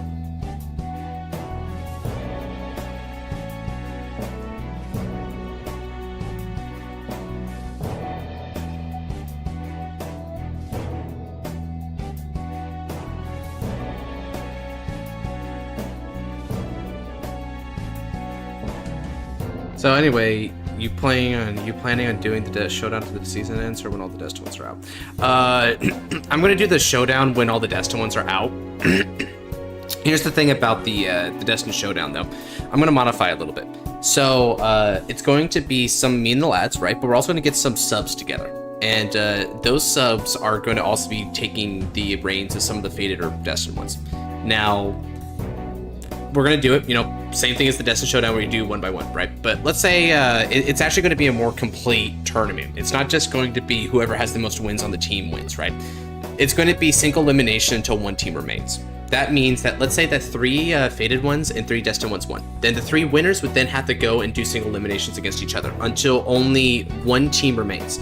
So, like, let's say, for instance, that they keep doing single eliminations, and it turns out it's like Lucifiel as the only Destined one remaining, and all the Fated ones have been defeated, right? That means that the Destined ones win. Alternatively, you could have, like, say, Varga and Rezael as being undefeated in the tournament, and that means the Fated ones win. I have my rematch against Joss after Impaldio's out. So you wanna fight Impaldio with Varga. That makes sense. Hey, I just might be able to oblige by that. Let's see here. If I win, I get free pass to be playing to the showdown. I mean, it's possible if you wanted to try for it. I don't think it's going to be based on winning or losing. I think it's going to be based on, like, just which subs want to do it the most. I mean, we might unironically ask you to play Blangdmire if our normal Blangdmire guy is going to be opting for something different, because the dude who normally plays Blangdmire has a passion for, Alden, so you might actually shoot for Alden. Now then, let's go ahead and get some stuff out here. I call 2 Sargowns. Swing of support. Sargown is going to get an extra and he's going to be 13k booster. So this is going to be for 23 on the Vanguard. Yep, the dogs. Who would let the dogs out? Do you think that the anime might do a try-3 for Rezael 4 thing again? It's possible. I could also see where it's almost like a G-Next tournament type style where, like, they're all a part of an even bigger tournament later on. It's possible that they could do that, but I don't know. Something tells me that they don't want to, like, go into that sort of contrivance. Alright. Who let the dogs out? Sergan no skill Hasado. Look at the top 2 cards of the deck. 1 to the hand, and 1 to the bottom. And because Vadrock has forced you to get back your rear guard into the soul, that means I'm actually at more rear guards than you still. So this is going to be for 23 with a drive check. I'd be down to help. Yeah, man. I mean, maybe. Heck, we're basically, me and the lads, we're going to figure out which Among Us actually want to play and then what decks we want to play, and then we can confer with the subs for, like, filling out the remaining ones. Nabs initially wanted just me and the lads, like, just take 2 decks a piece or whatever, but I talked him out of that and saying, no, I want to actually get some of the community, and I think it's more fun that way. Besides, you guys are really good players anyway, right? So it's like, it's not like it's going to, like, reduce the quality of it at all. Critical Striga. To 4 you go, Mr. Blangdmire. And now... and assuming no heals, that'll be a good place for me to be at.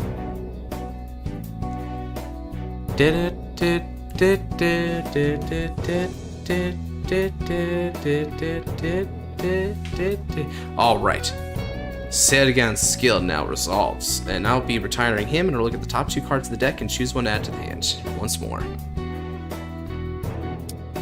Ooh, yes. Nice. I can't use Discord sadly, so I'll only be spectating. Hey, that's fine, man. Besides, there'll probably be a lot of people who want to go for it regardless, so I think it might have been like kind of hectic. But even as a spectator, I'd be interested to see your opinion. I know you'll probably be rooting for whoever the Varga guy is, huh? Varga guy, there's a couple potentials for who it could be for Varga. Basically, I know that Noir plays Varga. Naps is really good with Varga. Varga, he actually played Varga for the Fated Clash. David plays Varga a lot IRL. He kind of shreds locals with it. And then there's also the potential that maybe it's just going to end up being one of the subs, because Varga, a few of us play it, but I don't think there's really like any definitive we must play Varga person inside our server. Emptiness is the root of all things. Bunch.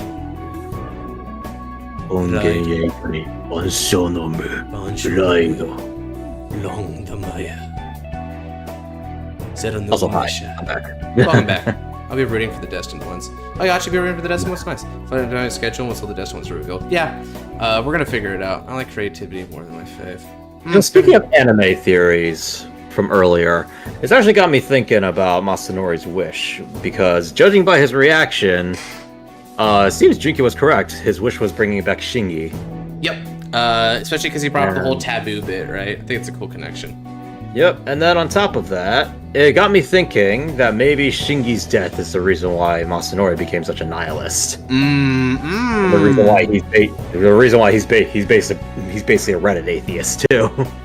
Maybe he didn't commit to the goodness in life because it took away the best thing in life for him.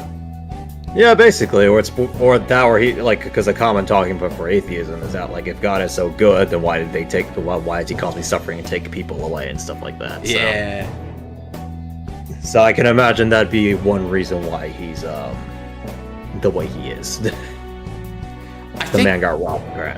The man feels like he got robbed. I can feel that. I mean, it does add to the whole sort of repressed nature of him, right? Where like he sort of acts all exuberant and avant-garde on the outside or whatever, but he's just he's grieving on the inside. And it's his own unique way of grieving. Like, I don't think he's ever gonna break down and cry about it. Like, no way in hell, that's just not who he is. But I do think he struggles with this emptiness inside that he doesn't know what to do with. I agree, man. Yeah. Definitely Varga. Who's the Overlord guy? We don't really have much of an Overlord guy in our server, so I guess for you could probably. I mean, Scarlight. If you wanted to actually hop on, you could do Varga. Yeah, I think. Scarlight's now our is our Overlord person now. Yeah, he's our Overlord person, and then on top of that, right? Let's not forget that everyone who plays Varga, as far as like the actual channel members go, right? Like they also have other loves, you know. Noir loves. Oh well, that just sucks. Oh, it blows. I mean, he'll have to put a trigger in there if he wants mileage out of the skill. First time I ever saw that whiff so hard. Yeah. Thankfully he didn't whiff ride line, so at least he got draws. Yeah, that's something. Yeah, that's something.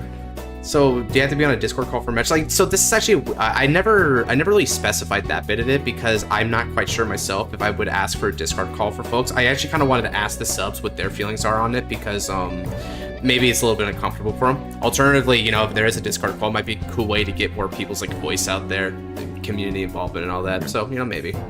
So we decided to prioritize keeping the. I get why Darkner wanted to keep the crits because he's already sensing that my plan is probably just to take Blangdmire and say you're not going to hit a crit because that's how I lost last time. Oh, yeah. I pulled that crap on him, and he doesn't want history to repeat itself, so he's learning from it, which is good. That's very good. Yeah. All right, dog was being fussy again. I'll be right back. Go figure. So yeah, it's not a requirement, I don't think, but if everyone can do it, that would definitely be cool. I'm pretty sure Scarlight could do it, because bro actually makes YouTube videos now, so he's got the equipment for it. Even more reason why I'd probably offer Scarlight to be Mr. Varga, man, right? Let's see, because Noir probably wants to play Chris Rain. David definitely wants to play Welstra. We don't have another Welstra guy like him, so you almost certainly want to play Welstra. And then Nabs is a weird one. Nabs plays Varga a lot, but he also plays Equilibra a lot, so I can see where he's also Equilibra. So really, Scarlight, I think you and Nabs would have to tussle for who wants to play Varga and who wants to play Equilibra, but you two are almost certainly going to be our Dragon Empire picks there.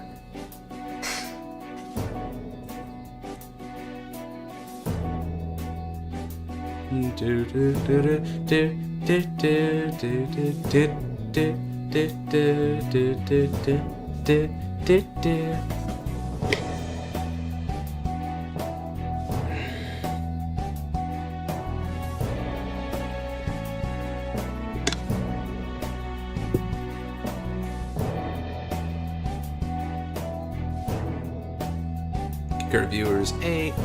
Nice, nice. Cool. Looking good still. I don't mind either one. Nabs and I could be chill with either. Yeah, I think the two of you can just confer on it. But I'm almost certain that's how I want things to. That's how we're gonna have things be done. Is you two be our Dragon Empire dudes, right? Because he's still not sure which one he's gonna prefer, right? Personally, I think his heart is in for Varga, so you might want to prepare some Equilibra, but you could get Varga. Subs can play in the subs can play in your own destination. Yeah, basically we're gonna have, hey, it's the empty and dual sword guy.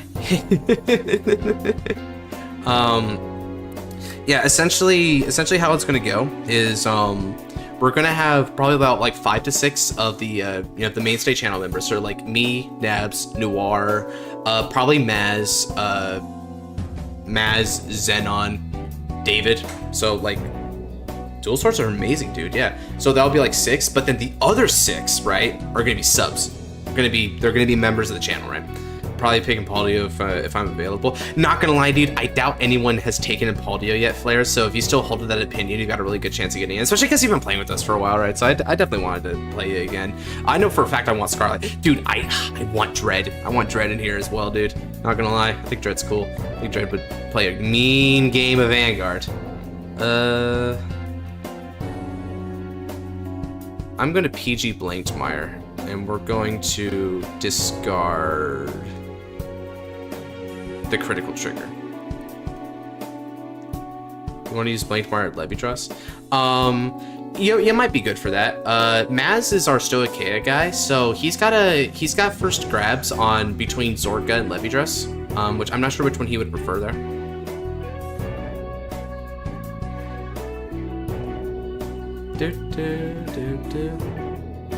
So the Fated ones are going to be Josh and Friends of the Destined ones are going to be subs. Not necessarily. I think it might be a mix. We could do the Fated ones and the subs could be the Destined ones if we want to play it out that way. Might be a cool theme kind of thing, where it's like the Destined ones sort of represent the challenging force, and we as the Fated ones are the what are they called? The home team. All right, so he's got 28 there. Well then. I raise you. I'll go up to 30. Mix the subs and mods. Yeah. I'm thinking it's probably going to end up being a mix because it's more flexible for everyone who wants to play the deck that they most favor. But it could also just shake out to be like that anyway. I think it's also better that way because I think if it was all just subs on one side, all mods on the other side, it's almost kind of adversarial. It's like I actually want like the subs to be intermingling with us a bit, not just one side versus the other. It's a little sad champ. And okay, so I managed to stay at my 3 damage that I allotted myself. Alright, whatever this next card I draw is, it's probably just gonna have to get discarded anyway.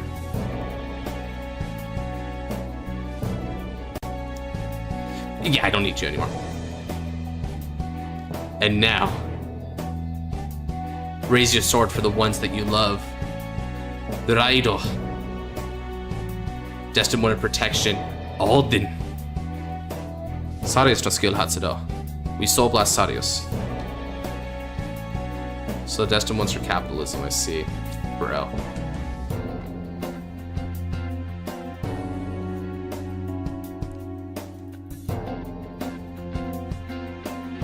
I can prevent the apocalypse. And with Sadios, I can call a Great Hero lower to the field.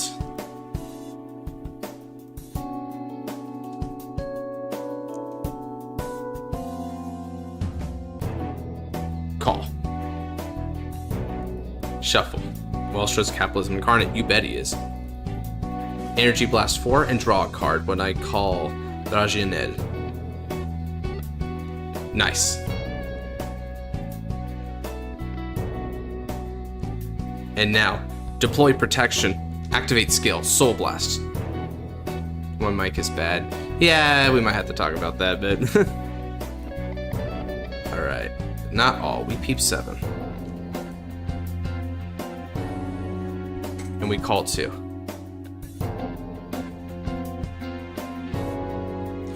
Ooh, nice.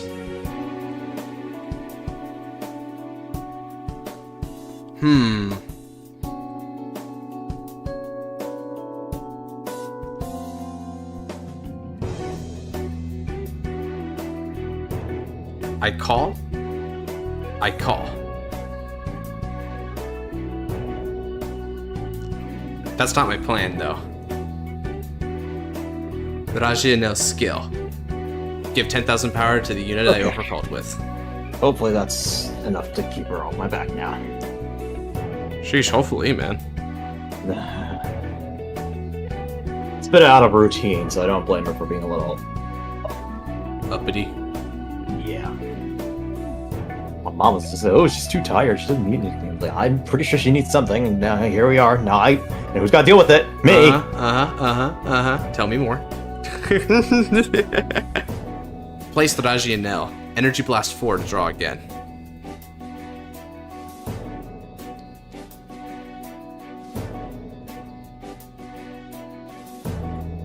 And then...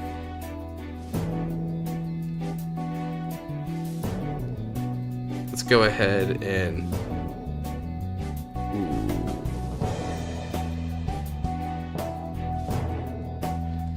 place another Rezael.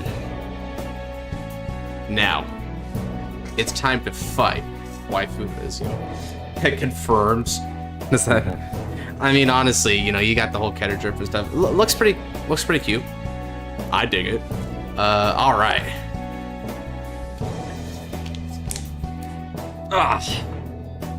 I'm ready, Mr. Krabs. Let's fight. Swing with support. This is going to be for 19 on your Vanguard.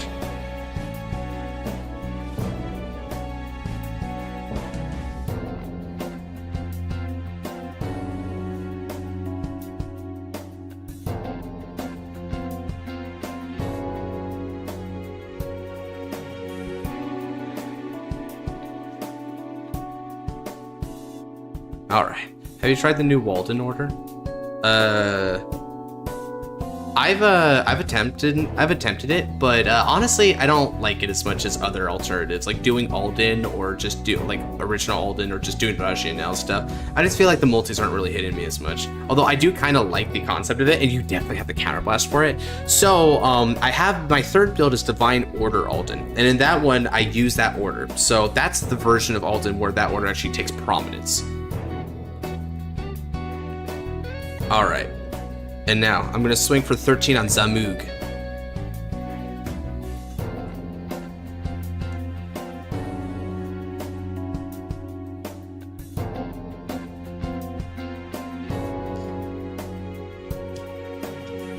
Alden swings.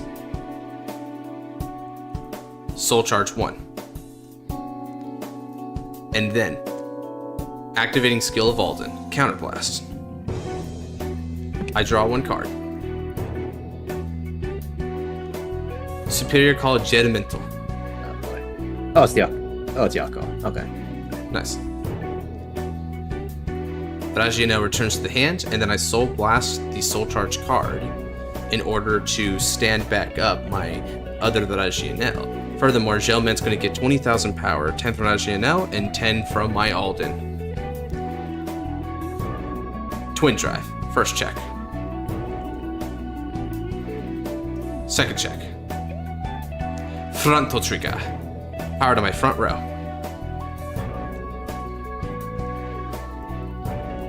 Nice.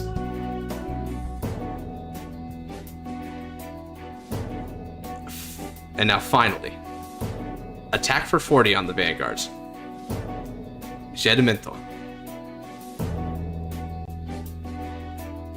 I like the CP1 draw 2 call 2 order for Alden.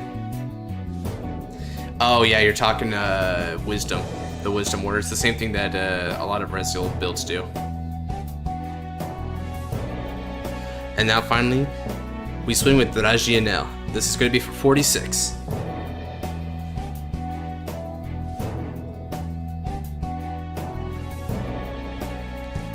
You got a 46 means you need 35 guard. He guards the OT. Ooh, power move that one. I end my turn.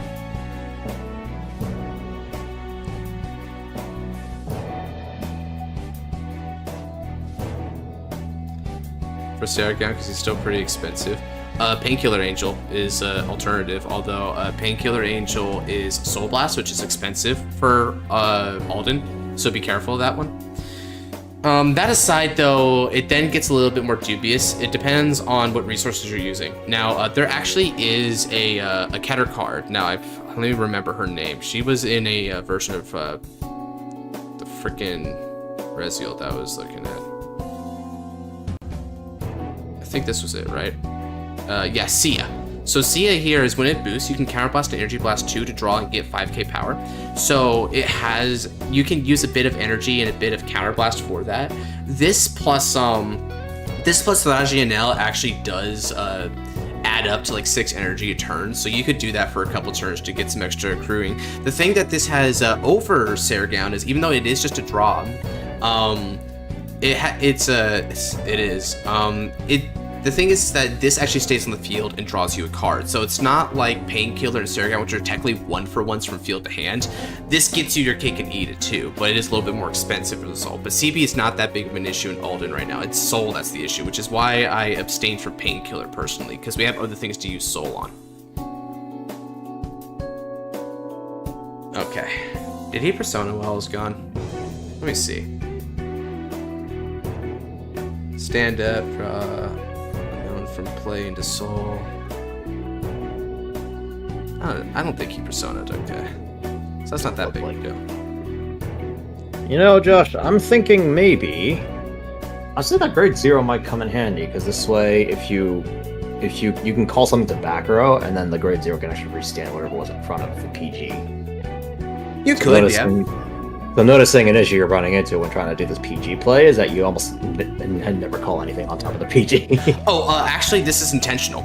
Let me just reveal my plan here right now, because he can't do anything to stop it at this point. I have Charity Chant that fills the hall. I'm going to move it to the Guardian Circle to stop Blangdmire. Fair enough. And because Blangdmire only stops Sentinels for the hand, so let me just move it. Fair enough. So he's Although I will say, considering the last game we had, without the lever anyway. Oh yeah, that was my misplay, right? As you can see, I've upgraded my tactics since then. I've gotten more used to Alden, resonating with him. Now he's among my number in the Keter Legion. Although he's not quite there yet by comparison, but he feels good. Some versions of him anyway.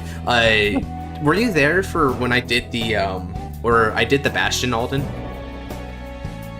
I don't think I was. So I actually did a version of Alden where Hostage Alden. It's kind of fun deck list. Yeah, if you check out the recent fight night I uploaded just yesterday between Alden and Aulucriba, we've got both of the deck lists for those decks on there, so you can check that out. Although this deck list is a bit different, so it depends on which deck list you want, because I got 3 of them. Now, back to this, right? Yeah, Noir. What I did was I played a version of here. Let me. He's still setting up his turn a little bit, so I can check the log afterwards to see what he did there. This is Divine Bastion Alden. Forbid El Surrogate. 4 original Alden. 4 Sajas. 4 Light Leads. 4 Razianel. 6 counterchargers. The idea, we multi-attack really aggressively using Grand Heavenly Sword Alden to get a buttload of cards drawn. And one of the things that makes this super consistent is that when you overcall Razianel with Alden's skill, it bounces back to the hand, which means, what do you know? That's a guaranteed grade 3 in hand to call off regular Alden. And that's the entire point of that deck. Is that little stipulation. Oh yeah, he's got a board. He was ready for me. Okay, so this is it.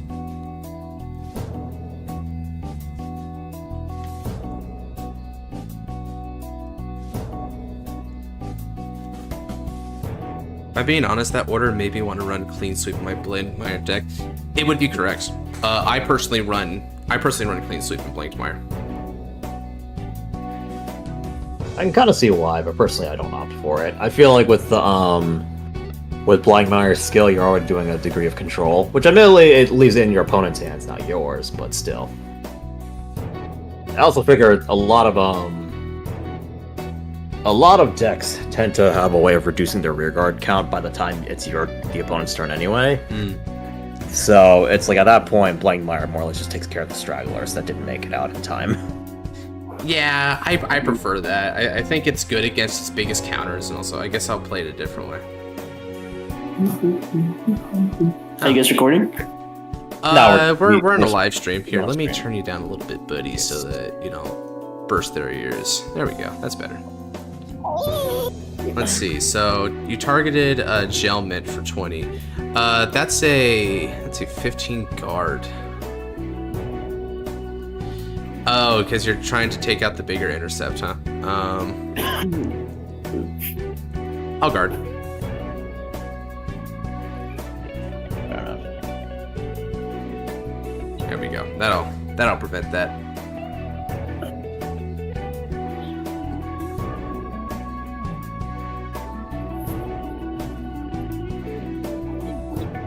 Blangdmire no skill has då.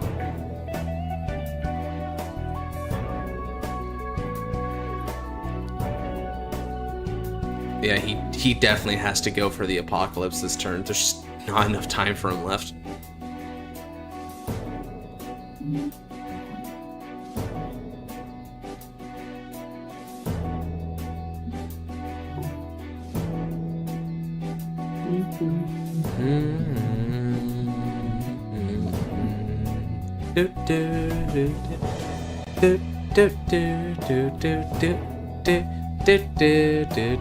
I mean, church wall strategies I think are kind of fun. Yeah, aggro is cool. Aggro is cool, but I actually like wall strategies a little bit more. I think it plays into one of the strongest points of like Vanguard, which is the intricacies of guarding. I dig that. I like defensive decks like that. I'm bored. Time to get a copyright strike. Fairy blue. Would Racing Angel Ladder be good for Alden? It'd be fantastic for Alden. Kick in. Racing Angel Ladder is fantastic for Alden for two reasons, Ant-Man.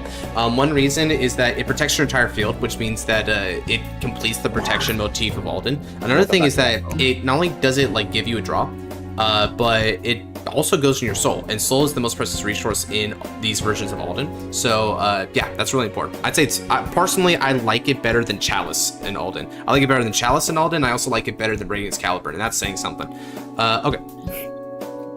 You fool! Twin Cast is king. All right. Let me go ahead and bind Rezael, and I actually don't know this guy's name. Something with a W. But yeah, I like more defensive guarding decks anyway by nature, you know, by preference. Or I guess mid-range would be the better way of putting it, not super stall decks. But so Josh, if there's a defensive Keter deck whose motif is Shadow Paladin Witches, a slight 10, wears glasses, big boobs, brunette. You'll see me win a BCS with it out of raw passion. The deck has one triple rare boss, one double rare, 6 commons, and he still wins with it without the order package. Wedge Fluence. Okay, I'll remember it now, Scarlight. Wedge Fluence.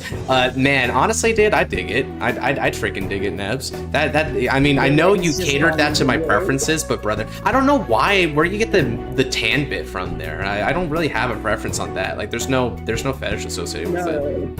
That's why, see, you don't have a preference on that, but I do think that a slight 10 is the perfect, like, it hits. Is that so? Alright. So, like, not only that, the deck uses a lot of soul, so you want to play Fukuri, and the deck also uses a lot of CP, so you want to play Turnar.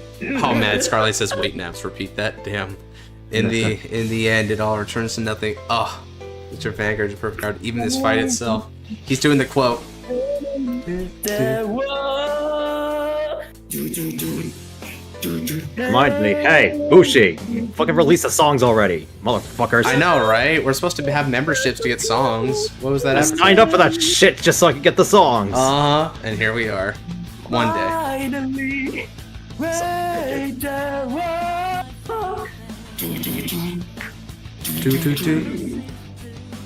Gains a critical. Alright. I activate Charity Chant that fills the hall. I move my PG to the Guardian Circle, and then with its skill, I Kanzengado. Dang, homie. Blangdmire can't hit me. Like this. Dreams that can't come true. One more tears. You know what you should do, Darkener? You should play the double reset cycle from set 4.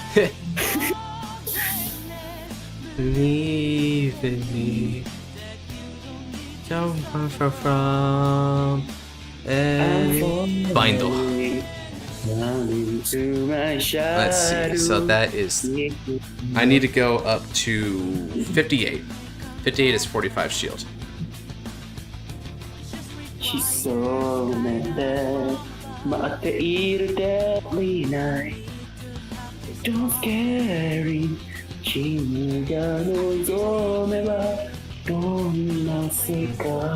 Skill gets an extra 10,000 power. I think it's when it attacks the Vanguard. Is that right? Yeah, okay. Apocalypse Day is playing, but the Protex boombox is overshadowing him. Gang, come true. Oh man, it's like those some memes where like musics from different franchises like fight against each other, trying to overpower each other. It do feel like that. Union and Sky, do we run that? Union and Sky is pretty good. Union and Sky like use it, the fact like CB would be in pretty easy cost for you to fulfill there, because again CB is kind of easy in this deck, and then from there you just get like good shield draw. Yeah, that's a good card. 41k, I'll take it. Twin cast is king. Do twin cast like a boss. I actually do run twin cast in the version of this. All right, see you later, Noah. Josh, do it. Black Paper Moon. Black Paper Moon. Finds itself face down and draws. Okay, so you'll be at 8 cards in hand, but you got no more damage to give. Ooh. Good night, Noel.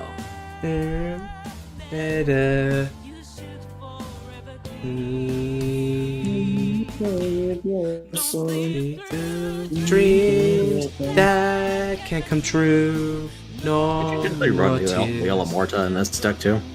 No, because Leela Morta only guards faded once. Right. Okay. My fave DC OST. I got a couple answers for that. Right now, I'm debating between Akinas and Nows.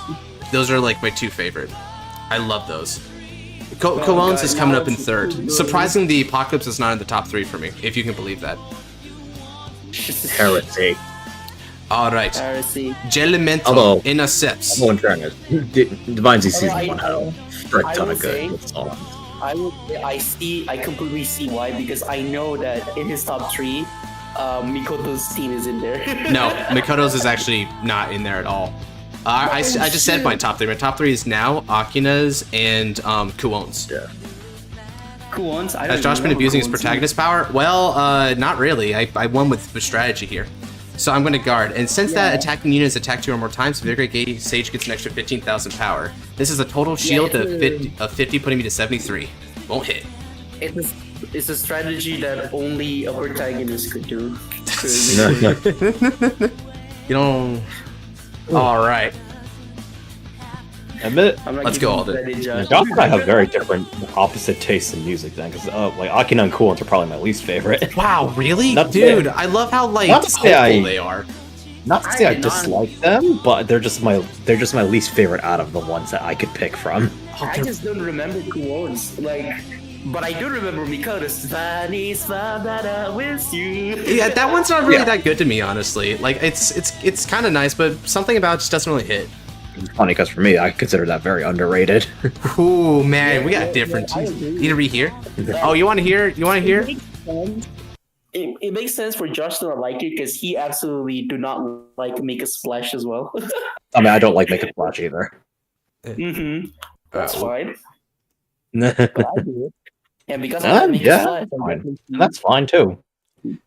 Yo, I've been going for a But while. You because sure you're not do tired, like Make Josh? Splash, I definitely love Mikoto's team. Me? No. Oh no, I'm not tired at all, bro.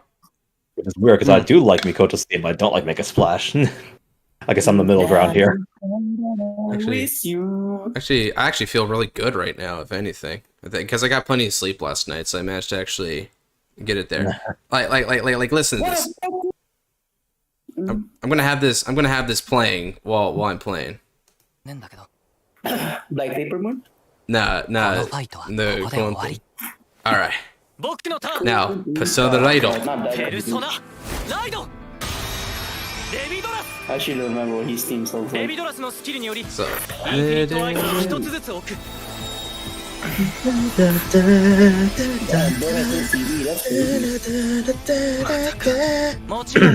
can't remember the whole thing. I just remember that one part. I'll be honest, Leo Morta's theme is probably my favorite. Probably that's a good one. So, I don't remember. oh yeah. And now, card. Skill. I draw one card. And now, call. Call. Call.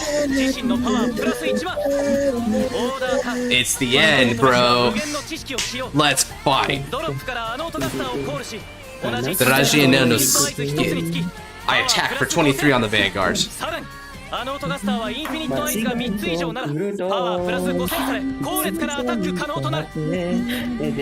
Gone's good. Theme just feels a little like a different anime. Yeah, it's almost like an alternative version, right? Of like something else. I dig it. I think it's got a good feel to it. Ooh. Uh-oh. The 15k guard.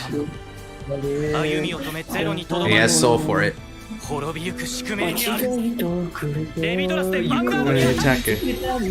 okay, and this is where it hits good.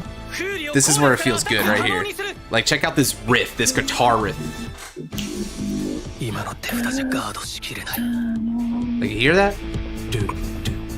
ここで2点受けてダメージトリガーを出すしかない。ノーガード。ダメージトリガーを狙っているのかな。でも僕がクリティカルトリガーを引いたらそれまでだよ。And then it goes.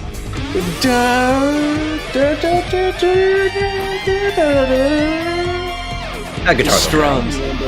Like, bro, we haven't. We don't get this. This is so unique. I love it. I don't remember any of the Destined ones, even Kill ones. Yeah, honestly, I don't remember killing this. All this was kind of like basic. It wasn't even lyrical, I think. So yeah, like this one is like the good one from the Destined ones. I'm pretty. I could have sworn that his Overdress theme. Oh yeah, by the way, somebody pointed this out on Twitter that they were at there was a promotional cardboard cutout of the Divine's character, and Akina was among the Destined ones, right? For some reason, Akina is among the Destined ones, while Jinky is on the far right, right? And then I realized something. They did the same thing in the opening. Akina is with the Destined ones in the opening. Theory? Coincidence? I think not. He was Coincidence? He was between Hikari and Senka in the opening. Huh. Alright, I'm going for 36 on your Vanguard. You may not be going down so easy, but whoever said this offense was easy. More proof of Akina being the imposter. I know, right? Our community vote is feeling more valid, ain't it? It feels like they've actually been like dropping this foreshadowing pretty often. I'm honestly impressed. It's not bad. You don't realize it until somebody in the anime actually pointed it out. I was like, oh my god. Yeah. It was 36. Give me another 5k, buddy. Maybe that intercept will do it? Wow. If I had nickel for every time there's a catter main who you don't know the true identity of because they have naturally red eyes, I'd have 2 nickels, which isn't a lot, but it's weird that it happened twice. I mean, if you told me there was for every time there was a night carrot for like a knight like character that end up turning into a villain in Vanguard, I'd have 4 nickels actually. That's a lot of nickels. Yeah, because there's Ren, and then there's Aichi, and then there's Kazuma, and now there's freaking Actually, no, I had 5 nickels because it's Toya as well. Wow. Do you actually count Akina? Because his Rezael isn't a knight. He's a medic. Yeah, but he feels like along those same lines. He's got the armor, the sword. All right. Yeah, he may as well. Alden attacks. Skill activates. He's an Angel Feather unit. Draw. I don't know what else to tell you. Like in lore, he literally says he's part of Angel Feather. Draw. Now, I superior call it Gelmento. Gelment gets 10,000 power from both Rezael and also Alden. And because Alden was the ability that called over Gelment, I'm going to return the Sanctuary unit. And then Soul Blast. And stand up my feather the Rezael. That's fine. Okay. So for every Sanctuary unit, that turned into a twist villain. And then Soul Charge. There, Alright. that better? It also applies to Korin, which is funny. It does. Alright, so this is going to be for a total of 38 on your Vanguard. Oh wait, so you said United Sanctuary, right? Oh, so that means you can't count Toya and Akina. No, I said just Sanctuary, because it's United Sanctuary and Counter Sanctuary. They're all Sanctuary units. No, don't be racist. I think that's more nationalist, but still. It's okay, guys. He's one of you. I can live with it. I can live with it. They're not gonna string me up on my gizzards for that one. I'll never surrender to the far left, says Noir. The Vanguard player playing Paladins becoming evil.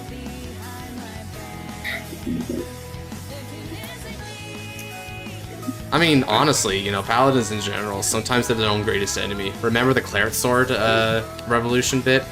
He was making a civil war? Yeah. Let the cards decide. Alright then, Darkner. I like that sentiment. Until our last fight ended. Maybe I'll end this one too. First check. Twin Cast Protection. Second check. Charity Chant that fills the hall. Alright, it's okay. He has Rezael's Divine Skill active. And now your damage check.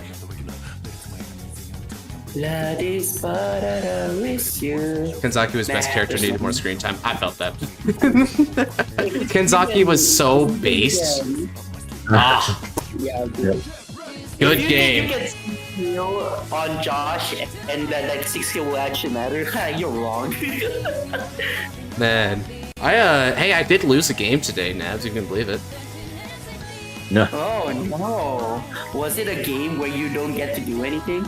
What? No, we had a really tight-knit race. I guarded OT and he UU's past my Michidu guard to OT, so it was a nice game. Yep. Oh no. You also won with Overdress. Yeah, Overdress killed Alden. So not only did he he actually used a dragon unit to kill one of my Keter guys. He fulfilled his mission. That match was many firsts. It was Starlight's first victory against Josh, and also Overdress's first victory on the channel. well, I mean, not really, because I've actually won with Overdress like a few times in live. Man, poor Melfi died rolling grade 2 when I was playing Overdress. Oh jeez. Yeah, that's how bad that was. Oof. Then I just beat Varga earlier on in the stream. It was an epic one. Scarlet one. That's a Scarlet one, right? Yep. Yeah, approved. Approved. Alright. Let me get in here. Darkener, what happened? Did you not run heals? I don't have heals on my deck. Dumbass. You absolute fucking dumbass, dude. Bruh. I mean, I can't judge. I ran without PGs in my Gravidia mask instead. I ran without PG. Oh man, I've had similar things too. Ran without PGs in Coral. Ran without healed in Youthberg. Oh my god. Oh. Don't mention that. Don't mention. It's not insane because you won these games. Okay, yeah, sure, but like, still, it fair enough. I also won that game with Gravidia mask. Because he doesn't run heals. You still won those games. It's not the same. Don't even. Oh man, Darkener, you might have tossed, bro. You might have tossed. Akina's chat doesn't work with Blangdmire, and I want to see Nabs using Overdress versus Josh really, using no. Rezael. Oh, you hear that? Hey, Nabs, do you have Overdress built? Give me your list. Yeah, sure. Oh, you're not gonna like my list. Take Noir's, because my list uses Ranker Chain. Oh, fuck. I have Equilibra. Is Equilibra good enough? Equilibra? Oh, man. That was actually kind of funny, because Noir also wanted that matchup, but, I mean, you're Equilibra, man, aren't you? So I can see that.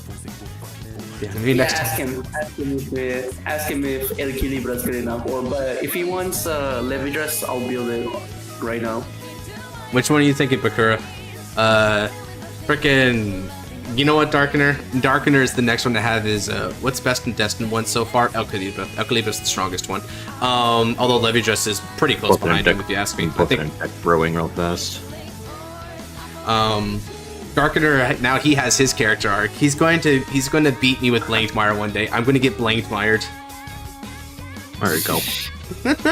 Darkener, how many times have we done this so far? Is this number 3 or number 4? I want to like keep track so we can have like a progression arc for you. Nah, just don't tell him about any surgeries you might have. 4? And you have a better fucking with 4? Okay, 4. Gotcha. And now there's my list. Okay, Noir sent the list. Cool. We can get some Levidress. But yeah, I would say don't forget me and Dragonis. Right. You wanted to play against Impaldio, right, Bakura? Impaldio's not out yet though, so I can't build that yet, obviously. But we're gonna get to that. Well, actually, doesn't that get revealed tomorrow? Yeah. Obviously, you can fight the next person. Bet Darkener, man, I am looking forward. Like, Darkener is actually one of the people I like playing with because he's always playing Blangdmire and improving it. It's like you're actually seeing like the growth over time. I like it. Pleasure fighting. Next time I have my damn kills. On the bright side, Darkener, you demolished me in the early game when you like did the Bedrock play and stuff. I was kind of helpless against that, so you were intimidating back there. You played a lot better than the previous times, if you ask me. Deck got better, playstyle game better. You're getting there. All right, Josh, you want to do Ignis versus Alden? Ignis versus Alden. Wow. I respect the Saphira, but I don't like this list. I'll make my own. You'll make your own? Alright, cool. Well, you could replace Saphiras with Huli. Those two are interchangeable for me. Hold on, did the guy said he wants he doesn't mind Equilibra, or does he want me to play Levidress? What do you think, Bakura? Let's see. CH1M3R4. Does he want to play? You can. I don't think he's a part of the YouTube stuff, right? So I want to prioritize the folks that we have here. So yeah, hop on in, Noir. Alright, sounds good. Okay, you just hopped in. That's fine. I think he wanted to fight earlier. He was in the Untap chat. He was in the Untap chat. Yeah, let me see if he's in the YouTube bit though, because I want to prioritize our boys. He got mine tonight, yeah. I need my answer now, by the way. Yeah, build Levidress. Alright. Who shall take the boot? Goodbye, youth work. Well, at the very least, that's the baseline for my Levidress build. You can alter it however you want. I mean, that's the beauty of the DZ decks. Everyone can customize it to make it more personal. Yeah. Oh, I guess I can. Oh, this is Oh, yeah. Okay, cool, bro. Yeah, let's fight Tristan. Yeah, sorry, I didn't recognize you earlier. Oh, Tristan in chat? Yeah, Tristan was in chat earlier. He was also pitching in for like the theory bit there. So yeah, that's cool. Right. I didn't realize that was Tristan. Huh. Yeah, me either. The completely different name, but I guess man, you all gotta stick with some consistent names because I cannot keep track of y'all. I think Calamitous Deuce has like 3 or 4 different aliases depending on where you find him. Yeah, Scarlight has what the fuck is his Discord name? No one saw anything. Bakura and Scarlight like just freaking melding together as one for the whole Varga Dragras love. Hi, my bag. I loved you. No, I loved you as a son or a daughter, whatever you prefer. As a boyfriend. As a lover. I love you so much. I love Noir, which is not that much. No. All right, Tristan. Looks like feeling you're is not mutual. Patakiyoma versus Taizo. Let's do an Akina versus Koon. Okay, yeah. I'll do it. Why not? That's cool to me. Okay, I fixed it. Good, Darkener. Good. Alrighty. Any requests for what deck I play here? You know what? Let me play something kind of funny. Play Eugene. I don't have Eugene. Build it. Oh god, I'm not gonna leave that. I'm not gonna keep this guy waiting for that long. I have a funny deck to build. Or not build, to play. Check this out. Yeah, I'm gonna make my own list. Frigate. Yep, fair enough. You got time. Okay. That's the entire point of these GZ decks. God, the artist for Mentasite is running a fucking. It's running a. He's trying to see how long he can get away with drawing the same card over and over again. I mean, I had this discussion with Naps, but I don't necessarily blame him. It's just funny. It's just really funny. Oh yeah. Change my Untap username for Discord if it makes.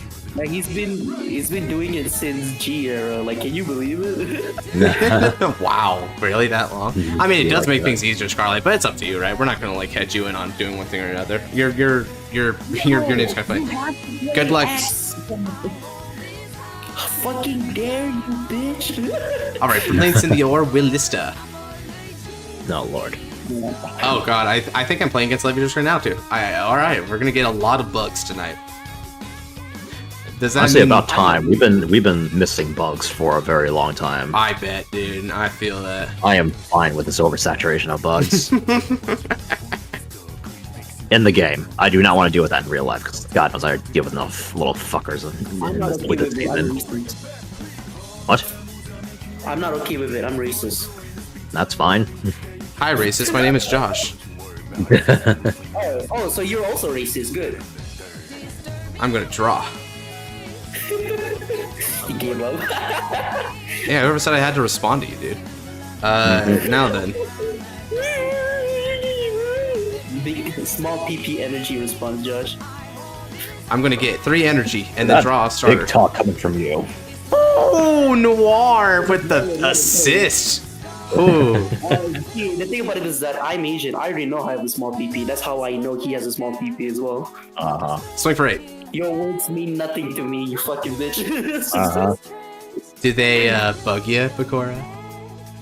Nah. He's stronger than that. All right. Hey, 8 again. been playing Flow, Yeah, dude, I'm playing. Dude, this thing took out Blangdmire last time. Noir can confirm. So this thing is the secret meta juggernaut. No one did, yeah. No one knows it. No one knows it. I feel like I got stacked Helen back, but yes. It did beat Blangdmire.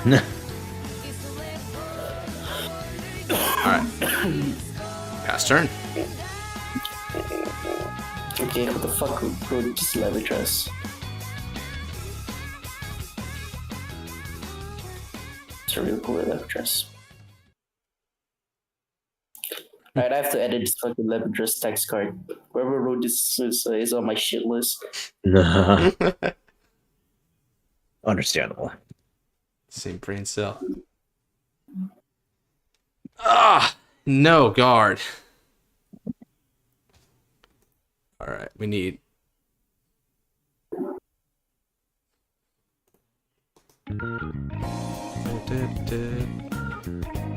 I'm not sure what he hit, but it didn't look like it was actually a trigger, so I'll just take a damage. Oh, first damage hit. Hey, Brand. Alright. Well, Brand will protect me, so that's cool. One day, you'll forget till you see it. And on that day, I'll be the happiest man alive. Who forgot to put the text for Morpho over here?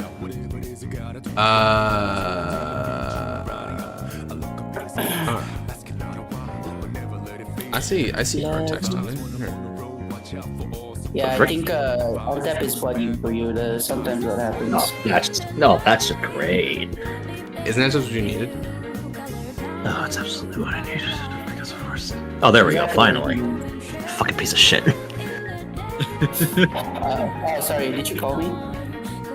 You did. No, the other piece of shit. But you said fucking piece of shit. I'm the only one fucking you. Oh my Clearly god. he's trying to follow instructions. Oh lord. This is the one instruction manual I do not want to follow. Yeah, it'll make it easier for you to handle me. Let's see. The implication that I ever want to handle you is disturbing. Oh boy. No, socially handle me. Don't physically handle me. I don't think you want that. Absolutely fucking not. Ugh. Yeah, see? Yeah, so yeah, do the smart choice. Indeed. The Destined one gets skills. Unless you're a Dragon Empire unit, then you don't get that privilege. Yeah, then it's just sad days. Shuffle. Alright, crossing Lumirays. I'm gonna go ahead and Oh, are you playing that stupid promo deck for Lyrical? yeah. It beat Blangdmire, bro, Yeah. so it can take on the world. See, I heard crossing Illuminaries, and there's just no way you would ever play what this does. Yeah, it's just not my deck, dude. Okay, this is getting a little loud. Alright.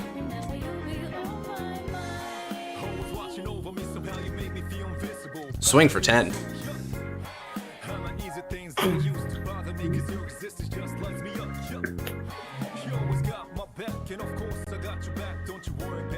Swing for 15.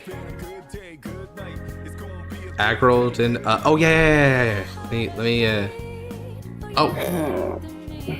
Do you have one in there yet? No. Okay, so it's just plus 10,000. One to pass.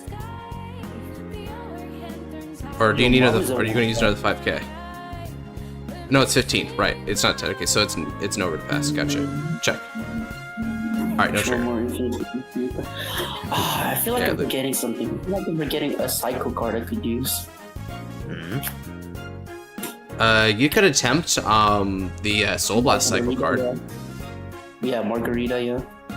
Margaret? Yeah, try that. Margaret. Here, Margarita. so Aggroden, aka Divine Bastion Alden is what I call it. So here's your list, right? Now, of course, your general ride zone is always going to stay the same, right? Admis, Sadia, Tranquila, all that good stuff, right? Here's your main deck. You run max copies of your Persona. You run Forbidden Circuit because we play a bunch of grade 3s. 4 Grand Heavenly Sword Alden, 4 Sages, 4 Light Leads, 4 the Rajianel, 4 Saragown, 4 Gragown, 2 Theodon, and then your PG Brigade, plus your triggers. Now, the only special thing with the trigger, I'm running fronts instead of draws, because you have plenty of draws already. I'm running Eidos Faro as the over trigger, because it's just generically good. And I'm running Invigorate Sage, because there's a lot of restands these days, so this is a pretty darn good heal trigger for this format. But Josh, that's gay. And what's wrong with being gay? Tell me. There's nothing wrong with being gay. It's just that, yeah, since you're gay, I have to be gay as well. You just love that. Does the marker reduce Vanguard's power even if you played in order? Which order? What is he talking about? He's talking about Bracing Angel Ladder. Okay. Let's see. You may have that. No, because Levidress specifically doesn't choose. It doesn't take the choose action in its effect. Therefore, it gets around Bracing Angel Ladder. Yeah, I was confirming that. Yep. So you're good to go, bro. Kyrus Darkblade, that's funny. You don't need Kyrus Darkblade for this, Ayako, I promise you. Imagine if Ladder counters Levidress. I mean, if Levidress ever became can you place a marker there? Sure, because you're choosing rear circles, not units. It's isn't targeting so worse. If it did target, it'd be a bit worse. Yeah. And that aside, because I think it's a bit of a moot point, because when it places Nvidia markers, you're choosing rear circles. You're not choosing units. So rear circles, they don't get protection. Rear circles are it's like saying that your internal organs get protection. That's a weird comparison, but okay. Yeah. That's grim, Josh. Why would you say that? Why did I say that? Because biology. Like, oh my god. Biology, my worst subject ever. Let's go. Dude, biology kicked ass, man. Man. Well, technically, biology is all about ass, so. Oh my god, no. I mean, hey, you know, it was kind of clever. I will say it was kind of cute in his own way. Give him credit for that. Biology was cool. Thank you, Scarlet. I'm not gonna flare. I'm not gonna like flame Ayako for that though. What was your favorite subject, Ayako? Not a computer programming is my best. I don't even like. Liz glasses. I don't even like the I hate all of them, like both biology, physics, chemicals, chemistry. Nah, fuck all of them. I could play Gabri. Gabri just seems like a really cool card. Math number are cool. Yeah. I generally don't like math, but there is one math subject in particular that I really dug. Infinity Eye marker on the Vanguard, big smoge. It'd be like Shirinu Makuto over again. You thought your Vanguard was safe. Nothing is safe. Nothing is sacred in this world. What was I saying? Oh yeah. I love statistics. Statistics are really cool. Oh yeah, it's cool. It's cool. 100k likes and I go get rice. You can check the statistics. I am going to let that go through. A heal trigger. It counts. Nice. It's a joke, because Suou just wants to card fight all the time. Hey, if you want to fight me again, Darkner, maybe there's time later tonight, but me and Nabs have a date here first. And I think also Noir's chilling around for one, too. Yes. Honestly, I'm fine if we don't hang out tonight. I'm waiting for something. Oh, I meant the card fight between you and me. For what? Yeah, the Levy Dress. You're making Levy Dress, right? Oh, right. And my only purpose for living. My bad. Yes. Yes, it is. Yes. Aye, sir. And if you know what, you're the one you understand. Alright, no defensives. Oh god, what is that sexy as grade 2 that Levy Dress got? Oh, there it is. Cool. Huli? No, Anoto Gester. Nice. Yeah. Oh boy, that's actually a lot. You know what? Yeah, I'll just go to 4. What she said. Noir, is the deck CB heavy? Yes. It is incredibly CB heavy. Yeah, you need to run Clarence, dude. Clarence is a necessity. Minimum 3. Clarence Oh, right, they have their own counter charger. Nice. Yes. But it only counter charges once per turn. That's fine. I'll make it a... I forgot what I was gonna say, never mind.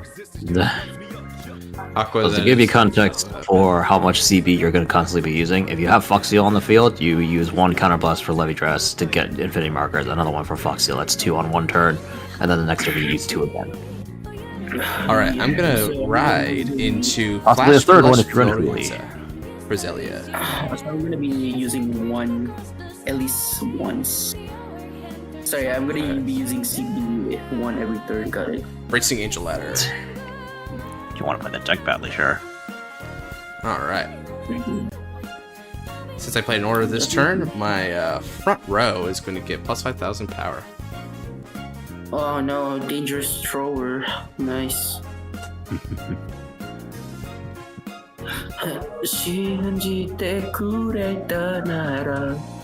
When you're lost. Hey, turn 3, you can play the game now. Alright. God, Foxil, you're the most beautiful card in this deck. There's no other way to describe you. You're like Star Rail's The Hunt. Alright. Soul Blast. Energy Blast 2.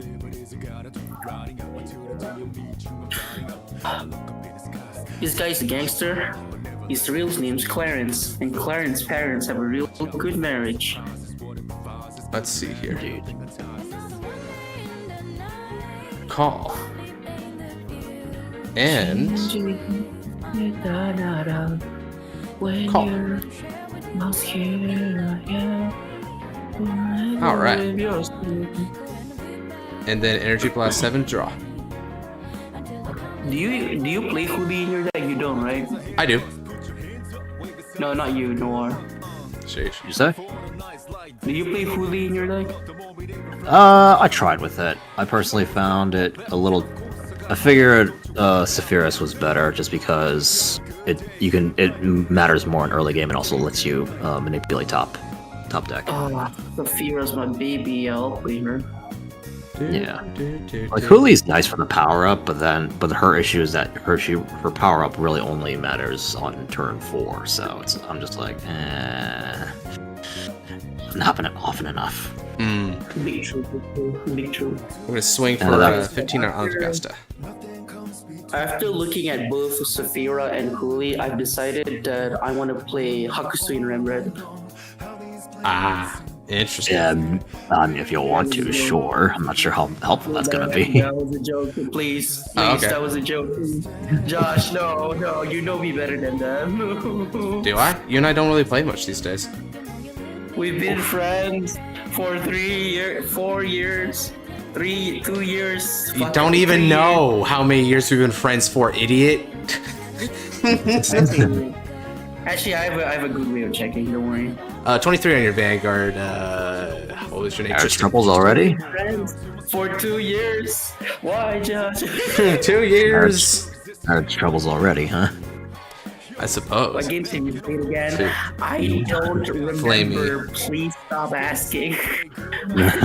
Flamey, I'll play the Dark. Okay, cool. So I guess the two of them have a date going on, but the Dark is going to go and go to the drawing board for a bit beforehand. Therefore, while he's workshopping, he's gonna train again. He's building up his card muscles so that he can beat Mr. YouTuber Man. There you go. And then there will be nothing. Everything will return to nothing. Problems in paradise? I'm not even sure if it was necessarily paradise. I think it's more like just I think it's just like a really good state in America. You know, like a good state that not a lot of people complain about. That's our paradise. Oh, wow. Like who complained? Does anyone have any complaints about? I'll think like Nora. Can you think of a state that no one really complains about but seems pretty good? Ooh, I know one. Wisconsin. No, are you kidding me? Are you crazy? No, plenty of people complain about Wisconsin. Yeah. I mean, Wisconsin is probably like going to be like it's Ohio Junior, bro. I feel like Hawaii might be the only one that people don't really complain about. Who could ever hate the Midwest? Scarlight was gonna say in Wisconsin too. That's funny. I must return Godsmith subscriber count. Y'all have not listened to the news. If you want to unironically say Wisconsin. All I'll say is I have not heard a single person complain about Wisconsin. That's why cheese is Wyoming. You know, actually, you know, Aqua has a point. In the US. Wyoming's pretty decent. Wyoming sounds like a bad place. I'm not gonna lie to you. I've heard some things coming out of Wyoming here and there, so people still complain about it. Honest to God, I think Hawaii might be the only one. Actually, no. People complain about the volcanoes sometimes. Yeah, that too. Yeah, I'm gonna swing 23 on the van.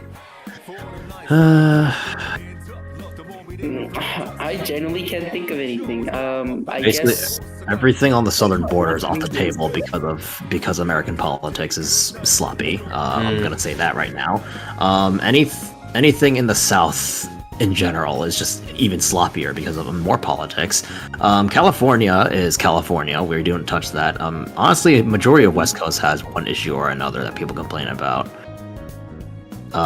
Northeast, It's a nice area until you know the history.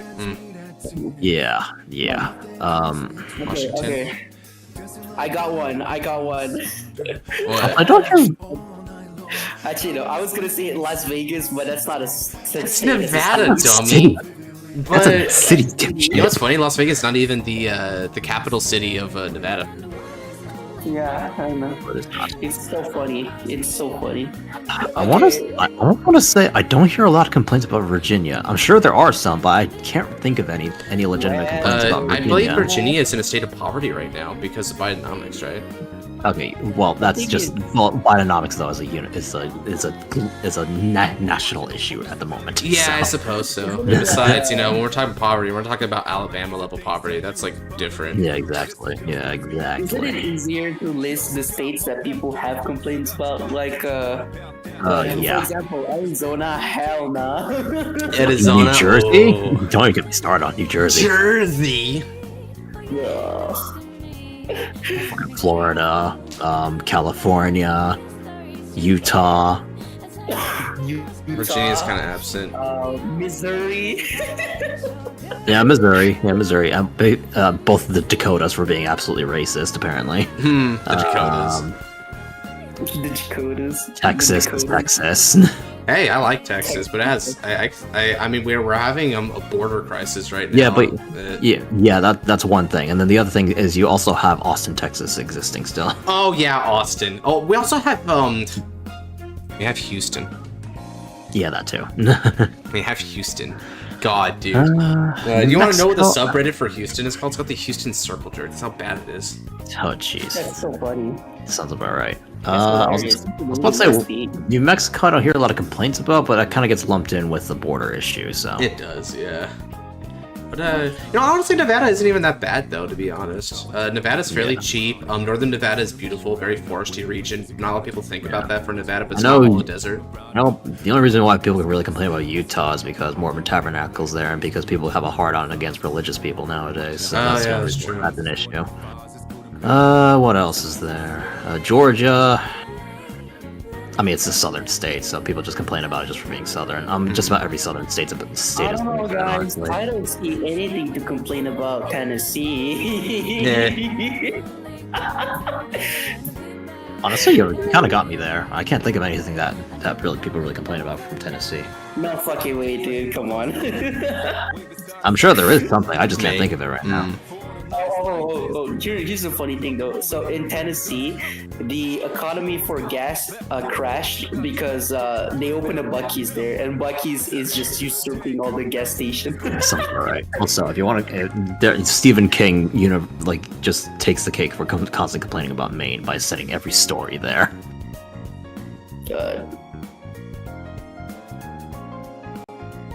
Ooh, he stacks the heal on top, knowing full well that the heal trigger wouldn't activate. It's just for the power. Alright, interesting. Honestly, I respect it. Alright, cool. Searching for some bitches. Alright, let's go. I'm aware that you are. Maybe we're not thinking about this the right way, right? Maybe we want to go for, something Midwest that's just chill, like Arkansas. Doesn't Arkansas have Ku Klux Klan or something? I'm not thinking of something else. I thought that was Southeast. Yeah, that might problem with Arkansas. It's one state is called Kansas, but the other state isn't called Arkansas, so that's a problem. I guard for 20. America, explain. There's a guy that went on a rant about that. He ended it with America, explain. God, this extra 5k shield from her is actually annihilating right now. No way, is that the boy? Is that the boy? Alright, David. I'm gonna take you away. Hey, David. Hi, David. How you feeling? Alright. Good night. Are you still streaming, Josh? Yeah, I am. Still getting a lot of fights going on here. You can tell it's been a good stream because I'm playing that lyrical promo unit. And currently actually contending Levidress, Hyro Levidress. It's the vanilla one? Yeah. Yes. Alright, David, do you want to get started? Or do you want to what? What are we doing tonight? We're doing customs or are we playing V? He wants to show you his customs. Otherwise he gets depressed. Yes. Okay. I already got this yesterday. I think he's already cried his eyes out for 2 hours before this. Noir. You don't have no idea how right you are. Please stop. You're hurting my feelings. Oh, good night, Crazy. To everybody that is currently in chat watching the stream, I hope you have a good night, and thanks for joining. Aye, Yes. sir. Alright, 07. Alright. Lead. West Virginia. Peace. He's left. Oh wait, I said peace after he left. Damn it. Whoops. I have more lyrical cards. Oh, it's for Marlian. Oh, Never mind, I don't Marlene. Nice. Yeah. Fucking piece of crap. Wow. You're a fan. If it's not for Chris Rain, I do not care. Peace out, Kide. Oh no, you're just saying goodnight. Never mind. Oh. Okay, so I'm gonna go ahead and how's that deck going? I think he's asking the Levidrus deck, but I think Naps just abandoned us actually. So forget the Naps thing. He just abandoned us. Yep, I'm up next then. You bet, honestly. No, the question is, what do people want me to play? Because I got a few things I can try. I can do a custom Gize fight, or I can do Levidress again, or I can do El Calibra again to do the full run back. I could do Ignis, or I could just throw a good old Messiah. I'm out too. Chimed in too long when I should have been asleep, so yeah, night for real gamers, Dio tomorrow. Yes, sir. I'm looking forward to seeing the fastest in the universe. Yeah. Call not the other. Check you then, Scarlet. Just imagine they get his voice actor back just for that unit. Hey, they had it for Kanzaki, they might as well, right? Hell yeah. Kanzaki's no stranger to card games. Also, is what was his name? Sartorius or something? Oh yeah. Okay. That he was. All right, so I've got a lot of power here with which to combat Levidress.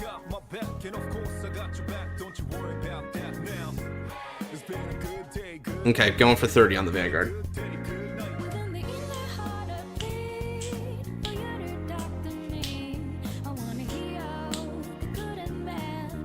Do you think you can finish in this turn? No. Okay, I'm gonna go take a shower then, and then hopefully I'll be back before the match ends. Gotcha. I'll be right back. I fully believe I cannot finish this. I'm going 30 again. Alright, time to...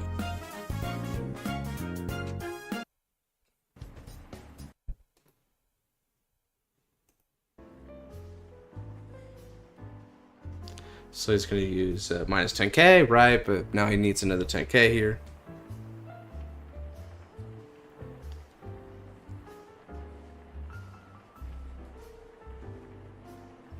And double intercept. Alright. I think I might have been making some things. Had to drop some cards by considering pros and cons. Fair enough.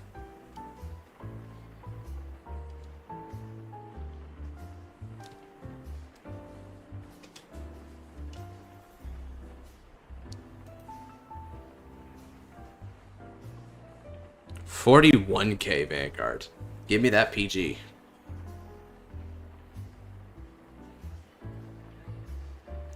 Oh yeah, and it's an Elementarius Sanctitude. A bonus. Okay. First check. It's a critical trigger. Same numbers, so I'll just give it here now. Room is there. Alright. Nice. Now they're gonna go and bond. Second check. Oh, it's another critical trigger. Nice, okay. Perfect timing for that. The PR lyrical deck? Yep. And it's actually like in a winning position right now, funnily enough. This thing's pretty strong if you can get it to work. Alright. Ducty Theory session left every minute of it. Oh yeah, I'm glad to hear it, man. Freaking it was a pretty base suggestion, not gonna lie. So, you know, give yourself some credit too. I wouldn't have done it if you hadn't suggested it, right? I do listen to your guys' suggestions. Case in point, one dude suggested doing a wheel of like most hated or least liked like decks, and then spin the wheel and whatever lands on it, play that. That would be that's another cool idea. I think I might do. Let's see here. Power 40.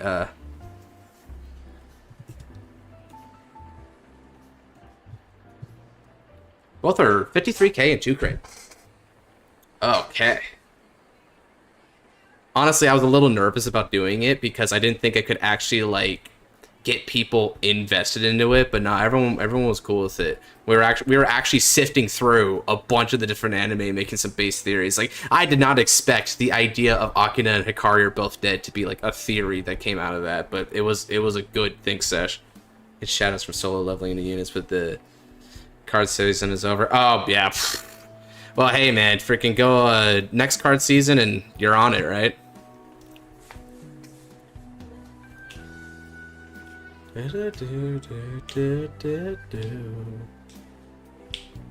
Okay, so you can reduce that, get a draw, and then hopefully whatever he draws would be enough to stop it. So he needs to cough up 35k shield to stop this, or PG. No guard? Oof, okay, he didn't have the shield for it. Oh, that draw will be really pog if he can hit a heal off of it as well.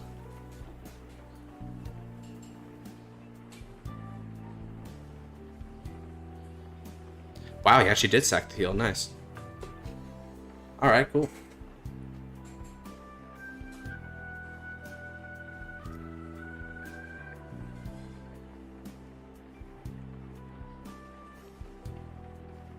Just a matter of fact, how much do I got left?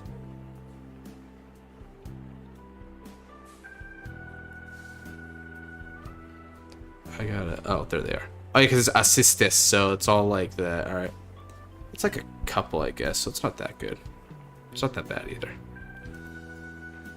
Alright. Ooh, Levy-Dress Persona Ride. Okay, so he's going hard on it now. Man, he hit draw and then heal, huh? Yeah, I mean, I mentioned it before, but it is a high roll Levy-Dress right now. He is hitting everything he needs for this, but, you know, somehow I still don't think it's actually going to win it for him. Like, he's really low on cards, but he actually needs to kill me this turn. But I don't know if he's... I mean, he's got enough CB to attempt it, but...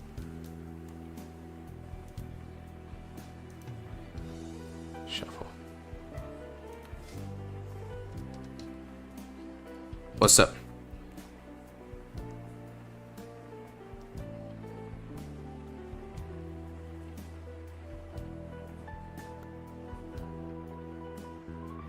Yeah, what's up, dude? Did I, what? Is it something I said, or did I forget to do an action during the end phase or something?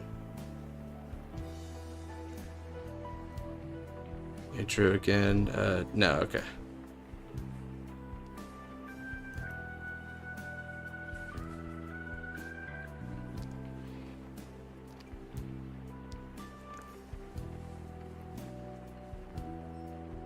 Why Untap? I mean, I really like Untap, but I don't see many people using it for Vanguard. Because I like Untap. Now, I know Cardfight area and stuff is a thing, but honestly, Cardfight area is a little bit janky for my taste. So, generally speaking, I just kind of opt for... I guess I just opt for it because I'm more comfortable with it. Plus, a lot of the boys also play on it, and it's just really free, right? Like, it's a free-to-play thing. You can update things automatically on it. You can get all these customs. Like, it feels nice. And honestly, you know, really, I think the community's been getting into it more. More people have actually been playing on Untap and stuff. It's become the dueling book of Vanguard.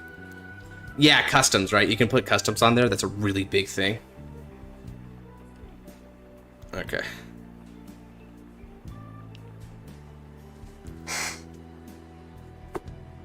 Alright, so he's got that.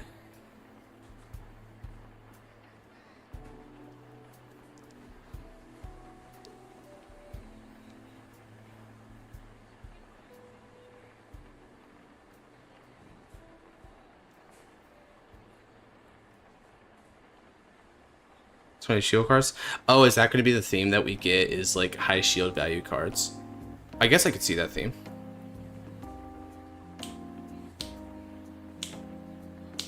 Man, it kind of sucks he hit draw and heal specifically. Man, oh, that sucks for me.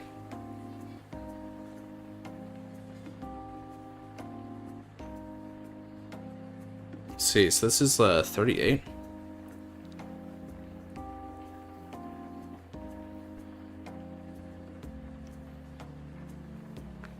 Let's see, how many crits has he seen? Could he actually high roll on me again a little bit? He actually hasn't seen many crits, so I can see a legitimate argument that he can.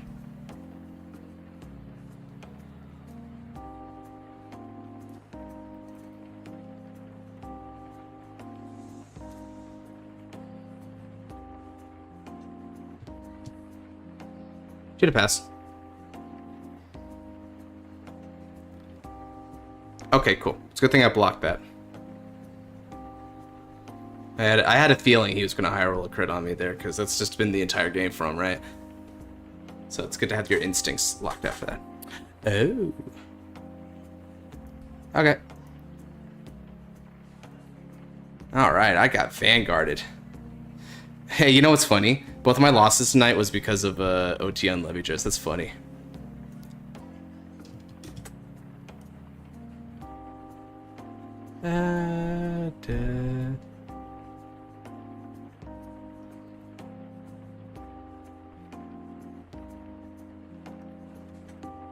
Yeah, I gotta say that was awesome, bro. You high rolled like crazy. I mean, yeah. That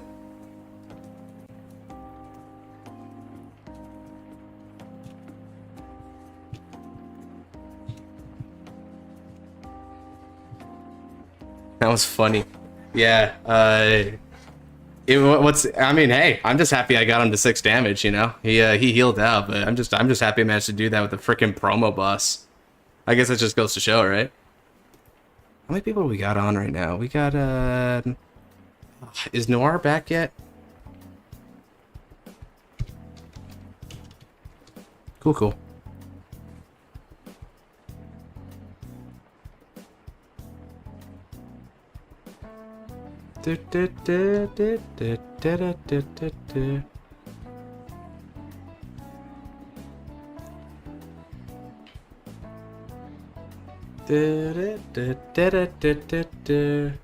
Now, where is... I'm guessing he's not back yet, right? Yeah, I guess not. Okay. Custom games. With some friends, it never comes out, so it could be nice. Yeah, I mean, that helped, right?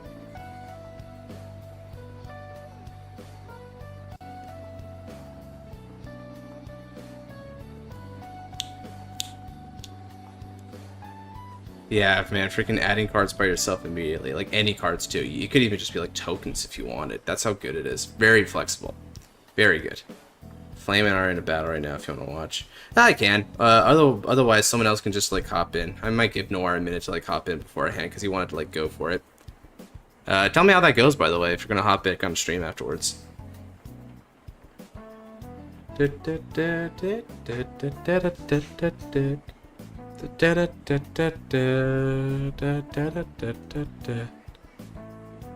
doesn't hop in. I can't. Ah, yeah. Makes sense, Ayako. Let's give him a minute. And if not, yeah, sure, why not?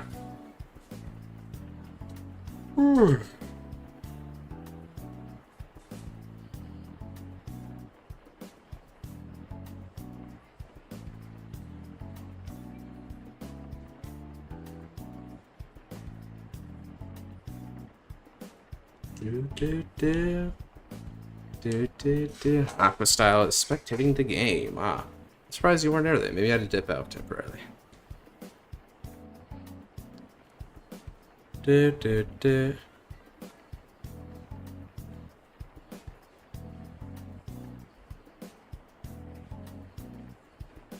7 hours. It is a long stream, man. Freaking, I don't know, I just decided I'd probably like do some streaming here and there. I know I could be like recording videos and stuff, but right now we're kind of in like a point where there's not a lot of videos that I could be recording. I think instead of like doing like actual dedicated videos, doing these is cool because I can be with the community more. Oh yeah, okay, so here's Noir. Cool.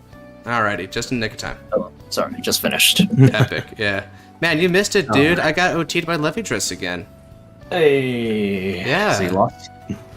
We can, oh crap, we actually, oh man, I actually didn't record that. Oops. I should have recorded that as his win.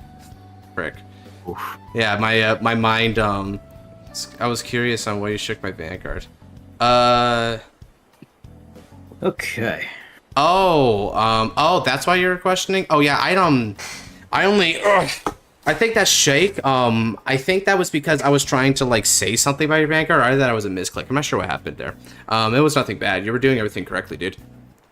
What do people want me to play? I'll leave it in the hands of people. Hey, you know what? How about you play Levyjus? Freaking, sure. Since Nabs abandoned the post, I'll play against it. Yeah, sure. Alrighty. I like this deck well enough. So Third time's the charm. I refuse to get OT sacked by it this time. Well, you know it's not gonna happen with me. All right, you go first. Safe too soon. Yep, especially because I'm still running that Castile bullcrap. Very fair. Mulligan 1, draw 1. Okay. Wow, I just drew one. Oh, and it's a Rezael Vanguard is the first draw. That's cool. Ooh, I keep my hand. Nice. Alrighty. Shall we? We shall. Stunned up. Vanguard. I don't know why I passed over to you too, but ignore that. Yeah, alright. You're going first anyway. Knight of Perspicacity, Castile. Stagnipa Dragon. I draw. And I'll discard Sagius. Deraido. Patrol of Gust Ventesta. We gain the energy generator. And pass turn. Alright. Stunned on the draw. Alright, Bakura, this one's for you, baby. Okay. You could always edit and make videos that highlight 7 hours. A lot of cool fights will be lost for many people. You know what, Kire? I was actually going to start doing that. Case in point, that's I mentioned it a bit before earlier on, but that's what I want to do with our theory bit that we did in between. I'm going to segment that out and make it its own video. You know, kind of because Different Fight does that kind of stuff too, where he like does streams and then like he takes like bits and pieces and makes some of the video content. So I thought, you know what, 2 birds, 1 stone, might as well, right? 16. Oh snap! You wanted to fight today. I got you. No guard. Yep. Drive check. No trigger. Oh my, that was the cleanest column swing I ever saw. That was clean AF. The way they just went. Yeah, basically whenever I do a column swing, I basically select all and then I do the tap motion. Man, why don't I do that? I don't know. Why don't you? Because I'm not cool. All right. That feels like a lot, sure. I guess it depends on who you act. I think the people who love me the most consider me the most uncool person ever. It's kind of the charm, I guess. To be fair, that is how it goes. Usually, the cooler someone is, the less you actually know them. And it's like, oh, you're just an incredible dork. Like, I like to consider myself cool sometimes, but let's be real. I'm pretty sure anyone who knows me knows I'm not cool. Cool. Like that's different. Like that's different from being likable, mind you. But you know. Mm-hmm. All right. Now then, I swing for 10 with Cade Wally. I don't know where all these cards came from. I think I just kind of threw them up for some random reason, but I might as well keep them there. Maybe my wild theory would also get on video. That would be embarrassing. No. Your theory is going to be one of the highlights, bro. You're like, everyone's going to look at that. It's like, oh my god, when it becomes true, Bakura is a visionary. He saw the future. Like, I'm not even kidding about that. I actually think you have the opportunity to say you called it. Just believe. Believe. I mean, season 3 is going to be about reviving him. Make a wish, Dragon Ball style. I mean, we already have time travel. There's really no holds barred on what's possible now. Oh yeah, I need a soul charge off Intesta, brother. Oh, cool. It's the front trigger that I was supposed to soul charge last time anyway. Thank you, Untap. You knew what I needed. Okay. There you go. So now let's go ahead and swing. Even though not am guy, let's say Noir. Your voice is damn sexy. Yeah. I mean, honestly, Noir could have been a voice actor on something, bro. I'm not sure what. I'm flattered. Deep and sultry. He is. No guard. Yeah, gotcha. Compliments on my voice more times than I would expect. Okay, is it time for the over trigger? Come on. Oh, it's no better. Sorry. I'm like, come on. Come here. Inlet. Oh, right. Your version runs inlet pulse. I keep forgetting that. Yes, it does. We're going 18. I'll take that one too. Time check. Maybe I shouldn't have taken that one. No, I'm kidding. Yeah. I don't have a choice in that matter. Hesitate. No, you don't know how you look. Hey. Yeah, because now the imagination goes wild, right? Can't activate Cade Walla because I'm at 3 or less, so over to you. Yep. Alright, discard. Oh wait, I don't have to discard. I keep forgetting. Yeah. Remember, Scorp Piercer actually has an effect. It's just very boring and forgettable. Yeah, it's useful. It's just very forgettable. Yeah, because you're not like a graveyard-centric strategy, unless you want to be. I mean, they have like Huli, searching for knowledge, all that kind of stuff. I mean, who in the right mind wouldn't play Anadagaster though, and he's EV3 already. I know, right? Yeah. Do I want to do more? Oh I yeah, think let we me just go 18 at ban.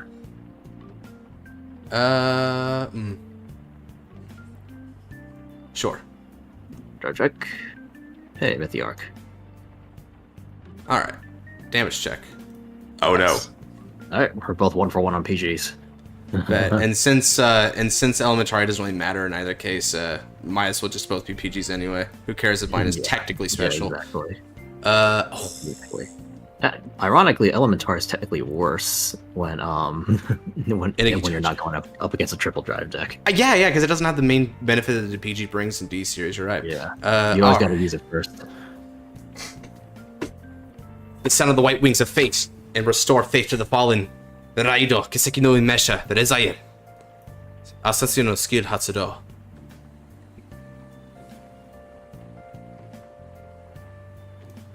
Say it again, Spedio code. And then I call.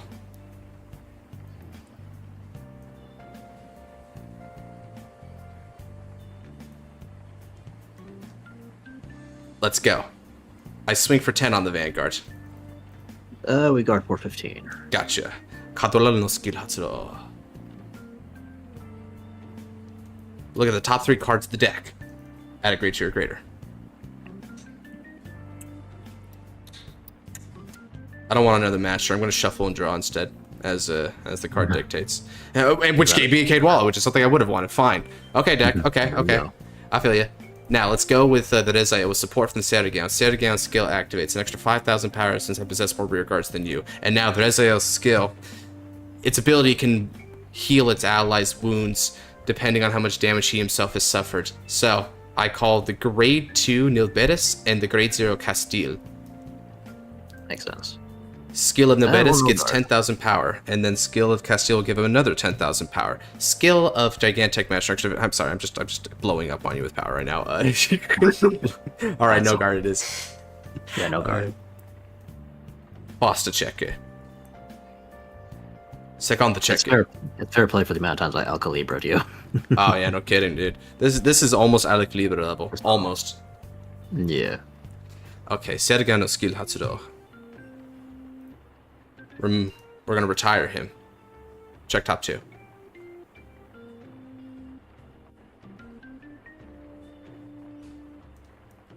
This. And now, with support from Castile, we're gonna go for 34 on the Vanguard. Okay. Don't worry, I can't guard any of these. So. Oh my god, dude! You're just kidding. Thank God I didn't hit a crit then. Yeah, basically. I have not seen a single trigger, including in my hand. Holy hell. Oh, man. This twin drive better be fucking baller. Yeah, I mean, to be fair, a lot of Overdress twin drives tonight, including the one from the game I played, has actually been incredibly baller, so you might be able to suckle from the teat of the fortune of Overdress. Maybe so.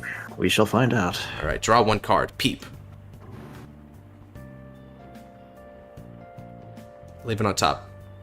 Alright, stand and draw. We'll discard. Mythiarch to ride. Mugen no Skumesha. Levi-Doras. Energy Blast 3. I would energy charge 3, so I'll just use that now. Look at top 5. It's gonna be all triggers, isn't it? Only 1 trigger here? Seriously? I mean, I'm not complaining. That's good for you! That's a good thing. All that it's about not you, triggers, damn. 16. Then where are all my triggers then? Waiting for the drive check. They know when to come. Apparently, yeah. What you're gonna do is you're gonna drive check, heal, bless favor. Oh, that'd be so baller. Surely Levi-Dress doesn't need those persona, right? Surely not, surely. Nah.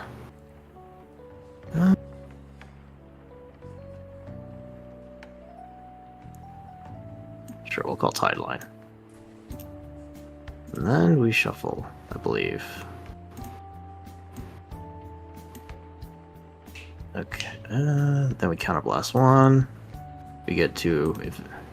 Well, I get 1, and you get 1. No, it's we, comrade. We're gonna get 4, because I know what you're gonna do next. Also, yeah, I'm thinking we're just gonna shotgun this now. You might as well, right? Like, what is the disbenefit of doing this? Yeah, it's like it's already just a one-time thing anyway. It may as well just do it now when your hand size is lower than it ever will be. Wow, really? I mean, I guess kind of. Late game though. Yeah. I don't think there is a late game. I think it's just a early game and a mid game with this matchup. Call.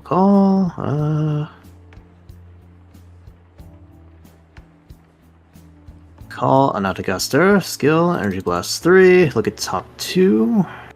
Anatagaster. One has to go to hand, right? I believe so, yes. One is forced to go to hand, the other one can stay on top then. Okay, that's fine. Sees 2 triggers. Which shall it be? Yeah, basically. Alright, call and call. Tide line. I can't for his skill to be activated by Persona at any moment now. Yeah, he's vanilla right now, so don't worry about him. He's vanilla. Hey, I like vanilla. I love vanilla. It's great. This is 38k as Cannon Blast 1. Thailand gets attack from back row and he gets 10k. I will not guard. Alright. Twin drive. First check. Kill trigger. What'd I tell you, bro? Not just hit OT. Oh god, I hope so. Just hit OT, bro. That's it. That would absolutely turn the tables. I'm just saying, Levidress twins have been really strong tonight. Come on. Check. No. So what I stacked on top was my OT. So okay, that's fine. That is fine. I'm still gonna swing with all my attacks anyway, just so I get the inlet pulse draw. Fair enough. Actually, even better. I'll swing on Gigantic first. 30k. Might as well. There's no way in hell I am going to be protected Gigantic from all that. No. Yeah. That's not good, Vanguard. Poke. Yep. Alright, and at the end of turn... Oh, you took 2 damage, right? Yeah, but one of them was OT, so it goes way up to 3. Yeah, no problem. Skill, draw a card. Alright, man, pass turn. Okay. Alright, guys. I can do this. Stand on the draw. The miracle intensifies. Rezael Persona Raido. Honestly, God, Naps might have been onto something saying to throw Margaret in here because considering how little soul Levidress uses, that might be the play. I thought about it. I don't do it in my version because I actually use a ride line that soul blasts right away in Ranker Change. Yeah, so I was like, it's not really synergistic. Yeah, but then the other issue is that the Score Piercer means you don't use one of them. So if you see 3 of them, then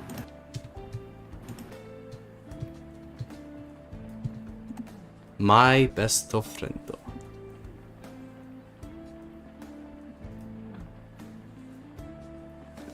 Now, how do I do this?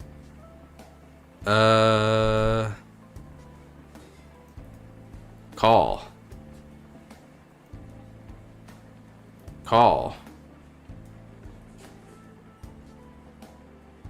And best OT for Alden. I personally opt for Idol's Forum. But there's a couple ways you could take it. Another good one for Alden in particular is the Night Sky, which is the one I checked here. This one's pretty good if you're trying to play a more tanky mid-range game. Literally plussing you 1 from your damage on the hand is pretty pog, all things considered. Well, that's also a good offensive option because your rear guards will always be standing when you check it.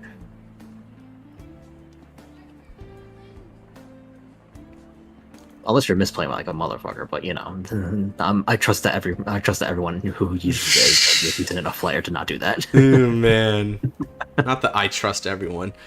All right, now I'm gonna shoot for 26 on the man. We'll guard for 28. Light OT? That heal here, I just checked. Yeah, I thought about Light OT. Light OT is kind of cool if you're trying to add in random field nukes. People commit board against Keter pretty reliably, and you can punish that. Mm-hmm. Yeah, it happens. Plus, it also just lets you draw cards if you're really hard up about that. Oh, yeah. Some people just draw cards because they're addicted to it.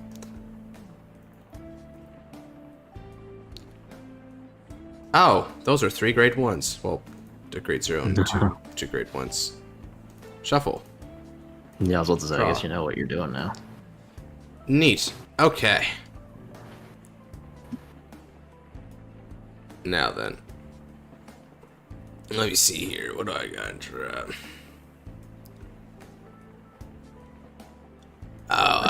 You haven't seen a single crit yet either.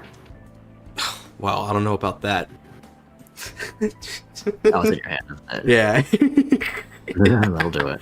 I'm gonna swing for 30 on the van. We'll use Infinity Marker first, and then draw 1. Gotcha. Then Guard and Intercept. Gotcha. Alright. Skill.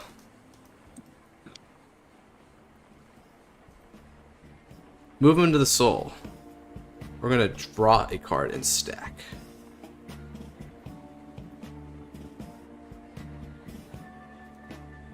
What do I see on top? Sure. Yeah, I'll take that. Holy crap. Alright, cool. Now, swing with support. This is 21, 31, and let's use my skill. Let's call a couple units, shall we? I am going to call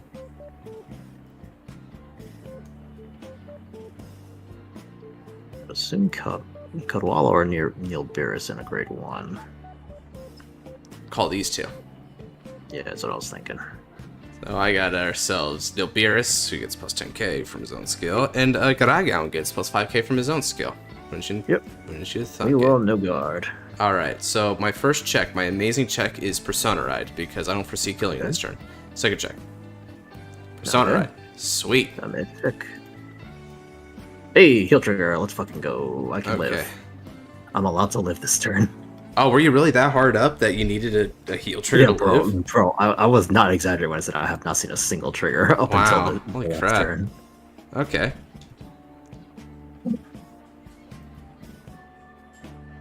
Okay, let's go ahead and draw a card. I'm not gonna lie, I'm not beating Noir's allegations right now when it comes to hand size. Nah. Nope. I mean, this doesn't. I'm just to tell you right now, I don't have a PG in this hand, so it doesn't matter if you hit an OT. Fair enough. All right, I'm gonna go 23. The other one is 30. Okay, but you can Infinity Eye Marker it to effectively block that attack on its own. Yeah, but I'll still guard with this at least. The Destined Fated one, Rezael. Ah, yes, truly menacing. All right. Yeah. I'm gonna retire this and countercharge 1. Fair enough. I'm gonna attempt. Yeah, we're gonna do it. All Draw a right. card. Not terrible. And now let's throw Nobetis in there. Draw. And then we'll do a deck stack. Hey guys, do I have enough cards in hand? Nah, I think you're missing like 5 more. You know, I think I am. I'm gonna leave that on top. And pass. Alright, Stando. Is this the fight? Is this the fight you wanted, Bakura? This epic showdown of grind? Yeah, you had the other persona. Okay, nice. Okay. Yeah. Alright, I recharge 3. Let's First see counter what we blast got. 1. Give 1 to my front row here, and 1 to your front row over here. Alright. I Feel let me weird get my using the counter. purple First on Akina my deck that already has counter. 2 standing rears, but the moment you make drive checks, use him like Luon. You know, he's actually kind of funny to use in Greedon. Using Night Sky is hilarious in Greedon. You got open spaces usually, and then on top of that, it puts even more of the squeeze on the opponent because it's just that much harder to get you to freaking 7 when you do that. Or it's been a bit unlucky, but the decks are still almost evenly matched. Yep. I will say he's got Levidress on his side here, and Levidress has just been kicking ass in this stream, bro. Levidress has not lost a game on stream yet. Not this one First anyway. we activate. 14 cards in hand is insane. Yeah, I understand. 14 cards is crazy. I mean, I wouldn't honestly argue against that, because when people said that it got choice restricted from Rezael, right? Some people were saying, so does that mean it's going to be cheap again? Like, no. I mean, choice restricted from Luard. I'm like, no, because we have friggin' Rezael here who uses it even better than Luard, if you ask me. I know that the idea with Luard is you put them both back and you recall them, but Rezael does a similar milking strategy with it. But the benefit that Rezael has over Luard is Luard, especially if you're doing the version where you're trying to get rituals for your Drag Strider turn, you can't like keep spamming those on that final turn. But you still can just do that all the time, every time with freaking Rezael. So it's at least as good as Luard in using it, if not better. You can debate either way, I suppose. Oh, Energy Blast 3, look at top 2. The thing about longer games is the better fighter who made the choices wins. Yeah, generally speaking. I mean, I'm playing super conservative right now, and hopefully I don't get OT'd, right? Because then I'm like, yeah, well, my better choices don't even really matter. Skill Soul Blast. Tideline skill Soul Blast 1, 10k to itself. And one other unit, which will most likely be this guy right here. So we can actually swing for a decent number. Nice. And then we'll swap these two around. I'm just going to add the numbers preemptively now. It's going to be 20, I believe. This is going to be 10. And then Tideline over here is going to get another 10k from that Infinity Marker. So, alright, we are ready. Swing. Skill, counter blast 1. Fox Seal back here is going to get to attack from back row and gets another 10k.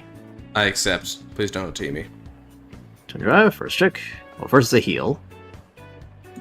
Okay, okay. This deer really likes me now, apparently. Deer. We'll give 10k to Fox Seal. The other Fox Seal. And second check. Jesus. Oh, what'd I say, guys? Again. What'd I say?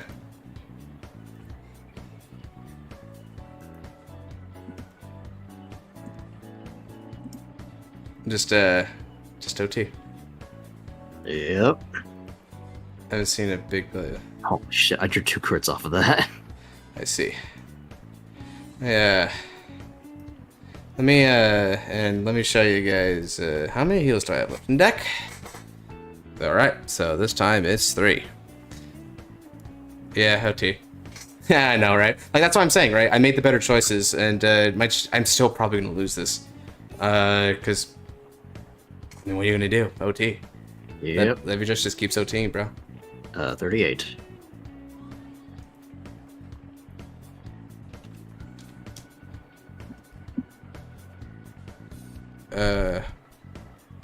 You know, it's kind of crazy how Blessed Favor is like very simple. It's such a simple effect, but it's so fucking crazy. Or maybe I honestly rank it as one of the best OT, one of the better OTs. Oh yeah, because you have crazy. Because it's good almost every. It's basically the only time it's a bad time to check it is when it's like it's like your very first drive check because you have no damage. This is 50k.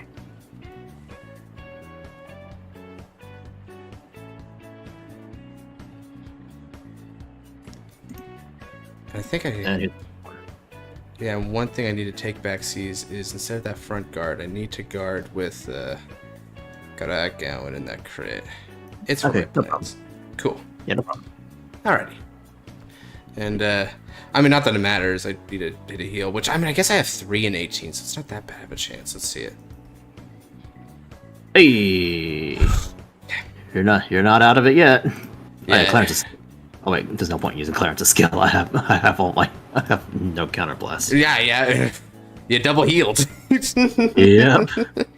Alright. Okay, over to you. Yeah, on the god. In execution, I'd honestly consider Blessed Favor even probably the best one out of all VOTs, personally. Well, Blessed Favor has the benefit of being like always good, just about. So yeah, that puts it the only time it's bad is on your very first drive check.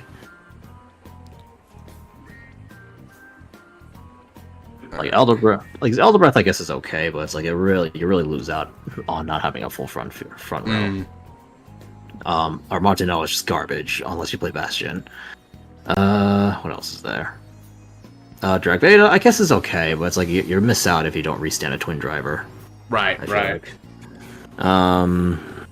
What was it? Dark States. That's really only good for like restanding Vanguards, which Dark States has a decent number of, but it's still situational, you know. Mm-hmm. So, but whereas Blessed Favor, it's like, yeah, that thing's just good in just about every Stoic hand deck. Like, it's so hard to go wrong with that. With that freaking card. All right, let's go.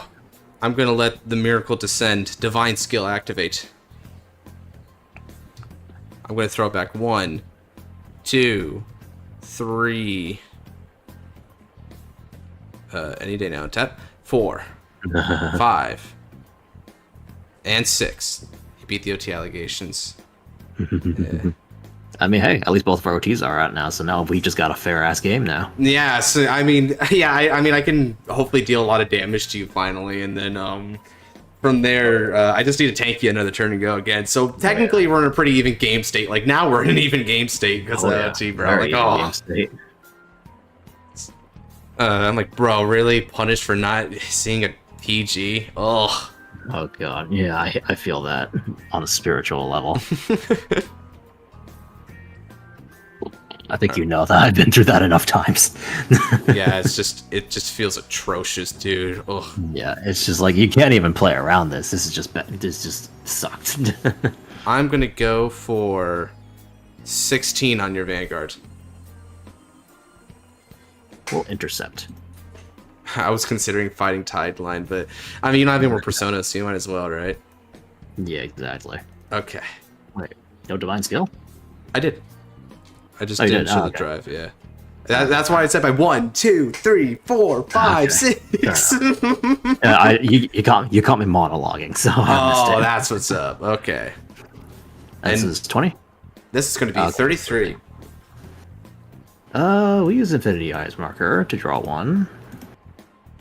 And guard for 28. Alright, and now, Gaseki no Umesha, Rezael is going to swing on the Vanguard, activating skill Rezael. Counterblasts. And we're going to call my beefiest beaters into the field of battle. Mm-hmm. It's time for my A team. We got Gigantic Masher and Nilbitis. You really are your A team. Yeah, whenever I try to kill, these two get summoned. Oh yeah, understandable. Arches. 36? 36, specifically. Okay. You know what? No guard. Triple crit me. I might, bro. Okay, here we go. I mean, the probability's there, but I gotta take a risk. Okay, first one. Nice. Crit Rezael. Power is going on frickin' Gigantic Masher. Fair enough. Second check. No. You're safe. You're safe, bro. I'm still in this. Ooh, you're very safe. Hey, I do run very PGs. Thank you for reminding me of that deck. The most passive aggressive way to say that. Bro, I'm just like, no, not again. I don't blame you, but damn. Amorta? That was the most passive aggressive I think I ever heard you say that. I got Flame and Zero's Divine Skill. Okay, so Dark 1? Nice, good for you, Dark. You're leveling up again.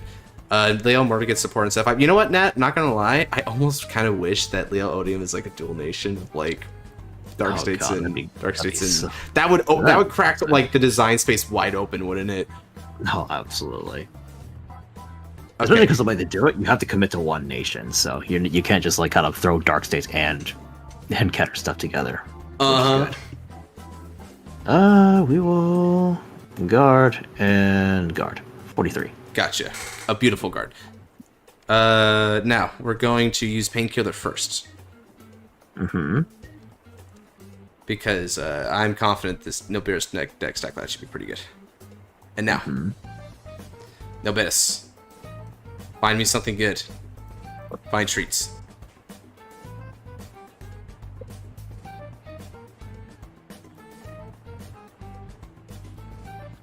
Oh god, I just drew 2 crits, dude. Oh jeez.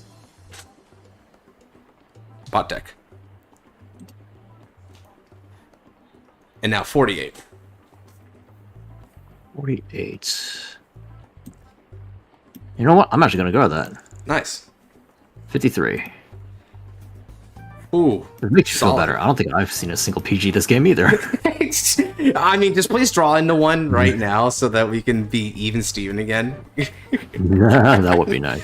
I'm not gonna lie, like, despite the Blessed Favor prediction coming true, or maybe especially because it came true, this game's kind of fun. Mm-hmm. Oh yeah.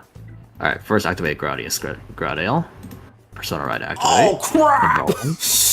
Oh, then why didn't you intercept a tide line, bro? Because I got this bitch over here. Don't tell me it's Thule. No. I don't believe in that. Oh. I mean, she also still does the same thing though. So yeah. Wow. Ooh. I got options. Do you now? Yeah. Okay, we are going to discard it. So we'll send it to drop zone. I wonder if she get the Blaster Dark Errata so you can use this Divine Skill to ride Odium. That'd be cool. Wow. And then counter blast 1. We'll call back that tide line I intercepted with. Fair enough. Very cool. Very pog. Okay, Dark. Sounds like you're in the thick of things then, if I'm interpreting that message right. One. Morta. Also throw this here. You know, throwing a Morta and then doing Odium on top. You know, thinking about that a bit, it would be sort of trippy. It wasn't the last Persona, right? The Prophecy is true. The Prophecy. You finally get to see Tideline Dragon getting used, bro. Yeah, I used it last turn too. Now he gets to see it a second time. The Prophecy is double true. Fair enough. Don't want to do it again. Yeah, I'm gonna do it again. Call. Then retire Clarence, because I don't need him. Beat it. Beat it, bro. You did not just say beat it to your boy. I did. Alright, leave it on top, and then counter blast 1. Very yikes behavior, that. We are going to Superior Call. A second tide line.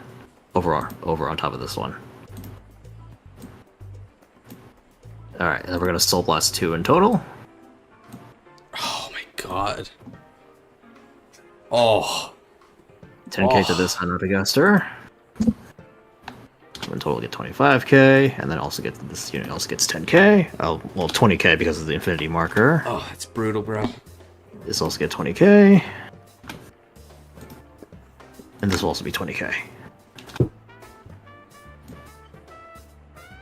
Alright. You ready to rumble, buddy? Basically. Wait, why is she 20k? Oh, because you chose with one of the tide lines, huh? Okay. Yeah, one of the tide lines give her power. Oh, and Anatagashi got. Oh my god. That... Did you see why I'm now? The bug dragon has never looked so menacing. I know, right? This is so crazy. That was just a heads up. I left the card on top, so I had a feeling though. Oh, and I bot decked mine, so I don't even know if I'm going to get a trigger off of this. Oh jeez. All right, and then 10k to this tide line in the back row. Gotcha. All right. Go ahead and pitch. Tough choices. I gotta pitch this. All right. I need a maximum shield value because I don't know. Fair enough. First check. Critical trigger. Okay. All back to this left front row tide line. On the off chance I get a front trigger. Come on, baby. Don't do it. Second check.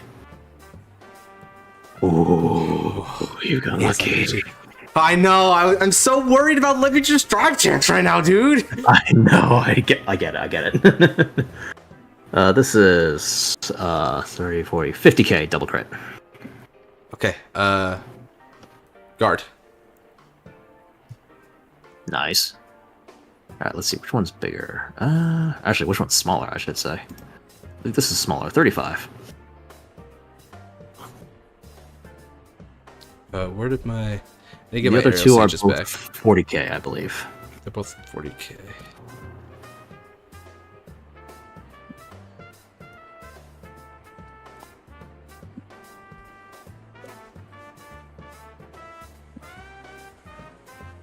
All right, baby. Wait, what? Why did you? No, don't peep! Don't peep! What the frick are you doing? Okay. I think I could still do this. 35. So.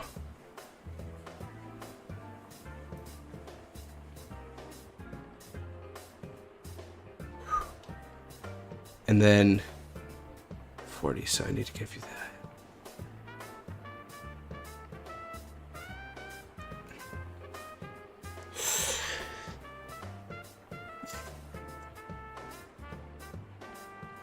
And then this was 50, you said, right? So I need to... No, both my remaining rear guards are 40k. Okay, so they're 40, and then this one is 35. Yes, it's 35. Ooh.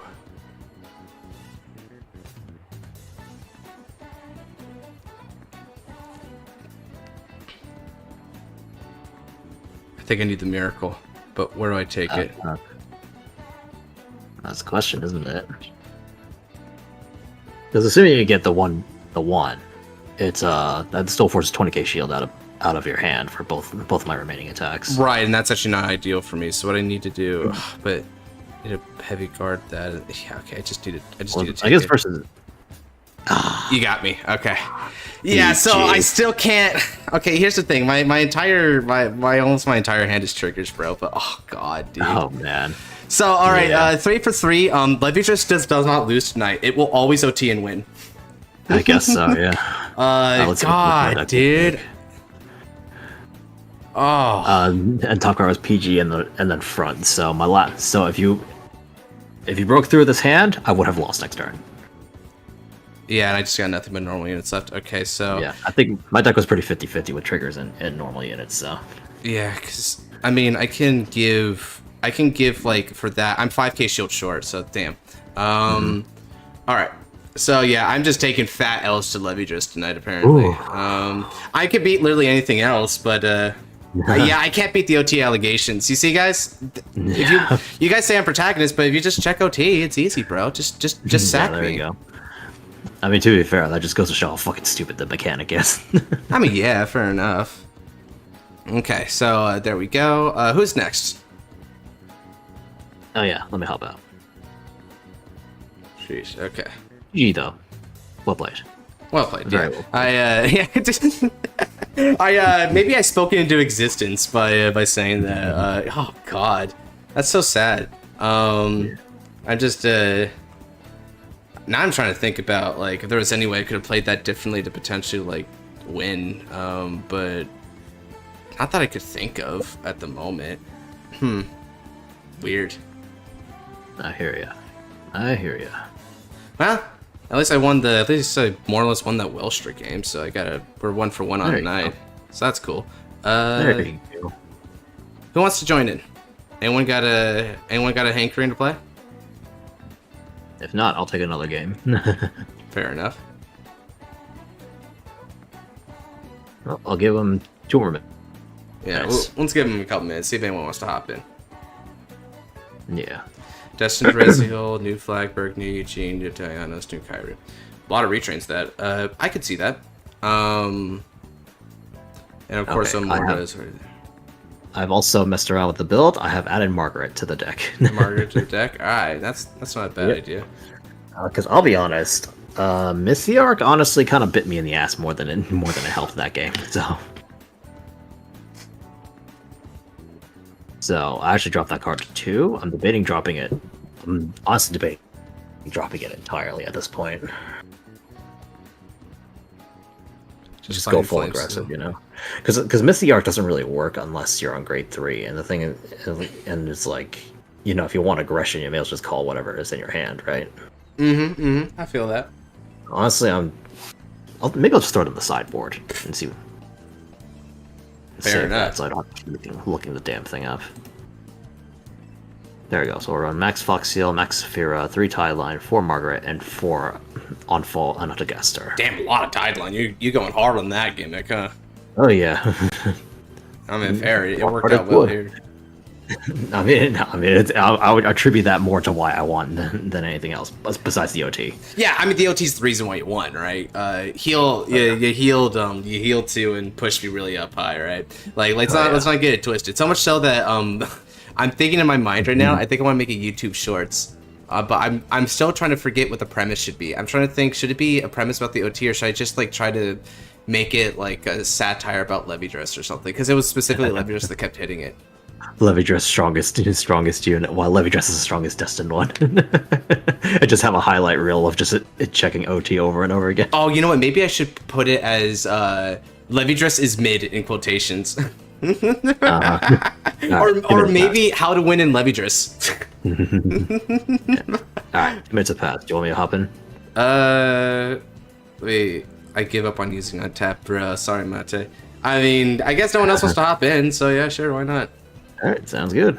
You want to do the Ignis versus Alden this time? Nah, I don't feel that. Fair enough. You're gonna... I've already... Which deck do you want to play though? Let me think here for a bit. Does anyone have any deck suggestions? You know, as is tradition, I'll ask for something. Oh. Maybe even format. I could play different formats. Hell, I could play premium. Awesome. Yeah. Yeah, I was about to say we could try playing some G, just a palette cleanse. Yeah, I agree. Right, I'm a Gondiva versus Alden, bro. Really?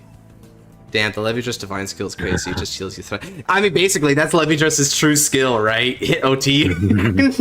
Its true skill is stack Bless Favor and Twin. Like, damn, bro.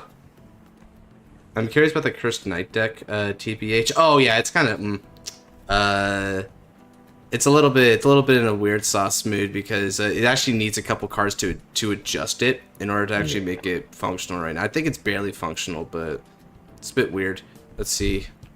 All right, you want to play G? G? Yeah, I could play some G if you want to play that. Sure. Right. I'm going Messiah though. Just heads up. You're going Messiah. Are we talking GZ or G next? I'm assuming GZ, right? I mean, it's David's GZ's All right, thing. then I can. Then I'll also play David's GZ. Yeah. Okie dokie. Oh yes, G era.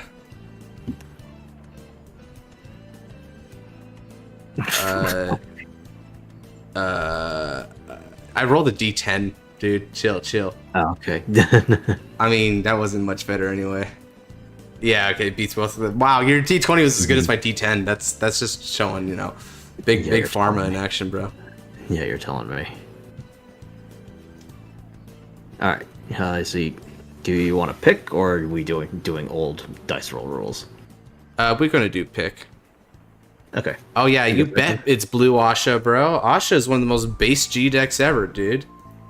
Anyone who doesn't believe it didn't play Asha. Alright, so I'll take first, right? Yes, sir. You know it. It's the final turn in this fight. All right, cool. Stand up, Vanguard. Vanguard. Neo Messiah. Enemy. Odeon. Alright. Go first. Ride Sacrifice. And then we move Odeon back here and pass turn. Doesn't make a difference. Draw. We're gonna ride into Leslie. Slide Elmi to the back. It's snuggle time. No go. Snoo drive check. I stand Elmi. Plus 5,000 power. And attack from the back row. Which G is going to be next? You know what? I've got a couple theories. I think it's either going to be Asha Gabriel or Asha Altmile. I hate the out of themeness, but ride Lady Fencer. Duh. Where's your Awakening Messiah, you heretic? I don't have it in this deck because it buns. 9. Did you just call it buns? Yes. Wow. You want that? Wow. Your face is buns too. Well, I do have cheeks, bro. That's just basic facial anatomy, bro. Someone took biology class. I'm gonna guard with the musketeer for you, Kire. Alright, pass. Gotcha. Alright. Damn, didn't want to ride you, but we do what we have to do. Ride into Thydia. I guess we're both making sacrifices today, aren't we? Sacrifice Messiah. Alright, now then. Exactly. Go, and drive check. Well, I didn't have a damage to give there. There you go. Over to you. Cool. I hope both Asha and Altmile have strike deck sets. I would like an Altmile strike deck set, you know? Although they did an Altmile strike deck set, I hope they do like Brave type stuff. I'm not sure they will though. I think it has to be Asha and Altmile because if it's Gavriel, it might appear with Fenrir. Now that's my thing, Tristan, right? I think it would be because it depends on your duality. I almost think that they would do a duality thing where it's Asha Gavriel and then Fenrir Altmile. Although I'm not sure the Fenrir Altmile would like sell so much because it's like waifu crap, like waifu Asha Fenrir. Ooh.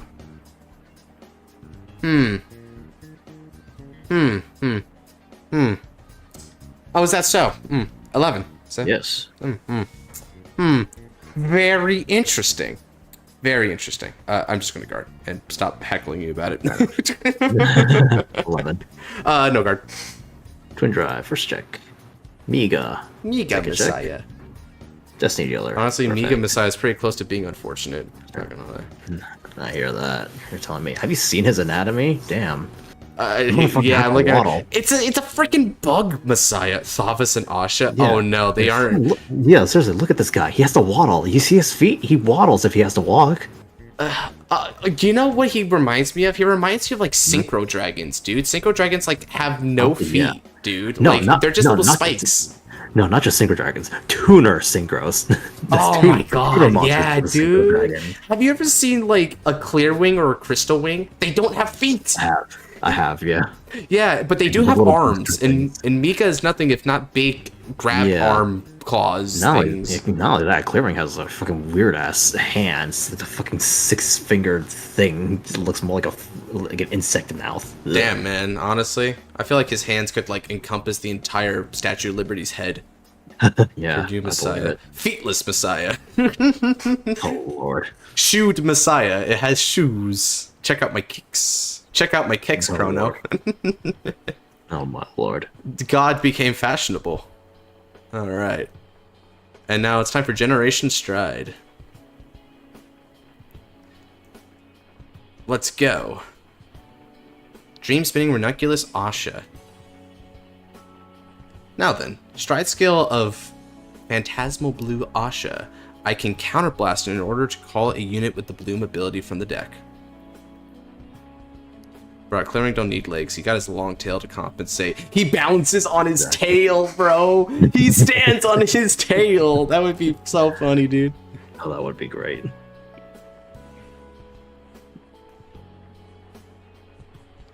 Alright. Let's go ahead and throw Keela.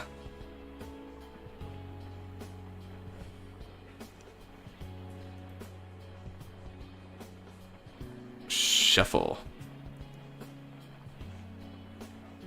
Alright, Elmi's skill. Elmi is going to move herself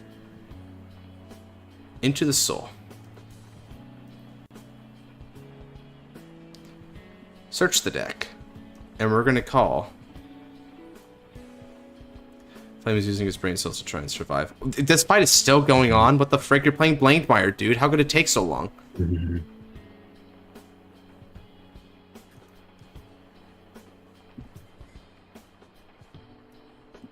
Alright.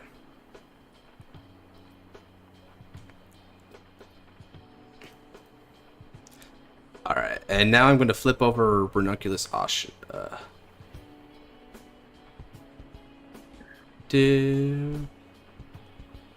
Thankfully, Ranunculus Asha is an act to get an axe skill. And I don't fulfill the condition of that axe skill, but I do fulfill the condition to get the axe skill, which is not a condition, you just flip. Never 2 to pass against a Laurel player. No, dude. Never 2 to pass against Overdress. You saw what I just went through, cuh? Man, 3 times. I'm making. Watch it, dudes. I'm gonna make the short. And it's gonna be, man, when the Levy is Druss or something. Or no. Title. So that's why he's the Destined One of Infinity. Oh man, there's so much potential. Okay, but enough of that for now. I'm gonna go for 10 on your rear. No guard. And now we're going to swing with Asha for 11. No guard. Damage check. That's one Dunamis. I'm gonna miss. Dunamis. 26 with triple drive. No guard. Alright. Did you forget about its 10 critical? First check. God help us the day they release a unit with 10 crits. Please no. I know, right? Third check. Oh, I was beautiful right. drives, beautiful drives. I was right to take that. He felt really destined for once. Come on, 2020. He felt destined. Oh god, what's that concept in Elden Ring? Destined to death, I think they call it. My Keta has resist, so hands off. Yeah, no, don't worry. I'm aware. I guess I shouldn't be quoting the scriptures to you. You were there when you wanted to burn them. Oh, absolutely.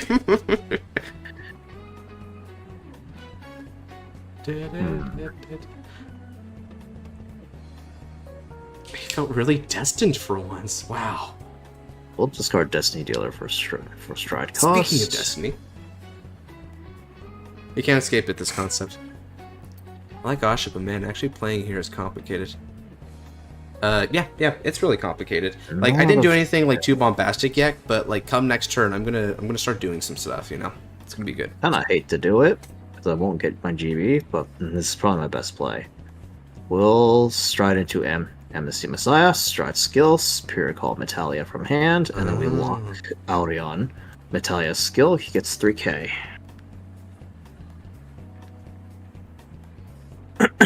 Okay. Noir, trade offer. You don't call anything else this turn, and I'll give you cards to lock next turn. What do you say, God, buddy? I wish, man. I wish, man. He's like, no, you take the trade offer, but then you reveal, by the way, everything in my hand is a trigger, so I was going to call anyway. Joke's on you. Yeah. Call and call, skill plus 2k. Nice.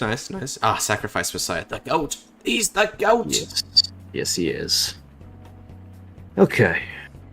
By the way, you guys are wondering why I bounced this Asha back to hand from field. That's Actually, because that's what Elmi does. Nah, let's call Miga, and then we move sacrifice here. Not gonna lie, Flair, though, like, telling you about it, Suou, when he lost, forgive me, Akina, I was destined to meet my fate. Cohen's fight was... Alright, we swing 16 to Vanguard.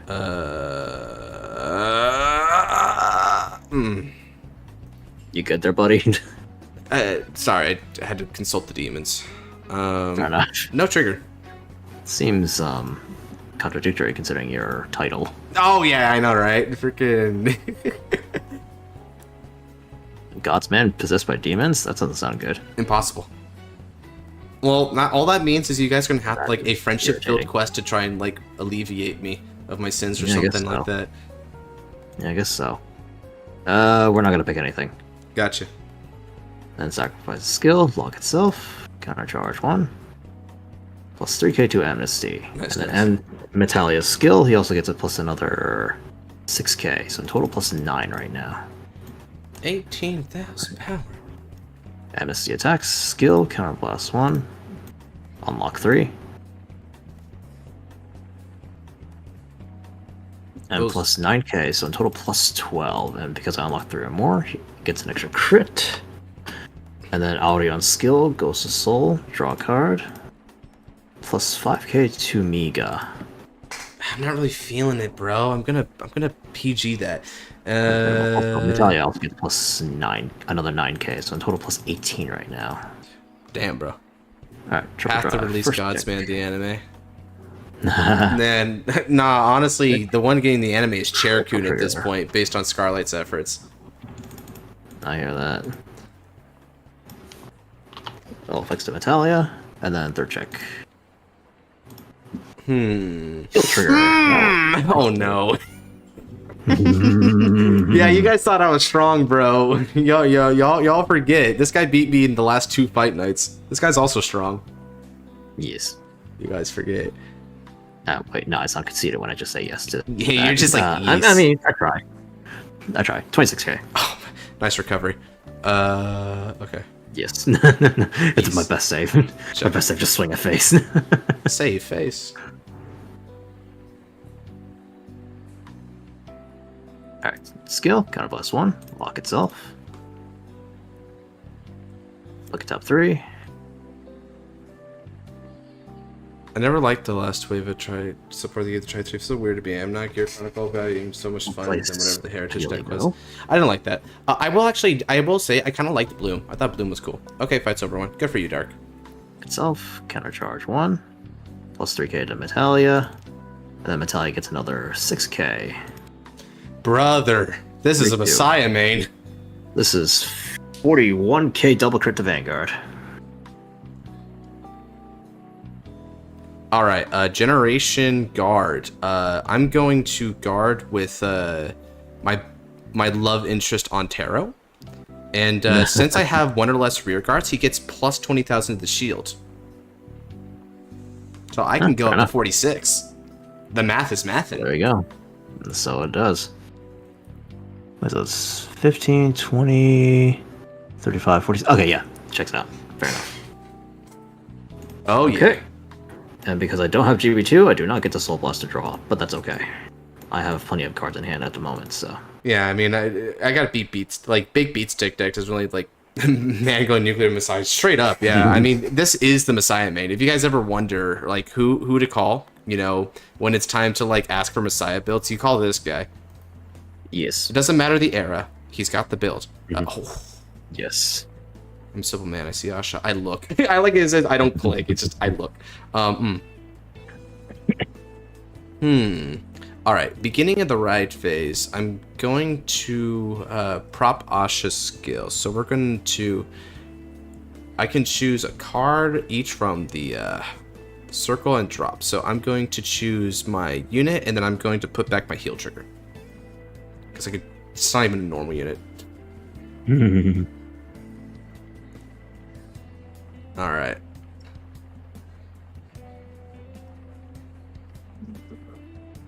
And then I'm going to call Katrina. I'll Generation Strike with Asha. Can I see your best break ride Messiah list, please? I get the joke, and it's really dumb. I do also have a V. I do have a V deck that is basically Break Ride Messiah. Go figure. Yeah, if you guys want to know what the V version is, it's Infinite Zero with Harmonix Messiah. It's hilarious. I love it. It's probably my favorite V deck. Alright, I'm going to Counterblast 1 in order to search the deck and call another Pyramid in Katrina. Bloom of Katrinas in order to get 4,000 power each, but it gets better because now I get to countercharge 1 because I actually have 2 or more of the same name.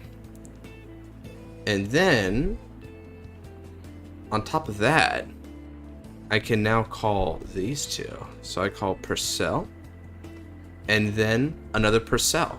Bloom with the other Purcell being placed. You have a unit that gives everything resist, don't you? I do, but you know, I wanted to. I didn't want to do that. I felt like being cool. I guess we'll see if you live to regret that or not. That's all right. It's all right. I got time. You already strike Lieta? Nah. I don't have Lieta in this deck. Lieta's just not my jam right now. All right. Now Balmy Breeze's skill is going to counterblast and flip up a Balmy Breeze. And I'll now if these girls hit, they draw me a card, and I draw a card anyway because it says I can. Fair enough. All right. Now then.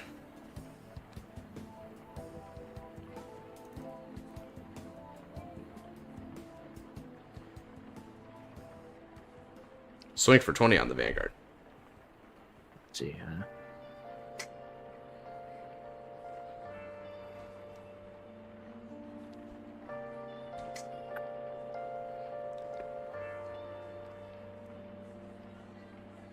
Guard.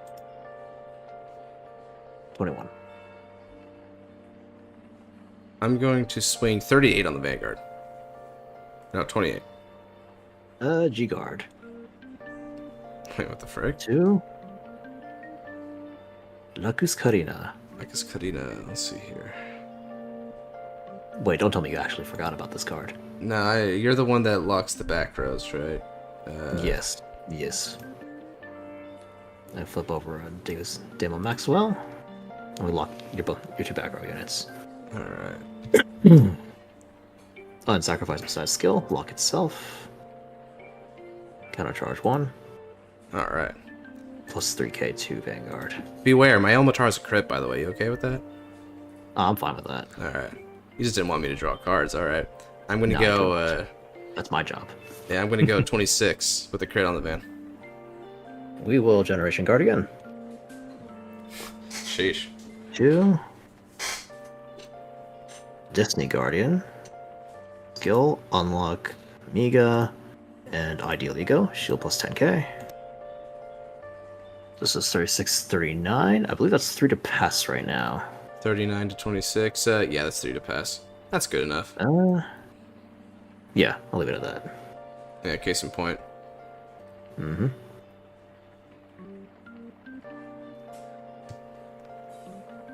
The bricks. Oh boy. And that's me playing standard Messiah. Alright, well, you didn't take any damage, but with sacrifice, you don't need it. Nope. Man, I wish I had a counter charger like that, bro. Over to you. Alright, Stando on the Doro. We discard Alter Ego Neo for Stride. And now we stride into Basaritis Messiah. Let's see here. What do we got? We got Saltis. Torredo skill. We lock Purcell. Whatever the frick her name is. And Metalia skill plus 3k.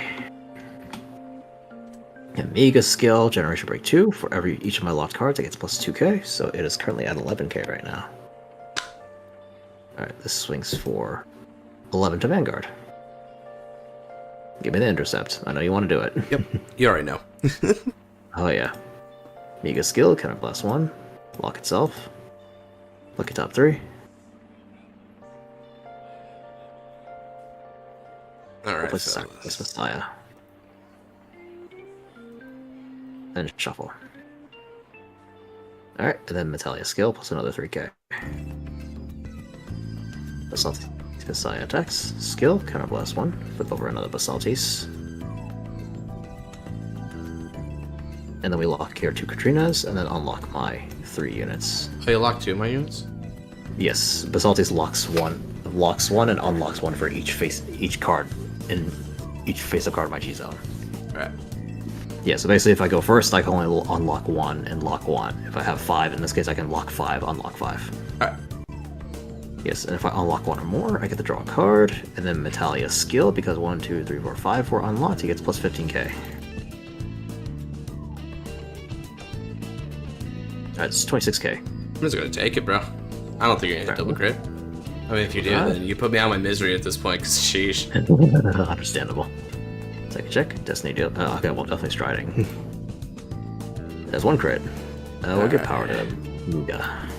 Crit to Vanguard.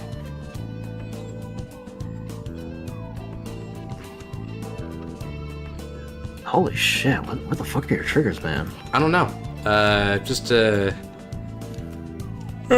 bricking tonight. I'll make it work. Yeah, it seems like it. How much is this? This is 21, the other one's gonna be 30. Alright, let's go ahead and guard and guard.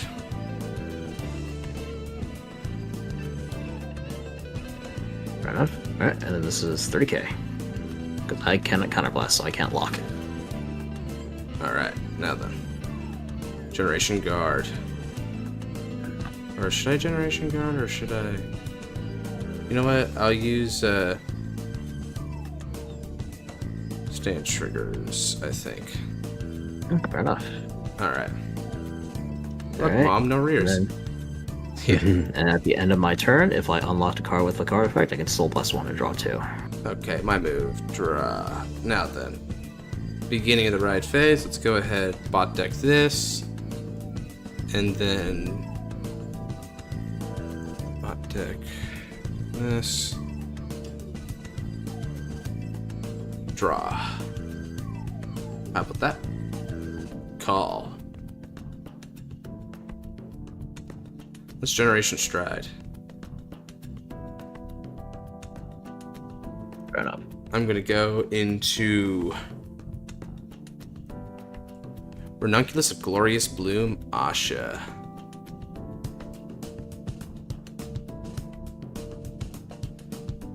Stride skill is it's going to be a counter blast when I countercharge it anyway, so I might as well just make it basic. Keep it simple. Call. Shuffle. And then Glorious Bloom Asha skill. We're going to counter blast and soul blast. I'm going to search the deck for a Ranunculus. Well, not Ranunculus, a card on my rear. So let's bloom. Bloom. So both of these are going to be getting a total of 11k. Okay. This gets 1k. 21. Okay. And then, with Asha's very glorious skill, I choose up to 4 units of the same name, which is going to be those 3, and they get 15. Impressive. You bet it is. I should target your circle, not your rear. Right. I'm using Divine Skill on opponent's turn. I can't not count because they activate there in your turn. That's actually that's why I wanted to make one for Odium with that custom card I did. All right, and I think I put back that. Okay, things are being put back properly, so that's good. And did I actually choose a drop? I didn't choose a drop zone unit. What the frick do I want to choose for the drop zone? This. Yeah, I think I want to choose a stand trigger to go with the drop zone. Okay. I'm gonna go for 35 on your Vanguards.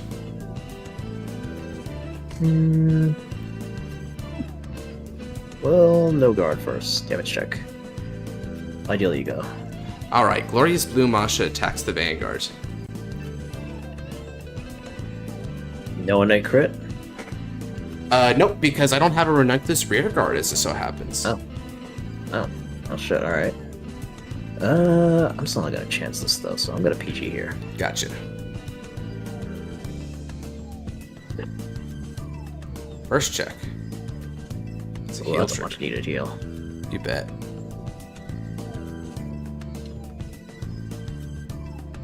And I'm gonna get power over here. Dark Leo would be cool for that, man. Ooh, another heals. Very spicy. Okay, cool. Good. I'm glad I've been recurring these back. Making me wonder if I want to do what I was gonna do. You were trying to Harmonix Neo, and you're not gonna do it, bro. You ain't Harmonix Neoing on this.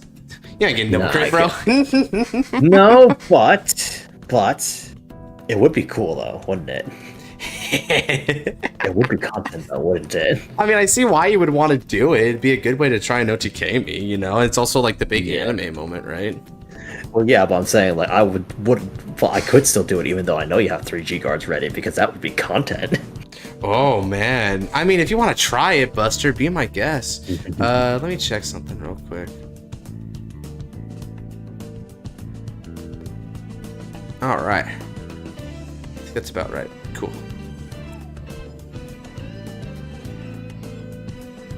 Double heal must be nice. I mean, it is kind of nice, but still, he's still in a winning position right now, I must say. I'm going to go for 45.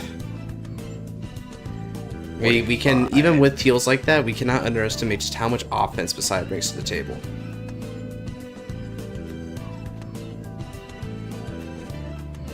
You know, I want to set up a perfect turn, so we're gonna G-Guard now, but we won't use a skill. Okay. We're going to Demon Maxwell, no skill. 26, 36, and then double intercept for 46. Wow. It will make sense later. Wow. Okay. I hope so, because that was, I gotta admit, that looked a little crazy to me, dude. Oh, it absolutely is. But I'm trying to find a way to put Dunamis on the field. Oh, is that what it is, bro? Yeah, that's literally the only thing I'm trying to do here, because Dunamis is too good of a card to try and not get on the field right now. Okay, fair enough, bit. Alright. I talk the talk. Now I'm gonna walk the walk. Stride. Stride generation. Oh my god, he's doing it. Harmonix Neo Messiah. Harmonix Neo Messiah. Look. Okay, now we move Ideally Go up. We call Lady Fencer, who's skill plus 2k. And then we call Dunamis behind Ideally Go. Shoot, bro, you ain't locking in your units? I could. Nope. This boost, and attack, skill, counterblast 1, soul charge 1, plus 5k. So this is 23k to Vanguard. Ooh.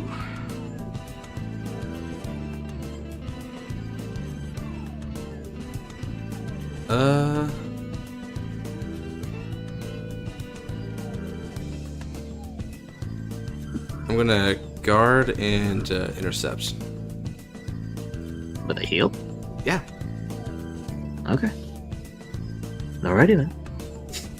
Alright, skill. The way you say that so judgmentally.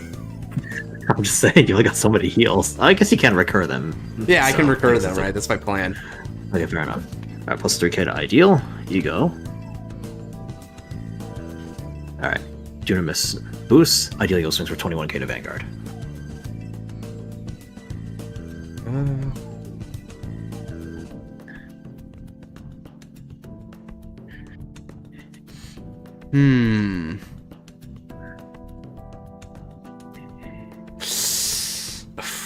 What do I want to do about that?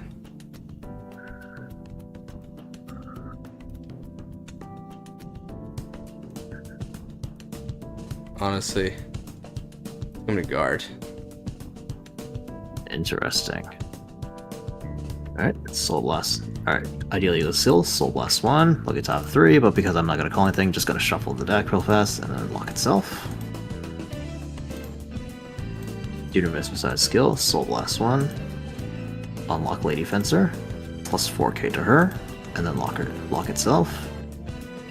Sacrifice Messiah skill, when a unit is locked, lock itself, countercharge 1, plus 3k to a unit, and then Lady Fencer. I forgot that because of Dunamis, he just keeps getting multis. Oh crap. Oh yeah. Yep. Now you see why I want to get Dunamis on the field. Oh yeah, and then Lady Fencer gets 2k on her own. Just because why the fuck not? And then skill kind of plus 1, soul charge 1, plus 5k. So this is gonna be 23 again. Uh-oh. I just gotta take. Fair enough. Oh, Sun Mingo. Alright. Give power. Lock itself. Alright. Harmonix Neo Messiahでヴァンガードにアタック。スキル発スとロックしたカードすべてアンロック。You can unlock mine as well? No, yeah, that you're forced to. Oh, okay. I have to unlock yours. That's one of Harmonix Neo's thing, is that it unlocks everything. Alright, all of my unlocked units get plus 5k. You already know what I'm looking for. How many do I got? Oh god, I'm actually amped down to 1 heal right now. That's crazy, bro.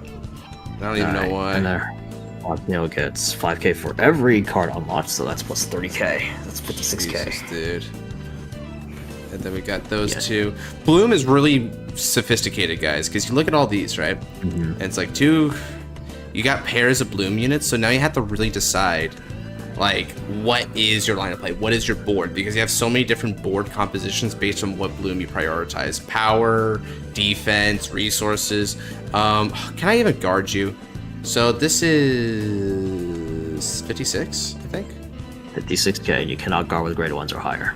Does this be the end of Spider-Man? Honestly, I don't know if it's the end of Spider-Man, bro. I don't think... nah, dude, ain't the end of Spider-Man. Alright, triple drive, first check. Alter Ego. Second check. Destiny Dealer. South check. Doro Trigger. Alright, Ego, and draw a card. You know, I'm fine with that, honestly. The end of Spider-Man. Not yet. Does not come at the hand of God, but at one of its, one of its angels. Alright, this boost, this attacks, counterblast 1, soul charge 1. Plus 5k. This is 21 plus 12, that's 33.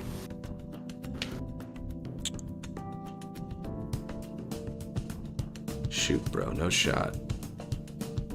And then Dunamis is going to do its effect, and that's going to be a big attack, so...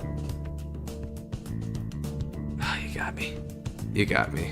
Ooh, 1 heal. You're still in it. You're still in it. I'm in it. I'm in it. I'm in it. Far from heal trigger. Block. Block. Yes. Counter charge 1. Right as you Plus said 3. that, bro. Ideally, go. Okay, I'm still in it. Remember, You're guys, still he's in not it. playing Levy-Dress. He's not playing Levy-Dress, so he doesn't have OT on me. Yeah. My drive check is over anyway. And this is 21, 31, 36k to Vanguard. 36, which means I need to go up to 20. Let me see here. And then Dunamis is going to be able to do that, so let me... We'll unlock and Lady Fencer will be 23k. Gotcha. If I counterblast to soul card, yes.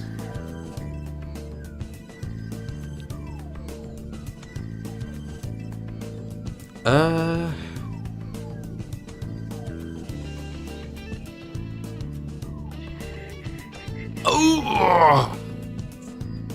Are you just short? No, I'm not short. I'm not short. I can do it. I mean, I'm short in real life, but I'm not short here. Wait, how tall are you in real life? I'm 5'6". Oh shit, I am taller than you, goddamn.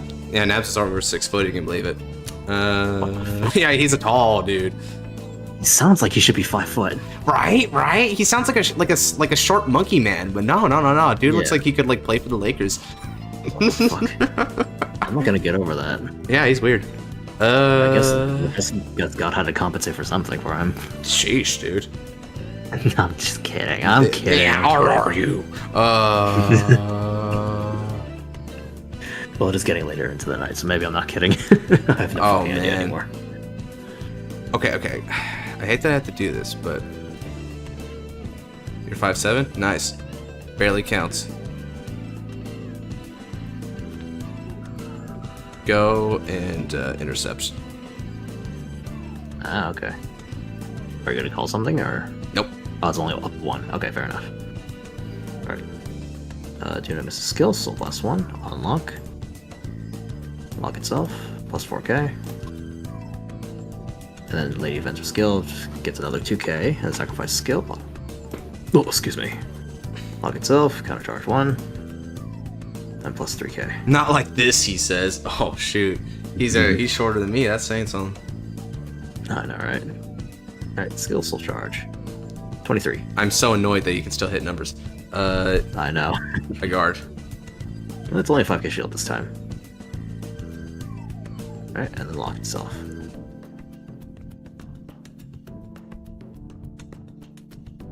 Okay. Alright. And then at the end of the turn, soul bless 1, draw 2. My move. Stand and draw.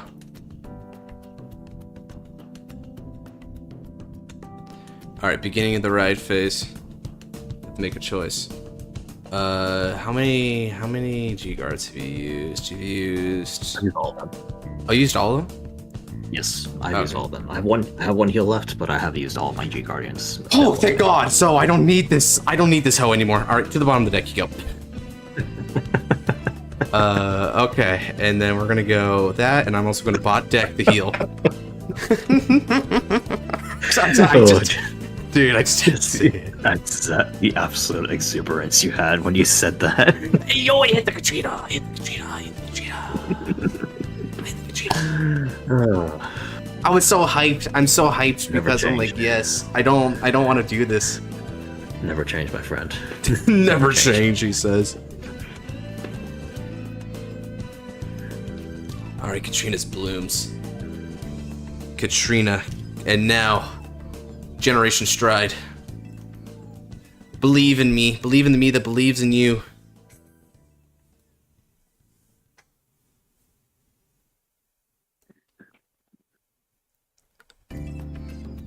Should I Valhelmina? Or should I GB8?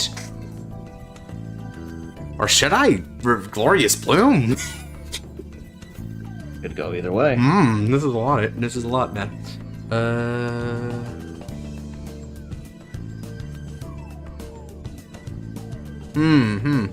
All right, chat. I gotta think. I got a big think here. Bro says Valhelmina because of crits. I can understand that. You know what? Yeah, I think I can kind of. I think I understand the Valhelminas.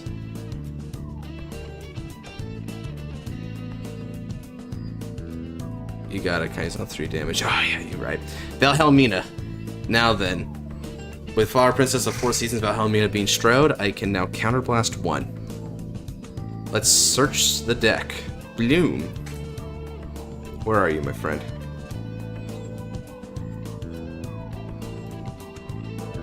Katrina.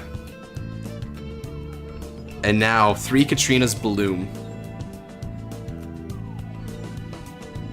We got 12. We got 20. We got 20. We got 20. Just big numbers galore. Big number. We're gonna swap these positions. And then I got 5k and a crit on these rears. Because of Valhelmina's continuous generation break 4 effect. Alright. Now what do I want to call from the deck here? Let's see. So we have Odettes, because we could try to bloom Odettes, which actually does have the benefit. Certainly not going to bloom Sansan Mango, bro. We would want that. Blooming Peachy doesn't matter. There's also Kayla. Shake. So you can attend the stream after this one. If you want to go for one more dark, you and I can be the last ones of the night. Deadass. I know you've been wanting for a redemption. I'll give you a redemption chance. Why not? Alright. Odette gives push and push numbers. Yeah. Yeah, I can go for push numbers. You're right. Alright, I'm gonna go for a modest number. This is 32 plus 21. This is 53 with a critical. Correct. You know, small number. Yeah, this is a 4-attack turn, correct? Yes, unless you hit a stand trigger, which I'm hoping I am. Fair enough. Well, no guard. Damage check. Critical trigger, I'll fix Vanguard. Aye, chat. Second check. Critical trigger, I'll fix the Vanguard. Let's see it. Go, Pier Maiden Katrina. I'm gonna swing a support. This is, do you need the number on this? This number's dumb. Nah. Alright. Well, Expeller, but I don't Dark State, so... Ah, yeah, fair enough. It's kind of weird, champ. Then calling a column to replace. Yeah, and as they have advised me, it is best to go for my Faith Maiden Odette column. What does this do? When your other unit in the same card.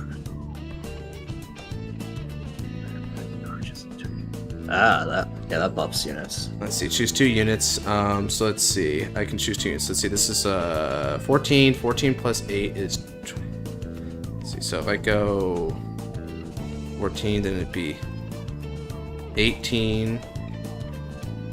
And then 22. And then with this, it'll be even better, I think, right? 4. Vanguard doesn't gain power, correct? No, it doesn't. Okay, so this is a no pass. Gotcha. First check. Okay. Finally. I was really hoping. The emissary of destruction, San Mingo. Okay, we're in. And her. Okay. I know, kind of not Pog by comparison, just her.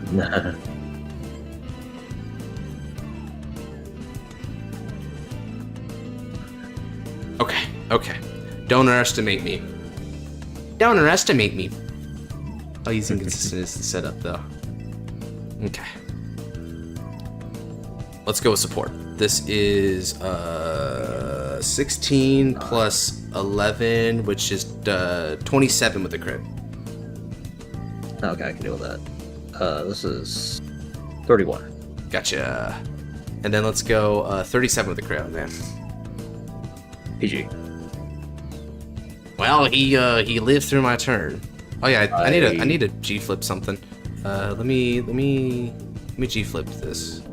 Yeah, what? I thought the other column's gonna be a lot bigger. If I hit a second stand, bro. Oh God, yeah. But like it wouldn't even matter then because your PG is still the PG. Yeah, I'd take my PG for that specifically. Yeah. All right, Dundo. Okay, guys. I think now I can die in peace. Yep. All right, discard Destiny Tailor to stride into Soul Serie Exrix Messiah. All right, stride skill. We will lock. I fought good, man. I fought well. That you did. Well played, good sir. Call Mega Messiah. Will you continue to try? Yes, I will continue to try. Right on. All right, 16 to Vanguard.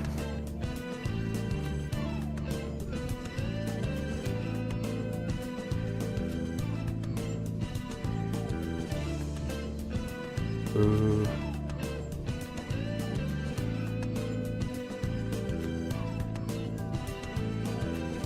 Let's see here. How many attacks is this? When it attacks, Mika locks itself. This locks itself, so actually I only have 2 soul to work. I only have 2 soul to work with those, so I won't be able to use Dunamis again. I can only use it once. Alright, so you've got, let's see here.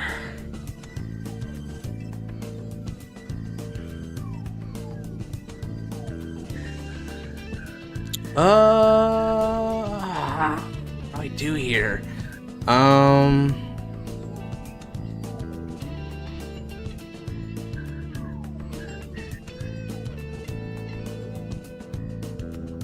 The bloom ability, that's not, oh.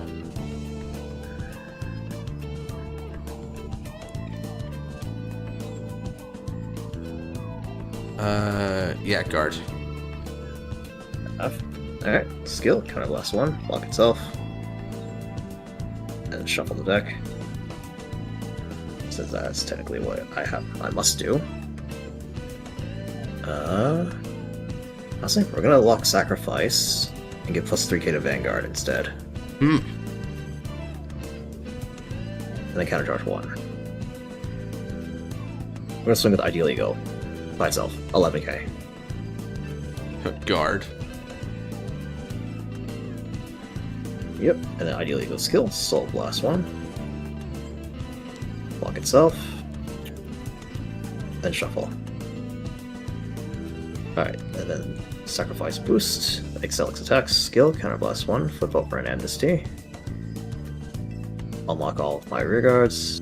You know what, I'll unlock yours too while I'm at it, just for the hell of it. Sure. That's retired. And then 3k, 3k, and 3k to my unlocked units. This is... and then Excelix gets a crit as well. 36k.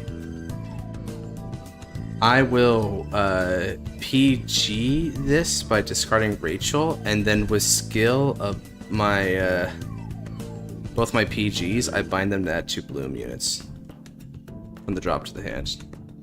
Ah, that's handy. It actually comes up, funnily enough. Okay, so let me go ahead and add this dude and this dude to the hand. Ah, fair enough.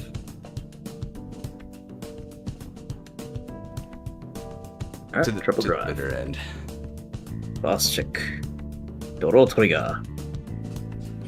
I'm gonna assume you don't have a second draw trigger in there. I don't think so. I'm hoping not. If you do, I would rejoice right now. Oh, I know you would. Oh, I know you would. Duh. Nope. Not so lucky as that, my friend. Alright, this boosts, and then this attacks for 22, 27 to Vanguard. I take. GG. No! Actually, what was the last card in my deck, I wonder? I fought well. So it would have been an anime finish if you survived somehow. Ah, crap. Yeah. And yeah, I mean, it's not like I can really ask for another 6 damage heal after everything. Yeah, that's fair. So to answer your question from really good fight, yeah. So to answer your question from many turns ago, yes, I did regret giving you units to lock. I should have just kept Kayla the whole game and you'd just be a bitch. But I wanted to give you a chance, bro, and I'm glad that I did because look at what happened. Epic fight. Indeed. In fairness, I also gave you a chance by going Harmonix Neo instead of Excelix. Yeah, true. I mean, I was kind of prepared for either in all honesty, because like but it's more like with because I could have gotten the same multi attacks off with Excelix, except Excelix at least would have given crit pressure. So because I looked at it, you did not have a PG in your hand at the time. So yeah. Oh man. Fine, dude. All right. Yeah, you go to bed. You gotta go to bed, Noir. Yeah, but freaking Noir proves his point. Yeah. Noir proves his point, bro. All right. Oh my lord, that was a good fight though. Very good, very fun.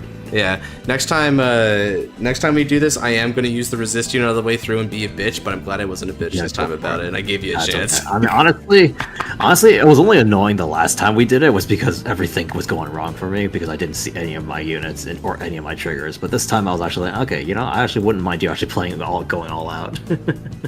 Fair. Yeah. Well then, come on in, Darkner. Yeah. Okay. It'll be man, bro comes in on stream. He's like, all right, now it's time. Messiah shall rule the world. Okay, let me stop talking and hold you up. You gotta go to bed, bro. Yeah. All right. Peace. Take care. All right, last fight of the night, guys. Cycle Dragon G Guard. Yeah, I actually ended up taking it out. It would have helped me here. It really would have helped me here. But that's my bad for deck building wrong. I'm gonna put that in next time. You seem like something of an expert, John. Just judging by how much the Asha stuff you were talking about there. Seems like you know your stuff.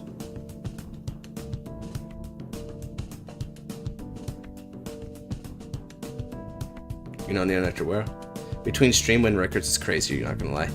Yeah. Freaking and you know what, Andrew? Not gonna lie. Main reason why is because it's basically just coming down to the Overdress Bless Favor stuff, right? Aside from the Overdress Bless Favor stuff, like those are the 3 losses there. That plus like me not using resist units and shutting down Messiah because I wanted to give it a minute. We also met at BCS Anaheim. Oh, we did? Nice. Okay, cool, man. So that's the main thing. But you know what? Honestly, I prefer it this way, just Andrew. I prefer it when I'm not going 10-0. So even if I have to play some really janky stuff or just play casual, you go to stream. Surely Dark doesn't mind. Oh, bro. Yeah, I am getting pretty tired, but it's all up to Dark. What do you think, Dark? Do you think you would prefer me when I'm fresh, or do you prefer me? Do you prefer a game right now? I'll take it out of the way.